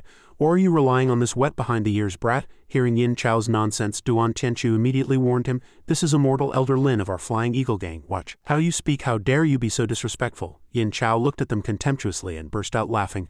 "Ha ha ha, has the Flying Eagle gang run out of people? To actually acknowledge a brat like this, it's so funny I could die laughing." Lin Ke, who had been standing by silently, could no longer tolerate being insulted like this. He sent a slap across Yin Chao's face, making him spit blood. The slap sent Yin Chao collapsing to the ground, his face turning black and blue. He cried out in pain, "Arg!" Seeing their senior brother get hit, several junior brothers rushed over. "Senior brother Yin!" Yin Chao struggled to his feet and ordered loudly, "Kill them for me." The junior brothers, emboldened by their numbers, acted imposing. "So you're going to do this the hard way, is that it?" But before they could advance, Shui Yunlong appeared once again and stopped them. "Stop!" The men turned, recognized Shui Yunlong, sheathed their swords and bowed. "Lord Dragon, Lord Dragon, Lord Dragon." Shui Yunlong reminded them in a deep voice, "All grievances are to be settled after the tournament. If anyone dares to cause trouble before it begins, don't blame me, Shui Yunlong, for being merciless." Just then, Old Huang and Tianhe appeared from nowhere and greeted Shui Yunlong. "Lord Dragon." "Yes, Lord Dragon." Duan Tianchu watched them and said softly, "I didn't expect them to come in person. It seems many people want to make a name for themselves at this tournament." Lin Ke looked at Duan Tianchu with some curiosity and asked, "Oh, are those people very strong?" Duan Tianchu looked at them thoughtfully. "These people are no simple characters. The old man with the long beard is Sect Master Shay of the Rushing Thunder Sect. His Rushing Thunder Fist has few rivals. The guy with the goofy-looking face is Tianhe, the master of the Li Siki Martial Arts Hall. His wind-splitting spear technique is said to be unparalleled. When he uses his full strength, dozens of masters can't even get near him. That woman over there is La Chunmei, the master of the Embroidered Spring Pavilion, and she excels at hidden weapons. In the martial world, she's known as the Thousand-Handed Asura.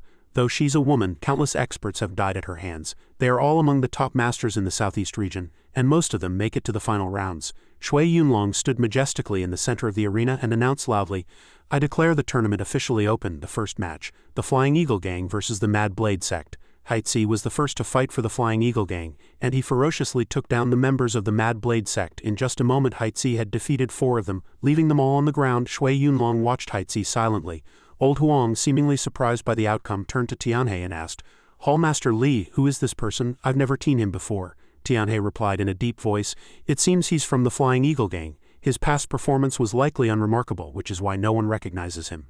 Shui Yunlong seemed very interested in Haitzi's performance. He smiled slightly, thinking to himself, "I didn't realize they had such an expert. Truly unexpected." The sect master of the Mad Blade Sect, seeing his men defeated so quickly, roared in anger, "A bunch of trash." As soon as the words left his mouth, he flew towards Haitzi, his eyes fierce and terrifyingly grim. Sect master, he glanced at the man and shouted, "Useless thing, get out of my way." The crowd was buzzing with excitement, full of anticipation for this showdown. The Mad Blade Sect master attacked first with his saber and Haitzi quickly blocked the strike. The sect master's strength seemed greater than Haitzi's, forcing Haitzi to struggle to defend himself. Using his superior position, the sect master brought his blade down with even greater force. Bang! Under the force of the Mad Blade Sect master's blow, Haitzi's sword snapped in two. Duan Tianchu watched Haitzi with concern. Haitzi. As a result, Haitzi was now collapsed on the ground. A rescue team quickly arrived and carried him out of the arena. Haitzi was carried into a room to rest. Duan Tianchu was genuinely worried about him. Haitzi. Lin Te walked in slowly and asked how he was. Duan Tianchu turned his head and recognized the immortal elder.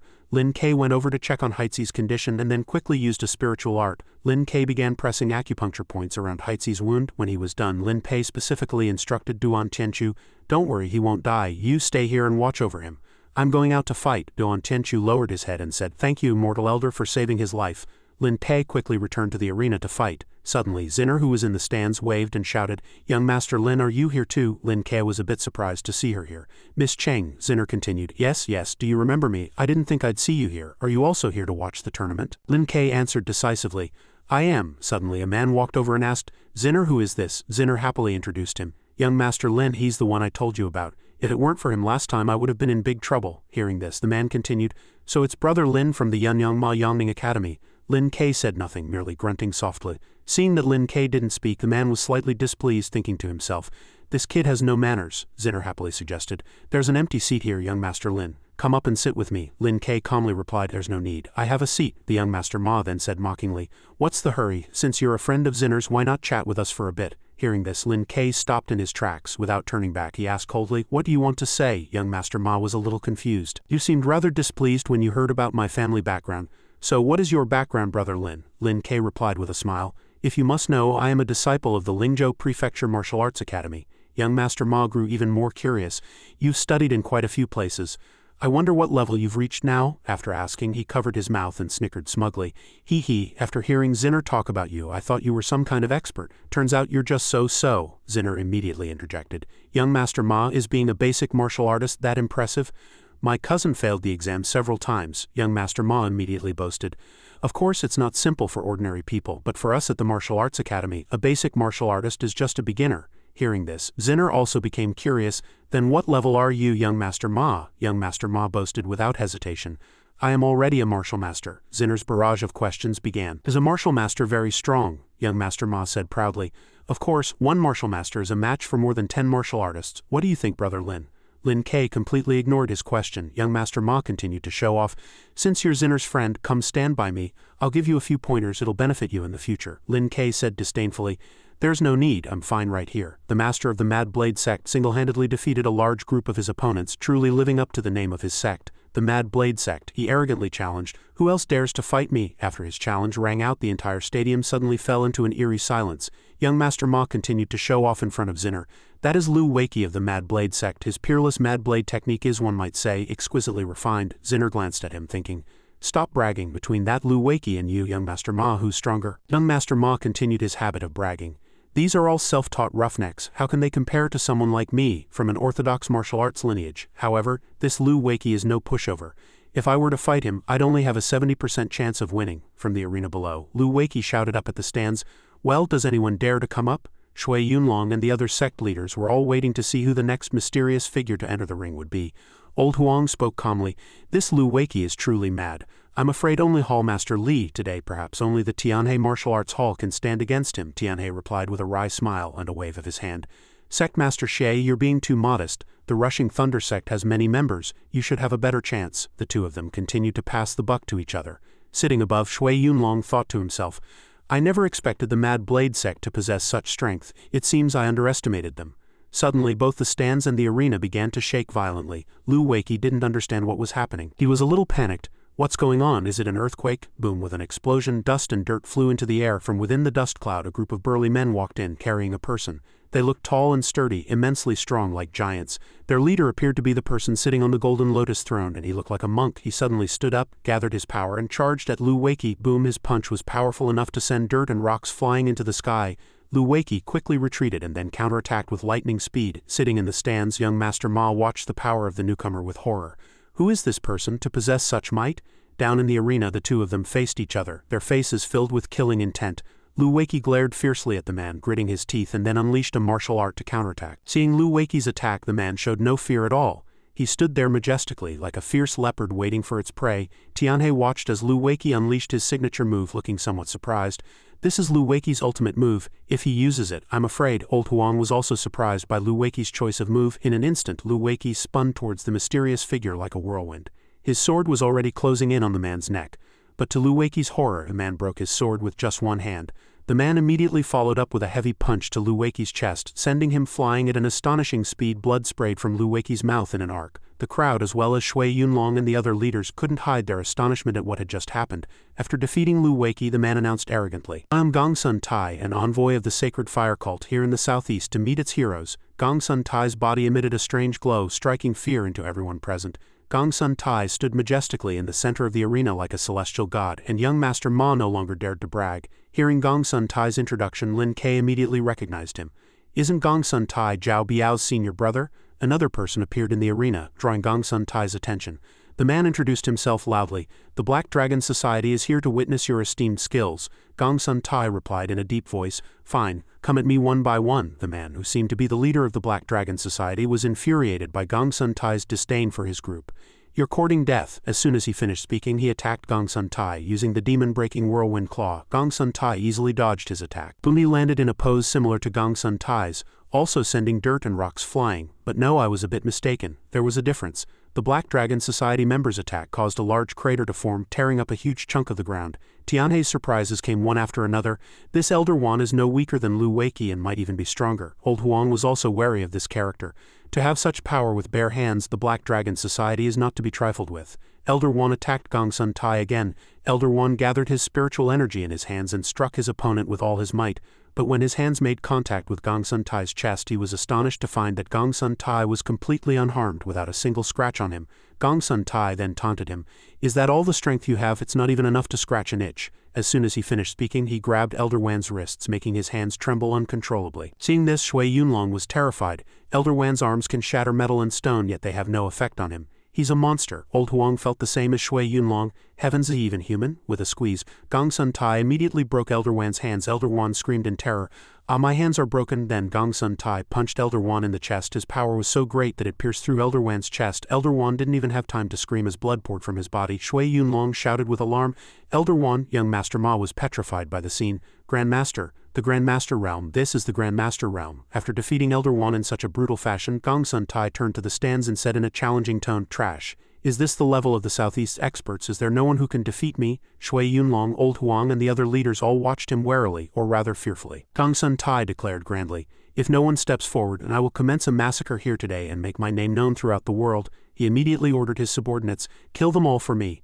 Several giant-like subordinates charged menacingly towards the various gangs present. In the blink of an eye, they had already killed many people. Gongsun Tai ordered loudly, "Leave no one alive, kill them all one by one, don't let any of them escape." Witnessing the atrocities committed by Gongsun Tai and his men, Shui Yunlong was overcome with rage. He turned abruptly and said, "Sect Master Xie, Hall Master Li, Pavilion Master La, this is an emergency, we cannot let them harm the innocent." The three of them looked at Shui Yunlong silently, and then the four of them charged towards Gongsun Tai together. Gongsun Tai showed no fear, saying loudly, "Come on all of you." Shui Yunlong began to execute his Black Dragon Fist. Ha! He immediately directed his power at Gongsun Tai. Gongsun Tai easily dodged Shui Yunlong's attack behind him. Tianhe also assumed a fighting stance. Tianhe then coordinated with Shui Yunlong, attacking Gongsun Tai from behind, but he still failed to harm a single hair on his head. Gongsun Tai quickly counterattacked, grabbing Tianhe's neck and squeezing, making him spit blood with a single motion. Shui Yunlong continued to attack Gongsun Tai. Shui Yunlong's dragon-shaped energy blast shot towards his opponent, but Gongsun Tai remained standing majestically, blocking the force with just one hand. Boom, the two immense forces collided, causing a massive explosion. Lin Ke silently appraised. This Shui Yunlong materializing his internal energy like that, he has some real skill. Now it was Le Chunmei and Old Huang's turn to attack from above in coordination, but Le Chunmei's attacks were nothing more than mosquito bites to Gongsun Tai. Tianhe said worriedly, "He's too strong." The four of them continued to coordinate, relentlessly attacking Gongsun Tai. For Gongsun Tai, dealing with these four was a piece of cake. Faced with Gongsun Tai's power, all four of them were injured to varying degrees. The four were sent flying, each of them spitting blood. Gongsun Tai looked at them with a disdainful gaze. "Too weak, and here I thought you were impressive." Shui Yunlong watched Gongsun Tai, wondering what he planned to do next. Gongsun Tai shouted loudly, "I have a junior brother named Zhao Biao. Some time ago he came to the Central Plains to seek revenge, but I lost contact with him. I fear the worst has happened. All of you present here are likely involved," he roared with fury. "Dare to touch someone from the sacred fire cult and I will make sure none of you have a proper burial." Shui Yunlong thought to himself, With Gong Sun Tai's strength, his junior brother must have been nearly as formidable. Who could have killed such a monster? It seems there must be a true master in the southeast. Old Huang and Le Chunmei looked at Gong Sun Tai, battered and defeated. Suddenly Lin Ke walked down into the arena, stunning both young Master Ma and Zinner. Zinner asked worriedly, "Young Master Lin, what are you doing?" Lin Ke answered coldly with just 2 words, stopping him. Young Master Ma immediately cursed at him. "Idiot, get back here, you're just a martial artist who came to watch the tournament. He's in the Grand Master realm. Do you think you can stop him by going down there?" Lin Ke said loudly. "I am the one who killed Zhao Biao. Now that my prey has delivered himself to my doorstep, how could I possibly let him go?" Hearing this, young Master Ma was utterly shocked. "How, don't joke around. There's a time and place for showing off. You don't have the strength, yet you still want to act tough. For Zinner's sake, I'll begrudgingly take you with me when I escape."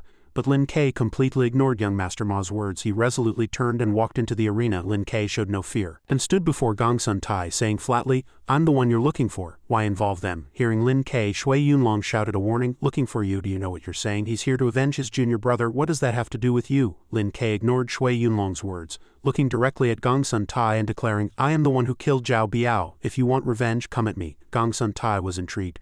"Who are you?" Lin Ke introduced himself coolly. "I am young Master Lin." Shui Yunlong struggled to his feet and looked at Lin Ke, saying, "You're insane, there's a limit to pride. Get back here." Gong Sun Tai looked at Lin Ke with great interest. "You think you could kill my junior brother? Don't be in such a hurry to die. Your turn will come soon enough," Lin Ke simply stated. "Your junior brother was too weak. Killing him was as easy as flipping my hand." Hearing this from the stands, young Master Ma was aghast. "Is he a fool? He must be crazy for fame." Lin Ke succeeded in enraging Gong Sun Tai, who said sharply, "Since you're so eager to die, I'll grant you your wish."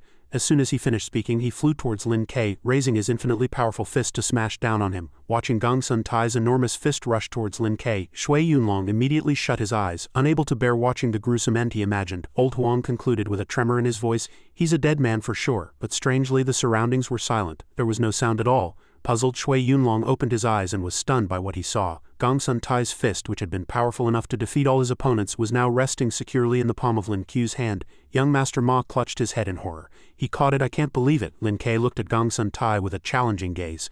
"Well, do you believe me now?" Gong Sun Tai roared. "It was you," Lin Ke said sharply. "If you want revenge, you're not nearly skilled enough." Gong Sun Tai cut in, warning him. "Don't be stubborn. I'm just getting warmed up." As soon as he finished speaking, Gong Sun Tai stomped his foot and retreated, crossing his hands to prepare for a second attack. With a furious roar, an immense power burst forth from him. He shot toward Lin Ke. Lin Ke still waited arrogantly for him to approach. He frowned slightly. Bang! A punch containing infinite power flew at Lin Ke. Lin Ke swiftly blocked it and was knocked backward. Gong Sun Tai immediately launched another strike from midair. Bang! He poured all of his power into this one blow. The destructive force of this attack was likely even greater than Elder Wan's earlier one. Thinking Lin Ke had been defeated, Gong Sun Tai said disdainfully, "Too weak." But the show wasn't over. To Gong Sun Tai's surprise, Lin Ke's figure stood proudly in the center of the crater he had created. Lin Ke raised his arm and said calmly, "If I hadn't cultivated the Tao body before, this arm would probably be gone." Seeing him take his attacks one after another without a scratch, Gong Sun Tai asked in confusion, "Just who are you?" "What, you're only asking now? It's too late." Lin Ke looked at him with contempt. "For a fool like you, it's my turn now." The moment he spoke, Lin Ke immediately unleashed his technique, and a white energy swirled around him. Lin Ke brought 2 fingers together and shouted, "Limitless sword formation, activate." Then he pointed at Gong Sun Tai. Lin Ke's attacks assailed Gong Sun Tai from all directions, making it difficult for him to defend. The force of Lin Ke's power sent Gong Sun Tai staggering, his feet dragging backward along the ground. His arms were severely injured by Lin Ke, covered in wounds and even smoking as if they had been scorched. Seeing that he could hold on for so long, Lin Ke became slightly interested and said, "Your physical body is quite good, much stronger than your junior brother's." Lin Ke raised his arm, channeling his power into his hand, and shouted, "Take this, 9 Annihilation's Heavenly Dragon Art." The light from Lin Ke's technique terrified Gong Sun Tai. It shot toward him at the speed of light. Gong Sun Tai struggled to resist Lin Ke's power. Somehow he managed to remain standing as the aftershock of Lin Ke's attack kicked up clouds of dust. Gong Sun Tai said proudly, "Cough, cough, ha, ha, ha, I blocked it." But he celebrated too soon.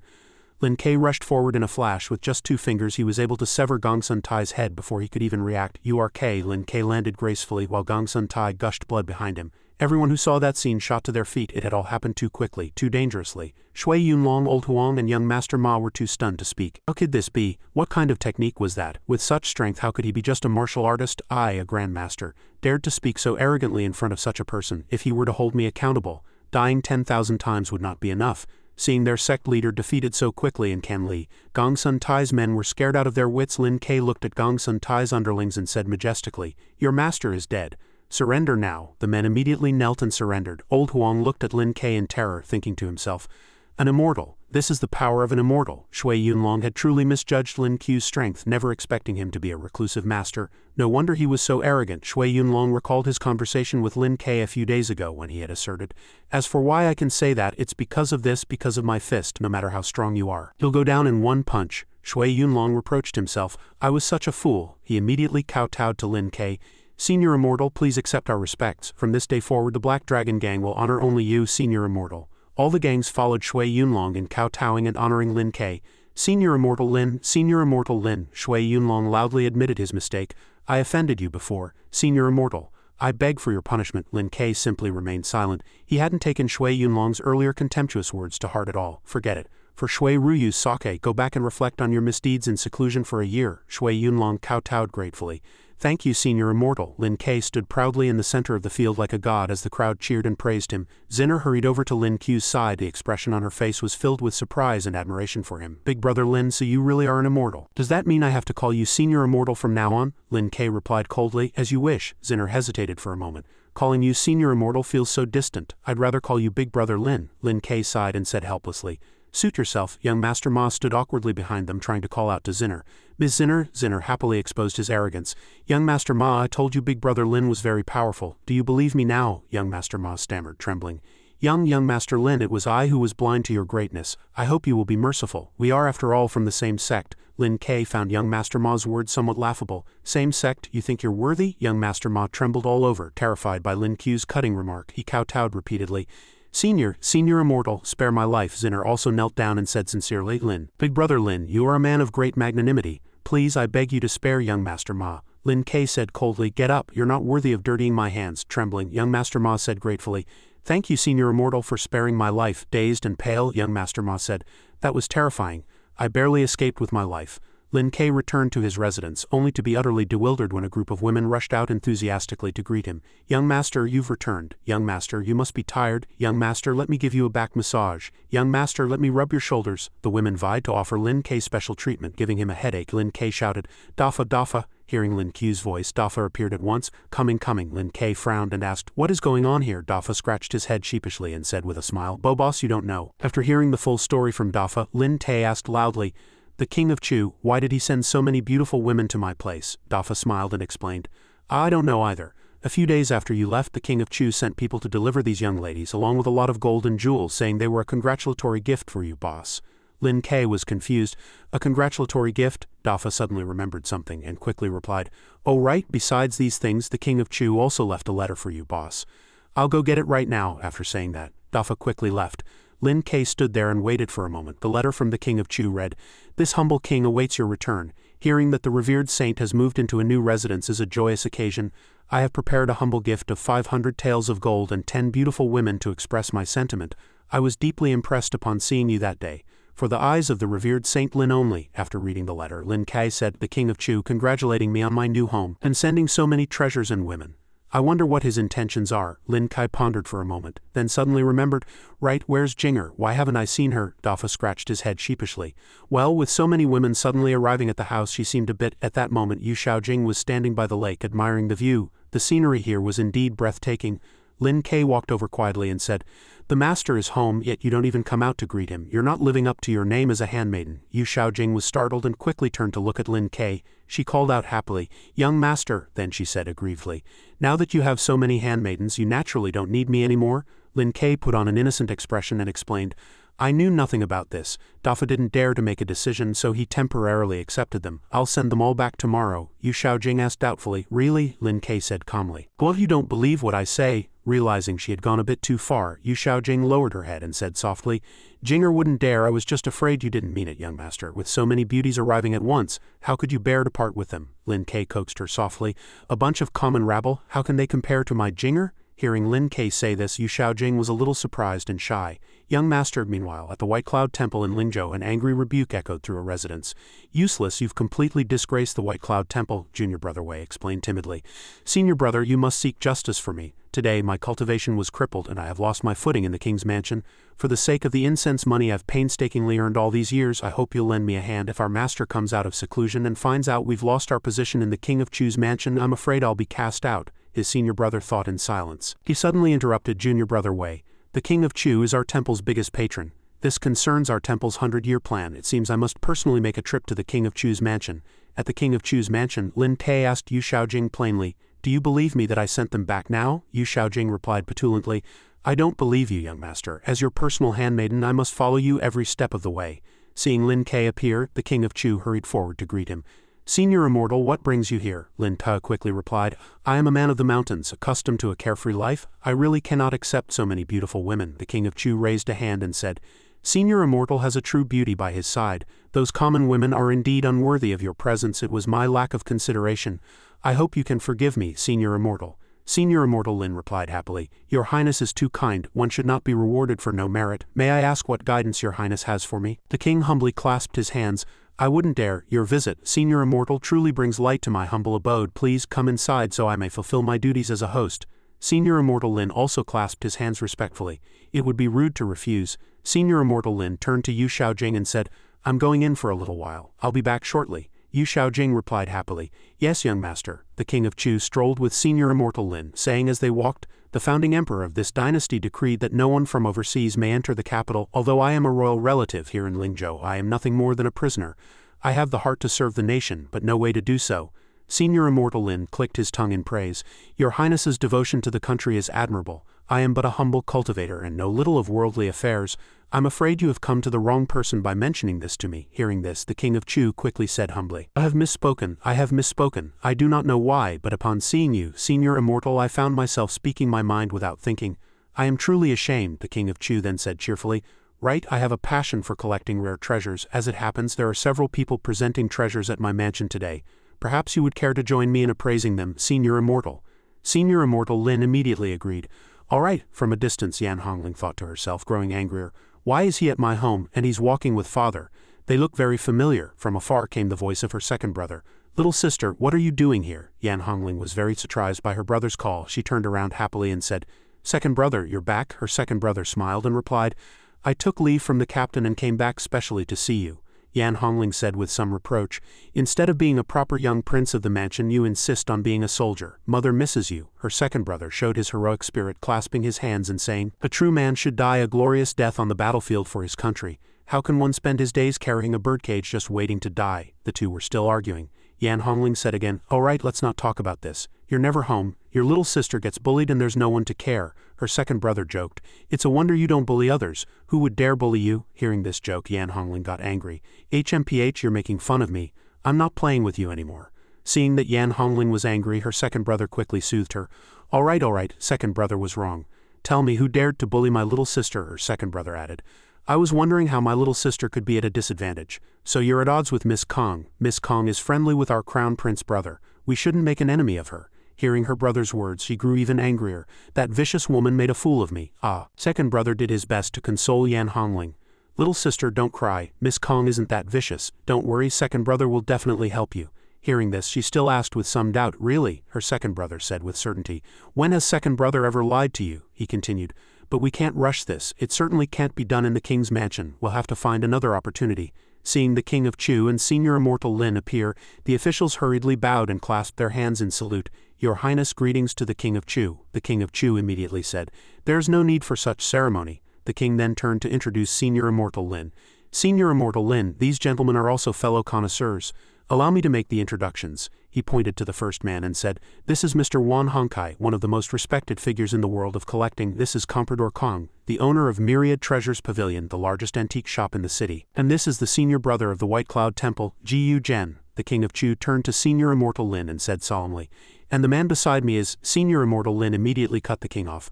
"I am merely here to look. There is no need to mention my name. Please carry on." Then Senior Immortal Lin walked to a nearby chair and sat down. Seeing this, the King of Chu immediately ordered, "Servants, bring tea." Seeing the king's reaction, Mr. Wan grew suspicious. Who on earth is this person daring to be so presumptuous in the king's mansion while the King of Chu doesn't dare to say a word? He looks so young, yet he receives such courtesy from the king. Could he be a royal relative? But his attire doesn't suggest it. Seeing Lin Q's actions, Comprador Kong accused him. "You insolent lout, you have no manners. The host has not spoken. How dare you sit down on your own?" Hearing this, Lin Ke replied coldly, "My legs are sore, so I'm sitting down to rest." "What business is it of yours?" he continued. "This is the king's mansion, not a place for a fool like you to act so wildly. His Highness is magnanimous and doesn't wish to argue with you. but I, Old Kong, cannot stand by and watch. If you know what's good for you, get up and pay your respects to everyone here at once, or else, Lin Kei said coldly. Or else what? He immediately rushed toward Senior Immortal Lin, intending to attack, and shouted, "You ill-mannered brat, let me teach you a lesson." He charged forward, continuing his lunge at Senior Immortal Lin. With a single palm strike, Senior Immortal Lin knocked him to the ground and said, "For the king's sake, I won't hold this against you for now. If you continue to be so ignorant, don't blame me for being merciless." Despite being struck, he still shouted loudly, "How dare you start a fight here? Are all the guards in the king's mansion dead?" Seeing his actions, the king of Chu barked, "Old Kong, this distinguished guest is an honored guest of the mansion. You will not be rude." The king of Chu hurriedly clasped his hands. "My apologies. This is all due to my poor hospitality. I beg your forgiveness, sir." Then the king turned to the man with a stern face and said, "This gentleman is an honored guest here, so this place can be considered his home. Let's not mention those old rigid customs again." Hearing the king's words, he defended his actions. "Your Highness, everyone knows you are magnanimous, but there have been many swindlers lately. You mustn't be deceived." The king of Chu continued to shout angrily, "Silence, this is the king's mansion, it is not your place to speak." The man hurriedly clasped his hands and apologized. "I wouldn't dare, I have overstepped." The king of Chu turned to him and continued, "All right, let me see what antiquities you have brought today. Old Kong, you first." Old Kong immediately clasped his hands and accepted the command. "Yes," holding a bracelet, the king of Chu said, "This is a string of Sarira beads made by a high monk. I went through great trouble and spent a fortune to acquire it. This is an antiquity with spiritual energy. Wearing it not only strengthens the body but also prolongs life and can change one's destiny." The king of Chu immediately said, "Good, I'll take it." Old Kong immediately flattered him. "Your Highness has a keen eye." The king of Chu then turned to Mr. Wan and asked, "I wonder what treasure Mr. Wan has brought this time?" Hearing the king's question, the man immediately took out a seal and introduced it. "I am untalented, but some time ago I happened upon a great treasure. I invite you all to appraise and admire it. This seal is a late work of Lu Gongchen. It is said that Master Lu carved a total of 2 seals. One is in the imperial palace, and the other is this one." Holding the treasure in his hand, the king of Chu said with great interest, "Excellent, excellent. It is indeed a rare treasure in this world." He continued to flatter the king. "Such a treasure is worthy only of your Highness and no other. For this treasure to be in your collection now is for it to have found its rightful home." The king clapped his hands happily. "Excellent," the king then said. "Master Gu, it is your turn. I trust you will not disappoint me." Master Gu clasped his hands and said, "Your Highness is wise. What this humble Taoist has brought this time is the guardian treasure of my White Cloud Temple, the heavenly secret plate." He took out a compass and said, "This is it. This compass was left behind by the founding patriarch of our temple. It was with this very compass that our patriarch founded the White Cloud Temple of today." After hearing the introduction, the king said, "Since it is a guardian treasure of the mountain, it must be extraordinary. I may have to seek your guidance in the future, Master." Master Gu replied, Of course, of course." After everyone had finished their introductions, the king said happily, "To see so many treasures today is truly a joyous occasion. I have ordered a banquet to be prepared, so that we may all drink together." The 3 men replied in unison, "Thank you, your Highness."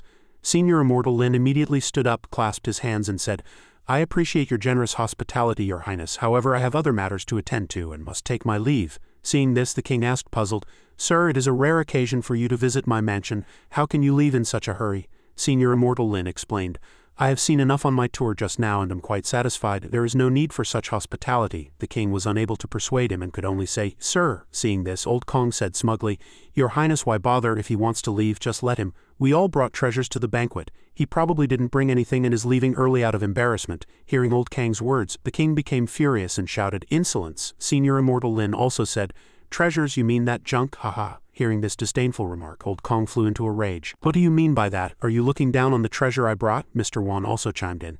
"Young people truly don't know their place." The king asked Senior Immortal Lin, "Sir, what is your esteemed opinion on these items?" Senior Immortal Lin immediately asked back, "Does your Highness want to hear the truth or a lie?" The king immediately replied, "The truth." Hearing this, Senior Immortal Lin began to speak. "That seal is quite nice for scholars and gentlemen, so I won't comment further on it. As for those 2 so-called magical items, there is some room for discussion." The king wanted to inquire further, so he said, "I am slow-witted. Please enlighten me, sir." Senior Immortal Lin continued, "From a cultivator's perspective, those 2 antiquities have absolutely no magical power. To be precise, they are worse than trash." Feeling offended, Old Kong immediately retorted, "Where did this upstart come from spouting such absurdities?" Mr. Wan thought nervously to himself, "Is this kid a fool? How dare he offend these 2 people you can't afford to cross? Old Kong may not be much, but he's on good terms with the Lingzhou militia commandant.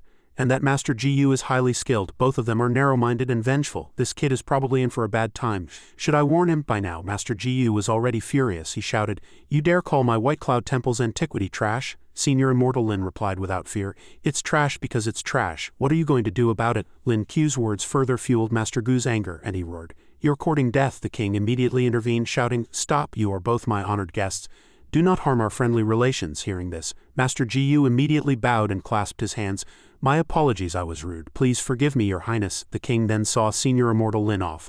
Old Kong conspired with Master Gu. That kid is incredibly arrogant. He embarrassed me repeatedly in front of the king. Are we just going to let him go like this? Gu Zhen chimed in resentfully. Of course not. It's not convenient to act in the king's mansion. We'll intercept him on the road. We must ensure he dies without a burial place. Hearing this, Old Kong laughed smugly. Hee. As he was walking, Lin Ke suddenly saw something. It was second brother and Yan Hongling waiting with a group of soldiers. Seeing Lin Ke, second brother asked Yan Hongling, Is that him? Yan Hongling replied grimly. Yes. Second brother immediately turned to Lin Ke and asked, What did you do to my sister last time? Lin Ke didn't understand his question and asked back, What did I do? Feeling mocked, second brother's expression changed. Fine, you've got guts. You dare to trouble someone from my Yan family. You're dead. Hearing this, Lin Ke explained, Your sister was hitting someone and at the time there was a ban on fighting, so I taught the girl a lesson. Do you have a problem with that? Second brother was furious. He frowned and replied, You're a real piece of work. What business is it of yours if my sister hits someone? Besides, my sister is of noble birth. How can she be compared to a commoner? The two continued to argue. Lin Te continued, In your heart, people with power and influence can beat and curse common folk as they please. It was second brother's turn. He answered confidently, Of course, isn't that how it is? Lin Ke retorted, If that's the case, then right now I have more power and influence than you. I bullied your sister, so what do you plan to do about it? Hearing this, second brother was at a loss for words, only managing to say, he continued, I can't be bothered with your word games. Don't think you can do whatever you want just because you know my father. To prevent others from saying my Yan family is weak, I'm going to teach you a lesson today. Second brother immediately gave an order to his subordinates, You don't need to do anything. Just watch him and make sure he doesn't run. The leading captain immediately acknowledged the order. Yes, captain. The second brother immediately struck a formidable martial arts pose and announced, Captain of the Lingzhou garrison, here to test your skills. Seeing this, Lin Ke asked, You want to fight me one-on-one? The second brother charged at Lin Ke without hesitation, throwing a punch and shouting, Enough talk. Take this. Lin Q's movements were so swift that without moving his hands or feet he sent the man tumbling forward in a pathetic, painful-looking heap. It seemed this second brother was still overconfident and unaware of his own limits. Wiping his mouth, he looked at Lin Ke and said, All right, you've got some skill. With that, he charged forward once more. With his agile reflexes, Lin Ke instantly grabbed the second brother's collar, slapped him hard across the face and warned, Seeing as you're so arrogant, I'll teach you a lesson today on your father's behalf. Yan Hongling, watching from behind, was both stunned and frightened by the whole ordeal. She rushed forward to save her senior brother, shouting, Bastard, let go of my senior brother. Lin Ke turned his head and threatened, Take one more step and see what happens. The men behind them began to whisper amongst themselves, What should we do? Should we help the captain? Are you crazy? Didn't you hear the captain's order? Do you know the consequences of disobeying? But if this goes on, the captain will. You blockheads, hurry up and report to the commander. After the man was beaten black and blue, Lin Te stopped and asked, Do you submit? The second brother was too beaten to speak. Seeing her senior brother being thrashed so mercilessly, Yan Hongling dropped to her knees, crying, Please stop hitting him. Please let my second brother go. Hearing Yan Hongling's voice, the second brother struggled to say, Junior sister, don't beg him. It's my fault for being useless. I couldn't avenge you. Yan Hongling lowered her head and continued to plead, Stop hitting him, please. I beg you, don't hit him anymore. Yan Hongling cried even harder, admitting her fault through her sobs. I was wrong. Please let my second brother go. I'll never do it again. Hearing Yan Hongling's apology, Lin Ke finally released him. Lin Ke added, I hope you remember what you said today. Lin Ke turned to leave but was blocked by the second brother's men, who said nervously, You can't leave. Lin Ke asked, Oh, and why not? They added, You dared to strike our captain. Now you have to wait for our superiors to handle this. Lin Ke asked sternly, You think the likes of you can stop me? In the distance, the commander was approaching on horseback. His men immediately reported, Commander, the captain has been beaten to a pulp, sir. Look. Upon seeing the scene, the commander roared, What is the meaning of this? You can't even protect your own captain. A soldier defended them. Commander, sir, it was the captain who ordered us not to get involved. The commander continued, We'll discuss this later. Where is the man who did this? Upon seeing Lin Ke, the commander was utterly shocked. He immediately dismounted, fell to his knees and kowtowed in greeting.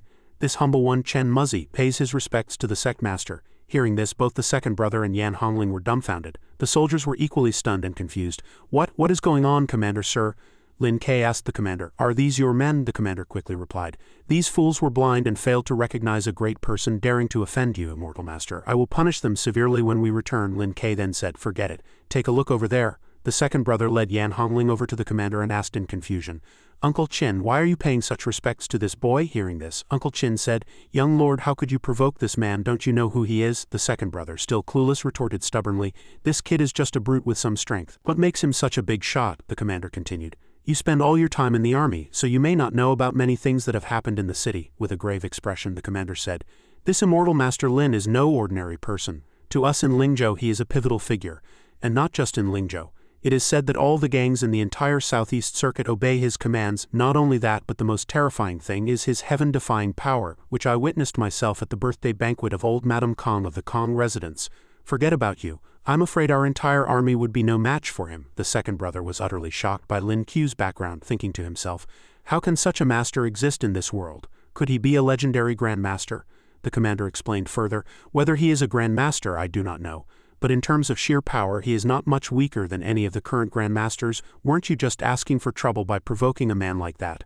Only now did the second brother begin to understand. No wonder Uncle Qin was so respectful to him. The commander continued, "I've heard this immortal master is extremely decisive in his actions. He likely spared you today only out of respect for the prince. Otherwise," hearing this, the second brother immediately knelt before Lin Ke, apologizing and begging for mercy. Immortal Master Lin, it was I who was blind and offended you.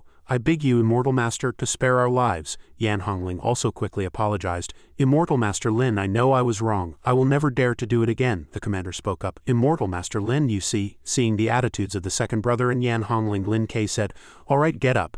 Yan Hongling and the second brother kowtowed together. "Thank you, Immortal Master." Afterward, Lin Ke departed. The second brother turned to Yan Hongling and said, "Junior sister, I'm heading back to the barracks to recover. Don't tell father what happened today. You know he hates it when we cause trouble outside." Yan Hongling's face went pale, and she repeatedly said, I'd never dare again." Yu Xiaojing approached Lin Ke, and as they walked together she said, "Young master, I happened to overhear a guard say something that seemed unfavorable to you." Lin Ke calmly reassured her, "It's fine, the problem has been solved." Yu Xiaojing acknowledged this. As the two walked, they suddenly saw Old Kong and Perfected Master Ji Yu approaching in the distance. Seeing them, Lin Ke smiled and said, "It's certainly a lively day today." Old Kong immediately shouted at Lin Ke, "Kid, I was looking for you. I let you off the hook at the prince's residence, but now let's see who can save you here." Lin Ke tried to give him one last chance. "I'm telling you, if you want to live, disappear from my sight. Otherwise," Perfected Master Ji Yu interjected. "Otherwise, what will you do?" Lin Ke replied confidently. "I'll kill you and leave you without a place for burial." They seemed to disbelieve him and burst out laughing. Lin Ke, "Ha ha ha," Old Kong mocked. "Perfected Master Ji Yu, did you hear that? The kid is at death's door and still spouting nonsense. Let's kill him and see if he still dares to be so arrogant." Yu Xiaojing seemed unafraid. She said to Lin Ke, "Young master, do you need me to act?" Lin Ke replied immediately, "No need." The moment Perfected Master Ji Yu saw Yu Xiaojing, he was overcome with lust, thinking to himself, "This brat is quite lucky with the ladies having such a beauty by his side. That figure, that face." Perfected Master Ji Yu blurted out to Yu Xiaojing, "What a beauty, truly exquisite. I didn't expect to be so lucky today as to pick up a pretty little thing on the road to play with." Insulted in such a manner, Yu Xiaojing was furious and shouted, "What did you say?" He continued, "Beauty, don't be hasty. After I kill him, I'll take you as my dual cultivation partner. I guarantee I'll make you feel as ecstatic as an immortal. Ha ha ha." Yu Xiaojing was enraged and shouted, "You're courting death." In the distance, Boss Duan's group was rushing toward them. Old Kong laughed triumphantly. "Boss Duan, you're finally here. If you help me kill that kid, you can pick any treasure from the Myriad Treasures Tower. What do you say?" Lin Ke interjected. "So he's the one you called for?" Old Kong hid behind Boss Duan and said confidently, "Scared now, are you? Boss Duan is a renowned figure in the martial world. Too bad it's too late for regrets." Boss Duan spoke up. "Old Kong, you're talking about him?" Old Kong replied with a smug smile, "That's right, it's him. The fool doesn't know what's good for him. Boss Duan, no need to show any mercy." Boss Duan snorted, and without hesitation he drew his saber and plunged it through Old Kang's chest, who only had time to gasp. "Boss you," Boss Duan replied. "Old Kong, you'd better reincarnate soon. In your next life, remember to keep your eyes peeled." Seeing this, Perfected Master Ji Yu was horrified and filled with terror. Boss Duan immediately knelt, cupped his fists, and bowed to Lin Ke. This subordinate pays his respects to Immortal Master Lin. Perfected Master Ji Yu suddenly interjected, "It's you. You're the one who crippled my junior brother's cultivation." Lin Ke asked, puzzled. "Your junior brother?" Perfected Master Ji Yu explained. "His surname is Feng. Everyone usually calls him Perfected Master Feng." Lin Ke recalled, asking, "You mean that stray dog that got away? Didn't he tell you about me? And now you've come to die as well?" Perfected Master Ji Yu yelled fiercely. "Fine, you're lucky today. We'll meet again." With that, he turned to flee, but Lin Ke was faster. With a raise of his hand, Perfected Master Gu's head was separated from his body. After it was done, Lin Ke said majestically, "Trying to run too late." Boss Duan cleverly asked, "Does the Immortal Master have any other commands?" Lin Ke immediately ordered Boss Duan, "Get rid of these two bodies, then leave." Boss Duan obeyed, "Yes, sir." Yu Shaojing asked curiously. Young master, were you angry just now? When Lin Ke didn't answer, she asked again, was it because I was insulted that you got angry? Lin Ke replied with only 2 words, nosy. At the back mountain of White Cloud Temple many people were kneeling and kowtowing before the old ancestor's place of seclusion. Then with a loud bang all the rocks exploded, and the figure of the old ancestor appeared majestically. A disciple kowtowed and said, we respectfully welcome the old ancestor out of seclusion. The old ancestor immediately asked, where is perfected Master Ji? Why isn't he here to greet me? When asked about perfected Master Ji, the disciple broke into a cold sweat and stammered, Senior brother, the disciple continued, old ancestor, that man named Lin is extremely arrogant. This disciple wanted to take revenge, but my cultivation was crippled. Senior brother went to find him and he too, the old ancestor spoke up. This is not your fault, you could not resist the power of lightning. You were certainly no match for him, the disciple asked, confused. So are we just going to let it go? The old ancestor said. No, the 100-year foundation of White Cloud Temple cannot suffer such a great humiliation. Pass on my order, open the mountain gates. I am going to meet this master. The old ancestor then set off with the black and white impermanents to find Lin Ke. Night fell upon the Lin manor.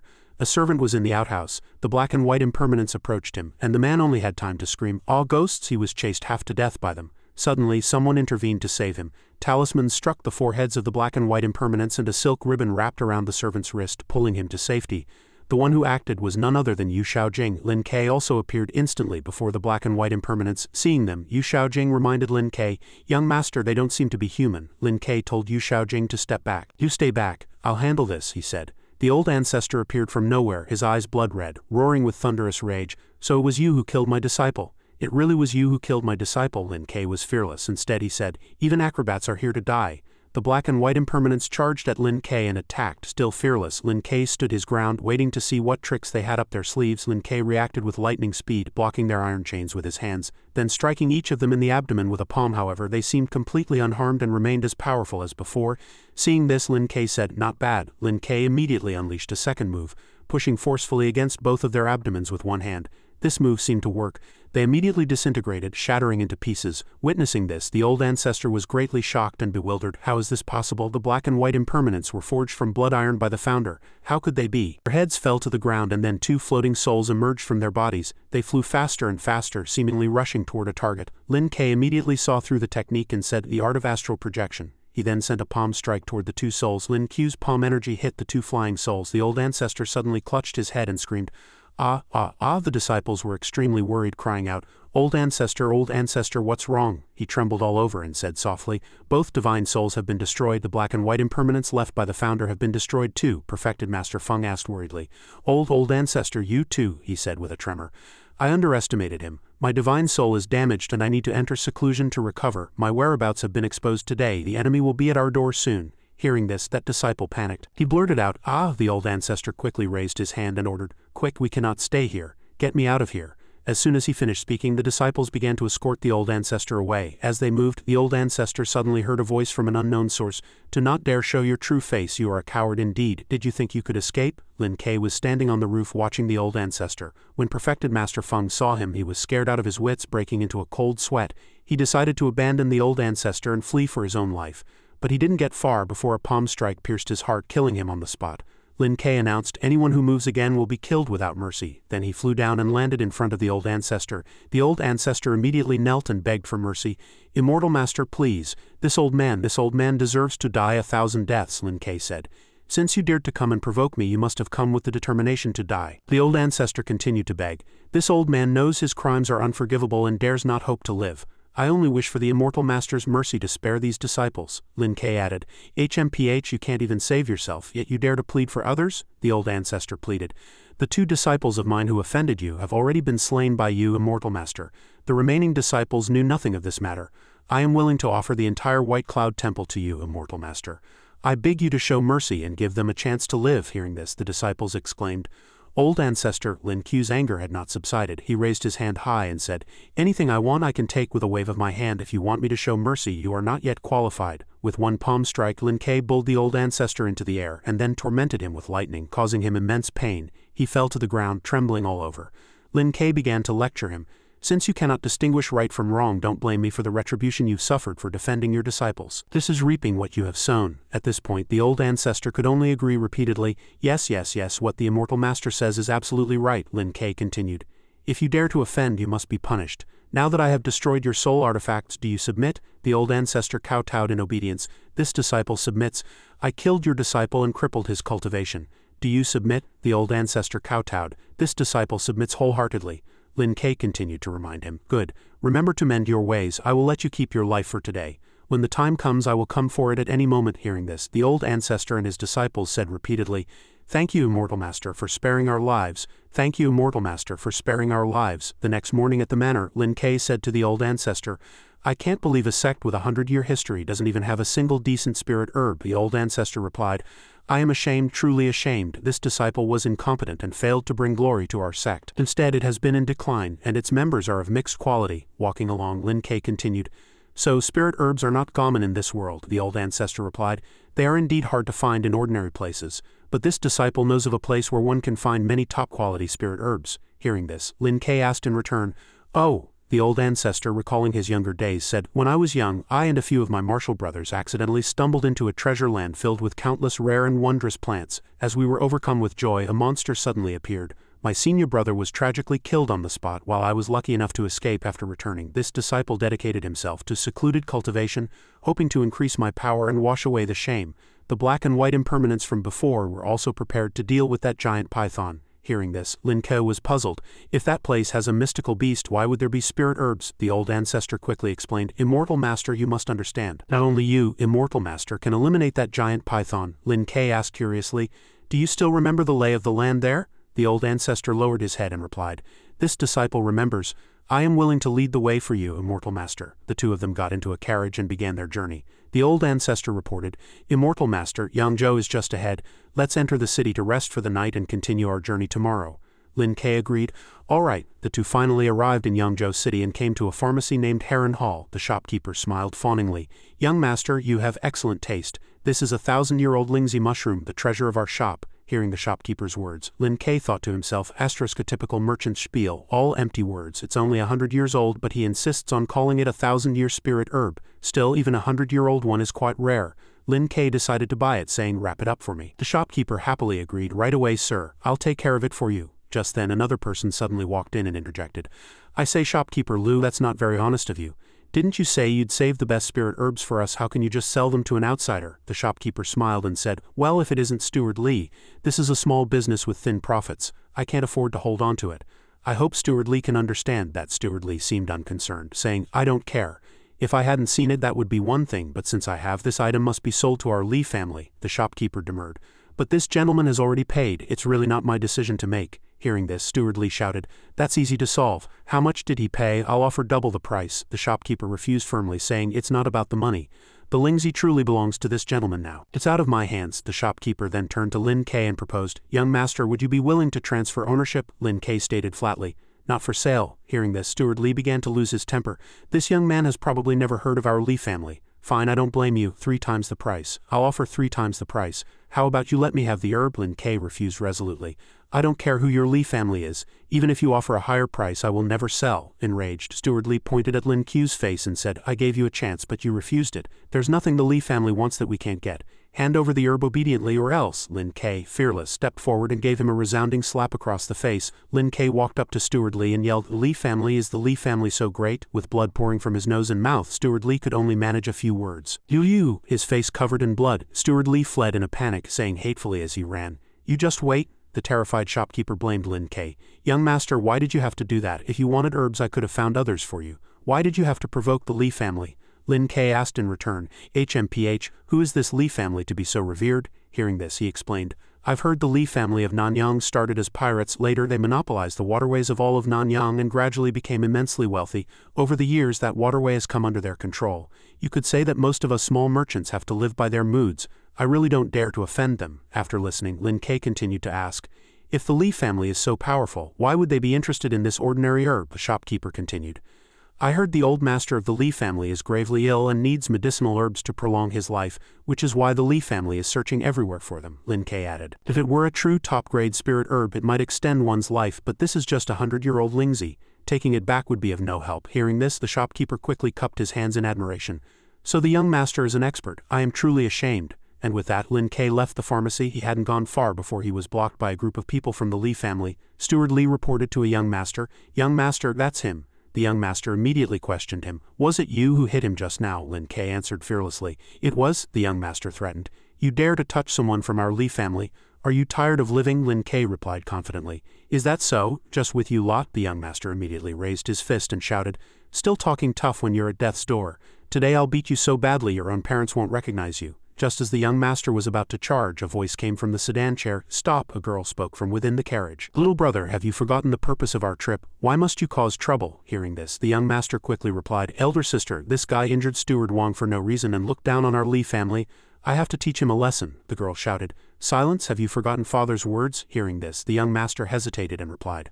Ah, the girl commanded, get back here now. The young master was furious. He shot Lin Kei a glare, but he was helpless and could only turn and leave. Seeing Lin Kei return, the old ancestor greeted him happily.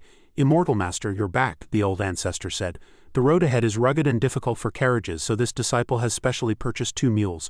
But Lin Kei, curious, asked, But what? The old ancestor continued. Immortal master, you are a revered teacher. For you to ride such fine steeds, I am afraid we might attract unwanted attention. This disciple is apprehensive, Lin Kei said confidently. We are cultivators. Roughing it is normal for us. Since you are leading the way in this matter, just do as you see fit. The old ancestor replied in obedience, Yes, sir. And so the two set off on horseback. As they traveled, they were stopped without reason by a group of men. They had fierce expressions and seemed to be looking for trouble. The old ancestor looked at the scene ahead and wondered, This place is usually deserted. Why are so many people gathered here today? Then a soldier spoke up. This road is closed. All unauthorized personnel, leave at once. Hearing this, the old ancestor stepped forward and said, I am the abbot of White Cloud Temple. I have passed through here before. I hope you will all do me the courtesy of letting us pass. The soldier was immediately rude. I don't care if you're from White Cloud Temple or Black Cloud Temple, get lost. The old ancestor's face darkened and he challenged. Is that so? And what if we insist on passing? Hearing this challenge, they all drew their swords threatening. You old? You're asking to die. The patriarch didn't hesitate for a moment, lunging forward. With a single palm strike, he sent all their weapons flying afterward. He said, How about it? Can we pass now? Several soldiers witnessed the entire event, utterly shocked. They frantically ordered one of their own, You go back and report to the young miss. Seeing a soldier run back, Steward Li berated him. You worthless fool, I told you to guard the cave entrance, yet you dare to run back. Don't you want your job anymore? The soldier hastily explained. Steward Wong, an old man and a young man want to force their way in. We were about to stop them, but they injured our brothers. I came back to report to the young miss. Steward Li was skeptical. Did they use demonic arts? I've traveled far and wide, and I've never been afraid of anyone who uses demonic arts. Are you just being lazy and trying to get out of your duties? The soldier said nervously. Every word I've said is true, Steward Wong. Please see for yourself. At that moment, a voice came from the tent. Uncle Wong, go and check it out. Steward Li was quite surprised by this, so he led a group of soldiers to the scene. When he got there, he saw Lin Kei and only had time to say, It's you. Seeing a familiar face, Lin Kei replied happily, What, wasn't the lesson I taught you last time enough? Steward Li said angrily. Damn you, a few days ago you managed to run fast. Today you've delivered yourself to my doorstep. I'll show you what the Li family is capable of. He turned to the soldiers and ordered, What are you all standing there for? Hurry up and seize them. Hearing this, the soldiers' faces turned pale with fear and no one dared to step forward. Seeing the soldiers in action, he continued to roar, Damn it, are you defying my orders? Hearing this, the soldiers immediately rushed toward the patriarch empty-handed. In an instant they were beaten to a pulp, only managing to let out miserable screams. Wow, my God, they were beaten so badly they couldn't get up again. Seeing this, Steward Li was terrified and at a loss for what to do. He immediately turned to run, but the patriarch was quick. A talisman flew towards him, sticking directly onto his thigh. He immediately trembled all over and knelt on the ground. He turned his head and questioned, Who are you people? Why are you using demonic arts to attack me? The patriarch said to Lin Kei. This man dared to speak disrespectfully to the immortal master. How should he be dealt with? Lin Kei said, It's a small matter. You can decide for yourself. The patriarch accepted the order. Yes, the patriarch immediately walked towards Steward Li, scaring him witless. To dare be disrespectful to the immortal master is an unforgivable crime. Without hesitation, the patriarch delivered a fatal palm strike to the top of his head. Suddenly a voice came from an unknown direction. It seems the opportune moment has arrived. I didn't expect a fellow Taoist to be here. Since we are of the same path, why not come over for a chat? Hearing this, the patriarch turned to Lin Kei for instructions. Immortal master, Lin Kei decided on the spot. Let's go see. The patriarch immediately replied, In that case, I shall respectfully comply. The two then walked towards their camp. They looked up at a huge rock and saw 2 figures appear on it. A middle-aged man and a young girl appeared. Lin Kei clenched his fists looking at them. After seeing Lin Kei, the girl exclaimed, It's him, the man added. Fellow Taoist methods are truly ruthless. Seeing the appearance of these 2 strangers, the patriarch questioned, Are you the master of this place? They spoke disrespectfully just now, so I had to eliminate them. If you wish to reprimand me, please be clear. The man on the huge rock held a teacup and replied with a smile, To meet is to be fated on such a fine day, why not sit down and have a drink with us? The patriarch was a little wary and turned to seek Lin Ku's opinion. Immortal master, this, Lin Ke said without a trace of fear. Go up, let's see what tricks he wants to play. The patriarch accepted the order, pushed off with his foot and flew up. The patriarch leapt and landed opposite the man, immediately sitting down cross-legged with confidence. The man then flicked the tea from his cup. For some reason the water droplets flicked from the man's cup condensed into ice as if in the dead of winter. Then, while shooting the ice beads at the patriarch, he said, "Fellow Taoist, please." The ice beads flew towards the patriarch like arrows. The patriarch was no slouch either. He quickly picked up his teacup and caught the ice beads one by one. In an instant all the incoming ice beads had landed safely in the cup and then melted into ordinary tea. The patriarch raised the teacup and said, "Fellow Taoist's elegant invitation, how could I dare to refuse?" After saying that, the patriarch drank it all in one gulp. Seeing this, the man smiled and praised, "Good, good, it shows that you are a man of great magnanimity. What happened earlier was purely a misunderstanding. My family's steward failed to recognize a great person and deserved his fate." Hearing this, the patriarch immediately replied, "Your open-mindedness is truly admirable, fellow Taoist." After their conversation, the patriarch and Lin Ke continued on their way. As they walked, the patriarch recounted the recent events. The other party is from the Li family of Nanyang. Their appearance here suggests their purpose is likely the same as ours. They have many people, so our journey might not be so smooth, Lin Ke said calmly. "No matter, it's good to have someone scout the path for us." The patriarch immediately agreed. "The immortal master is absolutely right." Lin Ke turned to the patriarch and commented, "You used the ice cone technique on that man just now. It seems you've recovered a good deal of your power." Hearing this, the patriarch humbly thanked Lin Ke. "Thanks to the elixirs bestowed by the immortal master, this disciple has recovered 30% of his power." Lin Ke added, Very good, from now on I will protect you better than before." The patriarch clasped his hands and bowed in gratitude. "Thank you, immortal master. This disciple is willing to go through fire and water for you, and would die 10,000 deaths without regret." On the other side with the two strangers, the young girl turned to the man and asked doubtfully, "Elder Gu, this place is extremely hidden. Our family spent a fortune just to learn of it. Who on earth are these two, and how did they know to come here?" The man speculated. "If I'm not mistaken, he is the one who first discovered this place over 20 years ago," the girl continued. "But according to the person who sold us the information, no one survived back then," the man immediately replied. "What he said must have been false information," the girl then said. "If it's as you say, my lord, and he has returned to this place after more than 20 years, he must be well prepared and determined to succeed. The reason you're being friendly with them is to keep them stable, so that when they and the demonic beasts in the valley are both severely wounded, we can reap the benefits." After hearing this, the man smiled and praised her. "The young miss is indeed intelligent. It is truly Nanchang's fortune that the master has a daughter like you." The two continued their discussion. The girl said, "So what, I am still just a woman. I only hope that this matter will yield the spiritual medicine so that my father can recover when we return. Then I will be content." The man just snorted in response. At this moment, a young man who looked like a young master walked to the young miss's residence. A soldier saw the young master's arrival and stepped forward to stop him, explaining, "Young master, the young miss is resting." Hearing this, the young master flew into a rage, kicked the soldier in the stomach and cursed, "You damn dog of a slave, I'm looking for my sister and you dare to stop me." The soldier explained in pain, "I wouldn't dare, but it was the young miss's order." The young master became even angrier, continuing to beat the soldier and threatening, "You eyesore, I am the young master of the Li family. The future master of the Li family, are you tired of living?" The young girl from before, who was the young miss, came out of the tent and intervened. "Stop." The young master looked up with a face full of anger and said, "Sister." The soldier saluted in pain. "Young miss." The young miss said to the soldier, "You may leave first. Go find a doctor for your injuries, then go to the accounting office to get 2 taels of silver for medicine. You don't have to be on duty for the next 2 days, just rest and recover." The soldier quickly replied, "Yes, I obey. Lu Wu is loyal to the Li family. Don't you feel you're in the wrong for beating him? He's just a servant. Would he dare to rebel if I hit him a few times? In high society, the most important thing is to have clear rewards and punishments to win over the people. Don't act recklessly just because of a momentary impulse. Sister, don't you know, Steward Wang was killed by an outsider and you're not even investigating. That's not right. Sister, if you do this, I'm afraid it will only cause more trouble." "Trouble what? What do you know? The Li family's prestige today is built on its reputation. Although Steward Wang wasn't an important figure, he was still one of our people. We must repay it 100-fold to make others fear the Li family. Today, others have come to our door, yet we shrink back. What's going on?" "Enough, shut up. I'm going to rest now. Sister, I'm tired now and need to rest." She turned away. The young master gritted his teeth in anger. He was speechless and could only leave in a huff. He returned to his own tent where a priceless antique jade vase was smashed to pieces by him. "Bastard, I am the young master of the Li family.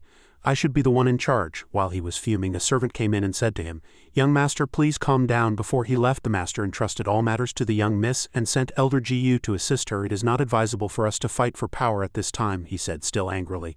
"I've always thought she can't tell right from wrong. How can a woman handle the affairs of such a large family? The Li family will change its name sooner or later. Young master, you are the only male heir of the Li family, so you are naturally the rightful successor. In this regard, the young miss cannot compete with you. Even if I am the heir, it's useless if no one listens to my orders. Young master, don't be too hasty. Over the years, the young miss has managed the Li family's business quite well. Now that the master is seriously ill, it is the perfect time for you to shine.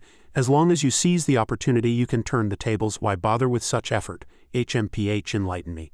The matter of Steward Wang's murder is a good opportunity for you, young master." "What do you mean?" the young master asked, puzzled. "Steward Wang was murdered, but the young miss did nothing.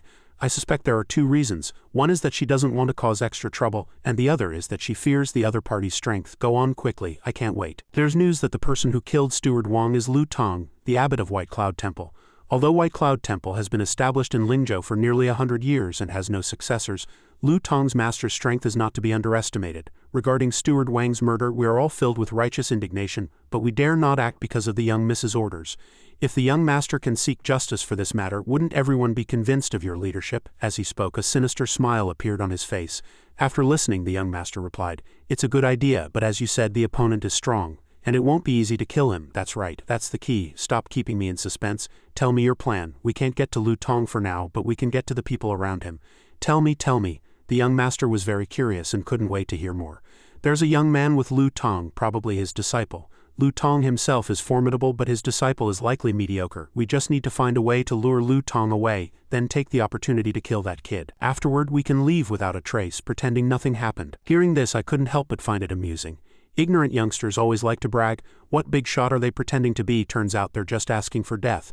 "Young master, this plan has two possible outcomes." After hearing this, the young master asked again, "What are the two outcomes?" "1. Lu Tong comes for revenge, at which point he and Elder Gu will fight until both are severely wounded. The other party might even eliminate everyone here. At that time, young master, you will be the master's only descendant." This guy looked unassuming, but he was very cunning, a real old fox. "Eliminate everyone? Isn't that too cruel?" the person asked, stunned, after the servant explained his plan. "Of course, that's just one possibility. The other possibility is that Lu Tong sees we have a large force and can only accept his bad luck. This way we not only avenge Steward Wang, but you, young master, can also establish your authority. What do you think of this plan?" After a minute and a half of thought, he clasped his hands and exclaimed, "A man must be ruthless to be great. Good, let's do it." A perfect plan. At night, the old man and Lin Kei were chatting around a campfire. "Immortal Master Lin, someone is here." A servant found Lu Tong. "My young miss has something to discuss and hopes that Taoist Master Lu will honor us with his presence. I wonder what business Miss Li has." "I am not sure either, my lord. The young miss only mentioned it was about the panacea in the valley." Hearing this, Lin Kei said, "Immortal Master, you should go and see." So, the Immortal Master followed the servant. Lin Kei was left alone on the mountain. "It's late. Are you asleep?" "Not yet.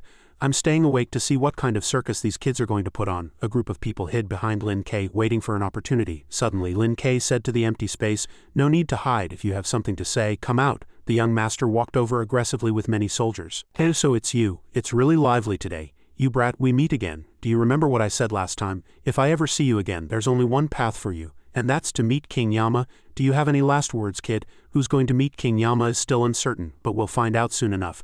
Coming to cause trouble in the middle of the night, you guys are really something. Don't think that just because you're a disciple of that White Cloud Temple's Lu Tong, I can't do anything to you. For the Li family, killing someone is as easy as crushing an ant.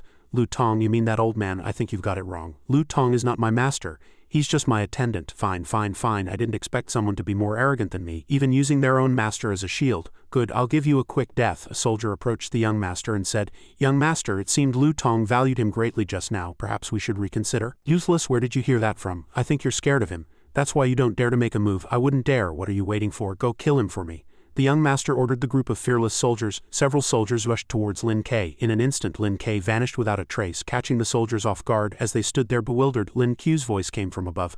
"I'm up here." The young master looked up at the sky. "What's going on? When did he get up there?" Lin Kei then used the heavenly grass hidden weapon technique. Countless leaves gathered in Lin Ku's palm. Then Lin Kei shot the leaves at the group of soldiers. "What? How is this possible?" The leaves pierced through the bodies of one soldier after another. The leaves flew, slitting throats and grazing cheeks, felling the soldiers before they could react. Not a single one missed. From above, Lin Kei spoke to the young master and the bodies of the soldiers lying on the ground. Well, didn't you say you liked visiting King Yama? The time has come. I'll see you off. Seeing that all the soldiers he brought had been sent to meet King Yama by Lin Kei, the young master's face was filled with terror. He turned and ran, desperately trying to escape. You think you can run after angering Lin Kei? Peeved. A 6 meridian's divine sword pierced through the young master's leg. He screamed and knelt on the ground, unable to escape. He cried out in pain. It hurts my leg. Lin Kei walked towards him, causing him to tremble all over and say in fear, No, don't come over, don't come over. Lin Kei stepped on the red-haired young master's face. Weren't you so tough just now? Why aren't you talking now? This protagonist is quite humorous. Stepping on someone's face while they're in excruciating pain, how is one supposed to talk? A voice came from a distance. Please show mercy, friend, please be merciful. The young master looked up. Sister, how did you know I was here? Little brother, I saw you were furious today, and knew you wouldn't listen to reason and would come to fight, so I had someone follow you. Before leaving, father entrusted me to take care of you, so I had to do this. Sir, my little brother was ignorant and offended you. I implore you to be merciful. Ignorant? You call this ignorance? Lin Kei replied. He stepped on him again, rubbing the red-haired young master's face into the ground, mixing his teeth with dirt. It was my slip of the tongue. I implore you to be lenient and spare my brother's life. His life, what can you offer in exchange? The young miss was at a loss. In exchange, while talking to the young girl, Lin Ku's foot was still on the young master's head. A truly humiliating experience. I don't know what it would take for you to spare his life, Lin Kei replied. I want all of you. The young miss's eyes widened. All of them? That's right. You and the Li family members behind you will all be under my command. You're crazy. Do you know how powerful our Li family is? The young miss said in a panic. What should I do, young miss? Don't listen to this guy. Even if the master were here, he wouldn't trade the entire Li family. But he is, after all, my direct disciple. As the saying goes, where it is possible to let people off, one should spare them. If you can release the young master, we will reward you handsomely. But if you insist on harming the young master, our Li family will not let this rest. Is that so? I know Master Lu Tong is very powerful, but if I go all out, I can also unleash 50% of my power. When we both perish together, do you think you can kill all of us? Lin Kei remained silent, and seeing this, the man continued, I am not arguing with you out of respect for your master. If you persist in your folly, don't blame me for being merciless. At that moment, the old man also arrived. The old man bowed his head. Immortal master, this disciple is late. The Taoist was stunned. Fellow Taoist Lu, have you taken the wrong medicine to call this boy a disciple? Why would you lower yourself like this? Fellow Taoist Gu, do not be rude. Among cultivators, age does not matter. Strength is what commands respect. It is my good fortune to be accepted as a disciple by Immortal Master Lin. I don't care what your relationship with this brat is. Tell him to release the young master and we'll drop the matter. Otherwise, if you want to fight, I will accompany you. Lu Tong, step back.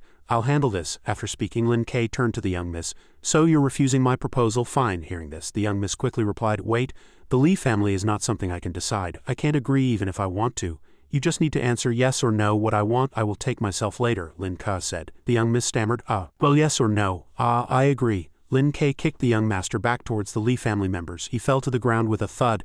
Ouch, I'm dying, my back, the young miss quickly ordered. Quick, bring a stretcher.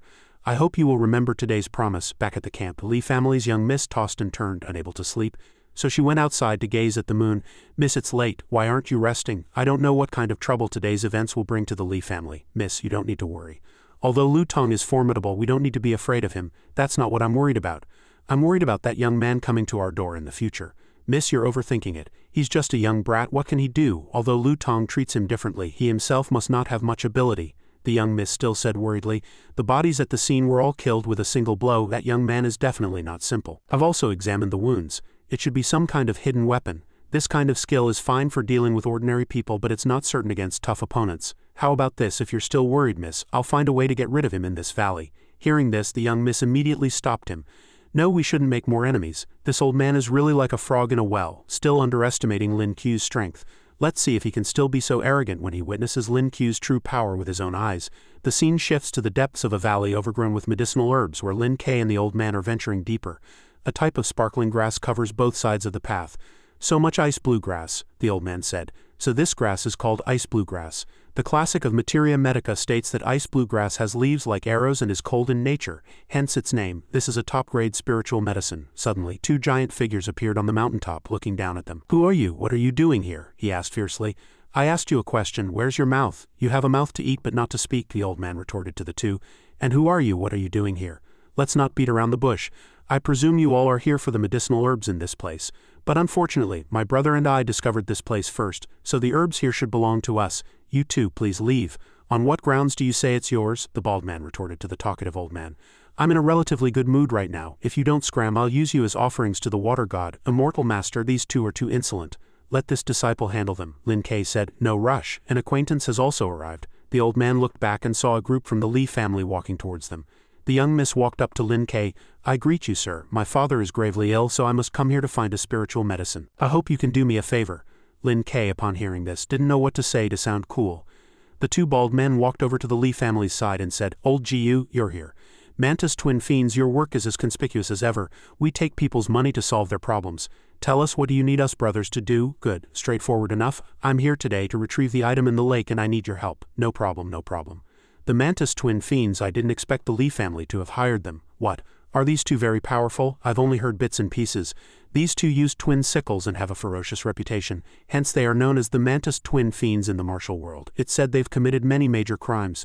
The imperial court sent masters to capture them multiple times without success and later even offered a huge bounty, attracting countless elites to hunt them down. Unfortunately, most of the hunters were ruthlessly killed in return and gradually no one dared to covet the bounty. Finally, the court even planned to dispatch a large army to surround them at their doorstep, but they vanished. We thought they had fled far away, but it turns out they were living in seclusion here.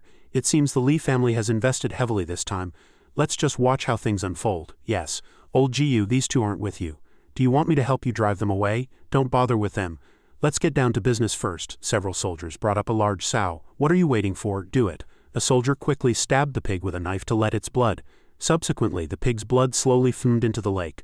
The bloody area in the lake grew larger and larger. Many bubbles floated to the surface and a huge dark shadow slowly appeared under the water. It seemed that a terrifying water monster at the bottom of the lake smelled the blood and was preparing to surface. Suddenly, a giant python shot out of the water. Two soldiers were so scared they turned and ran. Is this the giant python? I can't believe it could grow this large. Quick, shoot it down, shoot it down. The soldiers drew their powerful crossbows aimed at the python and with a whoosh incredibly sharp arrows flew toward it. But the moment the arrows touched the python's skin, they were deflected. What the hell is this thing? Weapons can't harm it. Enraged, the python charged at the panicked soldiers who had just fired their arrows. You're dead! The python immediately pounced, tearing several soldiers to shreds. Its blood-red eyes and sharp fangs devoured several men in an instant. Witnessing this scene, the remaining soldiers were terrified and scattered in all directions. Run, run for your lives! Scared out of their wits, the soldiers fled desperately. However, they could not escape the python's clutches, and one by one they were swept down by its tail. The python opened its terrifyingly large mouth and lunged toward the young mistress of the Li family. The young mistress was scared stiff, frozen to the spot. The Taoist priest rushed forward, pushed her aside to dodge the python's gaping bloody maw and shouted, Young mistress, be careful! Seeing this, the twin-blade mantis duo also leaped into the fray, vowing to kill the giant python. Vile creature, prepare to die. Clang, clang, the twin-blade mantis duo's scythe-like blades struck the giant python's body, but it was like a mosquito biting stainless steel, completely ineffective. Seeing this, the duo burned with rage and hacked at the python even more frantically, but they couldn't inflict the slightest bit of damage. One of them was sent flying by a flick of the python's tail, arg, and the other was flung away as well, with neither spared. Seeing the dire situation, the Taoist priest immediately unleashed his ultimate technique, cultivated for many years, the art of frost. He stood up, closed his eyes, and focused his internal energy into his palms. Gradually, he felt an icy power spreading through his body. He opened his eyes, a piercing, killing intent shining from them as he looked at the lake's surface. He struck the water's surface with his palm. Instantly, a frigid aura erupted from his palm and rapidly spread across the entire lake. The once emerald green water instantly turned into a sheet of white ice, reflecting everything around it with a shimmering light. The ice slowly crept toward the giant python, then coiled around it, immobilizing it. Seeing this, the twin-blade mantis duo seized the opportunity and charged in from a distance. Seeing the python pinned by the Taoist spell, they brandished their scythe-like blades and hacked away relentlessly. Knowing that even a master couldn't beat a perfect opportunity, they hacked at the giant python frantically, the sound of their blows echoing throughout the valley. Deep wounds appeared on the python's body, causing it to howl in pain. It struggled violently, and cracks began to appear on the ice encasing it. Elder Lu Tong, who was watching the battle, couldn't help but exclaim in admiration, "The twin-blade mantis duo is truly formidable. They can actually cut through the python's thick skin, and that fellow named Jiu is quite remarkable as well." The icy internal energy technique was indeed immensely powerful. The giant python was covered in wounds from the hacking. It struggled violently, and the layer of ice on its body shattered along with its movements. Seeing that the ice was about to give way, the Taoist surnamed Jiu gritted his teeth and channeled all his remaining energy to maintain what was left of the ice. After several minutes of intense struggle, the giant python finally broke completely free from the ice. The Taoist surnamed Jiu also spat out a mouthful of blood, only able to watch the python in horror. After the ice shattered, the twin-blade mantis duo was once again knocked to the ground by the python. The giant python roared in fury, its eyes flashing with a crimson glow, signaling its rage and desire for revenge. The Taoist surnamed Jiyu looked at the python, scared out of his wits. "Monster, that's a fucking monster." Ignoring the Taoist's terrified screams, Lin Kei said to Elder Lu Tong, "You stay here, it's my turn." "Yes. Yin Chang, please be careful." "Don't worry. To the Taoist it's a giant python, but to me it's nothing more than an earthworm." With that, Lin Kei walked over. The Taoist surnamed Jiyu watched in astonishment as Lin Kei approached the monster. "What is this guy trying to do?" Despite his severe injuries, the Taoist asked in a hoarse voice. "What are you trying to do?" Lin Kei calmly replied. "To kill it, of course. What else?" The three Taoists looked at Lin Kei with contempt. "Just you, how ridiculous and arrogant. We couldn't even beat it just now. What makes you think you can?" Lin Kei thought to himself. This old fool, a frog in a well with so much to say. The Taoist continued to taunt him. "I think you'd be better off helping me. Wait until I recover my strength, then I'll deal with it. If you perform well, I might even consider giving you some spirit medicine after this." "Cut the crap. You're already finished, so stop showing off. Just stand aside and watch." Lin Kei walked up to the giant python and shouted, "Vile beast, surrender at once. It has not been easy for you to cultivate for 1,000 years. If you surrender, I will spare your life." The giant python could not answer, as it was burning with rage. Actually, the author just wrote this for fun. It can't understand human speech, so how could it answer? Its blood-red eyes looked as if they wanted to devour everything around it. Its moss-colored skin shimmered with a strange light, adding to the monster's terrifying presence. It opened its cave-like mouth and let out a deafening roar. Fury blazed within its body. It would kill everyone here. The Taoist surnamed Jiyu thought, "This idiot is as stupid as they come. Let's see how you die. Stop pretending, you little brat. Think you're some kind of idol for the young generation? This fool has watched too much TikTok." The pent-up anger in the giant python finally erupted. It decided to lunge at Lin Kei, determined to punish the one who had provoked it. The giant python opened its gaping bloody maw from high above and swooped down as if to swallow Lin Kei in a single instant. However, Lin Kei swiftly executed the rippling wave steps, dodging to the side and evading the python's fierce attack. As a result, the python slammed its head into the ground, knocking out a big white tooth it had just brushed yesterday. "Embarrassing, isn't it? Used to getting beaten? I think you need to see a dentist. Losing a front tooth is so humiliating." Lin Kei took the opportunity to get close to the python and distract it. He then stepped onto the monster's body and quickly moved to its head. By this time, the python had also turned its head to face Lin Kei, sticking out its long blood-red tongue, ready to continue the intense showdown. The python now raised its head high, but as the saying goes, while the devil stands a foot tall, the Tao stands 10 feet higher. Lin Kei flew a full 10 feet higher than the python. He clenched his fist, concentrating all his body's power into it. Then Lin Kei landed a vicious punch on the python's head. Headshot. A fist imprint was deeply embedded in the python's head. It felt a wave of dizziness, but it seemed Lin Kei had hit its berserk switch. Its blood-red tongue flicked out again. It was very long. It licked its tongue continuously, its eyes crimson and filled with a murderous aura, looking utterly terrifying and giving Lin Kei no time to move. Then it immediately spat out a massive stream of acidic venom. Lin Kei dodged to the side again. "Hey, you damn earthworm, trying to sneak attack me? Is that all you've got? How can your acid possibly keep up with the speed of the rippling wave steps?" Lin Kei dodged it with ease. It was a piece of cake. While Lin Kei could dodge effortlessly, the few remaining soldiers were not so lucky. What a bunch of trash. 2 soldiers were hit by the acidic venom spat by the python, leaving only their bones and skulls behind. To have cultivated to this level is truly rare. Demon beast, I wonder how many more people must die for you to advance another level. Lin Kei immediately unleashed the Thunderstorm Sword. The Thunderstorm Sword was an astonishingly powerful move, combining profound internal energy with exquisite swordsmanship. The user needed to reach a very high level of martial arts to command the power of lightning. "Too bad you'll never see the sky again." The giant python raised its head high, its tongue out, preparing to give a polite lick before devouring Lin Kei. "You want to eat me? Fine. I'll chop you into pieces and put you in a giant pot of mung bean and snake porridge." With that, Lin Kei brought the Thunderstorm Sword down with great force. The coiled giant python was chopped into 7 segments by Lin Kei. The python's heavy body fell into the lake piece by piece, creating a deafening crash. The lake's surface churned as if hit by monstrous waves, each one higher than the last, seeming to want to swallow everything around it. Little Sister quickly picked up the python's body to go cook mung bean and snake porridge, a nourishing spiritual meal for everyone to enjoy. The Taoist surnamed Jiyu was dumbfounded. His mouth hung open, his face pale, and he was speechless, only thinking to himself, "So many of us couldn't defeat this monster, yet he dealt with it so easily. This guy is no longer human. He's an immortal, a fucking immortal." The young mistress of the Li family also widened her eyes in admiration. "So he is this powerful. What will become of our Li family now?" Lin Kei quickly rushed to the python's head and unleashed the star-gathering sword chi. The user focuses their internal energy in their palm, then aims the palm at the enemy to pull them in. A powerful stream of chi shot out from his palm, covering the giant python and pulling it closer. With exquisite control of internal energy, one could easily and quickly pull objects toward oneself. A blue-green magic orb burned in Lin Ku's palm. Elder Lu Tong asked curiously, Is that its essence core? Yes, this is its essence core. Lin Ke turned and handed it to the elder. You hold on to this for now, we'll find a good opportunity to refine it later. Yes. From a distance, the blades of the twin-blade mantis duo came flying over. The essence core fell from Elder Lu Tong's grasp and was tossed into the air. One of the twin-blade mantis members leaped up and snatched it. This is mine, old man, don't even think about it. With that, the twin-blade mantis member confidently turned to leave. Elder Lu Tong cursed angrily, You worthless fools, get the essence core back now. Lin Ke turned and said, Aha, another freeloader who doesn't want to live. If you know what's good for you, give it back before I get angry. Or what, if we brothers hadn't wounded it first, would you have been able to kill the python? That's right, we worked hard to defeat this beast, so the spoils naturally belong to us. Is that so? Let me help you wet your mouth. It'll make your breath smell better when you go talk to King Yama later. Your mouth stinks. As soon as the words fell with a swoosh, Lin Ke flashed past the twin-blade mantis duo. The two stood frozen on the spot as blood purted from their necks and their two foolish heads dropped to the ground. Lin Ke picked up the essence core. Now I've killed you, so this thing is mine. The Taoist surnamed Jiyu was now scared out of his wits, cold sweat pouring down his back. Even the renowned twin-blade mantis of the Zhonghu was dispatched so easily. What were they to do now? Seeing the Taoist surnamed Jiyu sitting stunned, the young mistress of the Li family walked up and asked, Elder Jiyu, are you all right? I'm fine, thank you for your concern, young mistress. Young mistress, it's all my fault. I was incompetent and failed to find the medicinal herbs to cure the master, and instead we lost so many people today. Sigh, I have no face to see the Li family. As the saying goes, life and death are decreed by fate, wealth and honor are determined by heaven. Elder Jiyu, please don't blame yourself. Lin Ke and Elder Lu Tong were about to leave when the Taoist surnamed Jiyu chased after them, shouting, Fellow Taoist, please wait. Lu Tong turned back and asked, What else do you have to say?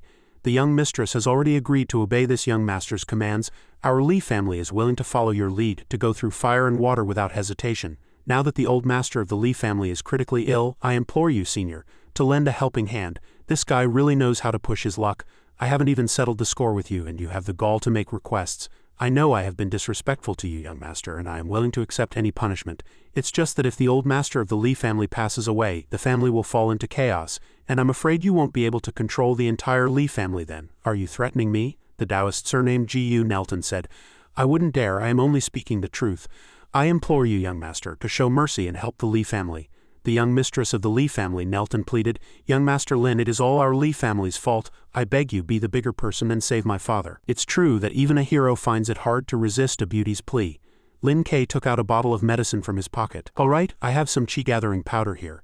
It should be of some benefit to someone who is gravely ill. As for whether the old Master Li can recover, that will depend on his own fortune. The Taoist and the young mistress nodded repeatedly.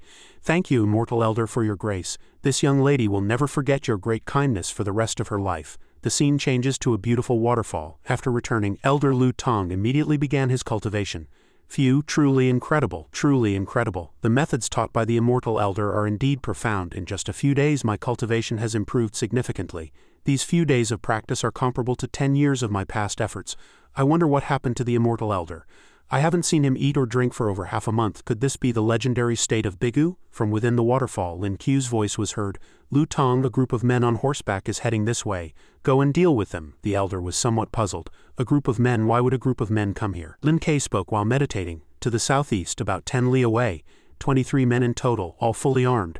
They do not come with good intentions. 10 li to the southeast. 10 li is 16 kilometers. You know what's happening from that far away. The immortal elder must have already mastered it. That's right, I have achieved the heavenly eye. Within a 10 li radius not a single blade of grass or tree can escape my sight. The immortal elder's powers are vast and profound, truly admirable.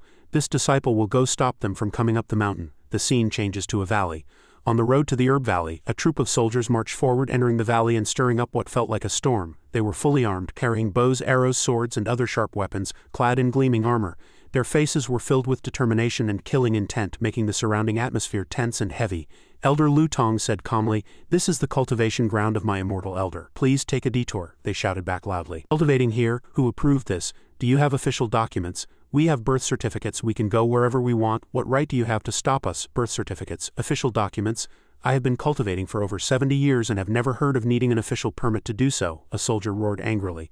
Under all of heaven there is no land that is not the king's. This land you stand on is under the government's jurisdiction. I can arrest you at any time for entering the mountains without official permission. HMPH, this fellow is refusing a toast only to be forced to drink a forfeit. Seeing that you're old, get out of the way quickly, and I might let this slide. As I said, this is a sacred ground for cultivation. No one is allowed to enter. Old man, I think you're the one who's refusing a toast. Ma Lu, go teach this old man a lesson. Yes, as you command. Ma Lu stepped forward brandishing his sword and said, Old man, you refuse the open road to heaven and instead barge through the gateless hell. Today I'll send you on your way. Hey kid, fools always love to put on airs, even spouting poetry. I hear King Yama is recently recruiting someone to read poetry to help him sleep. The soldier leapt up, swinging his sword to cut the old man in half. Just as the soldier charged, Elder Lu Tong struck his chest with a palm, catching him off guard. The soldier was sent flying and fell to the ground. Who else wants to try? Come on up together. Save me the time. It seemed that after spending some time with Lin Ke, Elder Lu Tong had also learned Lin Q's arrogance. The captain drew his sword. Well, I misjudged you. You look sneaky. Are you in league with them? Where's the twin-blade mantis duo? Speak up. The twin-blade mantis duo. You're a step too late. I've already dealt with them. I've sent those two on a one-way trip to the afterlife. Nonsense, I see you're their accomplice. I'll take all of you back for interrogation. Brothers, form up. 3 soldiers struggled to push a divine might cannon forward. Elder Lu Tong was a little flustered. A cannon? They're playing this big? This is a gift we've carefully prepared for the twin-blade mantis duo. Since you don't know what's good for you, you can have the first taste. The captain's command rang out. The soldier by the cannon moved quickly, loading a massive cannonball into the chamber. The weight of the cannonball hinted at its formidable power. When all was ready, the commander roared, Fire, blast that old geezer to smithereens. The soldier immediately lit the fuse, and a thunderous boom erupted. The cannon fired a tremendously powerful cannonball which tore through the sky with destructive force, flying toward the old man. The very air seemed to tremble from its irresistible pressure. Before the massive cannonball could explode, Lin Ke descended from the sky like a gust of wind. He struck the cannonball with a precise punch, sending it flying back toward the soldiers' ranks like a rubber ball. The cannonball shot through them, sending several soldiers flying. Some landed on their backs, others tumbled like circus performers, but the difference was, the moment they hit the ground, they departed from this world. Elder Lu Tong was overjoyed. Thank you, immortal Elder Lin, for saving my life. I must go pay my respects to this deity. Only 2 soldiers remained. Seeing the critical situation, the captain immediately turned to run, but he had only taken a few steps before the 6 Meridian's divine sword pierced his thigh. He fell to the ground as if doing yoga in the middle of a battle. Who are you people? Why have you come here to disturb my cultivation? Spare my life, hero. I am from the nearby Pingyang County. I was ordered by the county magistrate to pursue wanted criminals. I did not know you were here, hero. It's all a misunderstanding. A misunderstanding? You just accused us of being the twin-blade mantis and wanted to frame me, abusing your power just because you're an official? It was the county magistrate who rushed us. I was confused for a moment and misidentified this old gentleman. I beg you, hero, to be merciful and spare my life. Spare you? It's too late. Lin Ke stepped on the captain's chest and a watermelon-colored liquid gushed out. He died on the spot. Once you've angered me, your only option is to go beg King Yama for mercy. The other soldier trembled as he begged Lin Ke for his life. He was so scared he could only utter the words, spare me. Lin Ke said angrily, You gave the order to kill without asking any questions. Your crime is unforgivable. Go back and tell your Wu Yanzhou that the twin-blade mantis has been brought to justice. Don't send anyone else to bother us or I'll kill them without mercy. Yes. Thank you, immortal elder, for sparing my life, the young soldier said, putting his palms together and thanking him profusely. Lin Ke and Lu Tong turned and left. Beneath a towering waterfall with the sound of gurgling water and surrounded by lush green trees, Lin Ke was meditating and cultivating his magic. A green magic orb floated in front of him. As he cast his spell, the orb grew larger and larger. Seeing Lin Q's spiritual energy, Lu Tong felt a sense of admiration. Such powerful spiritual energy, is this the strength of an immortal? The spiritual energy grew larger, enveloping Lin Ke and spinning into a tornado that shot up into the clouds. The overcast sky suddenly lit up and a giant, shimmering golden divine dragon appeared. A dragon, it's truly the birth of a dragon. Lu Tong was stunned by Lin Q's power and the magnificence of the dragon. The giant golden dragon coiled in the air, roaring fiercely. Lin Ke said to the divine dragon, Though you died by my sword, I command you to be reborn. From now on you are no longer a demon beast, but a true dragon. Several figures appeared in the barren mountains below. It was the contingent from Pingyang County. The leader of the group was Wu Yanzhou, dressed in a deep red brocade robe. He saw Lin Q's magical dragon and couldn't help but look up in awe. Is that the legendary dragon? He was as stunned as if struck by lightning. He said, I can't believe it. Our Pingyang County has such an auspicious sign. This is a blessing for Pingyang. A blessing for the great Yu dynasty. After speaking, he immediately turned and ordered a young soldier. Quickly, this auspicious sign might be related to a great master. Everyone, let's go at once. Didn't I already tell you not to come and disturb us again? Lu Tong said upon seeing the arrival of the Pingyang County contingent. A young soldier said, We wouldn't dare disturb the cultivation of the 2 true masters. Our magistrate Wu was concerned that it might be inconvenient for you here, so he has specially prepared some food and wine. and also found some medicinal herbs. We hope you will accept them." As he spoke, the young soldier put his palms together and bowed respectfully. Lu Tong listened and considered it for a moment. Then Wu Yanzhou stepped forward and said respectfully, "For the two true masters to cultivate in my Pingyang County is truly a blessing for Pingyang. As the parent official of Pingyang, how could I not fulfill my duties as a host?" Lu Tong found this acceptable as well. "It's thoughtful of you. You can leave the things here. I will report to the Immortal Elder later." But after hearing this, Wu Yanzhou hesitated as if he had something on his mind. Lu Tong saw his unease and asked, "What, do you have any objections?" Wu Yanzhou lowered his head. "I wouldn't dare. I just have a question for you, true master. I heard that the twin-blade mantis duo died in this valley. I wonder about the specifics of the situation." Lu Tong explained. "Those two were enemies of the Immortal Elder and were slain by him." Hearing this, Wu Yanzhou said, "For you two to eliminate these two thieves is truly a great service to Pingyang County. To be honest, ever since I heard these two villains had infiltrated our county, I haven't been able to sleep well at night. If those two had committed a major crime in Pingyang County, I'm afraid I would have had to atone with my death," Wu Yanzhou continued. He said gratefully, "The two of you have performed a great service saving our Pingyang County from dire straits. We in Pingyang County don't know how to repay you. I boldly request that you two move to the county yamen. I have prepared a banquet and hope you will grace us with your presence." Lu Tong felt Wu Yanzhou's gratitude, but he said, "I cannot make this decision. I must report it to the Immortal Elder." Wu Yanzhou listened and said, "That is as it should be. I hope the true master can report it to the Immortal Elder on my behalf." But just then, Lin Ke, who had been flying in the air, approached their conversation and said, "There's no need." Upon seeing Lin Ke, Lu Tong bowed and said, "Immortal Elder." Lin Ke said, "Our business here is concluded. It's time for us to leave." In the county yamen of Pingyang County within a courtyard. "Is what you said true? The twin-blade mantis was brought to justice in our Pingyang County?" one person said. Another voice cut in, "Keep your voice down. I only heard it from a brother in the yamen. Whether it's true or not is still unknown." Another person said, "In the county yamen, do we have someone powerful enough to deal with those two devils?" "I heard it wasn't someone from the yamen who did it," a man said. That person said, "Ah, do we have such a great master in our Pingyang County?" Suddenly, Wu Yanzhou of Pingyang County appeared. Seeing him, someone shouted, "The county magistrate has arrived." Immediately, many commoners gathered around asking, "County magistrate, has the twin-blade mantis really been dealt with?" Another person asked, "Does this mean we finally don't have to worry anymore?" Wu Yanzhou said, "Of course, everyone can rest assured." After speaking, he coughed twice to get everyone's attention and then said, "Thanks to heaven's favor, a great master has appeared in Pingyang County.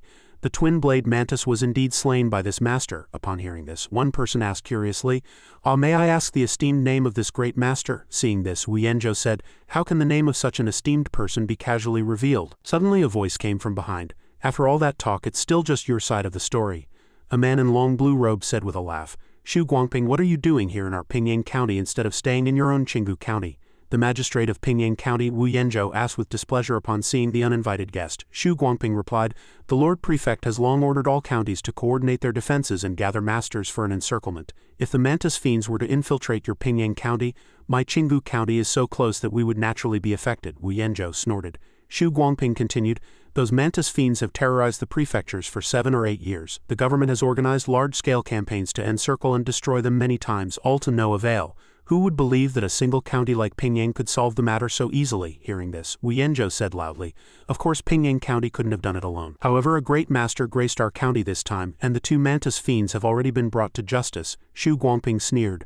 "A great master, if you say so. Where are the bodies of the mantis fiends?" Wu Yanzhou replied, "Their bodies were turned to ash. How could I possibly show them to anyone? Without bodies, how can you convince anyone?" Xu Guangping retorted. "Xu Guangping, you can doubt me, but you cannot doubt the Celestial Master," Wu Yanzhou declared. Xu Guangping continued to mock him.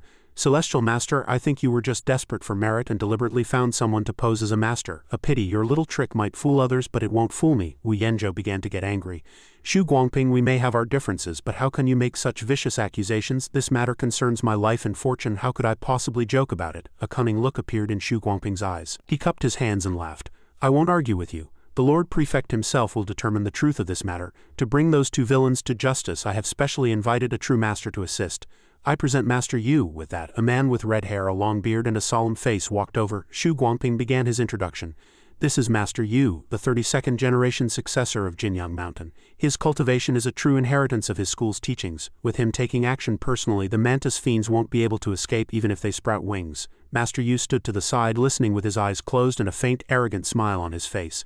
But Wu Yanzhou waved his hand. "There's no need to trouble you. The mantis fiends are already dead. I have already sent a fast horse to report to the Lord Prefect. It should be arriving soon." Xu Guangping said. One may survive a calamity from heaven but not one of their own making. Just then, Lin Ke and Lu Tong appeared. Celestial Master Lin, perfected man Lu, what brings you two out? Wu Yanzhou asked politely, cupping his hands in a salute. Lin Ke said, the matter here is resolved. We will take our leave now. Hearing this, Wu Yanzhou said, I've already sent a swift horse to the prefecture. The bounty will arrive in a few days. Why don't you stay a little longer, Celestial Master? Lin Ke promptly refused. That won't be necessary. You can hold on to the bounty for me. I'll come for it when I need it. Wu Yanzhou was at a loss for words. Well, Wu Yanzhou said, in that case this humble official has overstepped. Xu Guangping's voice rang out. So this is the master you were talking about. He looked at Lin Ke as he spoke, his face full of disdain. Indeed, said Wu Yanzhou. After hearing this, Xu Guangping covered his mouth and let out a laugh. Peeved Wu Yanzhou, it's not my place to criticize, but if you're going to put on a show, at least make it convincing. Hiring a wet behind-the-ears kid to pose as a master, you'll be a laughingstock. Wu Yanzhou immediately became furious. Xu Guangping, don't you dare look down on him. This celestial master is not someone you or I can afford to offend. Ha ha ha, still putting on airs. If this kid is a master, then I'm your grandson, Xu Guangping said, roaring with laughter. Wu Yanzhou replied, are you sure about that? Hearing his confident and resolute tone, Xu Guangping's heart skipped a beat. You don't tell me you've completely misjudged the situation? Xu Guangping cleared his throat and said awkwardly, ahem, well, this official naturally stands by his word. But even if he is a master, it's not for you or me to say. So what do you propose? Wu Yanzhou asked. Whether he's a master or not should naturally be determined by an expert, Xu Guangping said. Master Yu, please make a move and open their eyes, Xu Guangping continued. Master Yu said arrogantly. Watch closely. With that, he began to channel his power. His hands instantly burst into flames, looking incredibly impressive. He then hurled the fireball, aiming for a small tree trunk nearby. The fireball struck the trunk with a loud bang and the trunk snapped in two. The broken trunk fell as everyone watched in astonishment. They were all stunned. What kind of technique is this? The people around began to murmur, full of praise. Such powerful inner energy, to be able to project it to this extent is truly unimaginable. If I'm not mistaken, that's the secret art of Jinyang Mountain, the heaven-burning hand, the very same heaven-burning hand that defeated several masters in a row at the Tiandu Mountain Martial Arts Tournament. Master Yu stood there, listening with his arms crossed and his eyes closed, a faint smile on his face. Then he said, I didn't expect anyone here would recognize this technique. You gentlemen are indeed knowledgeable. The men immediately replied, You flatter us, you flatter us. To witness Master Yu's ultimate skill today is truly an honor of 3 lifetimes, an honor of 3 lifetimes. Master Yu turned to Lin Ke and asked, I heard Magistrate Wu say just now that you are the master who killed the mantis fiends. Lin Ke promptly replied, That's right, alas, young people these days have no ambition, knowing only how to swindle and deceive. The world is truly in decline, Master Yu clucked critically. Hearing this, Lin Ke's face darkened and anger burned within him, though he did not show it. Master Yu continued, On any other day it might be forgivable, but the matter of the mantis fiends concerns the safety of all the people in Yang Prefecture. You may not be talented, but I will not permit a petty scoundrel like you to cause trouble at a time like this. As he spoke, he pointed his finger at Lin Ke's face. Seeing this, Lin Ke asked, What do you want? Master Yu said, To prevent others from saying I'm bullying the young, I'll give you a chance. He held up 3 fingers as he spoke. 3 moves. If you can take 3 of my moves, I will let you leave and we will forget this ever happened, he continued. If you are unfortunate enough to die under my 3 moves, you can only blame your own lack of skill. Everyone here can bear witness. Lin Ke listened to the conditions in silence. The people around began to whisper, This Yu fellow is so vicious. He clearly wants to kill him but makes it sound so righteous. This young man looks quite upright. He doesn't seem like a bad person or a fraud. After hearing him out, Lin Ke said calmly, As you wish. First move. The moment Master Yu spoke, his arms burst into flames just as before, but before he could even make a move, Lin Ke attacked first. He extended a finger and pointed it forward right at Master Yu's face. A flash of azure light shot out, piercing straight through Master Yu's head. Master Yu fell to the ground with a thud, a large hole in his forehead. Seeing this, Xu Guangping cried out in alarm, Master Yu, what's wrong? 3 moves is too long, Lin Ke said. The crowd erupted into chaos. What happened? I don't know. I just saw the young man point and that Yu fellow collapsed, one person exclaimed. Look at Master Yu's forehead, killing from a distance. Is that something a human can learn? No, that's demonic arts. It must be demonic arts, Xu Guangping screamed. Wu Yanzhou said loudly. Xu Guangping, stop your malicious slander. I already told you, this is a celestial master who was cultivating in my Pingyang County. He was the one who killed the mantis fiends. What do you have to say for yourself now? But Xu Guangping continued. Wu Yanzhou, this boy dared to commit murder in broad daylight. Not only did you not charge him, but you even covered for him. I will return and report this to the Lord Prefect and have you charged with the crime of harboring a murderer. Suddenly a loud cry came from behind them. The Lord Prefect has arrived. A middle-aged man in green official robes with a stern expression walked over. Greetings, Lord Prefect. Everyone cupped their hands and bowed. Wu Yanzhou and Xu Guangping also bowed low.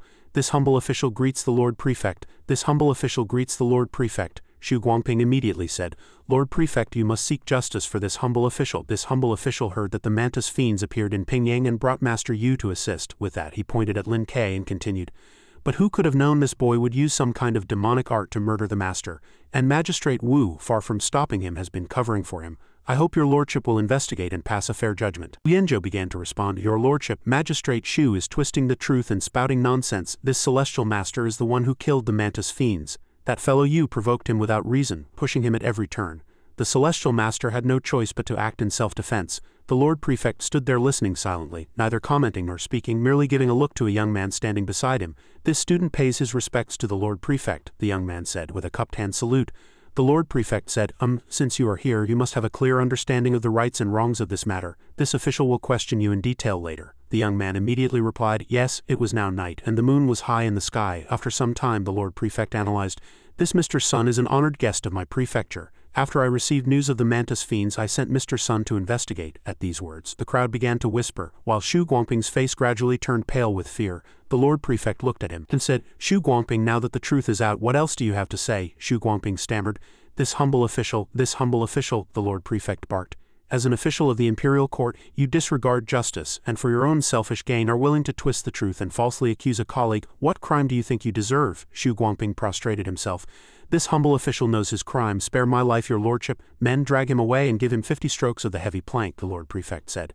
Then take him back to the prefectural yamen to be sentenced. Yes, sir, a nearby soldier responded. As he was dragged away by the soldiers, Shu Guangping was still begging futilely. Spare me, your lordship. No, please, spare me, your lordship. His cries echoed in the air. After handling the matter, the Lord Prefect turned to Lin Ka and cupped his hands. This humble official has long heard of the Celestial Master's deeds and has been filled with admiration. To have the honor of meeting you today is truly a blessing of 3 lifetimes. Lin Ka heard this and replied, there is no need for such formalities, Lord Prefect. The crowd began to murmur. What's going on? The esteemed lord of an entire prefecture is bowing to a young man. You really can't judge a book by its cover. He killed that Yu fellow with a single finger. That kind of power is enough to dominate a region. Our great Yu was founded on martial prowess. It is only natural for the strong to receive such treatment, the Lord Prefect continued. For the Celestial Master to travel to Yang Prefecture and rid our people of this great menace is truly a blessing for Yang. Now that the mantis fiends have been brought to justice, the people of Yang are overjoyed. I implore the Celestial Master to return to my residence with me, so this humble official can prepare a humble banquet to express my gratitude and allow the people to glimpse their benefactor's face. After listening, Lin Ka declined. I am but a humble cultivator and dislike commotion. As for the matter of the mantis fiends, it was merely something I handled in passing. Your lordship need not concern yourself with it. But, the Lord Prefect hesitated. Lin Ka continued, I have been away from home for a long time now, so I will not impose any longer. Understanding Lin Qa's meaning, the Lord Prefect cupped his hands to see him off. This humble official respectfully sees the Celestial Master off. The crowd also chimed in. We respectfully see the Celestial Master off. In Lingzhou City, old Huang saw Lin Ka and said, Disciple has already sent people to deliver the spiritual herbs we obtained to Lakeside Mountain Villa. Does the Celestial Master have any other instructions? Lin Ka said, You did well this time. You may select a few to take back to White Cloud Temple. Old Huang said, I have benefited immensely from the Celestial Master's guidance on this journey. I dare not accept any more rewards, Lin Ka replied gently, his tone concerned. White Cloud Temple is in decline and needs you to restore its prestige, so you need not refuse. In a courtyard, a group of men was bullying a person, each kicking him mercilessly. A bald man said, It's Niu Laoliu. Guo, don't blame me for not warning you. If you don't pay up in 3 days, I'll destroy your family. The person being beaten was Uncle Guo, his face covered in black and blue bruises, his eyes swollen from the injuries. Let's go, he said. The group then left. Uncle Guo struggled to his feet and dragged himself to lean against a tree, clutching his chest. He seemed to be gasping for breath, appearing extremely pained and weak after the beating. Just then, Lin Ka walked over. Seeing Lin Ka, Uncle Guo called out, Nephew, Lin Ka. Seeing him, Lin Ka asked, Uncle Guo, what happened to you? Uncle Guo forced a smile and made an excuse. I was careless and fell. It's nothing. As he smiled, his hand accidentally brushed against a wound. Ah, he looked to be in extreme pain. Lin Ka walked forward with concern.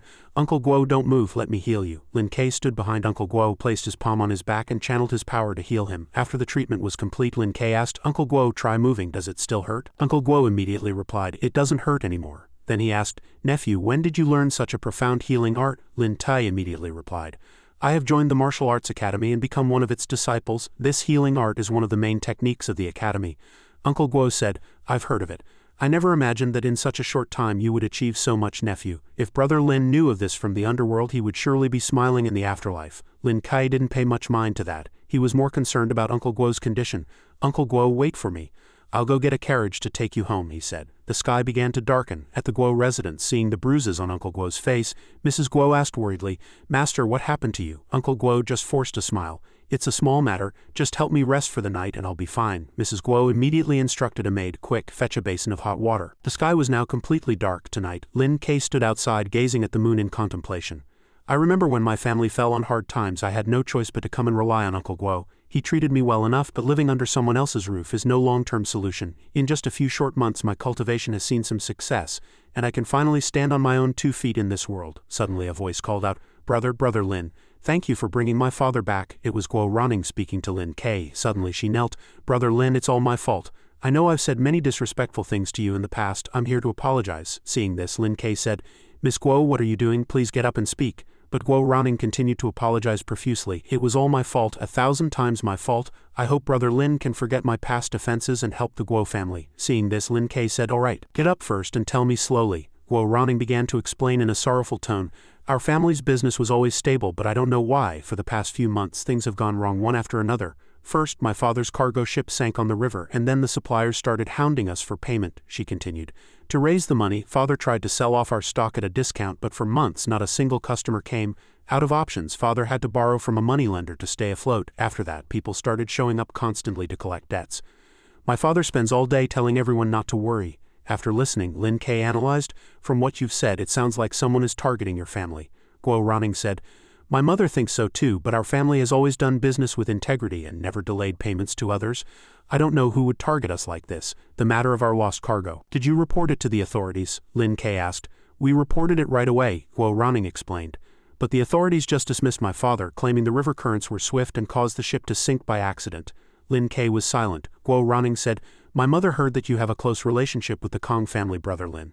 So she asked father to seek your help, but he flatly refused. He said that after the misfortune your family suffered, you finally managed to build such a promising future for yourself. How could he trouble you with these matters? If this goes on, I'm afraid, Lin Kei interjected, that I'll take care of this. You should go back to your room and rest. Hearing this, Guo Ronning said joyfully, thank you, Brother Lin. At the Guo residence, as the sky began to brighten, a scream suddenly rang out. Master, this is bad. That Niu Laoliu has brought a lot of men. Outside the residence, many muscular thugs stood at the ready. Uncle Guo. Guo, get your ass out here. If you don't, I'll burn your house down, Niu Laoliu threatened. Uncle Guo walked out and said loudly, Guo is here. Do not cause a ruckus. The two faced each other. Niu Laoliu said, Guo, I told you 3 days ago to pay up. The 3 days are over. What do you have to say for yourself? Uncle Guo replied, I have already paid back the principal. But you keep making unreasonable demands and I'm afraid I cannot comply. If you push me too far, my only choice is to go to the capital and file an imperial petition. Niu Laoliu said, it was stated clearly when you borrowed the money. I have it in black and white. Paying one's debts is a matter of course. Even if you complain to the Jade Emperor, you still have to pay. Uncle Guo said again, I have already sold my assets to repay the principal. As for the interest, I am willing to pay it back according to the law. Please relay this to Boss Niu. Father, Master, 2 female voices called out to Uncle Guo. It was Mrs. Guo and Guo Ronning. Seeing them, Uncle Guo's eyes widened. What are you doing here? Go back inside. Seeing this, Niu Laoliu couldn't help but let a wicked smile slip out. He said, don't be so stubborn, Proprietor Guo. If you're short on cash, we can always talk. Our young master's previous offer still stands. As long as Miss Guo is willing to become our young master's concubine, the debt between us can be wiped clean. Hearing this insolent proposal, Uncle Guo shouted angrily, I, Guo Huan, will never do something as shameful as selling my daughter for personal gain. Forget about it. Niu Laoliu replied, that's not up to you. Since you can't pay back the money, we'll just have to take your daughter to settle the debt. With that, he ordered, brothers, grab her. The group of men began to swarm forward. Uncle Guo and Guo Ronning stood there, frozen. Helplessly, suddenly, several of Niu Laoliu's men were struck by a flash of green light. Ouch, it hurts. Seeing this, Niu Laoliu was shocked, his jaw dropping. What worthless curs dare to run wild here? Lin Kei said angrily. Who are you? Niu Laoliu asked dumbly. Lin Kei replied, I'm someone you can't afford to provoke. You? He was furious but calmed himself enough to say, we're here to collect a debt from this Guo fellow. It has nothing to do with anyone else. I advise you not to meddle in other people's business. Lin Kei replied, go back and tell your master that this can be considered my betrothal gift. There's nothing you can do about it. Niu Laoliu gritted his teeth in anger and said to Lin Kei, you just wait, he ordered. We're leaving. The men followed him and left the Guo residence. After they were gone inside the residence, Uncle Guo said gratefully, we owe you our thanks today, nephew. Lin Kei smiled calmly and said, there's no need to be so polite, Uncle Guo. Uncle Guo continued, Sai, it's all my fault. I was careless and foolishly trusted someone, borrowing from this Baotong moneylender. It's too late for regrets now. Lin Kei asked, what's the background of this Baotong moneylender? Uncle Guo replied, it's hard to say. This Niu Laoliu today is just a small fry. The powers behind it are complex and deeply rooted. We simply cannot afford to provoke them. Uncle Guo continued, now I've dragged you into this mess. Uncle Guo felt truly terrible. You should hurry back to the martial arts academy. They might not pursue the matter too aggressively out of respect for the martial arts academy's name. After hearing this, Lin Ke asked, then what about you and your family, Uncle Guo? Don't worry about me, nephew. I'll take my wife and Ninger to the capital. I still have some old friends there. I'll see if we can figure something out. Uncle Guo said to Lin Ke. Lin Ke replied, no, based on what you've said, Uncle Guo, their organization is powerful. Your every move is surely being watched. I'm afraid you won't get far out of Lingzhou City before they catch up to you. Uncle Guo blurted out, what you say makes sense, nephew, but right now we have no other choice but to try our luck. Lin Ke said, how about this? I'll find a place for you to lay low for a few days. After I've handled things here, I'll let you know it's safe to come home. Hearing this, Uncle Guo demurred, no, this matter has already implicated you too much, nephew. If something were to happen to you because of this, how could I face brother Lin in the afterlife? Lin Ke comforted him. Please don't worry, Uncle Guo. I know a few friends here in Lingzhou City. I'll go talk to them. I'm sure we can resolve this properly. Uncle Guo was still hesitant, but Lin Ke smiled and said, just think of it as taking your family on a trip to enjoy the spring scenery, Uncle Guo. I'll handle everything. The scene changed to a modern courtyard with black tiles and white walls. Lin Ke was sitting on a chair, his hands on his knees facing a crowd of people. Before him stood a group of thugs, among whom a man with shoulder-length side-parted green hair was particularly conspicuous. Kid, our manager was careless the other day and let you get the upper hand, but today is different. Our young master is leading the charge himself. It's too late for you to get on your knees and beg for mercy, Niu Laoliu said. The green-haired man was Xiao Changwei. He berated Niu Laoliu. Alright, cut the crap. Niu Laoliu smiled and replied, yes sir. Xiao Changwei then said, kid, we at Baotong Moneylender have no quarrel with you, yet you insisted on interfering. Not only did you let that Guo fellow get away, but you also injured my men. I'd say you have a death wish. Lin Ke was unfazed. Oh, Xiao Changwei said, Lin Ke, I'm not an unreasonable person. Seeing as you have some skill, I can give you a chance. After hearing this, Lin Ke asked, what kind of chance? Xiao Changwei said, first, the Guo family's affairs have nothing to do with you, so don't interfere anymore. Second, you will kowtow to me 3 times. From now on you will do whatever I tell you to do, and I will spare your life. As long as you serve me diligently in the future, this young master will not be short on rewards for you. Lin Ke smiled when he heard the chance he was being offered. Niu Laoliu then said, this is a truly once-in-a-lifetime opportunity. I wonder what good deeds this kid did to deserve such a chance. Lin Ke paid him no mind and simply said, since you've stated your terms, it's now my turn to state mine. Xiao Changwei nodded and said, fine, go ahead. As long as you agree to be my subordinate, I'll agree to any condition. Lin Ke continued, I have only one condition. I want all the assets of the Baotong Bank. Give me everything the Baotong Bank owns and I will spare your lives. Xiao Changwei was extremely surprised to hear Lin Ke's condition. Niu Laoliu said to Xiao Changwei, young master, I think this kid is a lunatic. We're wasting our time reasoning with a madman. Xiao Changwei was also furious. Give the order, I don't care if he's a madman or not, kill him for me. Immediately, Xiao Changwei's henchmen, numerous and all powerfully built, rushed toward Lin Ke. Lin Ke sprang into action. He leapt up and with a wave of his hand conjured a spell. A flash of light shot out. The attacking men were struck by the spell and froze completely unresponsive. Lin Ke's beam of light passed through their bodies. Niu Laolu's body was also sliced in two by the light. Xiao Changwei stood nearby watching in horror as Niu Laolu's body was split apart inch by inch. Blood splattered everywhere, and Xiao Changwei was horrified beyond belief. Lin Ke looked at the trembling Xiao Changwei and asked again, what do you think of my proposal now? Cold sweat dripped down Xiao Changwei's pale face as his body trembled uncontrollably. You can't kill me. My father won't let you go. My father will avenge me. Lin Ke jabbed Xiao Changwei in the back with his elbow and said, your father, you say? Then I'll go find him. At that moment a group of mercenaries appeared behind Lin Ke, led by Duan Tianchu. Upon seeing Lin Ke, Duan Tianchu cupped his hands and said, Immortal Master, your skills are profound. These small fries were like eggs hitting a rock. Their deaths are insignificant. I will go and rally our men to march on the Baotong Bank with you. But Lin Ke said, no need, you all clean up here first, then send a message to the master of the Baotong Bank. Tell him his son is in our hands and to trade his assets for him. Duan Tianchu obeyed. Yes sir. At the Baotong Bank, a middle-aged man in yellow robes was busy with his personal hobbies. Suddenly a man ran in and reported, Master, bad news, the young master has been captured. He asked in astonishment, What happened to him? The two of them went to the scene of the earlier confrontation. The area was now filled with corpses covered by white cloths, but Xiao Changwei was nowhere to be seen. Xiao Changwei's father said angrily, What a monster! It seems he wants to make a move on the Baotong Bank. Go quickly and ask all the managers to come for a discussion, he ordered. At the Baotong Bank, Xiao Changwei's father began to speak to the managers around him. Elders, today someone has captured my son and demanded I trade all of Baotong Bank's assets for him. This is a matter of grave importance. My mind is in turmoil and I don't know how to handle this. I hope the elders can offer some guidance. An elder said, Where did this person come from and why do they wish to be our enemy at Baotong Bank?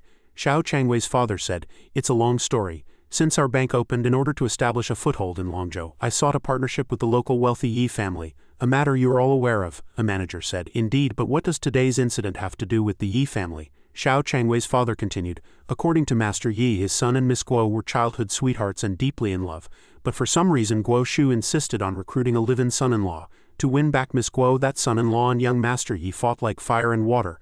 I don't know what means that son-in-law used, but young Master Yi was scared out of his wits and is now like a vegetable, he continued, saying that Master Yi was filled with resentment and hated the Guo family to the bone, so he asked me to join forces with him against them. After months of our manipulation, the Guo family was pushed to the brink. Just as the Guo family was about to fall into our hands, someone unexpectedly came to disrupt our plans, killing many of my trusted men and even capturing my son. It must be that live-in son-in-law, the elder asked. He's just a mere live-in son-in-law, how could he possess such power? Xiao Changwei's father said.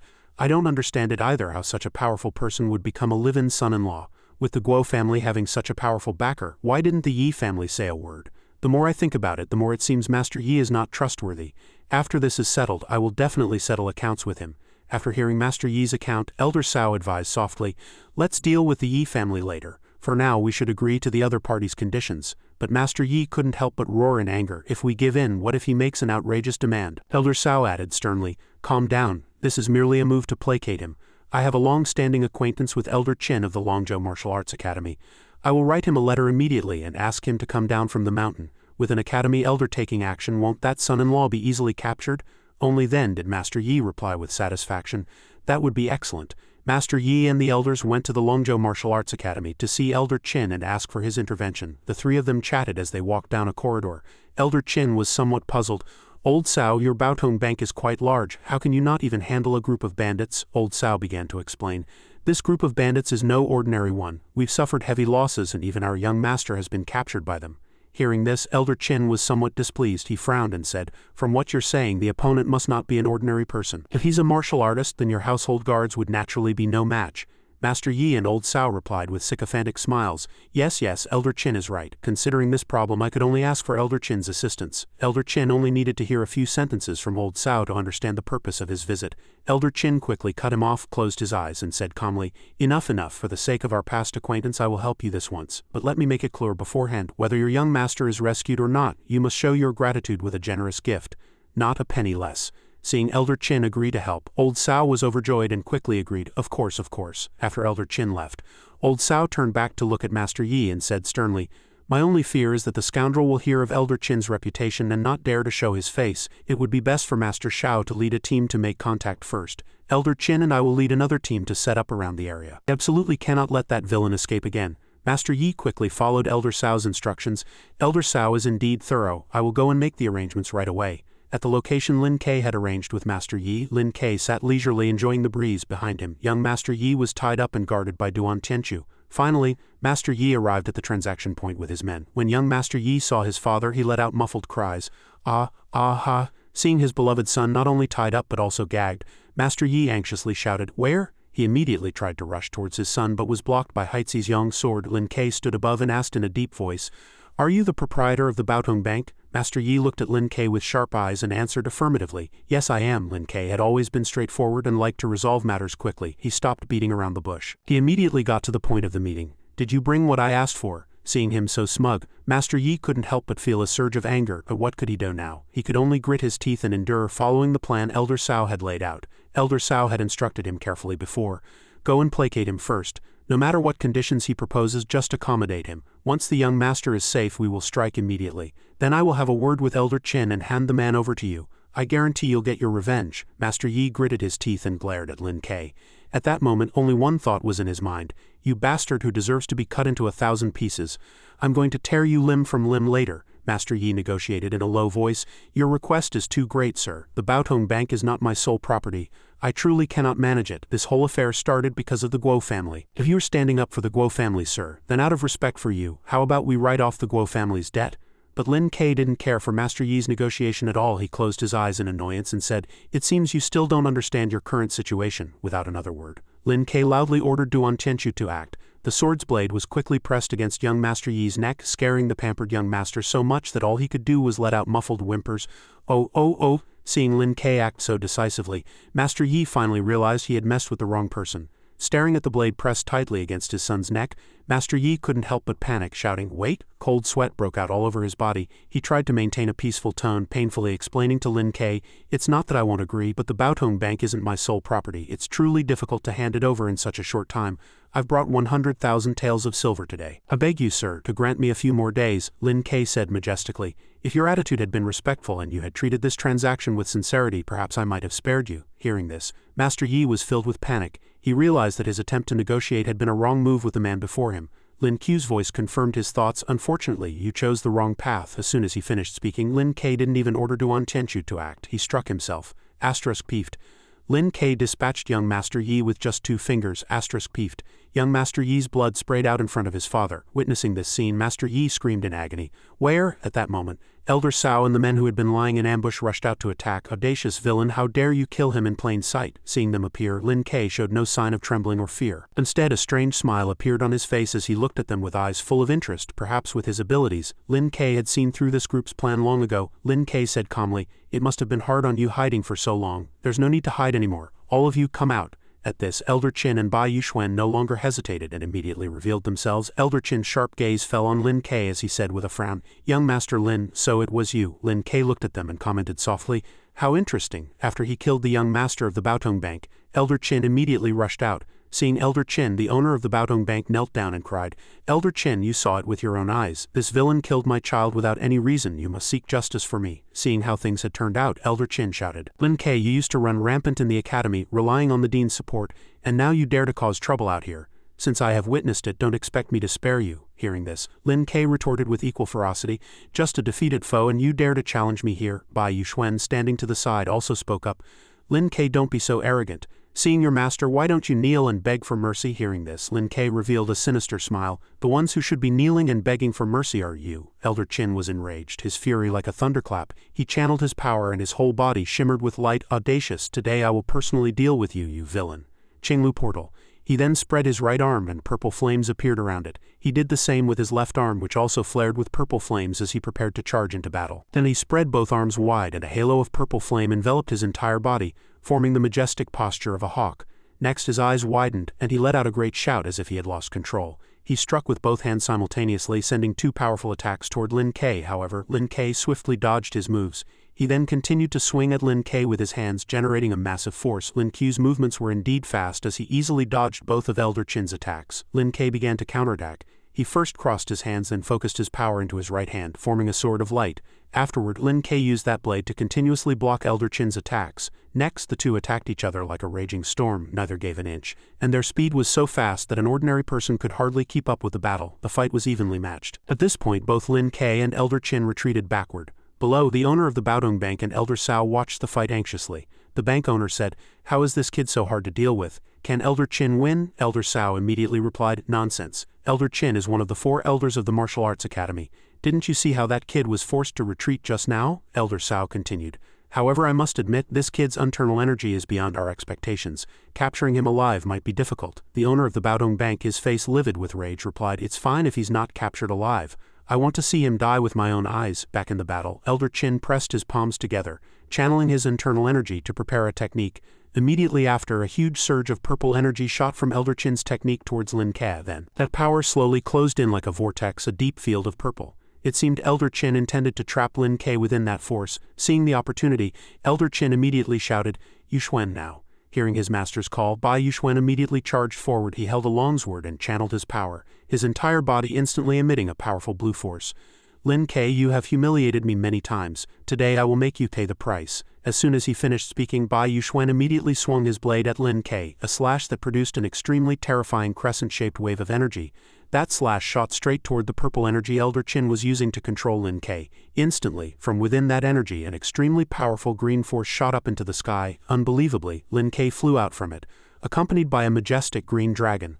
Lin Ke's entire body radiated an incredibly terrifying power. This moment, the enormous dragon had already coiled around the master and disciple, Elder Qin and Bai Yuxuan. Bai Yuxuan was terrified, powerless against Lin Ke's strength. Elder Qin was completely restrained, helpless in the face of the immensely powerful force Lin Ke had created. While they were both restrained, a powerful beam of light shot out from the dragon's mouth. That beam of light seemed to be the final blow to finish off the master and disciple. Elder Qin seemed unable to accept this fact and screamed in agony. That energy not only attacked Elder Qin and Bai Yuxuan but also the bank owners group. They all cried out, "Ah," in unison. Then Lin Ke landed on the ground, standing before Elder Cao and the bank owner, who were terrified. Lin Ke stood with a confident and majestic posture, staring down at the two of them. After dealing with Bai Yuxuan and Elder Qin, Lin Ke immediately turned to Elder Cao and the owner of the Baodong Bank.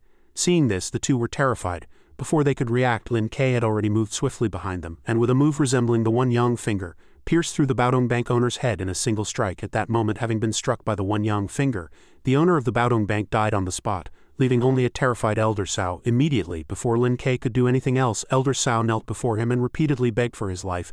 "Spare me, immortal master, spare me." Seeing this, Lin Ke's eyes widened and he asked loudly, "Why did you plot against the Guo family?" Hearing Lin Ke's question, Elder Cao, still kneeling and trembling, replied, "This was all the doing of our proprietor and the Yi family. I harbor no gratitude for them. I hope the immortal master will see the truth." Hearing the answer, Lin Ke continued to ask, "Is the Yi family trying to shirk responsibility?" Seeing this, Elder Cao kowtowed repeatedly in panic.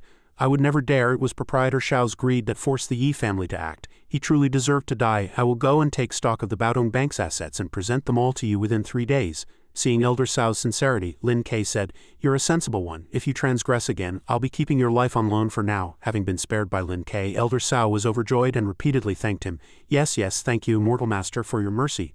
On a clear morning in a house within the Kong residence, after the owner of the Baodong Bank was eliminated, another man dressed similarly but with a green beard rushed to see Kong Decheng, then knelt and begged, "Lord Kong, save me." Kong Decheng was confused and asked, "Master Yi, what is the matter?" The green-bearded associate from the Baodong Bank had yet to recover his senses. Inside the Kong residence, after Kong Decheng heard the full story, he said angrily, "You tried to instigate the Baodong Bank against the Guo family. No matter who won or lost, you would have been the ultimate beneficiary.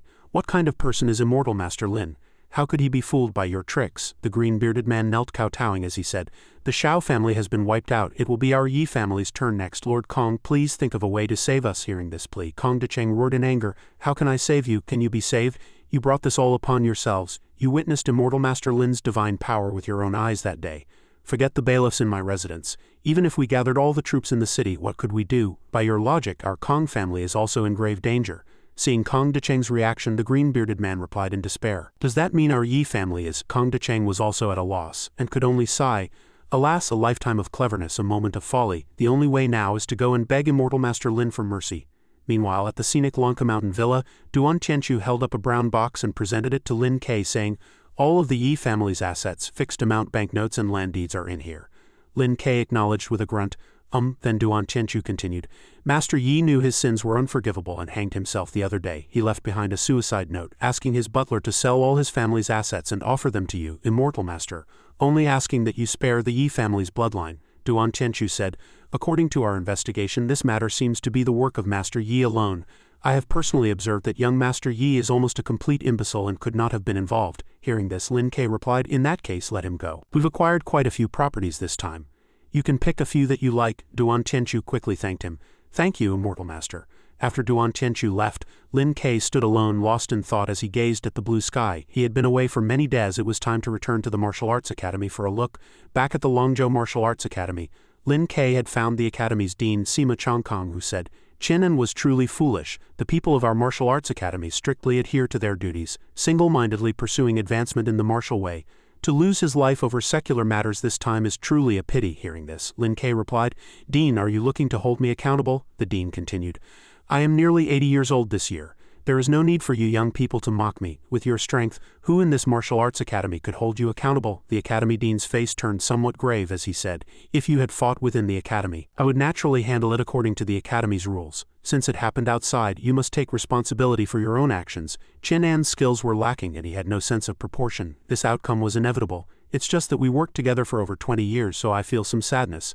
Lin Ke stood to the side listening, not knowing what to say. Sima Chongkong gazed at the horizon and continued distantly, "I already know about this matter. Now that you've done it, there's no need to speak of it to others. If word gets out, it will damage the academy's reputation. I'm an old man and the martial arts academy is everything to me. I hope you can grant me this." Hearing these words, Lin Ke breathed a sigh of relief. He understood. Then in a small rustic house, here, Jiyu Dafa and Yu Shenjing were ecstatic to see Lin Ke return. "Boss, you're back, young master, you've returned." Seeing Jiyu Dafa and Yu Shenjing, Lin Ke asked, "How has your training progressed recently?" Jiyu Dafa immediately replied, "Thanks to your pills, boss, my cultivation of various techniques is now twice as effective with half the effort. Fighting a high-level martial artist is no problem. Afterward, Lin Kai turned to Yu Shenjing and asked, "And you, Jinger?" Yu Shenjing immediately replied, "Rest assured I will certainly not fail to live up to the young master's teachings." Lin Kai said with satisfaction, "That's good." Then Lin Kai called out to Jiyu Dafa again, "Dafa, come out with me for a bit." Jiyu Dafa immediately replied, "Yes." As they walked, Lin Kai asked, "Have there been any recent changes in the martial arts academy?" Jiyu Dafa immediately replied, "Everyone is training hard to level up. As for changes, I heard the academy is preparing for a major event soon. Even senior brother Shu Jiqing, who is usually away, has returned." At this, Lin Kai asked curiously, "Who is this Shu Jiqing?" Jiyu Dafa, completely obsessed with the vehicle, replied, "I heard from the other martial brothers that senior brother Shu is hailed as a once-in-a-century genius, the most famous disciple of our Lingzhou Martial Arts Academy. They say he's already reached the 9th rank of the martial master realm, just half a step away from becoming a grand master. And you know he's only just turned 30. Hearing this, Lin Kai responded, "Oh, so there's a character like that in the academy. How come I've never heard anyone mention him?" Jiyu Dafa answered, "This senior brother Shu has always served the imperial court, holding a long-term position as an instructor for the Red Feather Army of the Southeast Circuit. You have to understand the Red Feather Army is the elite of the elite." Lin Kai said, "I see." After speaking, Jiyu Dafa turned around and said to Lin Kai with a fawning smile, "Of course, no matter how amazing senior brother Shu is, he's no match for you, boss." Before his words had even faded, a powerful shout, incredibly arrogant in tone, suddenly echoed from within the martial arts academy. Dafa turned to look in the direction of the sound, wanting to see who on earth was speaking. "So it's two people from the Lingzhou Martial Arts Academy." They were walking toward Jiyu Dafa and Lin Q's position. Jiyu Dafa shouted at them, "We're having a conversation. What's it to you?" One of them frowned and replied, "Your conversation is none of our business, but speaking ill of our senior brother is." Hearing this, Jiyu Dafa felt he had been unjustly accused and, feeling defiant, put his hands on his hips and said, When did I say anything bad about your senior brother?" The disciple from the Lingzhou Martial Arts Academy looked at Jiyu Dafa and his companion, then sneered contemptuously, "Look at you, you must be a new martial apprentice who doesn't even recognize senior brother Shu, yet you dare to run your mouth here. If you know what's good for you, come over here and apologize at once, otherwise I'll knock your teeth out." Hearing such an insult, Jiyu Dafa clenched his fists in anger and said, "I didn't say anything wrong." The man rolled up his sleeves self-righteously and walked toward Jiyu Dafa, preparing to strike. "Such nerve. You fatso who doesn't know your place. Today I'll teach you a lesson and show you the meaning of hierarchy." Jiyu Dafa was no pushover either. He looked at his opponent provocatively and said, "Cut the crap. If you've got the guts, bring it on." The man leaped into the air and then charged at Jiyu Dafa with a clenched fist. "Fine. Since you put it that way, I won't be polite." With a thud, the man's fist struck Jiyu Dafa's chest, but the blow was nothing to him. He stood firm, completely unscathed. After taking the punch, Jiyu Dafa glanced up at the man. Quick as lightning, he puffed out his chest, which was enough to send the man flying. Bang! The man was sent tumbling to the ground by Jiyu Dafa's force, rolling over several times. He struggled to sit up, utterly humiliated by being thrown to the ground so wretchedly, and his embarrassment turned to rage. "Bastard, I underestimated you." The other academy disciple who had been with the man suddenly stepped forward to block the way. He looked at Jiyu Dafa and spoke gently, attempting to mediate. "What a fine display of using an opponent's strength against them. This junior brother's skill is extraordinary. It was our mistake." Seeing his senior brother back down like this, the man was dissatisfied.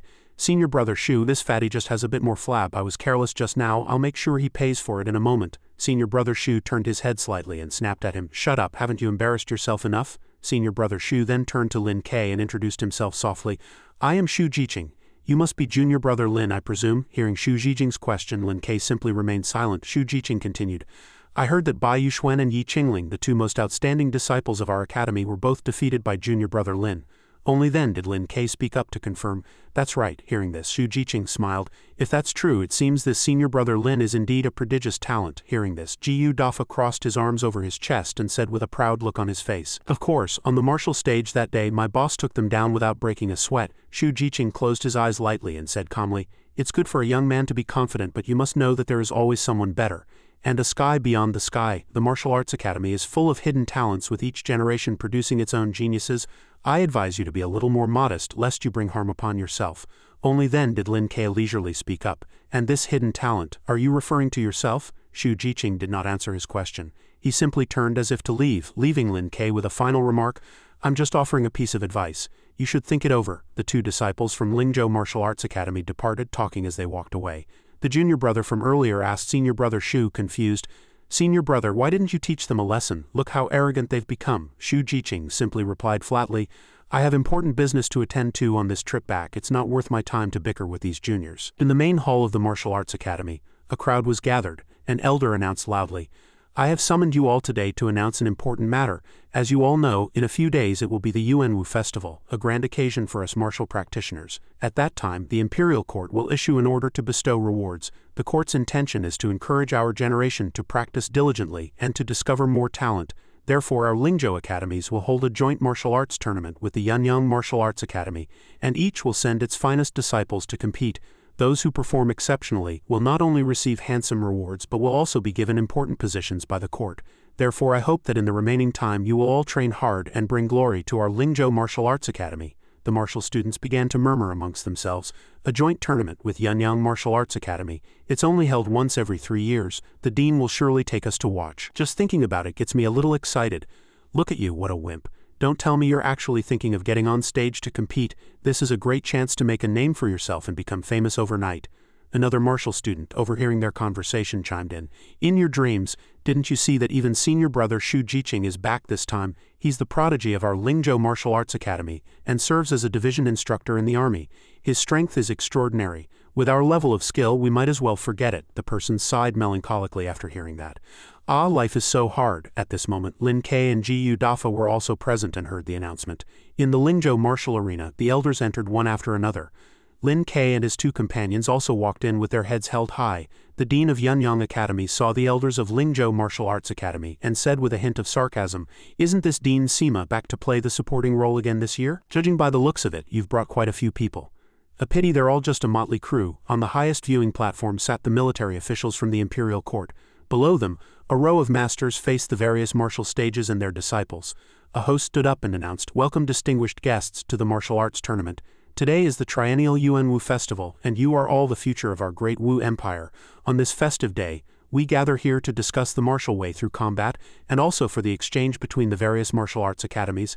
I sincerely hope that everyone will return home today with great rewards." Jin Shunchong glanced at the disciples Dean Sima had brought and said, "You've got a lot of new faces this year, huh? Where's that once-in-a-century genius of yours? He doesn't seem to be here. Don't tell me he's afraid of losing before he even gets on stage." Dean Sima answered him calmly. "We have our own preparations. An ace shouldn't be played so easily." Jin Shunchong, refusing to let up, continued his taunts. "A pity, the only disciple worth mentioning can't even compete. Your academy has no hope this time. I suggest you just sit quietly as spectators to avoid further embarrassment when you get on stage." "Not to be outdone," Dean Sima retorted. "If we're talking about a battle of wits, our Lingzhou Martial Arts Academy willingly concedes defeat, but when it comes to strength we'll have to see who's better on the stage." A panoramic view of the entire competition area showed that the various martial stages were ready. The crowd was massive, filled with anticipation for the upcoming matches. On the highest viewing platform sat the military officials from the Imperial Court. Below them, a row of masters faced the various martial stages and their disciples. A host stood up and announced, "Welcome distinguished guests to the martial arts tournament. Today is the triennial Yuanwu Festival, and you are all the future of our great Wu Empire. On this festive day, we gather here to discuss the martial way through combat, and also for the exchange between the various martial academies. I sincerely hope that everyone will return home today with great rewards." The competition had yet to begin, but a tense atmosphere already enveloped the entire venue, especially between the 2 masters. Over here, Dafa was chatting with Lin Ke. "I never thought I'd be able to stand here one day. It's all thanks to you, boss." As if reading his mind, Lin Ke asked, "Since you're here, surely you don't want to just be a spectator cheering for the martial masters, do you?" Dafa was somewhat hopeful but still hesitant. "Although I've improved a lot under your guidance, boss, this place is filled with experts." "I'm afraid Lin Pa encouraged him. "The main purpose is to gain experience, but who knows, you might just soar to fame and cause a stir at this Yuanwu Festival." Ji Dafa's face lit up. "Huh, soar to fame?" Dafa asked in return. "Boss, do you really think so?" Lin Ke said. "That's right. I believe most of the experts here are definitely not as strong as you. As the old saying goes, a great master produces a brilliant student, with my full support. Do you still fear you can't defeat your opponents?" It was as if Dafa had been injected with a shot of passion. "That's right, the boss has been guiding me for so long, my strength definitely won't lose to anyone." Lin Ke affirmed once more. "That's a given. Go sign up." Lin Ke stood there, watching the back of Dafa as he excitedly ran to register. Yu Shaojing frowned and asked Lin Ke with confusion, "Boss, although Dafa has improved rapidly, there's still a gap between his strength and many others. Is it a bit hasty to let him compete just like this?" Lin Ke, still looking in Dafa's direction, said, "Strength is certainly important, but what Dafa lacks most is the courage to face an enemy and practical combat experience. I believe that after experiencing a few matches today, he will definitely gain invaluable experience." The host of the competition announced loudly, "I declare that today's martial arts competition officially begins." Duels had already begun on countless platforms. Some attacked their opponents with agile and swift movements. Some knocked their opponents down with a powerful kick. Dafa was also competing against one of Jin Shunchang's disciples. Relying on his body, which was like copper skin and iron bones, Dafa easily blocked all of his opponent's kicks. A frontal punch was also no problem for Dafa. After unleashing countless moves without being able to injure Dafa, the opponent was exhausted and panting heavily. At this moment, Dafa knew his time had come and said, "Are you done now? It's my turn." With just one heavy blow like Mount Tai crashing down, Dafa effortlessly knocked his first opponent off the stage. All the spectators and other contestants were dumbfounded by Dafa's spectacular match. On the master's viewing platform, Jin Shunchang was so angry he could have coughed up blood from seeing his disciple knocked off the stage so quickly. Dean Sima, on the other hand, looked very pleased. "I almost didn't recognize him. This kid has put in a lot of hard work at the academy." That night, the contestants participating in the tournament set up tents to rest and prepare for the next day's competition. In his tent, Jin Shunchang was still fuming about the morning's events, grinding his teeth. "Damn it." Just then, a tall, older man walked into Jin Shunchang's tent from outside and asked, "Old Jin, what's got you so worked up?" Jin Shunchang's gloomy expression vanished, replaced by a look of joy. "Steward Wang, you're here." Steward Wang frowned and whispered, "Are you trying to make sure everyone hears you?" Jin Shunchang chuckled sheepishly. "My mistake." Not wanting to waste words, Steward Wang asked immediately, "What did you want to see me about?" Jin Shunchang brought up his earlier plan again. "We were supposed to have this tournament in the bag, but this year, the Lingzhou Martial Arts Academy has suddenly produced countless experts. I'm afraid," Steward Wang explained. The Lingzhou Martial Arts Academy is, after all, a sect with over 100 years of history. Although their last performance was poor, their foundations remain, and there are still many aspects to consider. Jin Shunchang took a small medicine bottle from his pocket and said, "This competition is crucial for our Yunyang Martial Arts Academy. We absolutely cannot afford any mistakes. This is the 6-flavor croton powder I bought myself, the world's most potent laxative. Find a way to put this into the food of those disciples from the Lingzhou Martial Arts Academy. They were full of fire today. I should help them vent some of that fire." Steward Wang seemed reluctant. "This," Jin Shunchang brought up an old debt. "Don't worry, this is the last time. After this, the debt between you and me will be settled." Steward Wang was unwilling, but he had no choice but to accept the proposal. "All right, after this, we'll owe each other nothing," Jin Shunchang replied. "I, Jin Shunchang, am a man of my word." The next day before dawn, with the moon still in the sky, Lin Kei had been meditating all night while the others were long asleep. Dafa was sleeping soundly beside him. Dafa suddenly woke with a start, a pained expression on his face. He pursed his lips and frowned. Dafa staggered out of the tent, clutching his rumbling stomach. Shrill sounds came continuously from the latrine. Dafa was clearly having a serious case of the runs. Back in the tent, Dafa complained, his body still feeling extremely uncomfortable. "It's so weird what's gotten into everyone today. They're all rushing for the latrine." Lin Kei stared outside with a sharp gaze as if trying to figure something out. The moonlight was still bright outside. In contrast to this peaceful scene, the rest area of the tournament was in chaos as everyone suffered from the laxative. At this moment, 2 people were kneeling at Lin Ku's feet. One was Steward Wang, and the other was the cook who had prepared everyone's meals today. Holding the evidence in his hand, Lin Kei immediately recognized it as the laxative 6-flavor croton powder. Dafa immediately asked, "Is this the stuff that's giving everyone diarrhea?" Lin Te stated affirmatively, "That's right, after eating this, everyone will suffer from uncontrollable diarrhea and won't be able to engage in strenuous activity. By tomorrow their arms and legs will be weak and feeble, and they naturally won't be able to withstand a single blow." Dafa angrily wanted to report this to the dean at once but was stopped by Lin Kei. "Don't be hasty, let me get a clearer picture." Lin Kei shouted at the 2 culprits, "Speak, why did you tamper with our food?" The cook immediately spoke up, pointing at Steward Wang. "It was him, he forced me to do it, this humble one truly knows nothing." Lin Kei turned to Steward Wang and asked, "Do you have anything else to say?" Steward Wang was quite stubborn. Though he was terrified, with sweat pouring down his face, he still refused to say a word. With no results, the scene switches to another location. Here, Jin Shunchang's disciples were drinking around a bonfire. A disciple named Junior Brother Tan reminded another, "Drink less. The dean will punish us if he finds out later." But the man waved his hand dismissively. "What's there to be afraid of? The dean is busy figuring out how to deal with the Lingzhou Martial Arts Academy. He doesn't have time to bother with us." Another also spoke up, "Junior Brother Tan is right, it's our turn to compete tomorrow, we should drink a little less." But the man was still unafraid. "Relax, brothers, don't worry. Dealing with those weaklings, we could easily beat them to a pulp even if we're drunk." Lin Kei appeared out of nowhere, appearing silently and asking softly, "Is that so?" The disciple jumped in fright. All of Jin Shunchang's disciples asked in unison, "Who are you?" Lin Kei remained calm and asked, "You are the contestants from the Yunyang Martial Arts Academy competing tomorrow, correct?" One of the most arrogant ones stood up and berated him loudly. "You're from the Lingzhou Martial Arts Academy? What, did you come here to beg for mercy?" Lin Kei said, "I think you've misunderstood. I came to persuade you to forfeit the match." The man flew into a rage. "Forfeit? What the hell, are you kidding us?" Lin Kei remained calm. I am not kidding you." At the suggestion of forfeiting, the contestant went berserk. He roared, "Who the hell do you think you are? Why should we listen to you?" Lin K raised his fist and said, "On the strength of this fist, if you don't want to forfeit the match, then I'll beat you until you're willing to." The group of disciples from the Yunyang Martial Arts Academy swarmed forward saying, "Are you looking to die?" The next morning, as the sun began to show its face, the audience and contestants had already gathered at the competition site. Steward Wang appeared with bruises on his face. Jin Shunchong went up to him and asked, "Steward Wang, what happened to you?" Steward Wang replied distractedly, "I accidentally slipped and fell by the stream last night." Both fell silent, each seeming to notice something unusual about the other. In the competition arena, Steward Wang, who was hosting the competition, announced, "After 2 consecutive days of matches, both sides have selected their elite talents. Today we will enter the second stage of the competition. Contestants may choose their own opponents to compete against. The winner continues, while the loser will be eliminated. The one who can stand on this stage until the very end will be today's most outstanding individual," Steward Wang shouted. "Let us welcome the Lingzhou Martial Arts Academy to the stage." The contestants from the Lingzhou Martial Arts Academy walked in with pale faces, a result of being poisoned with the laxative last night. Dean Sima looked at his students with immense worry. On the other side, Jin Shunchong was gloating because everything was still going according to his plan. He thought to himself, "Ha, it seems my medicine worked." The first match began. Steward Wang ordered, "Will the Yunyang Martial Arts Academy please come to the stage?" The audience gathered around, cheering for the martial masters on stage 1. The disciple from Lingzhou Martial Arts Academy had been waiting for a long time.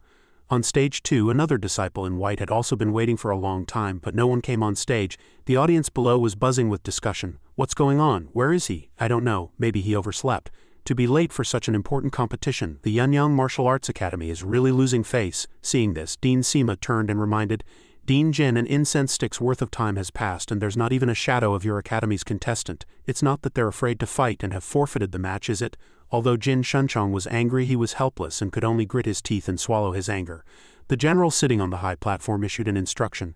"Steward Wang, if the contestant from Yunyang Martial Arts Academy fails to arrive according to the competition rules, this stage match should be awarded to Lingzhou Martial Arts Academy as a win. What are your thoughts?" Steward Wang bowed his head respectfully, indicating his compliance. "What the general says is absolutely right. This humble one believes the result should be announced as such." Afterwards, Steward Wang faced the stage and said in a clear voice, "As the Yunyang Martial Arts Academy has automatically forfeited this stage match, I hereby declare that in this match, the Lingzhou Martial Arts Academy is the winner." His goal unachieved, Jin Shunchong was so angry that smoke could have come out of his head. He quickly left. At the camp of the Yunyang Martial Arts Academy, everyone was searching for the contestants who had forfeited the match this morning. A disciple spotted them and hurriedly ran to report to Jin Shunchong, "Dean, we've found a trace of the senior brothers." Jin Shunchong immediately pressed, "Well, where are they?" The disciples led him to a tree where they were found tied up with gags in their mouths. Thus they could neither escape nor call for help. Jin Shunchong ordered, "What are you standing there for? Untie them quickly." At the same time, Jin Shunchong also instructed another disciple. "Our senior brothers have been ambushed and won't be able to compete for a short while. I have already sent someone on horseback to deliver a message, hoping that help can arrive soon. For now, we can only rely on you to hold the line." The disciple entrusted with this important task was somewhat surprised. "Ha," Jin Shunchong affirmed, "that's right, your level is higher than the others. Try to hold off the people from Lingzhou Martial Arts Academy for as long as you can." The scene cuts back to the competition. A contestant in white was struck in the abdomen by a heavy punch like Mount Tai crashing down from the black-clothed contestant and was knocked to the ground. Steward Wang announced, "First match, Yunyang Martial Arts Academy wins." In the next match, the black-clothed contestant needed only a straight kick to his opponent's face and the white-clothed contestant was knocked off the stage. The call ending the match rang out, "Second match, Yunyang Martial Arts Academy wins." The third match continued, and again Yunyang Martial Arts Academy was victorious. The audience below was utterly astonished by the black-clothed contestant's overwhelming dominance. At present, Dean Jin's disciple had already won 4 consecutive matches. Jin Shunchong let out a hee-hee-hee cackle, mocking the adjacent Dean Sima, on whose face a look of worry appeared. The next match was between the Yunyang Martial Arts Academy disciple who had won 4 straight matches and Dafa. Jin Shunchong once again taunted Dean Sima smugly, "Hey Dean Sima, it looks like your academy has run out of people, having to send a kid as fat as a pig up to fight." Dean Sima did not back down. "Is this how your Yunyang Martial Arts Academy judges people by their appearance?" But Jin Shunchong was full of confidence. "I've seen this fat kid's matches before, but at best he can only handle mid-level martial artists. For someone like him to want to fight a proper martial master, isn't that just asking for death?" Dean Sima couldn't be bothered with him anymore, and just let out a HMPH and dropped it. On the stage, Jin Shunchang's disciple was negotiating with Dafa. "I've seen your previous matches. To be honest, you are no match for me. Just obediently admit defeat." But Dafa was not one to back down easily. He retorted, "I've worked so hard to get to this point. If you want me to admit defeat, you can just dream on. Below the stage, Lin Kei revealed a mysterious smile, cheering Dafa on. Right, well said. As my little brother, you absolutely cannot admit defeat. The opponent saw Lin Kei below the stage, and his eyes instantly filled with panic as if he had seen a ghost. Dafa let out a great shout, preparing to make his move. Take this. The kid unexpectedly dropped to his knees in a hurry and begged for mercy. I surrender. And so, in the fifth match, Lingzhou Martial Arts Academy was declared the winner. Steward Wang began to add, given that the Yunyang Martial Arts Academy is unable to send out a new contestant, I declare that the winner of this stage tournament is, Steward Wang shouted, Lingzhou Martial Arts Academy. Suddenly, a voice from the direction of the city gate interrupted. The green-haired disciple Dean Jin had been waiting for had finally arrived. Who says our Yunyang Martial Arts Academy has no one left? Jin Shunchong was overjoyed. Hong Lai, you're finally here. This disciple was quite blunt, saying, Old man, you wanted me to show up for a piece of cake competition like this? Dean Jin could only appease him. All right. As a member of the Yunyang Martial Arts Academy, how could you ignore this matter? If you hadn't stepped up, we would have been completely steamrolled by them. Hong Lai boasted proudly. They're just a bunch of trash. Watch me knock them off the stage. The moment he got on the stage, Hong Lai looked like he wanted to crush Dafa into a pulp. He roared, You scum from Lingzhou Martial Arts Academy, come and meet your death. Dafa gritted his teeth and assumed a defensive stance. Suddenly, Dean Sima interrupted. The master seemed to realize that if he let Dafa continue to fight him, it would only lead to a fate worse than death. Well, Jiu Dafa, you're no match for him. Get back here. Jin Shuangshuang taunted. Dean Sima, does this mean you intend to forfeit this match? To save Jiu Dafa's life, Dean Sima had no choice but to agree. That's right, Ling Province Martial Arts Academy forfeits this match, Dafa protested. Dean, I haven't even fought yet. Didn't you always teach us to persevere and face our difficulties head-on? How can I just give up so easily? Dean Sima pondered for a moment, then looked into the distance and said, Where there's life, there's hope. We forfeit this match. Hong Lai, however, was incredibly arrogant. I was planning to go on a killing spree, he said, but whatever. Since your dean has spoken, I'll spare your life. Get on your knees, kowtow 3 times and shout, The Ling Province Martial Arts Academy is trash. Then you can scram. Jin Shuangshuang was gloating and Dean Sima could only swallow his anger and pride. But Lin Qiu's words of encouragement before he enrolled still echoed in his ears. Dafa didn't want to back down. Death before dishonor. I will naturally obey the dean's command, but I will not allow anyone to insult my academy, Hong Lai said. I didn't think a fatty like you would have some backbone, but you'll soon regret your decision. In an instant, Hong Lai was behind Dafa. He wrapped his arm tightly around Dafa's neck and demanded, Say it, say the Ling Province Martial Arts Academy is trash, say it now, but Dafa was fearless. In your dreams, he retorted. Hong Lai grabbed Dafa's wrists and viciously bent them backward, a pained expression appearing on Dafa's face. Hong Lai asked again, Well, are you going to kneel or not? Dafa remained strong, refusing to kneel. The cruel Hong Lai kicked the back of Dafa's knee, forcing him to the ground. Dafa let out a blood-curdling scream under Hong Lai's physical assault. Now on the ground, Dafa's hair was grabbed by Hong Lai as he was threatened once more. See, your persistence is meaningless. Your stubbornness will only bring you more pain. Dafa struggled to reply. Don't get cocky. Boss Lin will avenge me, Hong Lai asked. Boss Lin, what's that, a friend of yours? Without anyone noticing, Lin Kei had appeared in the stands. He gave a firm command. Let him go. Dafa moaned. Boss, I've disgraced you.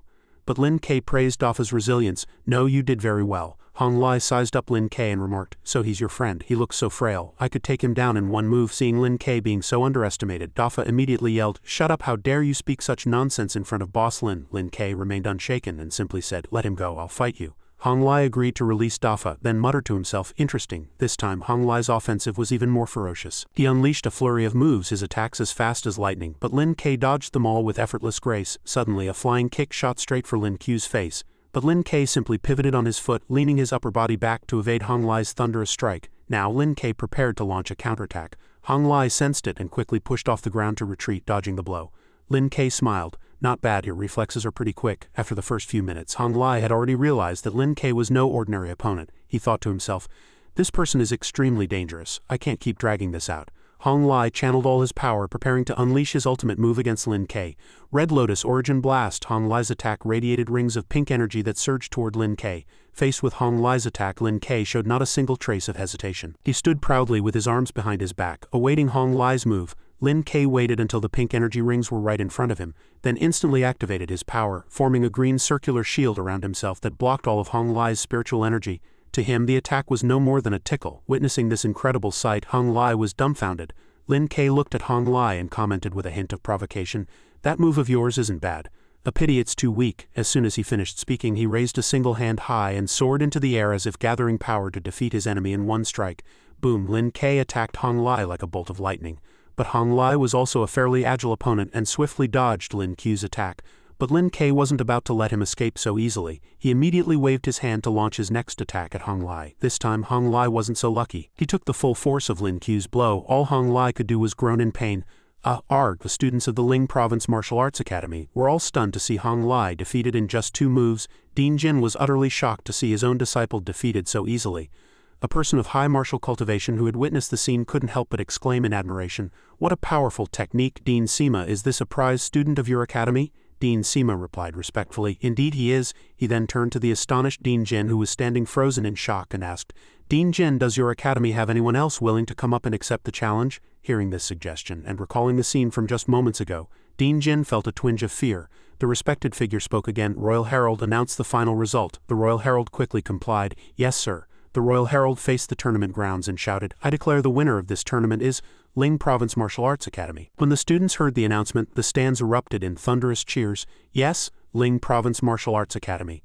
Ling Province Martial Arts Academy." After the competition ended, everyone was buzzing about the duel. Lin Ke looked at the elder before him and said with some confusion, "Chief Instructor of the Red Feather Army?" The elder said, "Yes, this is a great honor. The Red Feather General was deeply impressed after watching your match, and immediately expressed his wish for you to serve as the Chief Instructor of the Red Feather Army. You mustn't let down his kind intentions." Lin Ke gently closed his eyes, an uninterested look on his face as he replied, "My only desire is to cultivate the Tao. I have no interest in official matters." The elder quickly added, "Lin Ke, I know you have lofty ambitions, but this position of chief instructor will not affect your cultivation. Besides, you don't have to decide right away. Go back and think it over carefully before making a decision." Hearing the elder's words, Lin Ke fell silent for a moment. After this conversation, Lin Ke returned to the Blue Tiger Manor. He stood alone in the courtyard, looking up at the sky, his mind troubled by the elder's proposal. The 5-element spirit gathering array is only a beginner's formation. The spiritual energy it gathers is still not enough for my cultivation. In that case, I'll add a formation spirit to this main pillar.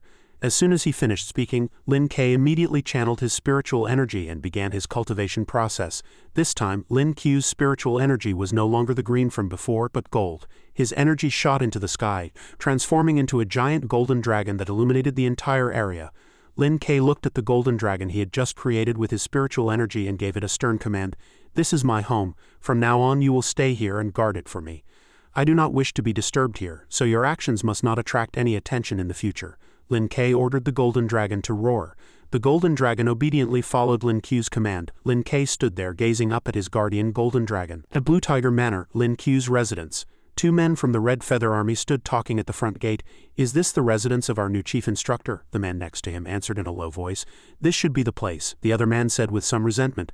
"The general must be muddled. There are so many instructors in the army, yet he had to find an outsider." The man beside him said with some apprehension, "I've heard this young Master Lin is no simple character in Ling Province. He's a big shot who moves in all circles, legitimate or otherwise. There are even rumors that he's no mortal man, but a god from the heavens." His companion looked at him in disbelief and barked, "Ridiculous! You believe such nonsense from ignorant peasants? We in the Red Feather Army believe only in the strength of our fists. How can you believe in such mystical things?" The man hurriedly explained. "The rumors might be exaggerated, but everyone who tells them swears they saw it with their own eyes. It's hard not to believe." The other man remained disdainful.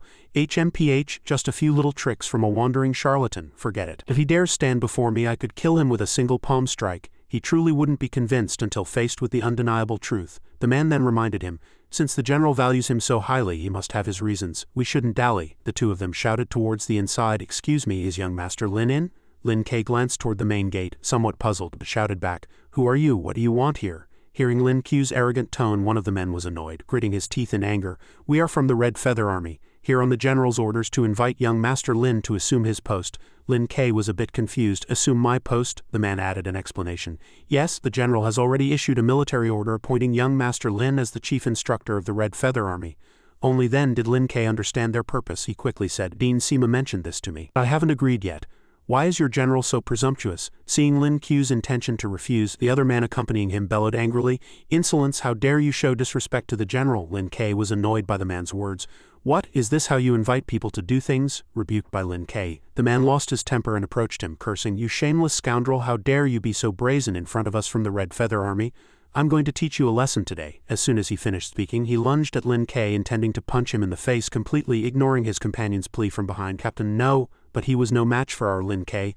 Lin Ke only needed to throw a light punch to send him flying a great distance. After being sent flying by Lin Ke's punch, the man, having lost face, roared, Not bad, it seems I underestimated you. Enraged and humiliated, he began to channel his power and attacked Lin Ke again. Absolute fire-blazing fist, but before he could even launch the attack, a commanding voice stopped him. Stop! It turned out that the one who had just stopped the captain was Chin Muzzy. The captain's companion looked at the newcomer in confusion and asked, "And you are?" Chin Muzzy looked at him and introduced himself. "I am the commander of the Ling Province garrison. Chin Muzzy, are you two envoys from the Red Feather Army?" Upon hearing this, the man confirmed, "We are." Chin Muzzy sternly reminded the two, "Do not be reckless. This immortal Master Lin is a reclusive master of our Ling province." The captain still spoke rudely to Chin Muzzy. "Immortal Master, Commander Chin, you are a military man yourself. How can you believe the ghost stories of ignorant peasants? If you hadn't stopped me just now, I would have already beaten this brat to the ground." Seeing the captain still being so disrespectful to Lin Ke, Chin Muzzy became even more furious. He shouted, "Shut up, I'm saving your life and you don't even realize it." Chin Muzzy spoke respectfully to Lin Ke. "Immortal Master, this captain has dared to disrespect you. When he returns, he will certainly be dealt with according to military law." The Red Feather General was concerned that these two might be inept, so he wrote a letter and had me come to respectfully invite you, Immortal Master. Lin Ke now more or less understood the situation. "Oh," Commander Chin added, "the general should have come in person, but Ling Province is not the Red Feather Army's station territory. According to court regulations, as the commander of an army, he cannot come here personally." Lin Ke listened to Commander Chin's words and remained silent. Chin Muzzy continued, "The position of Chief Instructor of the Red Feather Army is no small matter. Although it grants no authority to command troops, its status in the army is second only to the general himself.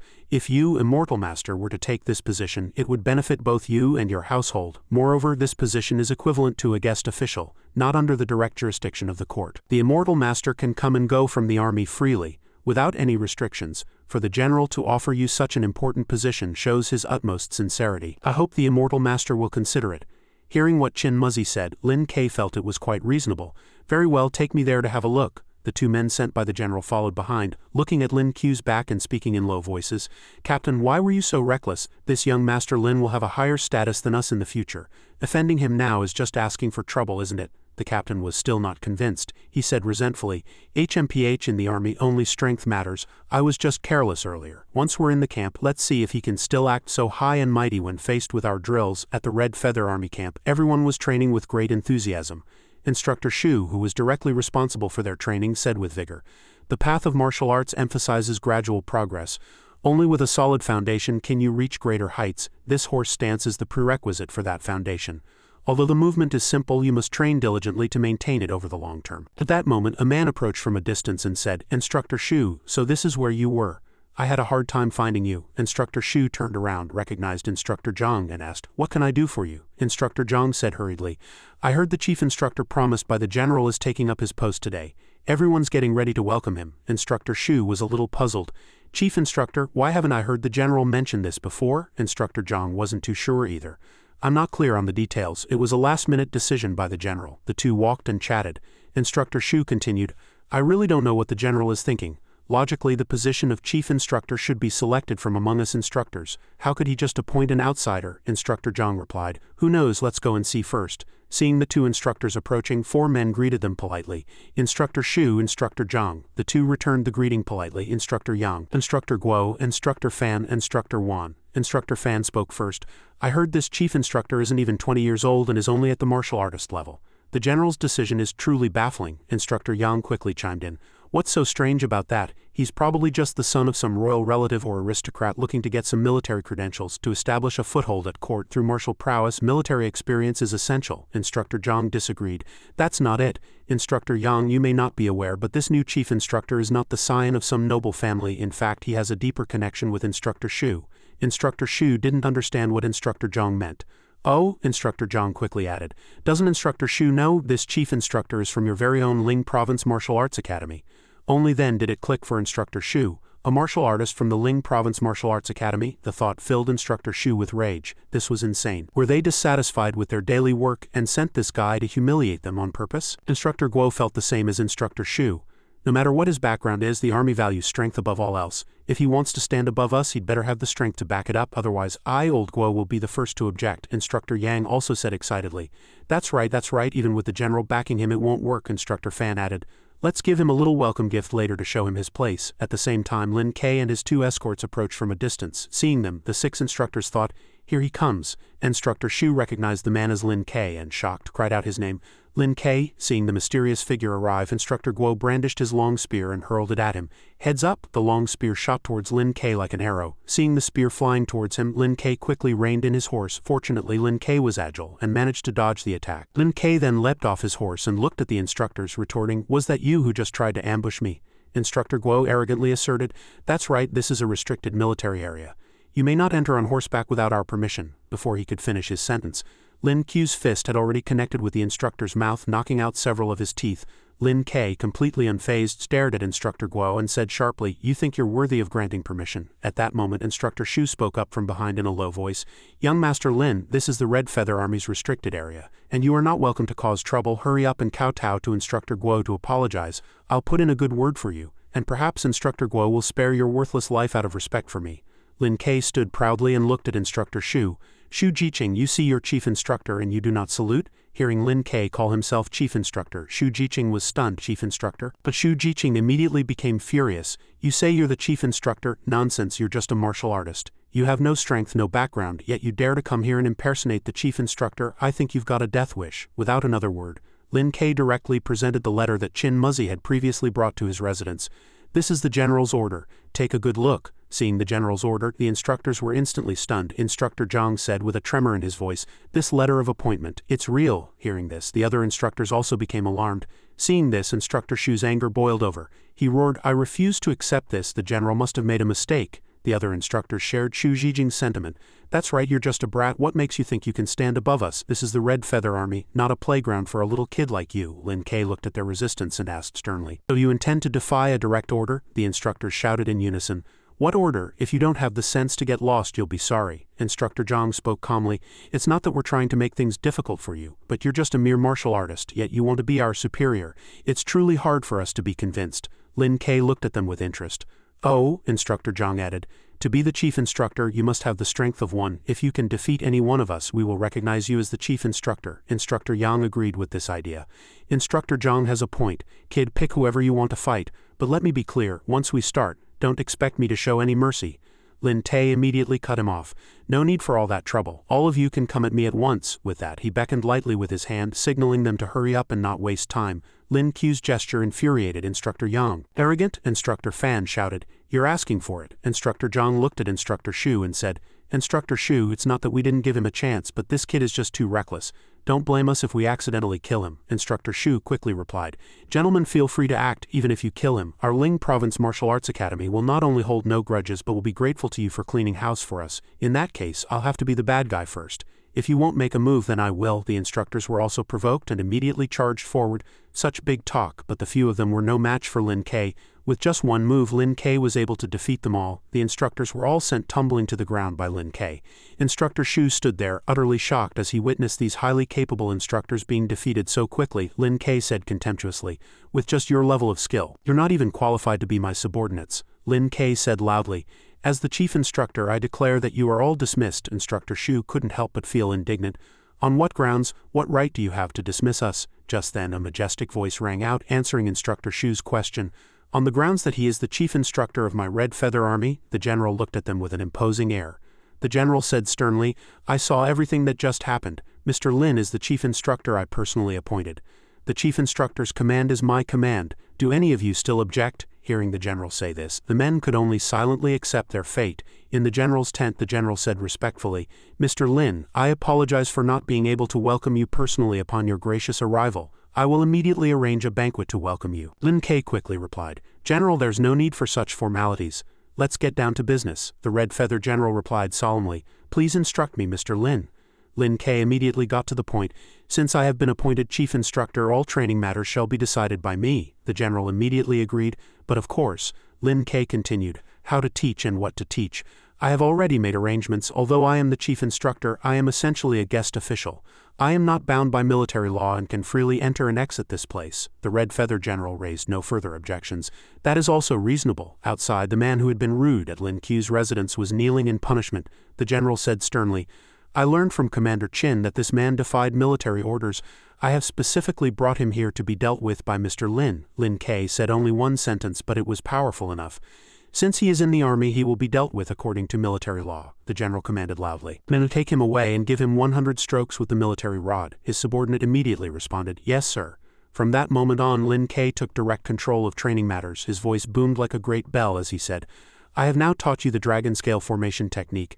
As officers in this army, you should know to practice it diligently. Only when you yourselves have mastered its principles can you better teach your soldiers. Is that understood? Everyone shouted in unison. Understood. Lin Ke and the general were talking as they strolled. Mr. Lin, you are truly a man of divine skill. The dragon scale formation technique you taught is truly profound. With this treasure, our army's combat power will surely multiply. This is all thanks to you, sir. Lin Ke replied humbly. It is merely a foundational technique. It is not very effective in skirmishes between individuals, but in a military formation it can indeed be used to its greatest effect. The general quickly replied, yes, of course, your method of teaching according to the student's aptitude shows your great dedication. At that moment, outside the camp gate, someone was causing a disturbance. I want to see the red feather general. The soldier at the gate blocked him. No one may enter without a token. Hearing the argument, the red feather general ordered his subordinate, go and see what's happening. Yes, sir. The man quickly complied and left. Lin Ke also looked toward the camp gate with some curiosity. The man the general had sent to investigate had now returned. Reporting to the general, Instructor Guo and the others have returned. Hearing the report, the general was displeased. They have already been dismissed. What are they doing back here? The general looked into the distance and saw the former instructors slowly approaching. Old Instructor Guo said solemnly, this old man pays his respects to the red feather general. The general also returned the courtesy politely. Old Instructor Guo, you are too polite. Old Instructor Guo spoke first, a hint of displeasure in his voice. How quickly people are forgotten when they lose their position. After just a few years, has the general forgotten who this old man is to be addressing me as Old Instructor Guo? I wouldn't dare, the general replied hastily. If Old Instructor Guo has something to say, please speak freely. I have not forgotten the many great contributions you have made to the Red Feather Army. Old Instructor Guo continued, the 100 Refinement sect has served the imperial court with unwavering loyalty. Although my grandson is not the most promising, he has always been diligent in the army and has never failed in his duties. For the general to suddenly dismiss him, you must at least provide a reasonable explanation. The general then explained, the 100 Refinement sect is indeed a great asset to the Red Feather Army, and Instructor Guo has been faithful in his duties. I have seen it all. I have already issued letters of dismissal, allowing all the instructors to seek better positions elsewhere. As for my discourtesy, I will personally visit you another day to apologize. Old Instructor Guo immediately retorted, HMPH, spare yourself the trouble, General. My 100 Refinement sect has not fallen so low as to need handouts. As for you visiting to apologize, I am not worthy of such an honor. The reason I am here today is not to cause trouble but to seek justice. Since you, General, have acted so unwisely by dismissing my grandson, how can the 100 Refinement sect maintain its standing in the martial world if word of this gets out? The General calmly replied, the army has its own hierarchy and strict discipline. This young Master Lin is the chief instructor I personally appointed. Instructor Guo not only disobeyed orders but even dared to be defiant. If he were a common soldier, I would have already subjected him to military law. It is only out of consideration for the great contributions and hard work of all the instructors that I was unwilling to pursue the matter further, simply dismissing him to settle it. I hope you can understand, Old Instructor Guo. Upon hearing this, Old Instructor Guo was filled with indignation. HMPH, utter nonsense. According to military custom, the position of chief instructor must be filled by promoting from among the existing instructors. For you to find some greenhorn from who knows where to take on the role is hardly convincing, the general then argued.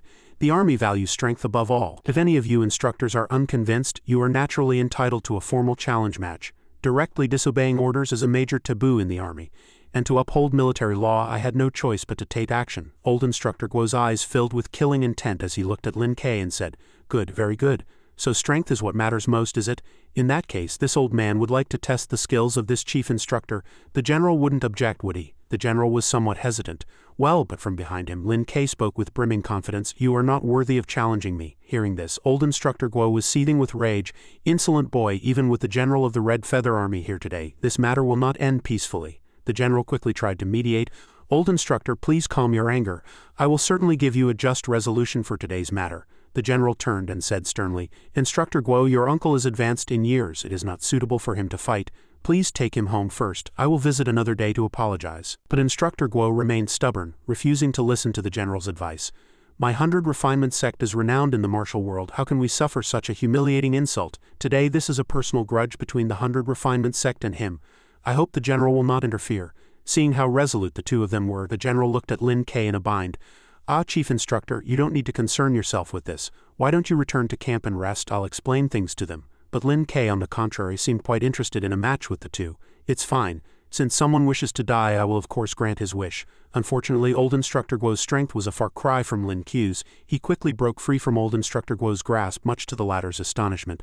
Lin Ke had appeared behind old Instructor Guo without him noticing and commented leisurely, "Not a bad move, but far too slow." As fast as lightning, Lin Ke struck, landing a heavy kick on old Instructor Guo that made him grimace in pain. Kicked by Lin Ke, old Instructor Guo spat out a mouthful of blood. Humiliated like this by someone younger than himself, he was overcome with shame and rage. His fury burned, and only one thought remained in his mind: to kill Lin Ke. His eyes were bloodshot as if they could spew fire with a loud roar. He gathered all his energy and attacked Lin Ke with his full might. Old Instructor Guo lifted a massive boulder and hurled it at Lin Ke. Lin Ke watched with great interest. Perfect timing, bang! With a single stomp of his foot, Lin Ke made the very ground shake and tremble. Earth and stone flew into the air, swirling around him. He gave a great shout, preparing to unleash his technique. Heavenly metal, earthly flame burst. At Lin Ke's command, a massive pillar of fire erupted from the ground, shattering all the earth and stones on the surface. On the other side, Instructor Guo charged ferociously at Lin Ke. Their powers were immense, and as the two forces clashed, the very earth shook. But as mentioned before, old Instructor Guo's strength was nothing compared to Lin Ke's. The boulder he used to attack Lin Ke was instantly shattered into 1,000 tiny pebbles by Lin Ke's power. Old Instructor Guo struggled to resist Lin Ke's force. Seeing his uncle so brutally beaten, Instructor Guo cried out in anguish. "Uncle?" Instructor Guo clenched his fists and glared at Lin Ke, snarling. "Lin Ke, you're vicious." Lin Ke replied calmly. "He was seeking his own death, so he has no one else to blame." Instructor Guo gritted his teeth, his eyes welling up with tears. "Fine, you're ruthless enough." But Instructor Guo's next action surprised Lin Ke. Instead of rushing forward to fight Lin Ke and avenge his uncle, he turned to leave. Lin Ke spoke up, somewhat surprised. "Wait, you're just leaving like that?" Instructor Guo turned back to look at Lin Ke, confused. "What more do you want?" Lin Ke stated his condition coldly. "Sever one of your arms and I will spare your life." Hearing Lin Ke's condition, Instructor Guo's eyes went wide with shock. He gritted his teeth and said word by word, "Fine, fine." Instructor Guo resolutely turned to old Instructor Zhang for help.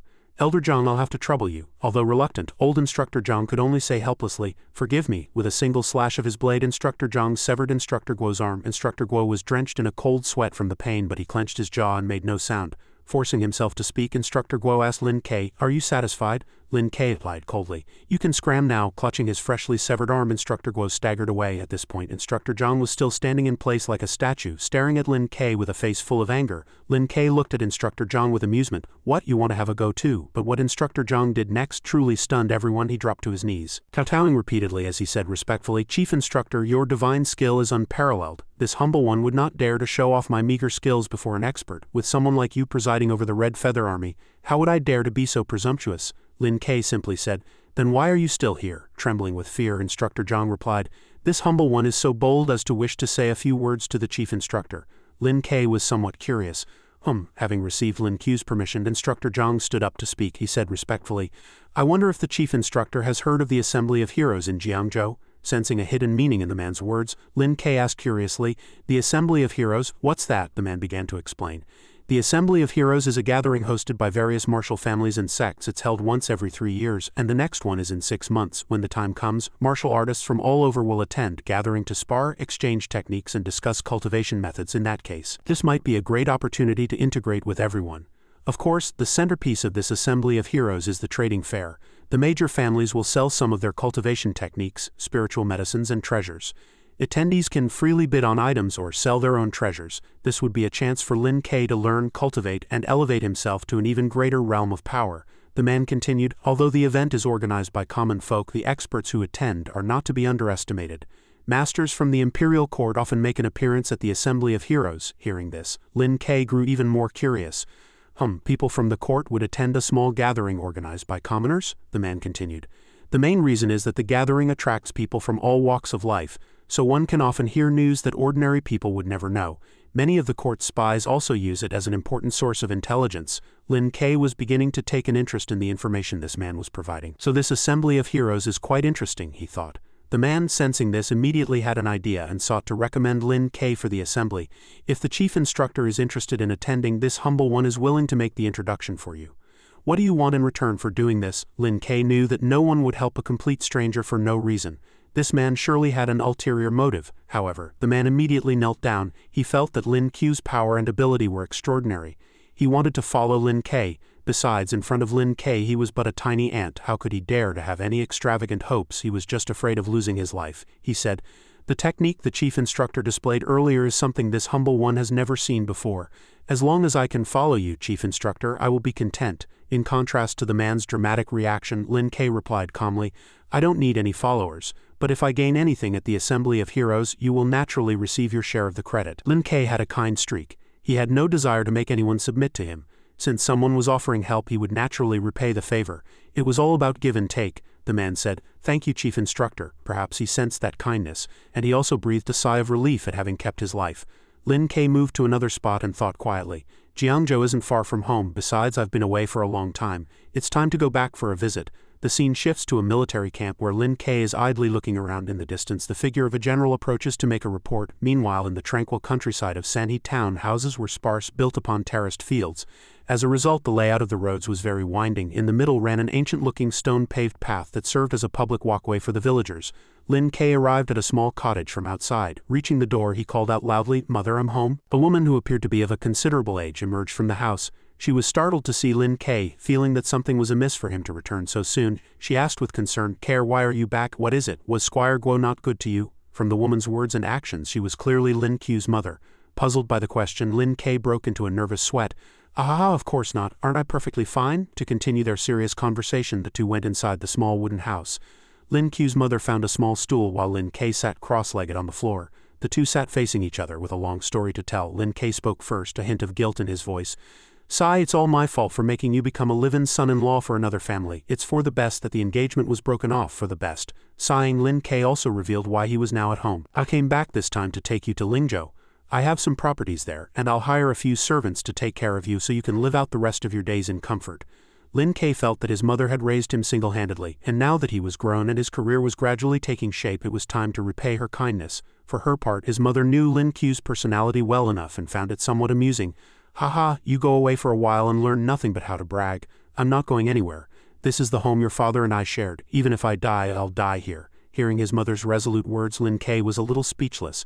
Sai, mother is still as stubborn as ever. After all the hardship she's endured for this family, I'll have to try persuading her again. The conversation had just paused when a young woman carrying something suddenly entered. Auntie Lin, I've brought the clothes. Oh, is that you, Miss Chen? Quick, come in and sit down, liven the place up a bit.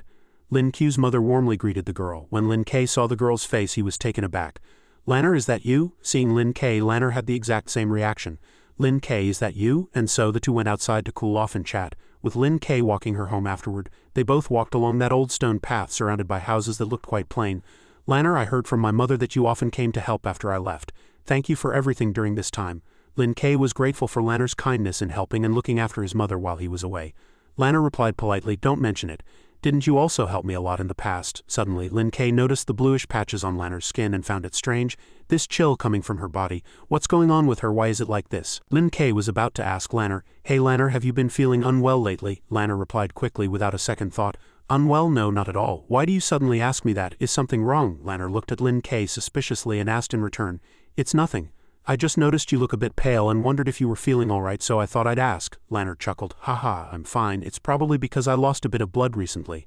Lost blood? Lin Kei was curious. Suddenly, Lanner's face turned a little red, her cheeks flushing. Ahaha, I was injured a while ago, but I'm all better now. Lin Kei found Lanner's reaction endearing and couldn't help but smile. What a silly girl. There seemed to be a deeper meaning to his smile, but he didn't notice it. On the path they were walking, the figure of an adult man appeared from behind a house. He seemed to be monitoring the pair closely, dressed in black from head to toe, looking very mysterious. Lanner's sixth sense began to tingle. She seemed to feel that something was wrong. Lanner started to make excuses to leave. All right, you can just drop me off here. You should head back now. Seeing that it was getting late, Lin Kei felt it was dangerous for a young woman like Lanner to walk alone. He offered to see her home. It's getting dark and it looks like you still have a ways to go to your house. Why don't I walk you all the way home to be safe? Lanner found another excuse to refuse his kindness. I still have some things to tidy up. You just got home. You should spend more time with Auntie Lin. Since Lanner had clearly refused, he had no choice but to let her go home by herself. Lin Kei grew suspicious, wondering when the chill on Lanner's body had appeared. His own cultivation had been too low before, so he hadn't noticed it. And then there was that mysterious man in black. As night fell and the moon rose high, illuminating the whole area, Lanner was out in the suburbs standing with the same mysterious man who had been following her and Lin Kei that afternoon. They seemed to be waiting for something.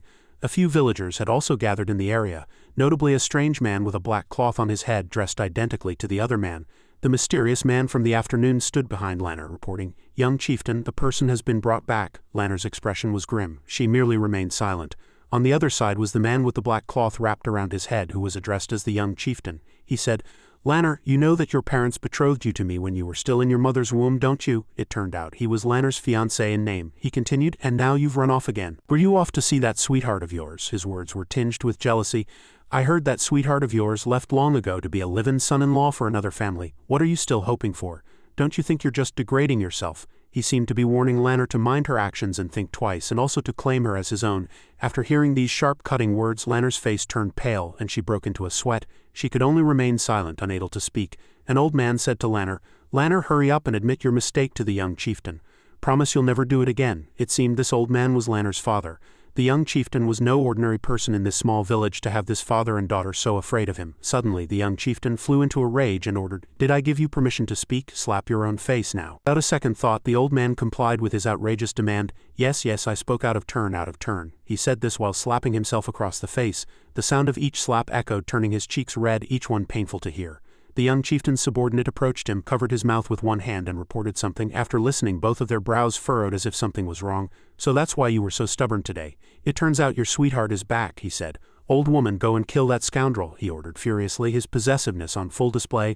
The moment he heard that his fiancée's first love had returned, he immediately wanted him dead. The old woman replied, "Yes." At this, Lanner panicked and desperately tried to stop them. "No, don't hurt him, he's innocent, he's done nothing wrong, don't do this." The young chieftain smirked victoriously. "She's finally talking to me. If you want me to spare your sweetheart, that's fine. Strip naked right now. I want to see if you still dare to dawdle." It turned out he was a pervert. What could be more terrifying than a possessive pervert? Lanner was now being subjected to severe torment. Faced with this situation, it was unclear how she planned to respond. Lanner gritted her teeth and endured, her body trembling and her face grim. But faced with such a choice, she seemed to have been pushed to a dead end. Should she use her body to protect her sweetheart? At that moment, Lanner slowly reached for her clothes. She chose to use her own body to protect Lin Kei. She was really going to do that terrible thing. Seeing that the situation was dire, Lin Kei appeared. He stood on a high rooftop and shouted, "Lanner, you don't have to do this." At that moment, he looked majestic, like a hero saving a damsel in distress. Below the eaves, Lanner was shocked to hear a familiar voice. Lin Kei, is that you? Why are you here so late?" Lanner's expression changed instantly. A smile bloomed on her lips, chasing away the gloomy, somber look she had just a moment ago. But before she could rejoice, Lanner shouted, "Run, get out of here, quickly, it's dangerous here, don't you know?" The young chieftain finally understood. "So he's your sweetheart. I didn't think you'd dare deliver yourself to my doorstep. That saves me the trouble." He began to look down on Lin Kei, unaware that the person before him was 1,000 times more dangerous than he was. At this moment, it was his own life that was under threat. Lin Kei spoke up to protect Lanner. "Lanner is my friend. You are not to bother her again or you will pay the price." Everyone in the courtyard was shocked to hear this. Why was Lin Kei speaking with such arrogance? It was only because they had not yet witnessed his true power. Aha, the boy is at death's door and still wants to be the hero saving the damsel. He seems to be quite the romantic. The young chieftain looked at his subordinate, and they laughed at Lin Kei together. Hearing these disrespectful words, Lin Kei fell into a thoughtful silence. He was definitely angry now. "Since you're here, I don't mind having another spectator, ha." The young chieftain was celebrating too soon. After speaking, he commanded Lanner, "Hurry up and take off your clothes." Lanner cowered in fear, desperately trying to cover herself so that nothing would be exposed. He became more and more aggressive. "Hurry it up for me. I don't have time to waste on you." He wore a lecherous grin as he approached Lanner, forcing her to back away step by step. Seeing the dire situation, Lin Kei began to act. He waved his hand, launching an attack at the young chieftain. The young chieftain screamed in pain. Lin Kei's special technique had severed the veins in his arm and blood sprayed everywhere. The sight made everyone tremble in fear, daring not to look. His subordinate, the old woman, was in a panic. "Young chieftain, are you all right?" The young chieftain was in disarray. "My arm, it hurts so much," Lin Kei shouted a threat. "I told you not to bother her, didn't you hear me?" The young chieftain flew into a rage. Without a second thought, he yelled, "Quick, kill him!" Suddenly, his subordinate blew a horn, releasing a swarm of terrifying-looking red specters. Even with his arms severed, the young chieftain couldn't shake his bad habits. "Boy, no matter what trick you just used, you won't be able to deal with the 100 Ghosts formation. This ghost gourd has been nurturing over 100 vengeful spirits. It took our Black Wind Fortress centuries to collect them, and it's normally fed with the fresh blood of countless living people. Once unleashed, it can withstand an army of thousands. Anyone entangled by the vengeful spirits will suffer all kinds of torture in purgatory, never to be reincarnated for all eternity," he said, a grotesque smile spreading across his face. Lin Kei couldn't believe his eyes either. He was somewhat surprised that such a magic artifact existed in the world. He was surrounded by red specters, all waiting for the right moment to attack their target. The young chieftain was smug. He, are you scared? Too bad it's too late. I'm going to make you wish you were dead. Good, I'll be taking this magic artifact, Lin Kei declared. He stretched his hand toward the sky and began to use his own magic, the very technique that could destroy any obstacle. The red dragon in his hand possessed immense power. 9 luminaries sky dragon, flame art. Lin Kei unleashed his formation. With a single move he incinerated the red specters, turning them to ash that scattered in the wind, leaving only remnants behind. Of course the young chieftain was not spared. He too was turned to ash. His subordinate met the same fate. They both died, yet no one wept. It was a pity. At that moment everything returned to normal.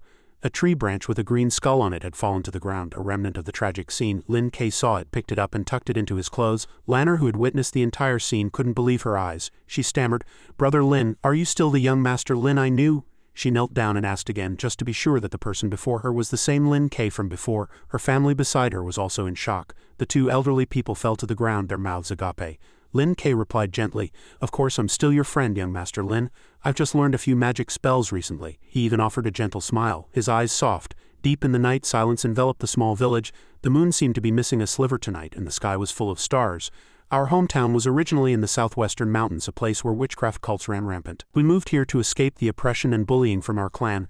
I don't know how those people from the Black Wind Fortress found us. They took my brother and forced my parents to marry me off to their young master. If you hadn't intervened in time, brother, I'm afraid." Lanner recounted her family's ordeal, lamenting their suffering and feeling sorrow for her family and herself. Lin Kei comforted her.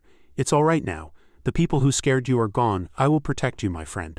He placed a hand on Lanner's shoulder, trying to calm her down. As soon as his hand touched her, a large amount of azure energy emanated from Lanner's body. No wonder the witch cult was after her. This Lanner possessed a natural-born body of profound yin, making her the perfect candidate for cultivating witchcraft. Lanner gradually composed herself and said with a smile, "Young Master Lin, I want to go back and see my grandparents. I wonder how they are now." Lin Kei was surprised by how quickly Lanner's demeanor had changed. At that moment, Lanner had grown serious. "When I was little, I heard my grandfather say that our family seems to have some connection to the Shi family, one of the 6 great families of the witch cult. The head of the Shi family once intended to take me as his disciple. My grandfather didn't agree at the time. I don't want to be a puppet on a string anymore. I need my own strength to protect my family." Lanner's determined words and gaze revealed her innermost thoughts. Heaven and earth are ruthless. They treat the myriad creatures as straw dogs. In this world, the only ones we can rely on are ourselves. Lin Kei's words carried a hint of admiration for Lanner. "It's good that you have this resolve. I'm very impressed." After all the terrible events, dawn finally broke, bringing with it brilliant sunlight. Lin Kei also returned to his own home. His unexplained disappearance had made his mother extremely worried. "Care, where were you all night? Mother was so worried about you, you know." Lin Kei quickly explained. "I went to a friend's house. Don't worry, mother. There's no one in this world who can hurt me anymore." Having been gone for a few days, Lin Kei returned speaking nothing but wild claims. His mother didn't understand what had happened and was speechless at his words and actions. Bragging again, "Did you go to Lanner's house? That girl Lanner is quite nice, and I can see she likes you too. Why don't you?" His mother had sensed Lanner's feelings and wanted to play matchmaker. However, he flatly dismissed the idea. "Mother, what are you thinking? All right, let's not talk about this. It's good that you're back. Today is a big day for our Lin family. Your great-grandfather is gathering everyone for a clan meeting." Lin Ku's mother wanted to remind him that since he had been away for so long, he should greet everyone. The clan meeting? Bati had been away from home for a long time and knew nothing about the family's affairs. Arriving at the Lin family's ancestral hall, he found it resembled a temple, with people coming and going in a constant stream. Stone lions adorned the exterior. "Care, wait here for a moment. Mother is going to greet the old master. Don't you cause any trouble for me," Lin Ku's mother instructed before leaving. "Don't worry, mother, I'll be fine." After speaking, the mother and son went their separate ways, and Lin Kei wandered around the area. On his way, he ran into 3 men who looked foolish and dim-witted but were dressed quite elegantly. Well, I was wondering who this stranger was. Turns out it's our cousin Lin Kei from third uncle's family. My apologies, this cousin's eyes are playing tricks on him. I didn't recognize you for a moment." These words mentioned Lin Ku's name, and he took notice of the men. Another man chimed in. "Second brother, you're wrong there. I heard he went to Lingzhou to marry into a family." "Then how can he still be considered part of the Lin family?" The remaining one added. Tisk, this guy is really thick-skinned. In my opinion, those who marry into other families are all ingrates who forget their roots, and he still has the nerve to come to the Lin family's ancestral hall. If it were me, I'd have found a hole to crawl into long ago. Ha, alas, he's brought shame upon our Lin family. It seemed to be Lin Ku's fate to be bullied and looked down upon wherever he went. Hearing these vicious words, his expression darkened, but he did not respond. One of them, who had buck teeth and looked the most foolish, said, "Young Master Lin, it's not that we want to give you a hard time, but you're now a son-in-law who married into another family. There's no place for you in the Lin ancestral hall. If you know what's good for you, you'll go back and stop embarrassing yourself here." His words were utterly despicable. He was being deliberately provocative yet making excuses for himself. A real piece of work. Unable to bear it any longer, Lin Kei finally spoke up. You want me to leave? I'm afraid you're not qualified. His sharp gaze could make one shudder. The buck-toothed man, afraid of losing face, retorted stubbornly. Young Master Lin, don't be ungrateful when I'm trying to be polite. This is the Lin Ancestral Hall. We're discussing the division of land today. What right does an outsider like you have to participate? Not to be outdone, another interjected. That's right, your family's dilapidated house and few acres of barren land should have been handed over long ago. HMPH, are you trying to seize my family's land? Hearing them threaten his family's property, Lin Kei frowned, revealing his crimson eyes. What do you mean your family's land? Those plots all belong to the Lin family. You're not a Lin anymore. So on what grounds should we allocate land to your family? The man mocked Lin Kei smugly. Is that so? I'd like to see who dares to touch my property. Lin Kei was burning with fury, but he didn't show it, merely clenching his fists tightly to suppress his anger. At this point, the three men looked ready for a fight, rolling up their sleeves. What? Trying to force your way in? Let me tell you, with us brothers here today, you can forget about entering this door, they provoked arrogantly. The three men seemed quite tall, but a single slap from Lin Kei sent them all toppling to the ground. They were sent flying, landing with a heavy thud that looked painful even to watch. Everyone come quick, the live-in son-in-law is hitting people. Seeing they were no match for Lin Kei, they started to throw a tantrum and play dirty. Just then an old man appeared from nowhere. What's all this shouting? This is the Ancestral Hall, a sacred place. Any more noise and you'll be punished according to family law. His voice was so resonant that he must have been a person of high status. The old man bore a striking resemblance to the three men. He was likely the father of those three fools. The three brothers, beaten black and blue by Lin Kei, looked at their father pitifully and complained. Father, Lin Kei is clearly not part of the Lin family anymore. Yet he tried to force his way into the Ancestral Hall. We brothers tried to persuade him nicely, but he resorted to violence. Ouch, my backside. The three brothers' father spoke sternly to Lin Kei. Lin Kei, we haven't seen you in over half a year, and the moment you return you put on airs and attack people. Do you think our Lin family has no sense of hierarchy and order? Lin Kei responded coldly. I heard some people want to divide up the property that rightfully belongs to my family, the old man said shamelessly. That's none of your concern. They are all your clan brothers. Not only did you not show your older cousins any respect, but you also hit them. You're a rebellious son with no father to teach you manners, utterly disrespectful. Lin Kei frowned and retorted sharply. What did you say? The old man, still oblivious to the disaster he had brought upon himself, said arrogantly. I said you're a rebellious son with no father to teach you. The words had barely left his mouth when Lin Kei sent a fist flying, punching the old man so hard he did several somersaults in the air. Seeing their father get hit in the face by Lin Kei, the old man's sons cried out in worry. Father? The old man, beaten up by someone young enough to be his son, was both furious and humiliated. He immediately called for his men. Men, get this rebellious brat out of here. Hearing their master's call, his subordinates came running with clubs, ready to teach Lin Kei a lesson on their master's behalf. The old master's wife rushed to her husband's side, asking worriedly, My lord, are you all right? The master, sitting up in pain, ordered, Get him, beat him to death. But before the subordinates could make a move, they were stopped by the voice of the great master. Stop! Seeing his own father, the master cried out, wanting to take the opportunity to complain to his father about Lin Kei hitting him. Father! Seeing their grandfather, the three brothers joined their father in wailing and crying, pinning all the blame on Lin Kei. Grandfather, this brat beat us up like this. You have to stand up for us and get us justice. The father of the three also added fuel to the fire. Yes, father, this brat injured people for no reason. According to family law, his crime should be punished 100-fold. This brat has no respect for his elders and has committed such a grave offense. We implore the master to punish him severely. At this moment, Lin Ku's mother quietly explained the whole story to the great-uncle. Great-uncle, he's trying to use his numbers to bully us. A widow and her orphan, the crowd watching the scene that had just unfolded, had yet to recover from their shock. The wife of that master chimed in with a retort. Like mother, like son indeed, your whole family is a bunch of ill-mannered trash. Since when did a woman like you have the right to speak in the Lin Ancestral Hall? But there's always someone better. No sooner had she spoken than a rebuttal from Lin Ku's mother made her blush crimson with shame. Are you not a woman? Why have you jumped out to speak then? Lin Ku's mother's words were so on point that the woman dared not talk back. The great-uncle shouted, Enough, finally. The great-uncle made a decision. You all saw what happened today with your own eyes. The elders and I will determine who is right and who is wrong. All members of the Lin family were summoned by the great-uncle to attend this important clan meeting. Great-uncle's hoarse voice slowly rang out and the meeting began. I have gathered everyone here today, mainly to discuss the redistribution of land. At the same time, I would also like to take this opportunity to test the knowledge of our Lin family's younger generation. The great-uncle turned slightly to the side and instructed, Old Fifth, you make the announcement. Old Fifth began to speak slowly. Lin Yangpeng's family has 3 male heirs and will receive 15 mu of land. Lin Zinan's family has 2 male heirs and is allocated 10 mu of land. Lin Jiansheng's family has 4 male heirs and will receive 20 mu of land. Lin Jiancheng's family has no male heir and will receive 1 mu of land. Hearing this decision, Lin Ku's mother couldn't help but feel it was unfair. She retorted loudly, "Fifth great uncle, who says my family has no male heir? My Lin K is right here." The sons of the master from before began to make sarcastic remarks about Lin Ku's family.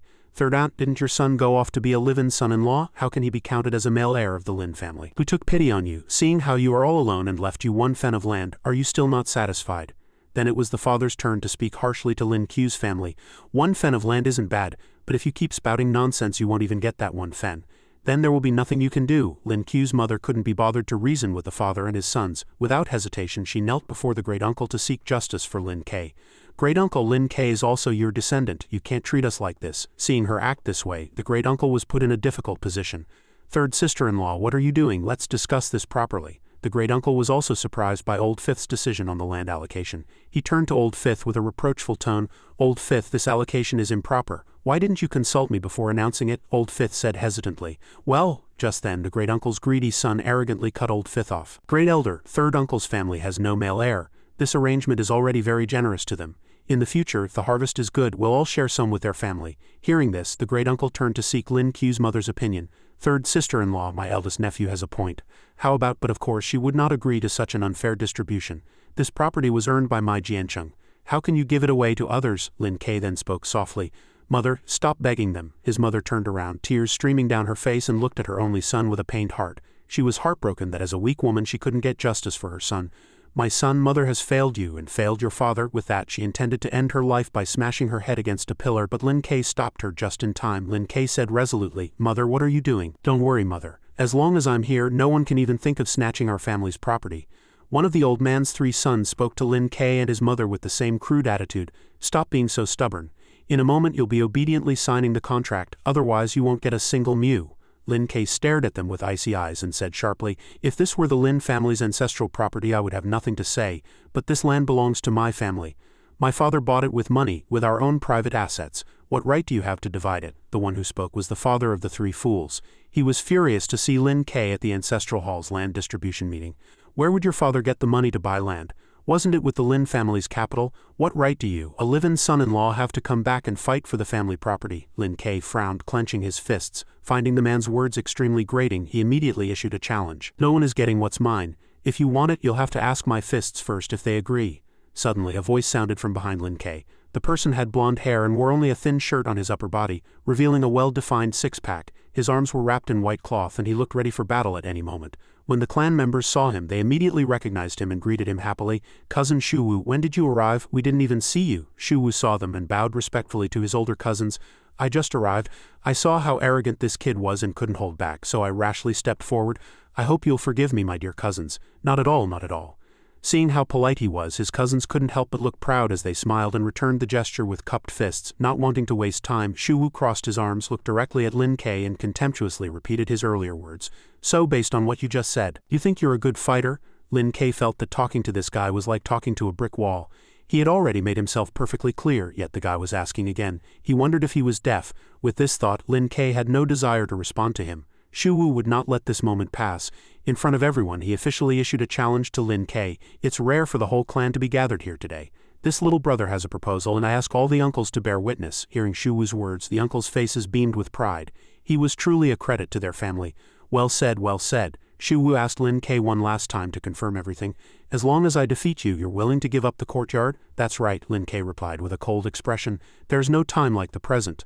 Lin Q's decisiveness successfully ignited Shuwu's fighting spirit. "Good, I'll make you concede defeat wholeheartedly. There's not enough room here, let's go outside and have a go." With that, Shuwu headed towards the open space outside. However, Lin K suddenly retorted, "And what if you lose?" Shuwu was very calm, as if he had expected this, and replied, "If I lose, my family will take responsibility for your family's fields." Lin K found this too plain and interesting, and not enough to stir his fighting spirit. "Not enough, that's not enough of a prize." "What did you say? That's still not enough?" Shuwu was so angry he couldn't believe what he had just heard. Lin K looked him straight in the face and stated his condition word by word. "If you lose, I want 1,000 mu of land." The great uncle's face was filled with terror. He was utterly shocked by Lin Q's condition. It was like a bolt from the blue for him. "Are you insane? All the Lin family's land combined isn't even 1,000 mu. Lin K turned away, paying his words no mind. "That's fine, just put up all the land you have as the stake." The various uncles also advised him against it, saying that one should think thrice before acting and that such decisions couldn't be made on a whim, or it would be very risky. "Lin K, this is no place for a child to show off. What you just said can't be taken as a joke." back down now. Lin K, if you want such a high stake you must put up collateral of your own. Otherwise who would bet against you? An elder said loudly to Lin K. He demanded that Lin K produce a deposit matching the conditions he had set to be worthy of this duel. Lin K calmly took out a thick stack of silver notes from his robes. These notes are worth a total of 1,000,000 taels. Is that enough for collateral? 1,000,000 taels, let me see. The uncles never expected Lin K to produce such a large sum of money. He wanted to check in astonishment whether the money was real and if the amount matched what he claimed. After examining it for a moment, he turned to the crowd and said, "The money is real." Although this wasn't the result he wanted, he was somewhat frightened by Lin Q's intentions. The silver notes are genuine, and they are indeed worth 1,000,000 taels. Only then did Lin K raise his head, looking down at the people below, and say proudly, "Well, who wants to bet against me?" Below, the great uncle and his two precious sons were still dumbfounded, unable to figure out how Lin K had so much money. 1,000,000 taels, it will definitely be mine. All the land in our Lin village isn't even worth that much. How does this kid have so much money? A clansman suddenly shouted. Who cares? It's been delivered right to our doorstep. How can we let it go? His brother next to him added. Father, fortune is right in front of us. We can't miss this. Yes, yes. Hearing his two sons, the great uncle was overcome with indescribable excitement. With a dark expression he gritted his teeth, thinking that he would be a complete fool to miss out on such a large sum of money. Having made up his mind, he shouted his final decision to Lin K. This money absolutely cannot be missed, it must be mine. We'll take the bet, my family bets too, our family as well. As soon as the main Lin family decided to bet, the people around them seemed to follow suit. It was as if everyone was waiting for the main family's word to follow.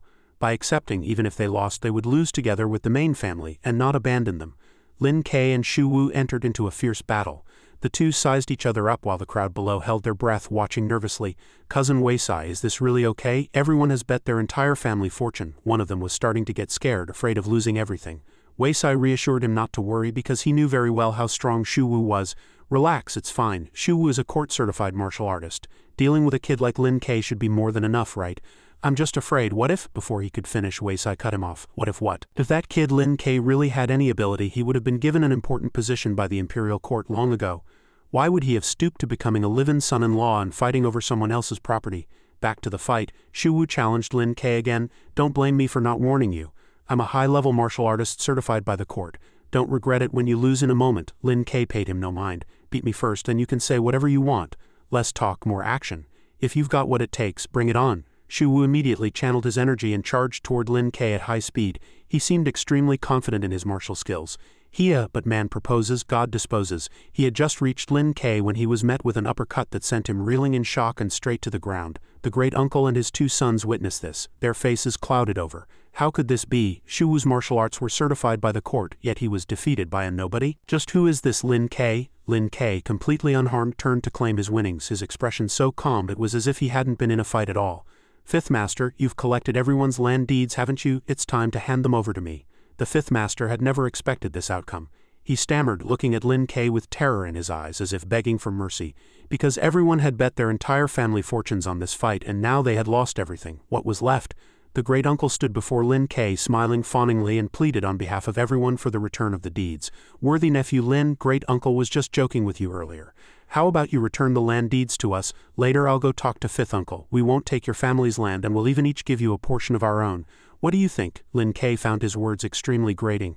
Joking? You think you can dismiss me with a single joke? I really didn't mean it that way. The great uncle immediately started to stutter, sweating profusely. The land deeds are our lifeblood. You can't just take them. Lin K ignored him. A bet is a bet. Who asked him to accept it in the first place? Since you dared to bet, you have to accept the loss. These things are mine now. The great uncle could no longer hold back. He slammed his hand on Lin Q's table in anger and shouted, "No, these are all mine." Suddenly a red light pierced through his hand. He was completely stunned, cold sweat beading on his forehead. It seemed that ever since he encountered Lin K he had been hit by one surprise after another without a single moment of peace. A hole had truly been pierced through the great uncle's hand by that light. Blood flumed ceaselessly, leaving him shocked, flustered, and at a loss. With his hand like this, what business could he possibly do? My hand. Only then did Lin K look at him and issue a warning. It was he who had just used his true chi to cripple the man. Trying to snatch it? You'd better ask for my permission first, unless you want your other hand to end up like this. Seeing the state of the great uncle's hand, Weisai and the Lin family's servants cried out in alarm. Father, Master, the great uncle had no strength left. The loss of blood caused him to collapse to the ground. Fortunately, a Lin family member caught him. His eyes filled with hatred, he gritted his teeth and said, "Lin K, you're so vicious. This is just a small warning. If it weren't for the fact that we're clansmen, you all would have died 100 times over." Lin Ke looked at them with extreme contempt. He had shown them mercy countless times, but these people seemed to take a mile when given an inch. This was just a warning to the great uncle, but it was also a warning to all of them to reflect on their behavior. Everyone in the Lin ancestral hall turned ashen-faced. No one dared to say a word in rebuttal. How could this Lin Ke be so arrogant? Afterwards, everyone returned to their own homes and Lin Ke went back to his as well. When Lin Ku's mother heard the news, she was on pins and needles. Care, after what we've done, the uncles will definitely not let this go. I'm afraid we won't be able to hold on to all this land. Lin Ke reassured her, "It's all right, mother. You just rest easy and be the lady of the manor." At that moment, the fifth uncle was standing at the gate of Lin Ku's home, calling inside. "Is Lin Ke home?" "Oh, it's fifth uncle. What can I do for you?" His mother hurried out to greet him. "Nothing much, I just want to talk to Lin Ke," the fifth uncle replied. Well, she looked at the fifth uncle hesitantly. She knew what her uncle-in-law wanted to talk to Lin Ke about, but she really didn't want her son to get involved in this matter again. But Lin Ke had appeared behind her at some point. "Mother, go prepare some tea. I'll chat with the fifth master for a bit." Seeing Lin Ke, the fifth uncle got straight to the point. "Ah, Lin Ke, I know the previous distribution method was unfair to your family. I've already discussed it with everyone before coming here. Just pick 100 mu of land in the Lin family village," one of them said.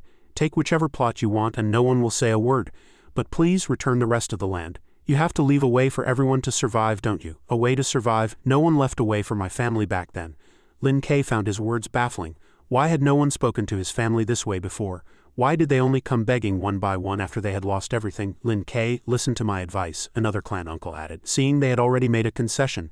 "You should know when to quit while you're ahead. After all, in this world, it all comes down to connections. The clan uncles have plenty of connections. If this gets to the authorities, I'm afraid it won't end well for you." Fifth uncle's words sounded like a threat. "Connections? Feel free to use whatever connections you have. I'd like to see just who is backing them." Lin Ku's attitude was the complete opposite of what he had expected. He seemed intrigued by the prospect. It appeared that even with his uncle's personal plea, Lin Ke was unshaken and had no intention of changing his mind. Fifth uncle could only stand up, sigh in disappointment, and prepare to leave empty-handed. Before he left, he turned back and said one last thing to Lin Ke. "The land deeds have been handed over to you, but the crops in the fields don't belong to you. No matter what, you'll have to wait until this harvest is finished before the transfer can happen." Hearing this, Lin Ke readily agreed. "No problem, I can wait." At this moment, the eldest uncle was lying in bed, recuperating. His son approached him and said, "Father, fifth uncle just said that kid rejected our terms. We'll have to hand over the family land after the harvest." The eldest uncle urged them to do their best to hold on to their land. "That land belongs to my family. I'd rather die than give it to him." Weisai wished that were possible, but it wasn't the reality.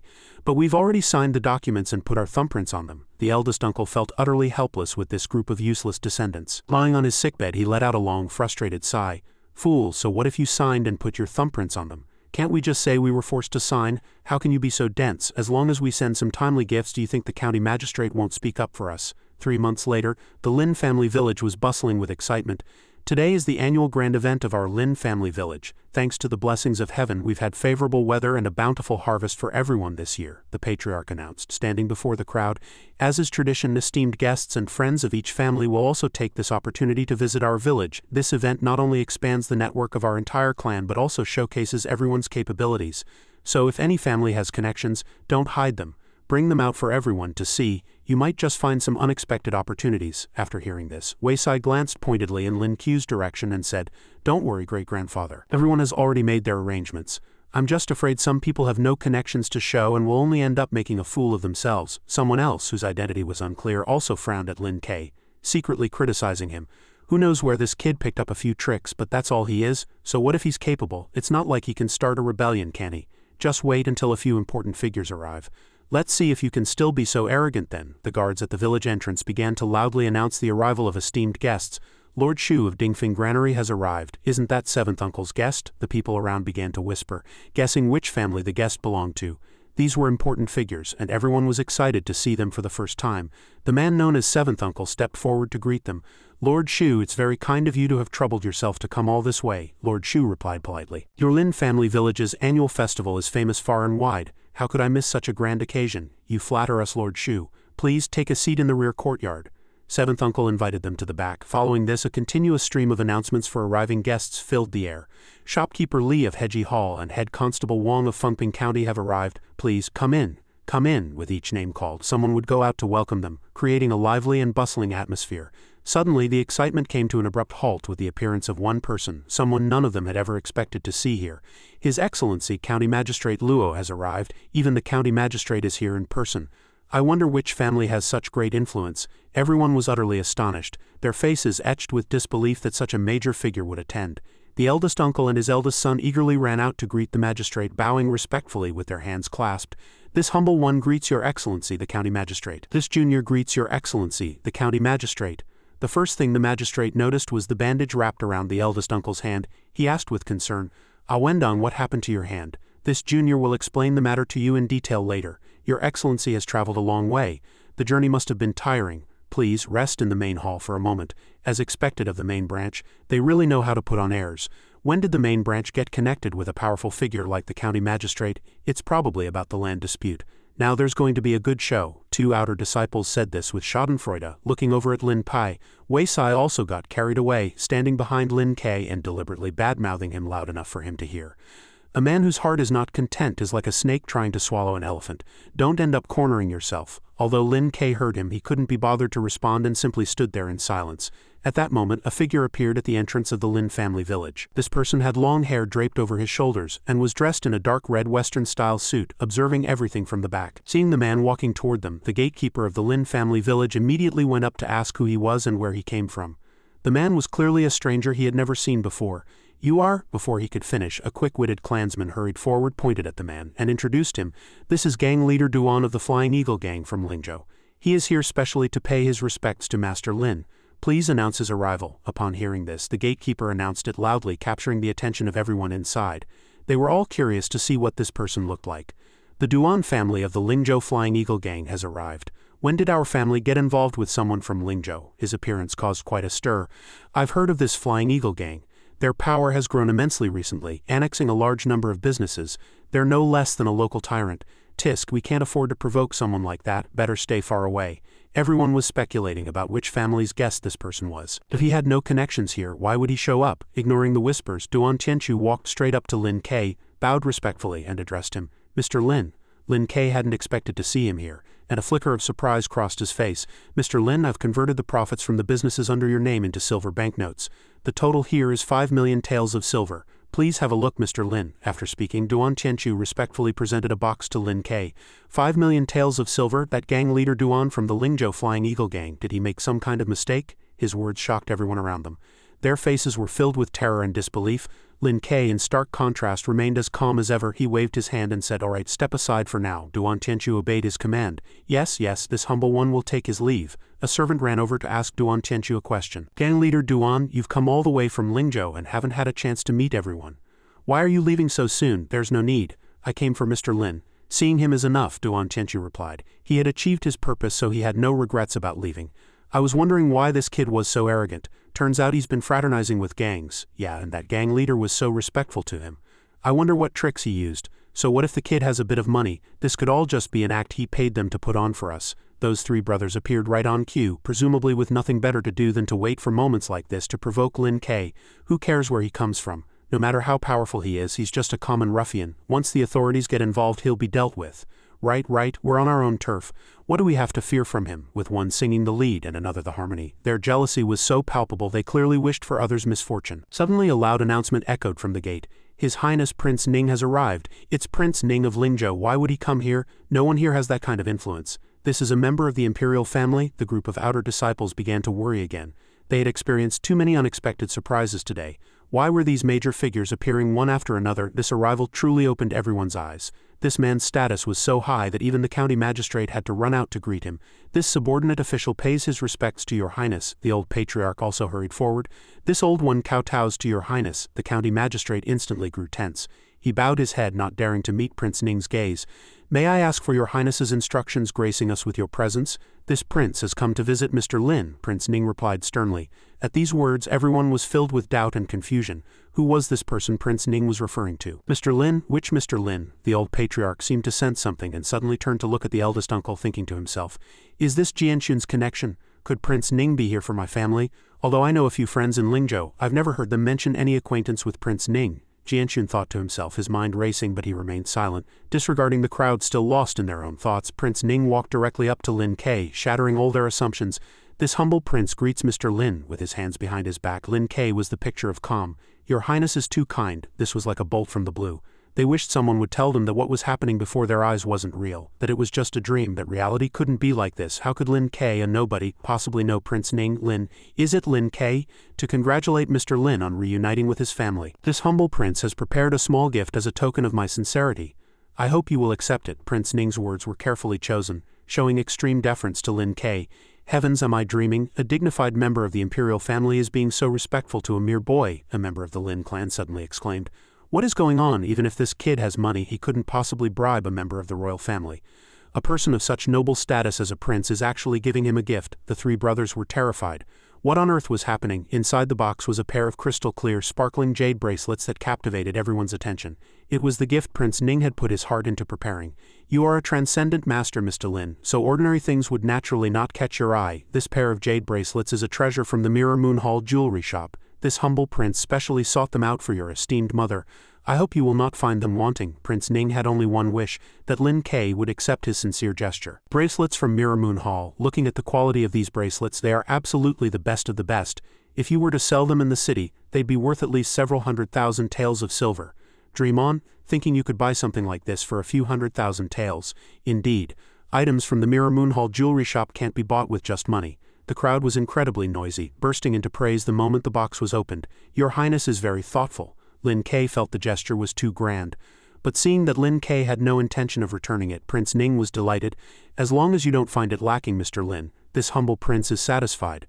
This humble prince will not disturb you any further. It was very kind of you to go to the trouble of delivering a gift in person, Your Highness. Who on earth is this kid? Even such a great figure came personally to deliver a gift. This kind of treatment is probably reserved only for the current emperor. As Prince Ning departed, Jianxun still hadn't recovered from his shock. No sooner had one person left than another arrived. The Lin family village had surely never been so lively. Lord Kong, governor of Lingzhou, has arrived. Lord Kong, governor of Lingzhou, has arrived. The person who walked in from the village entrance was none other than Kong Decheng. The county magistrate couldn't believe what he was hearing. He was utterly shocked. The governor of Lingzhou, that's a first-rank official. Why would an official of that stature come to a small place like this? Decheng greets Mr. Lin. Kong Decheng bowed respectfully to Lin Ke. Wendong suddenly inserted himself between the two, addressing Kong Decheng with a feigned look of remorse for not having welcomed him from afar. This junior greets Lord Kong. I was not aware of your lordship's arrival and failed to welcome you from afar. I hope your lordship will forgive my offense. Kong Decheng completely ignored him. Treating his words as if they were empty air, he continued his conversation with Lin Ke. My mother has been thinking of you constantly, Mr. Lin, hearing that you had returned to your hometown. She specifically instructed me to come and pay a visit. I apologize for any disturbance. After speaking, he lowered his head, awaiting a reply. Lord Kong, this clansman of mine has no official rank or title. As a first-rank official, for you to bow so deeply to a commoner is, I'm afraid, against propriety. Wendong was up to his old tricks. Before Lin Ke could speak, he had already jumped in, loudly criticizing Lin Ke for Kong Decheng to hear. Our dynasty governs with filial piety as its foundation. Mr. Lin is my mother's savior. How could this official be disrespectful to a benefactor? Kong Decheng glanced at him, thinking, who do you think you are, daring to shout here? Wendong's face was a mask of confusion. Savior, how could this kid possibly? That's right. Mr. Lin is an honored guest of my household. Anyone who dares to disrespect him is disrespecting me, Decheng. Kong Decheng, unable to tolerate the kid in his words, shouted angrily, Father, father, what's wrong with you? His two precious sons cried out in alarm as Jianxun suddenly grew dizzy.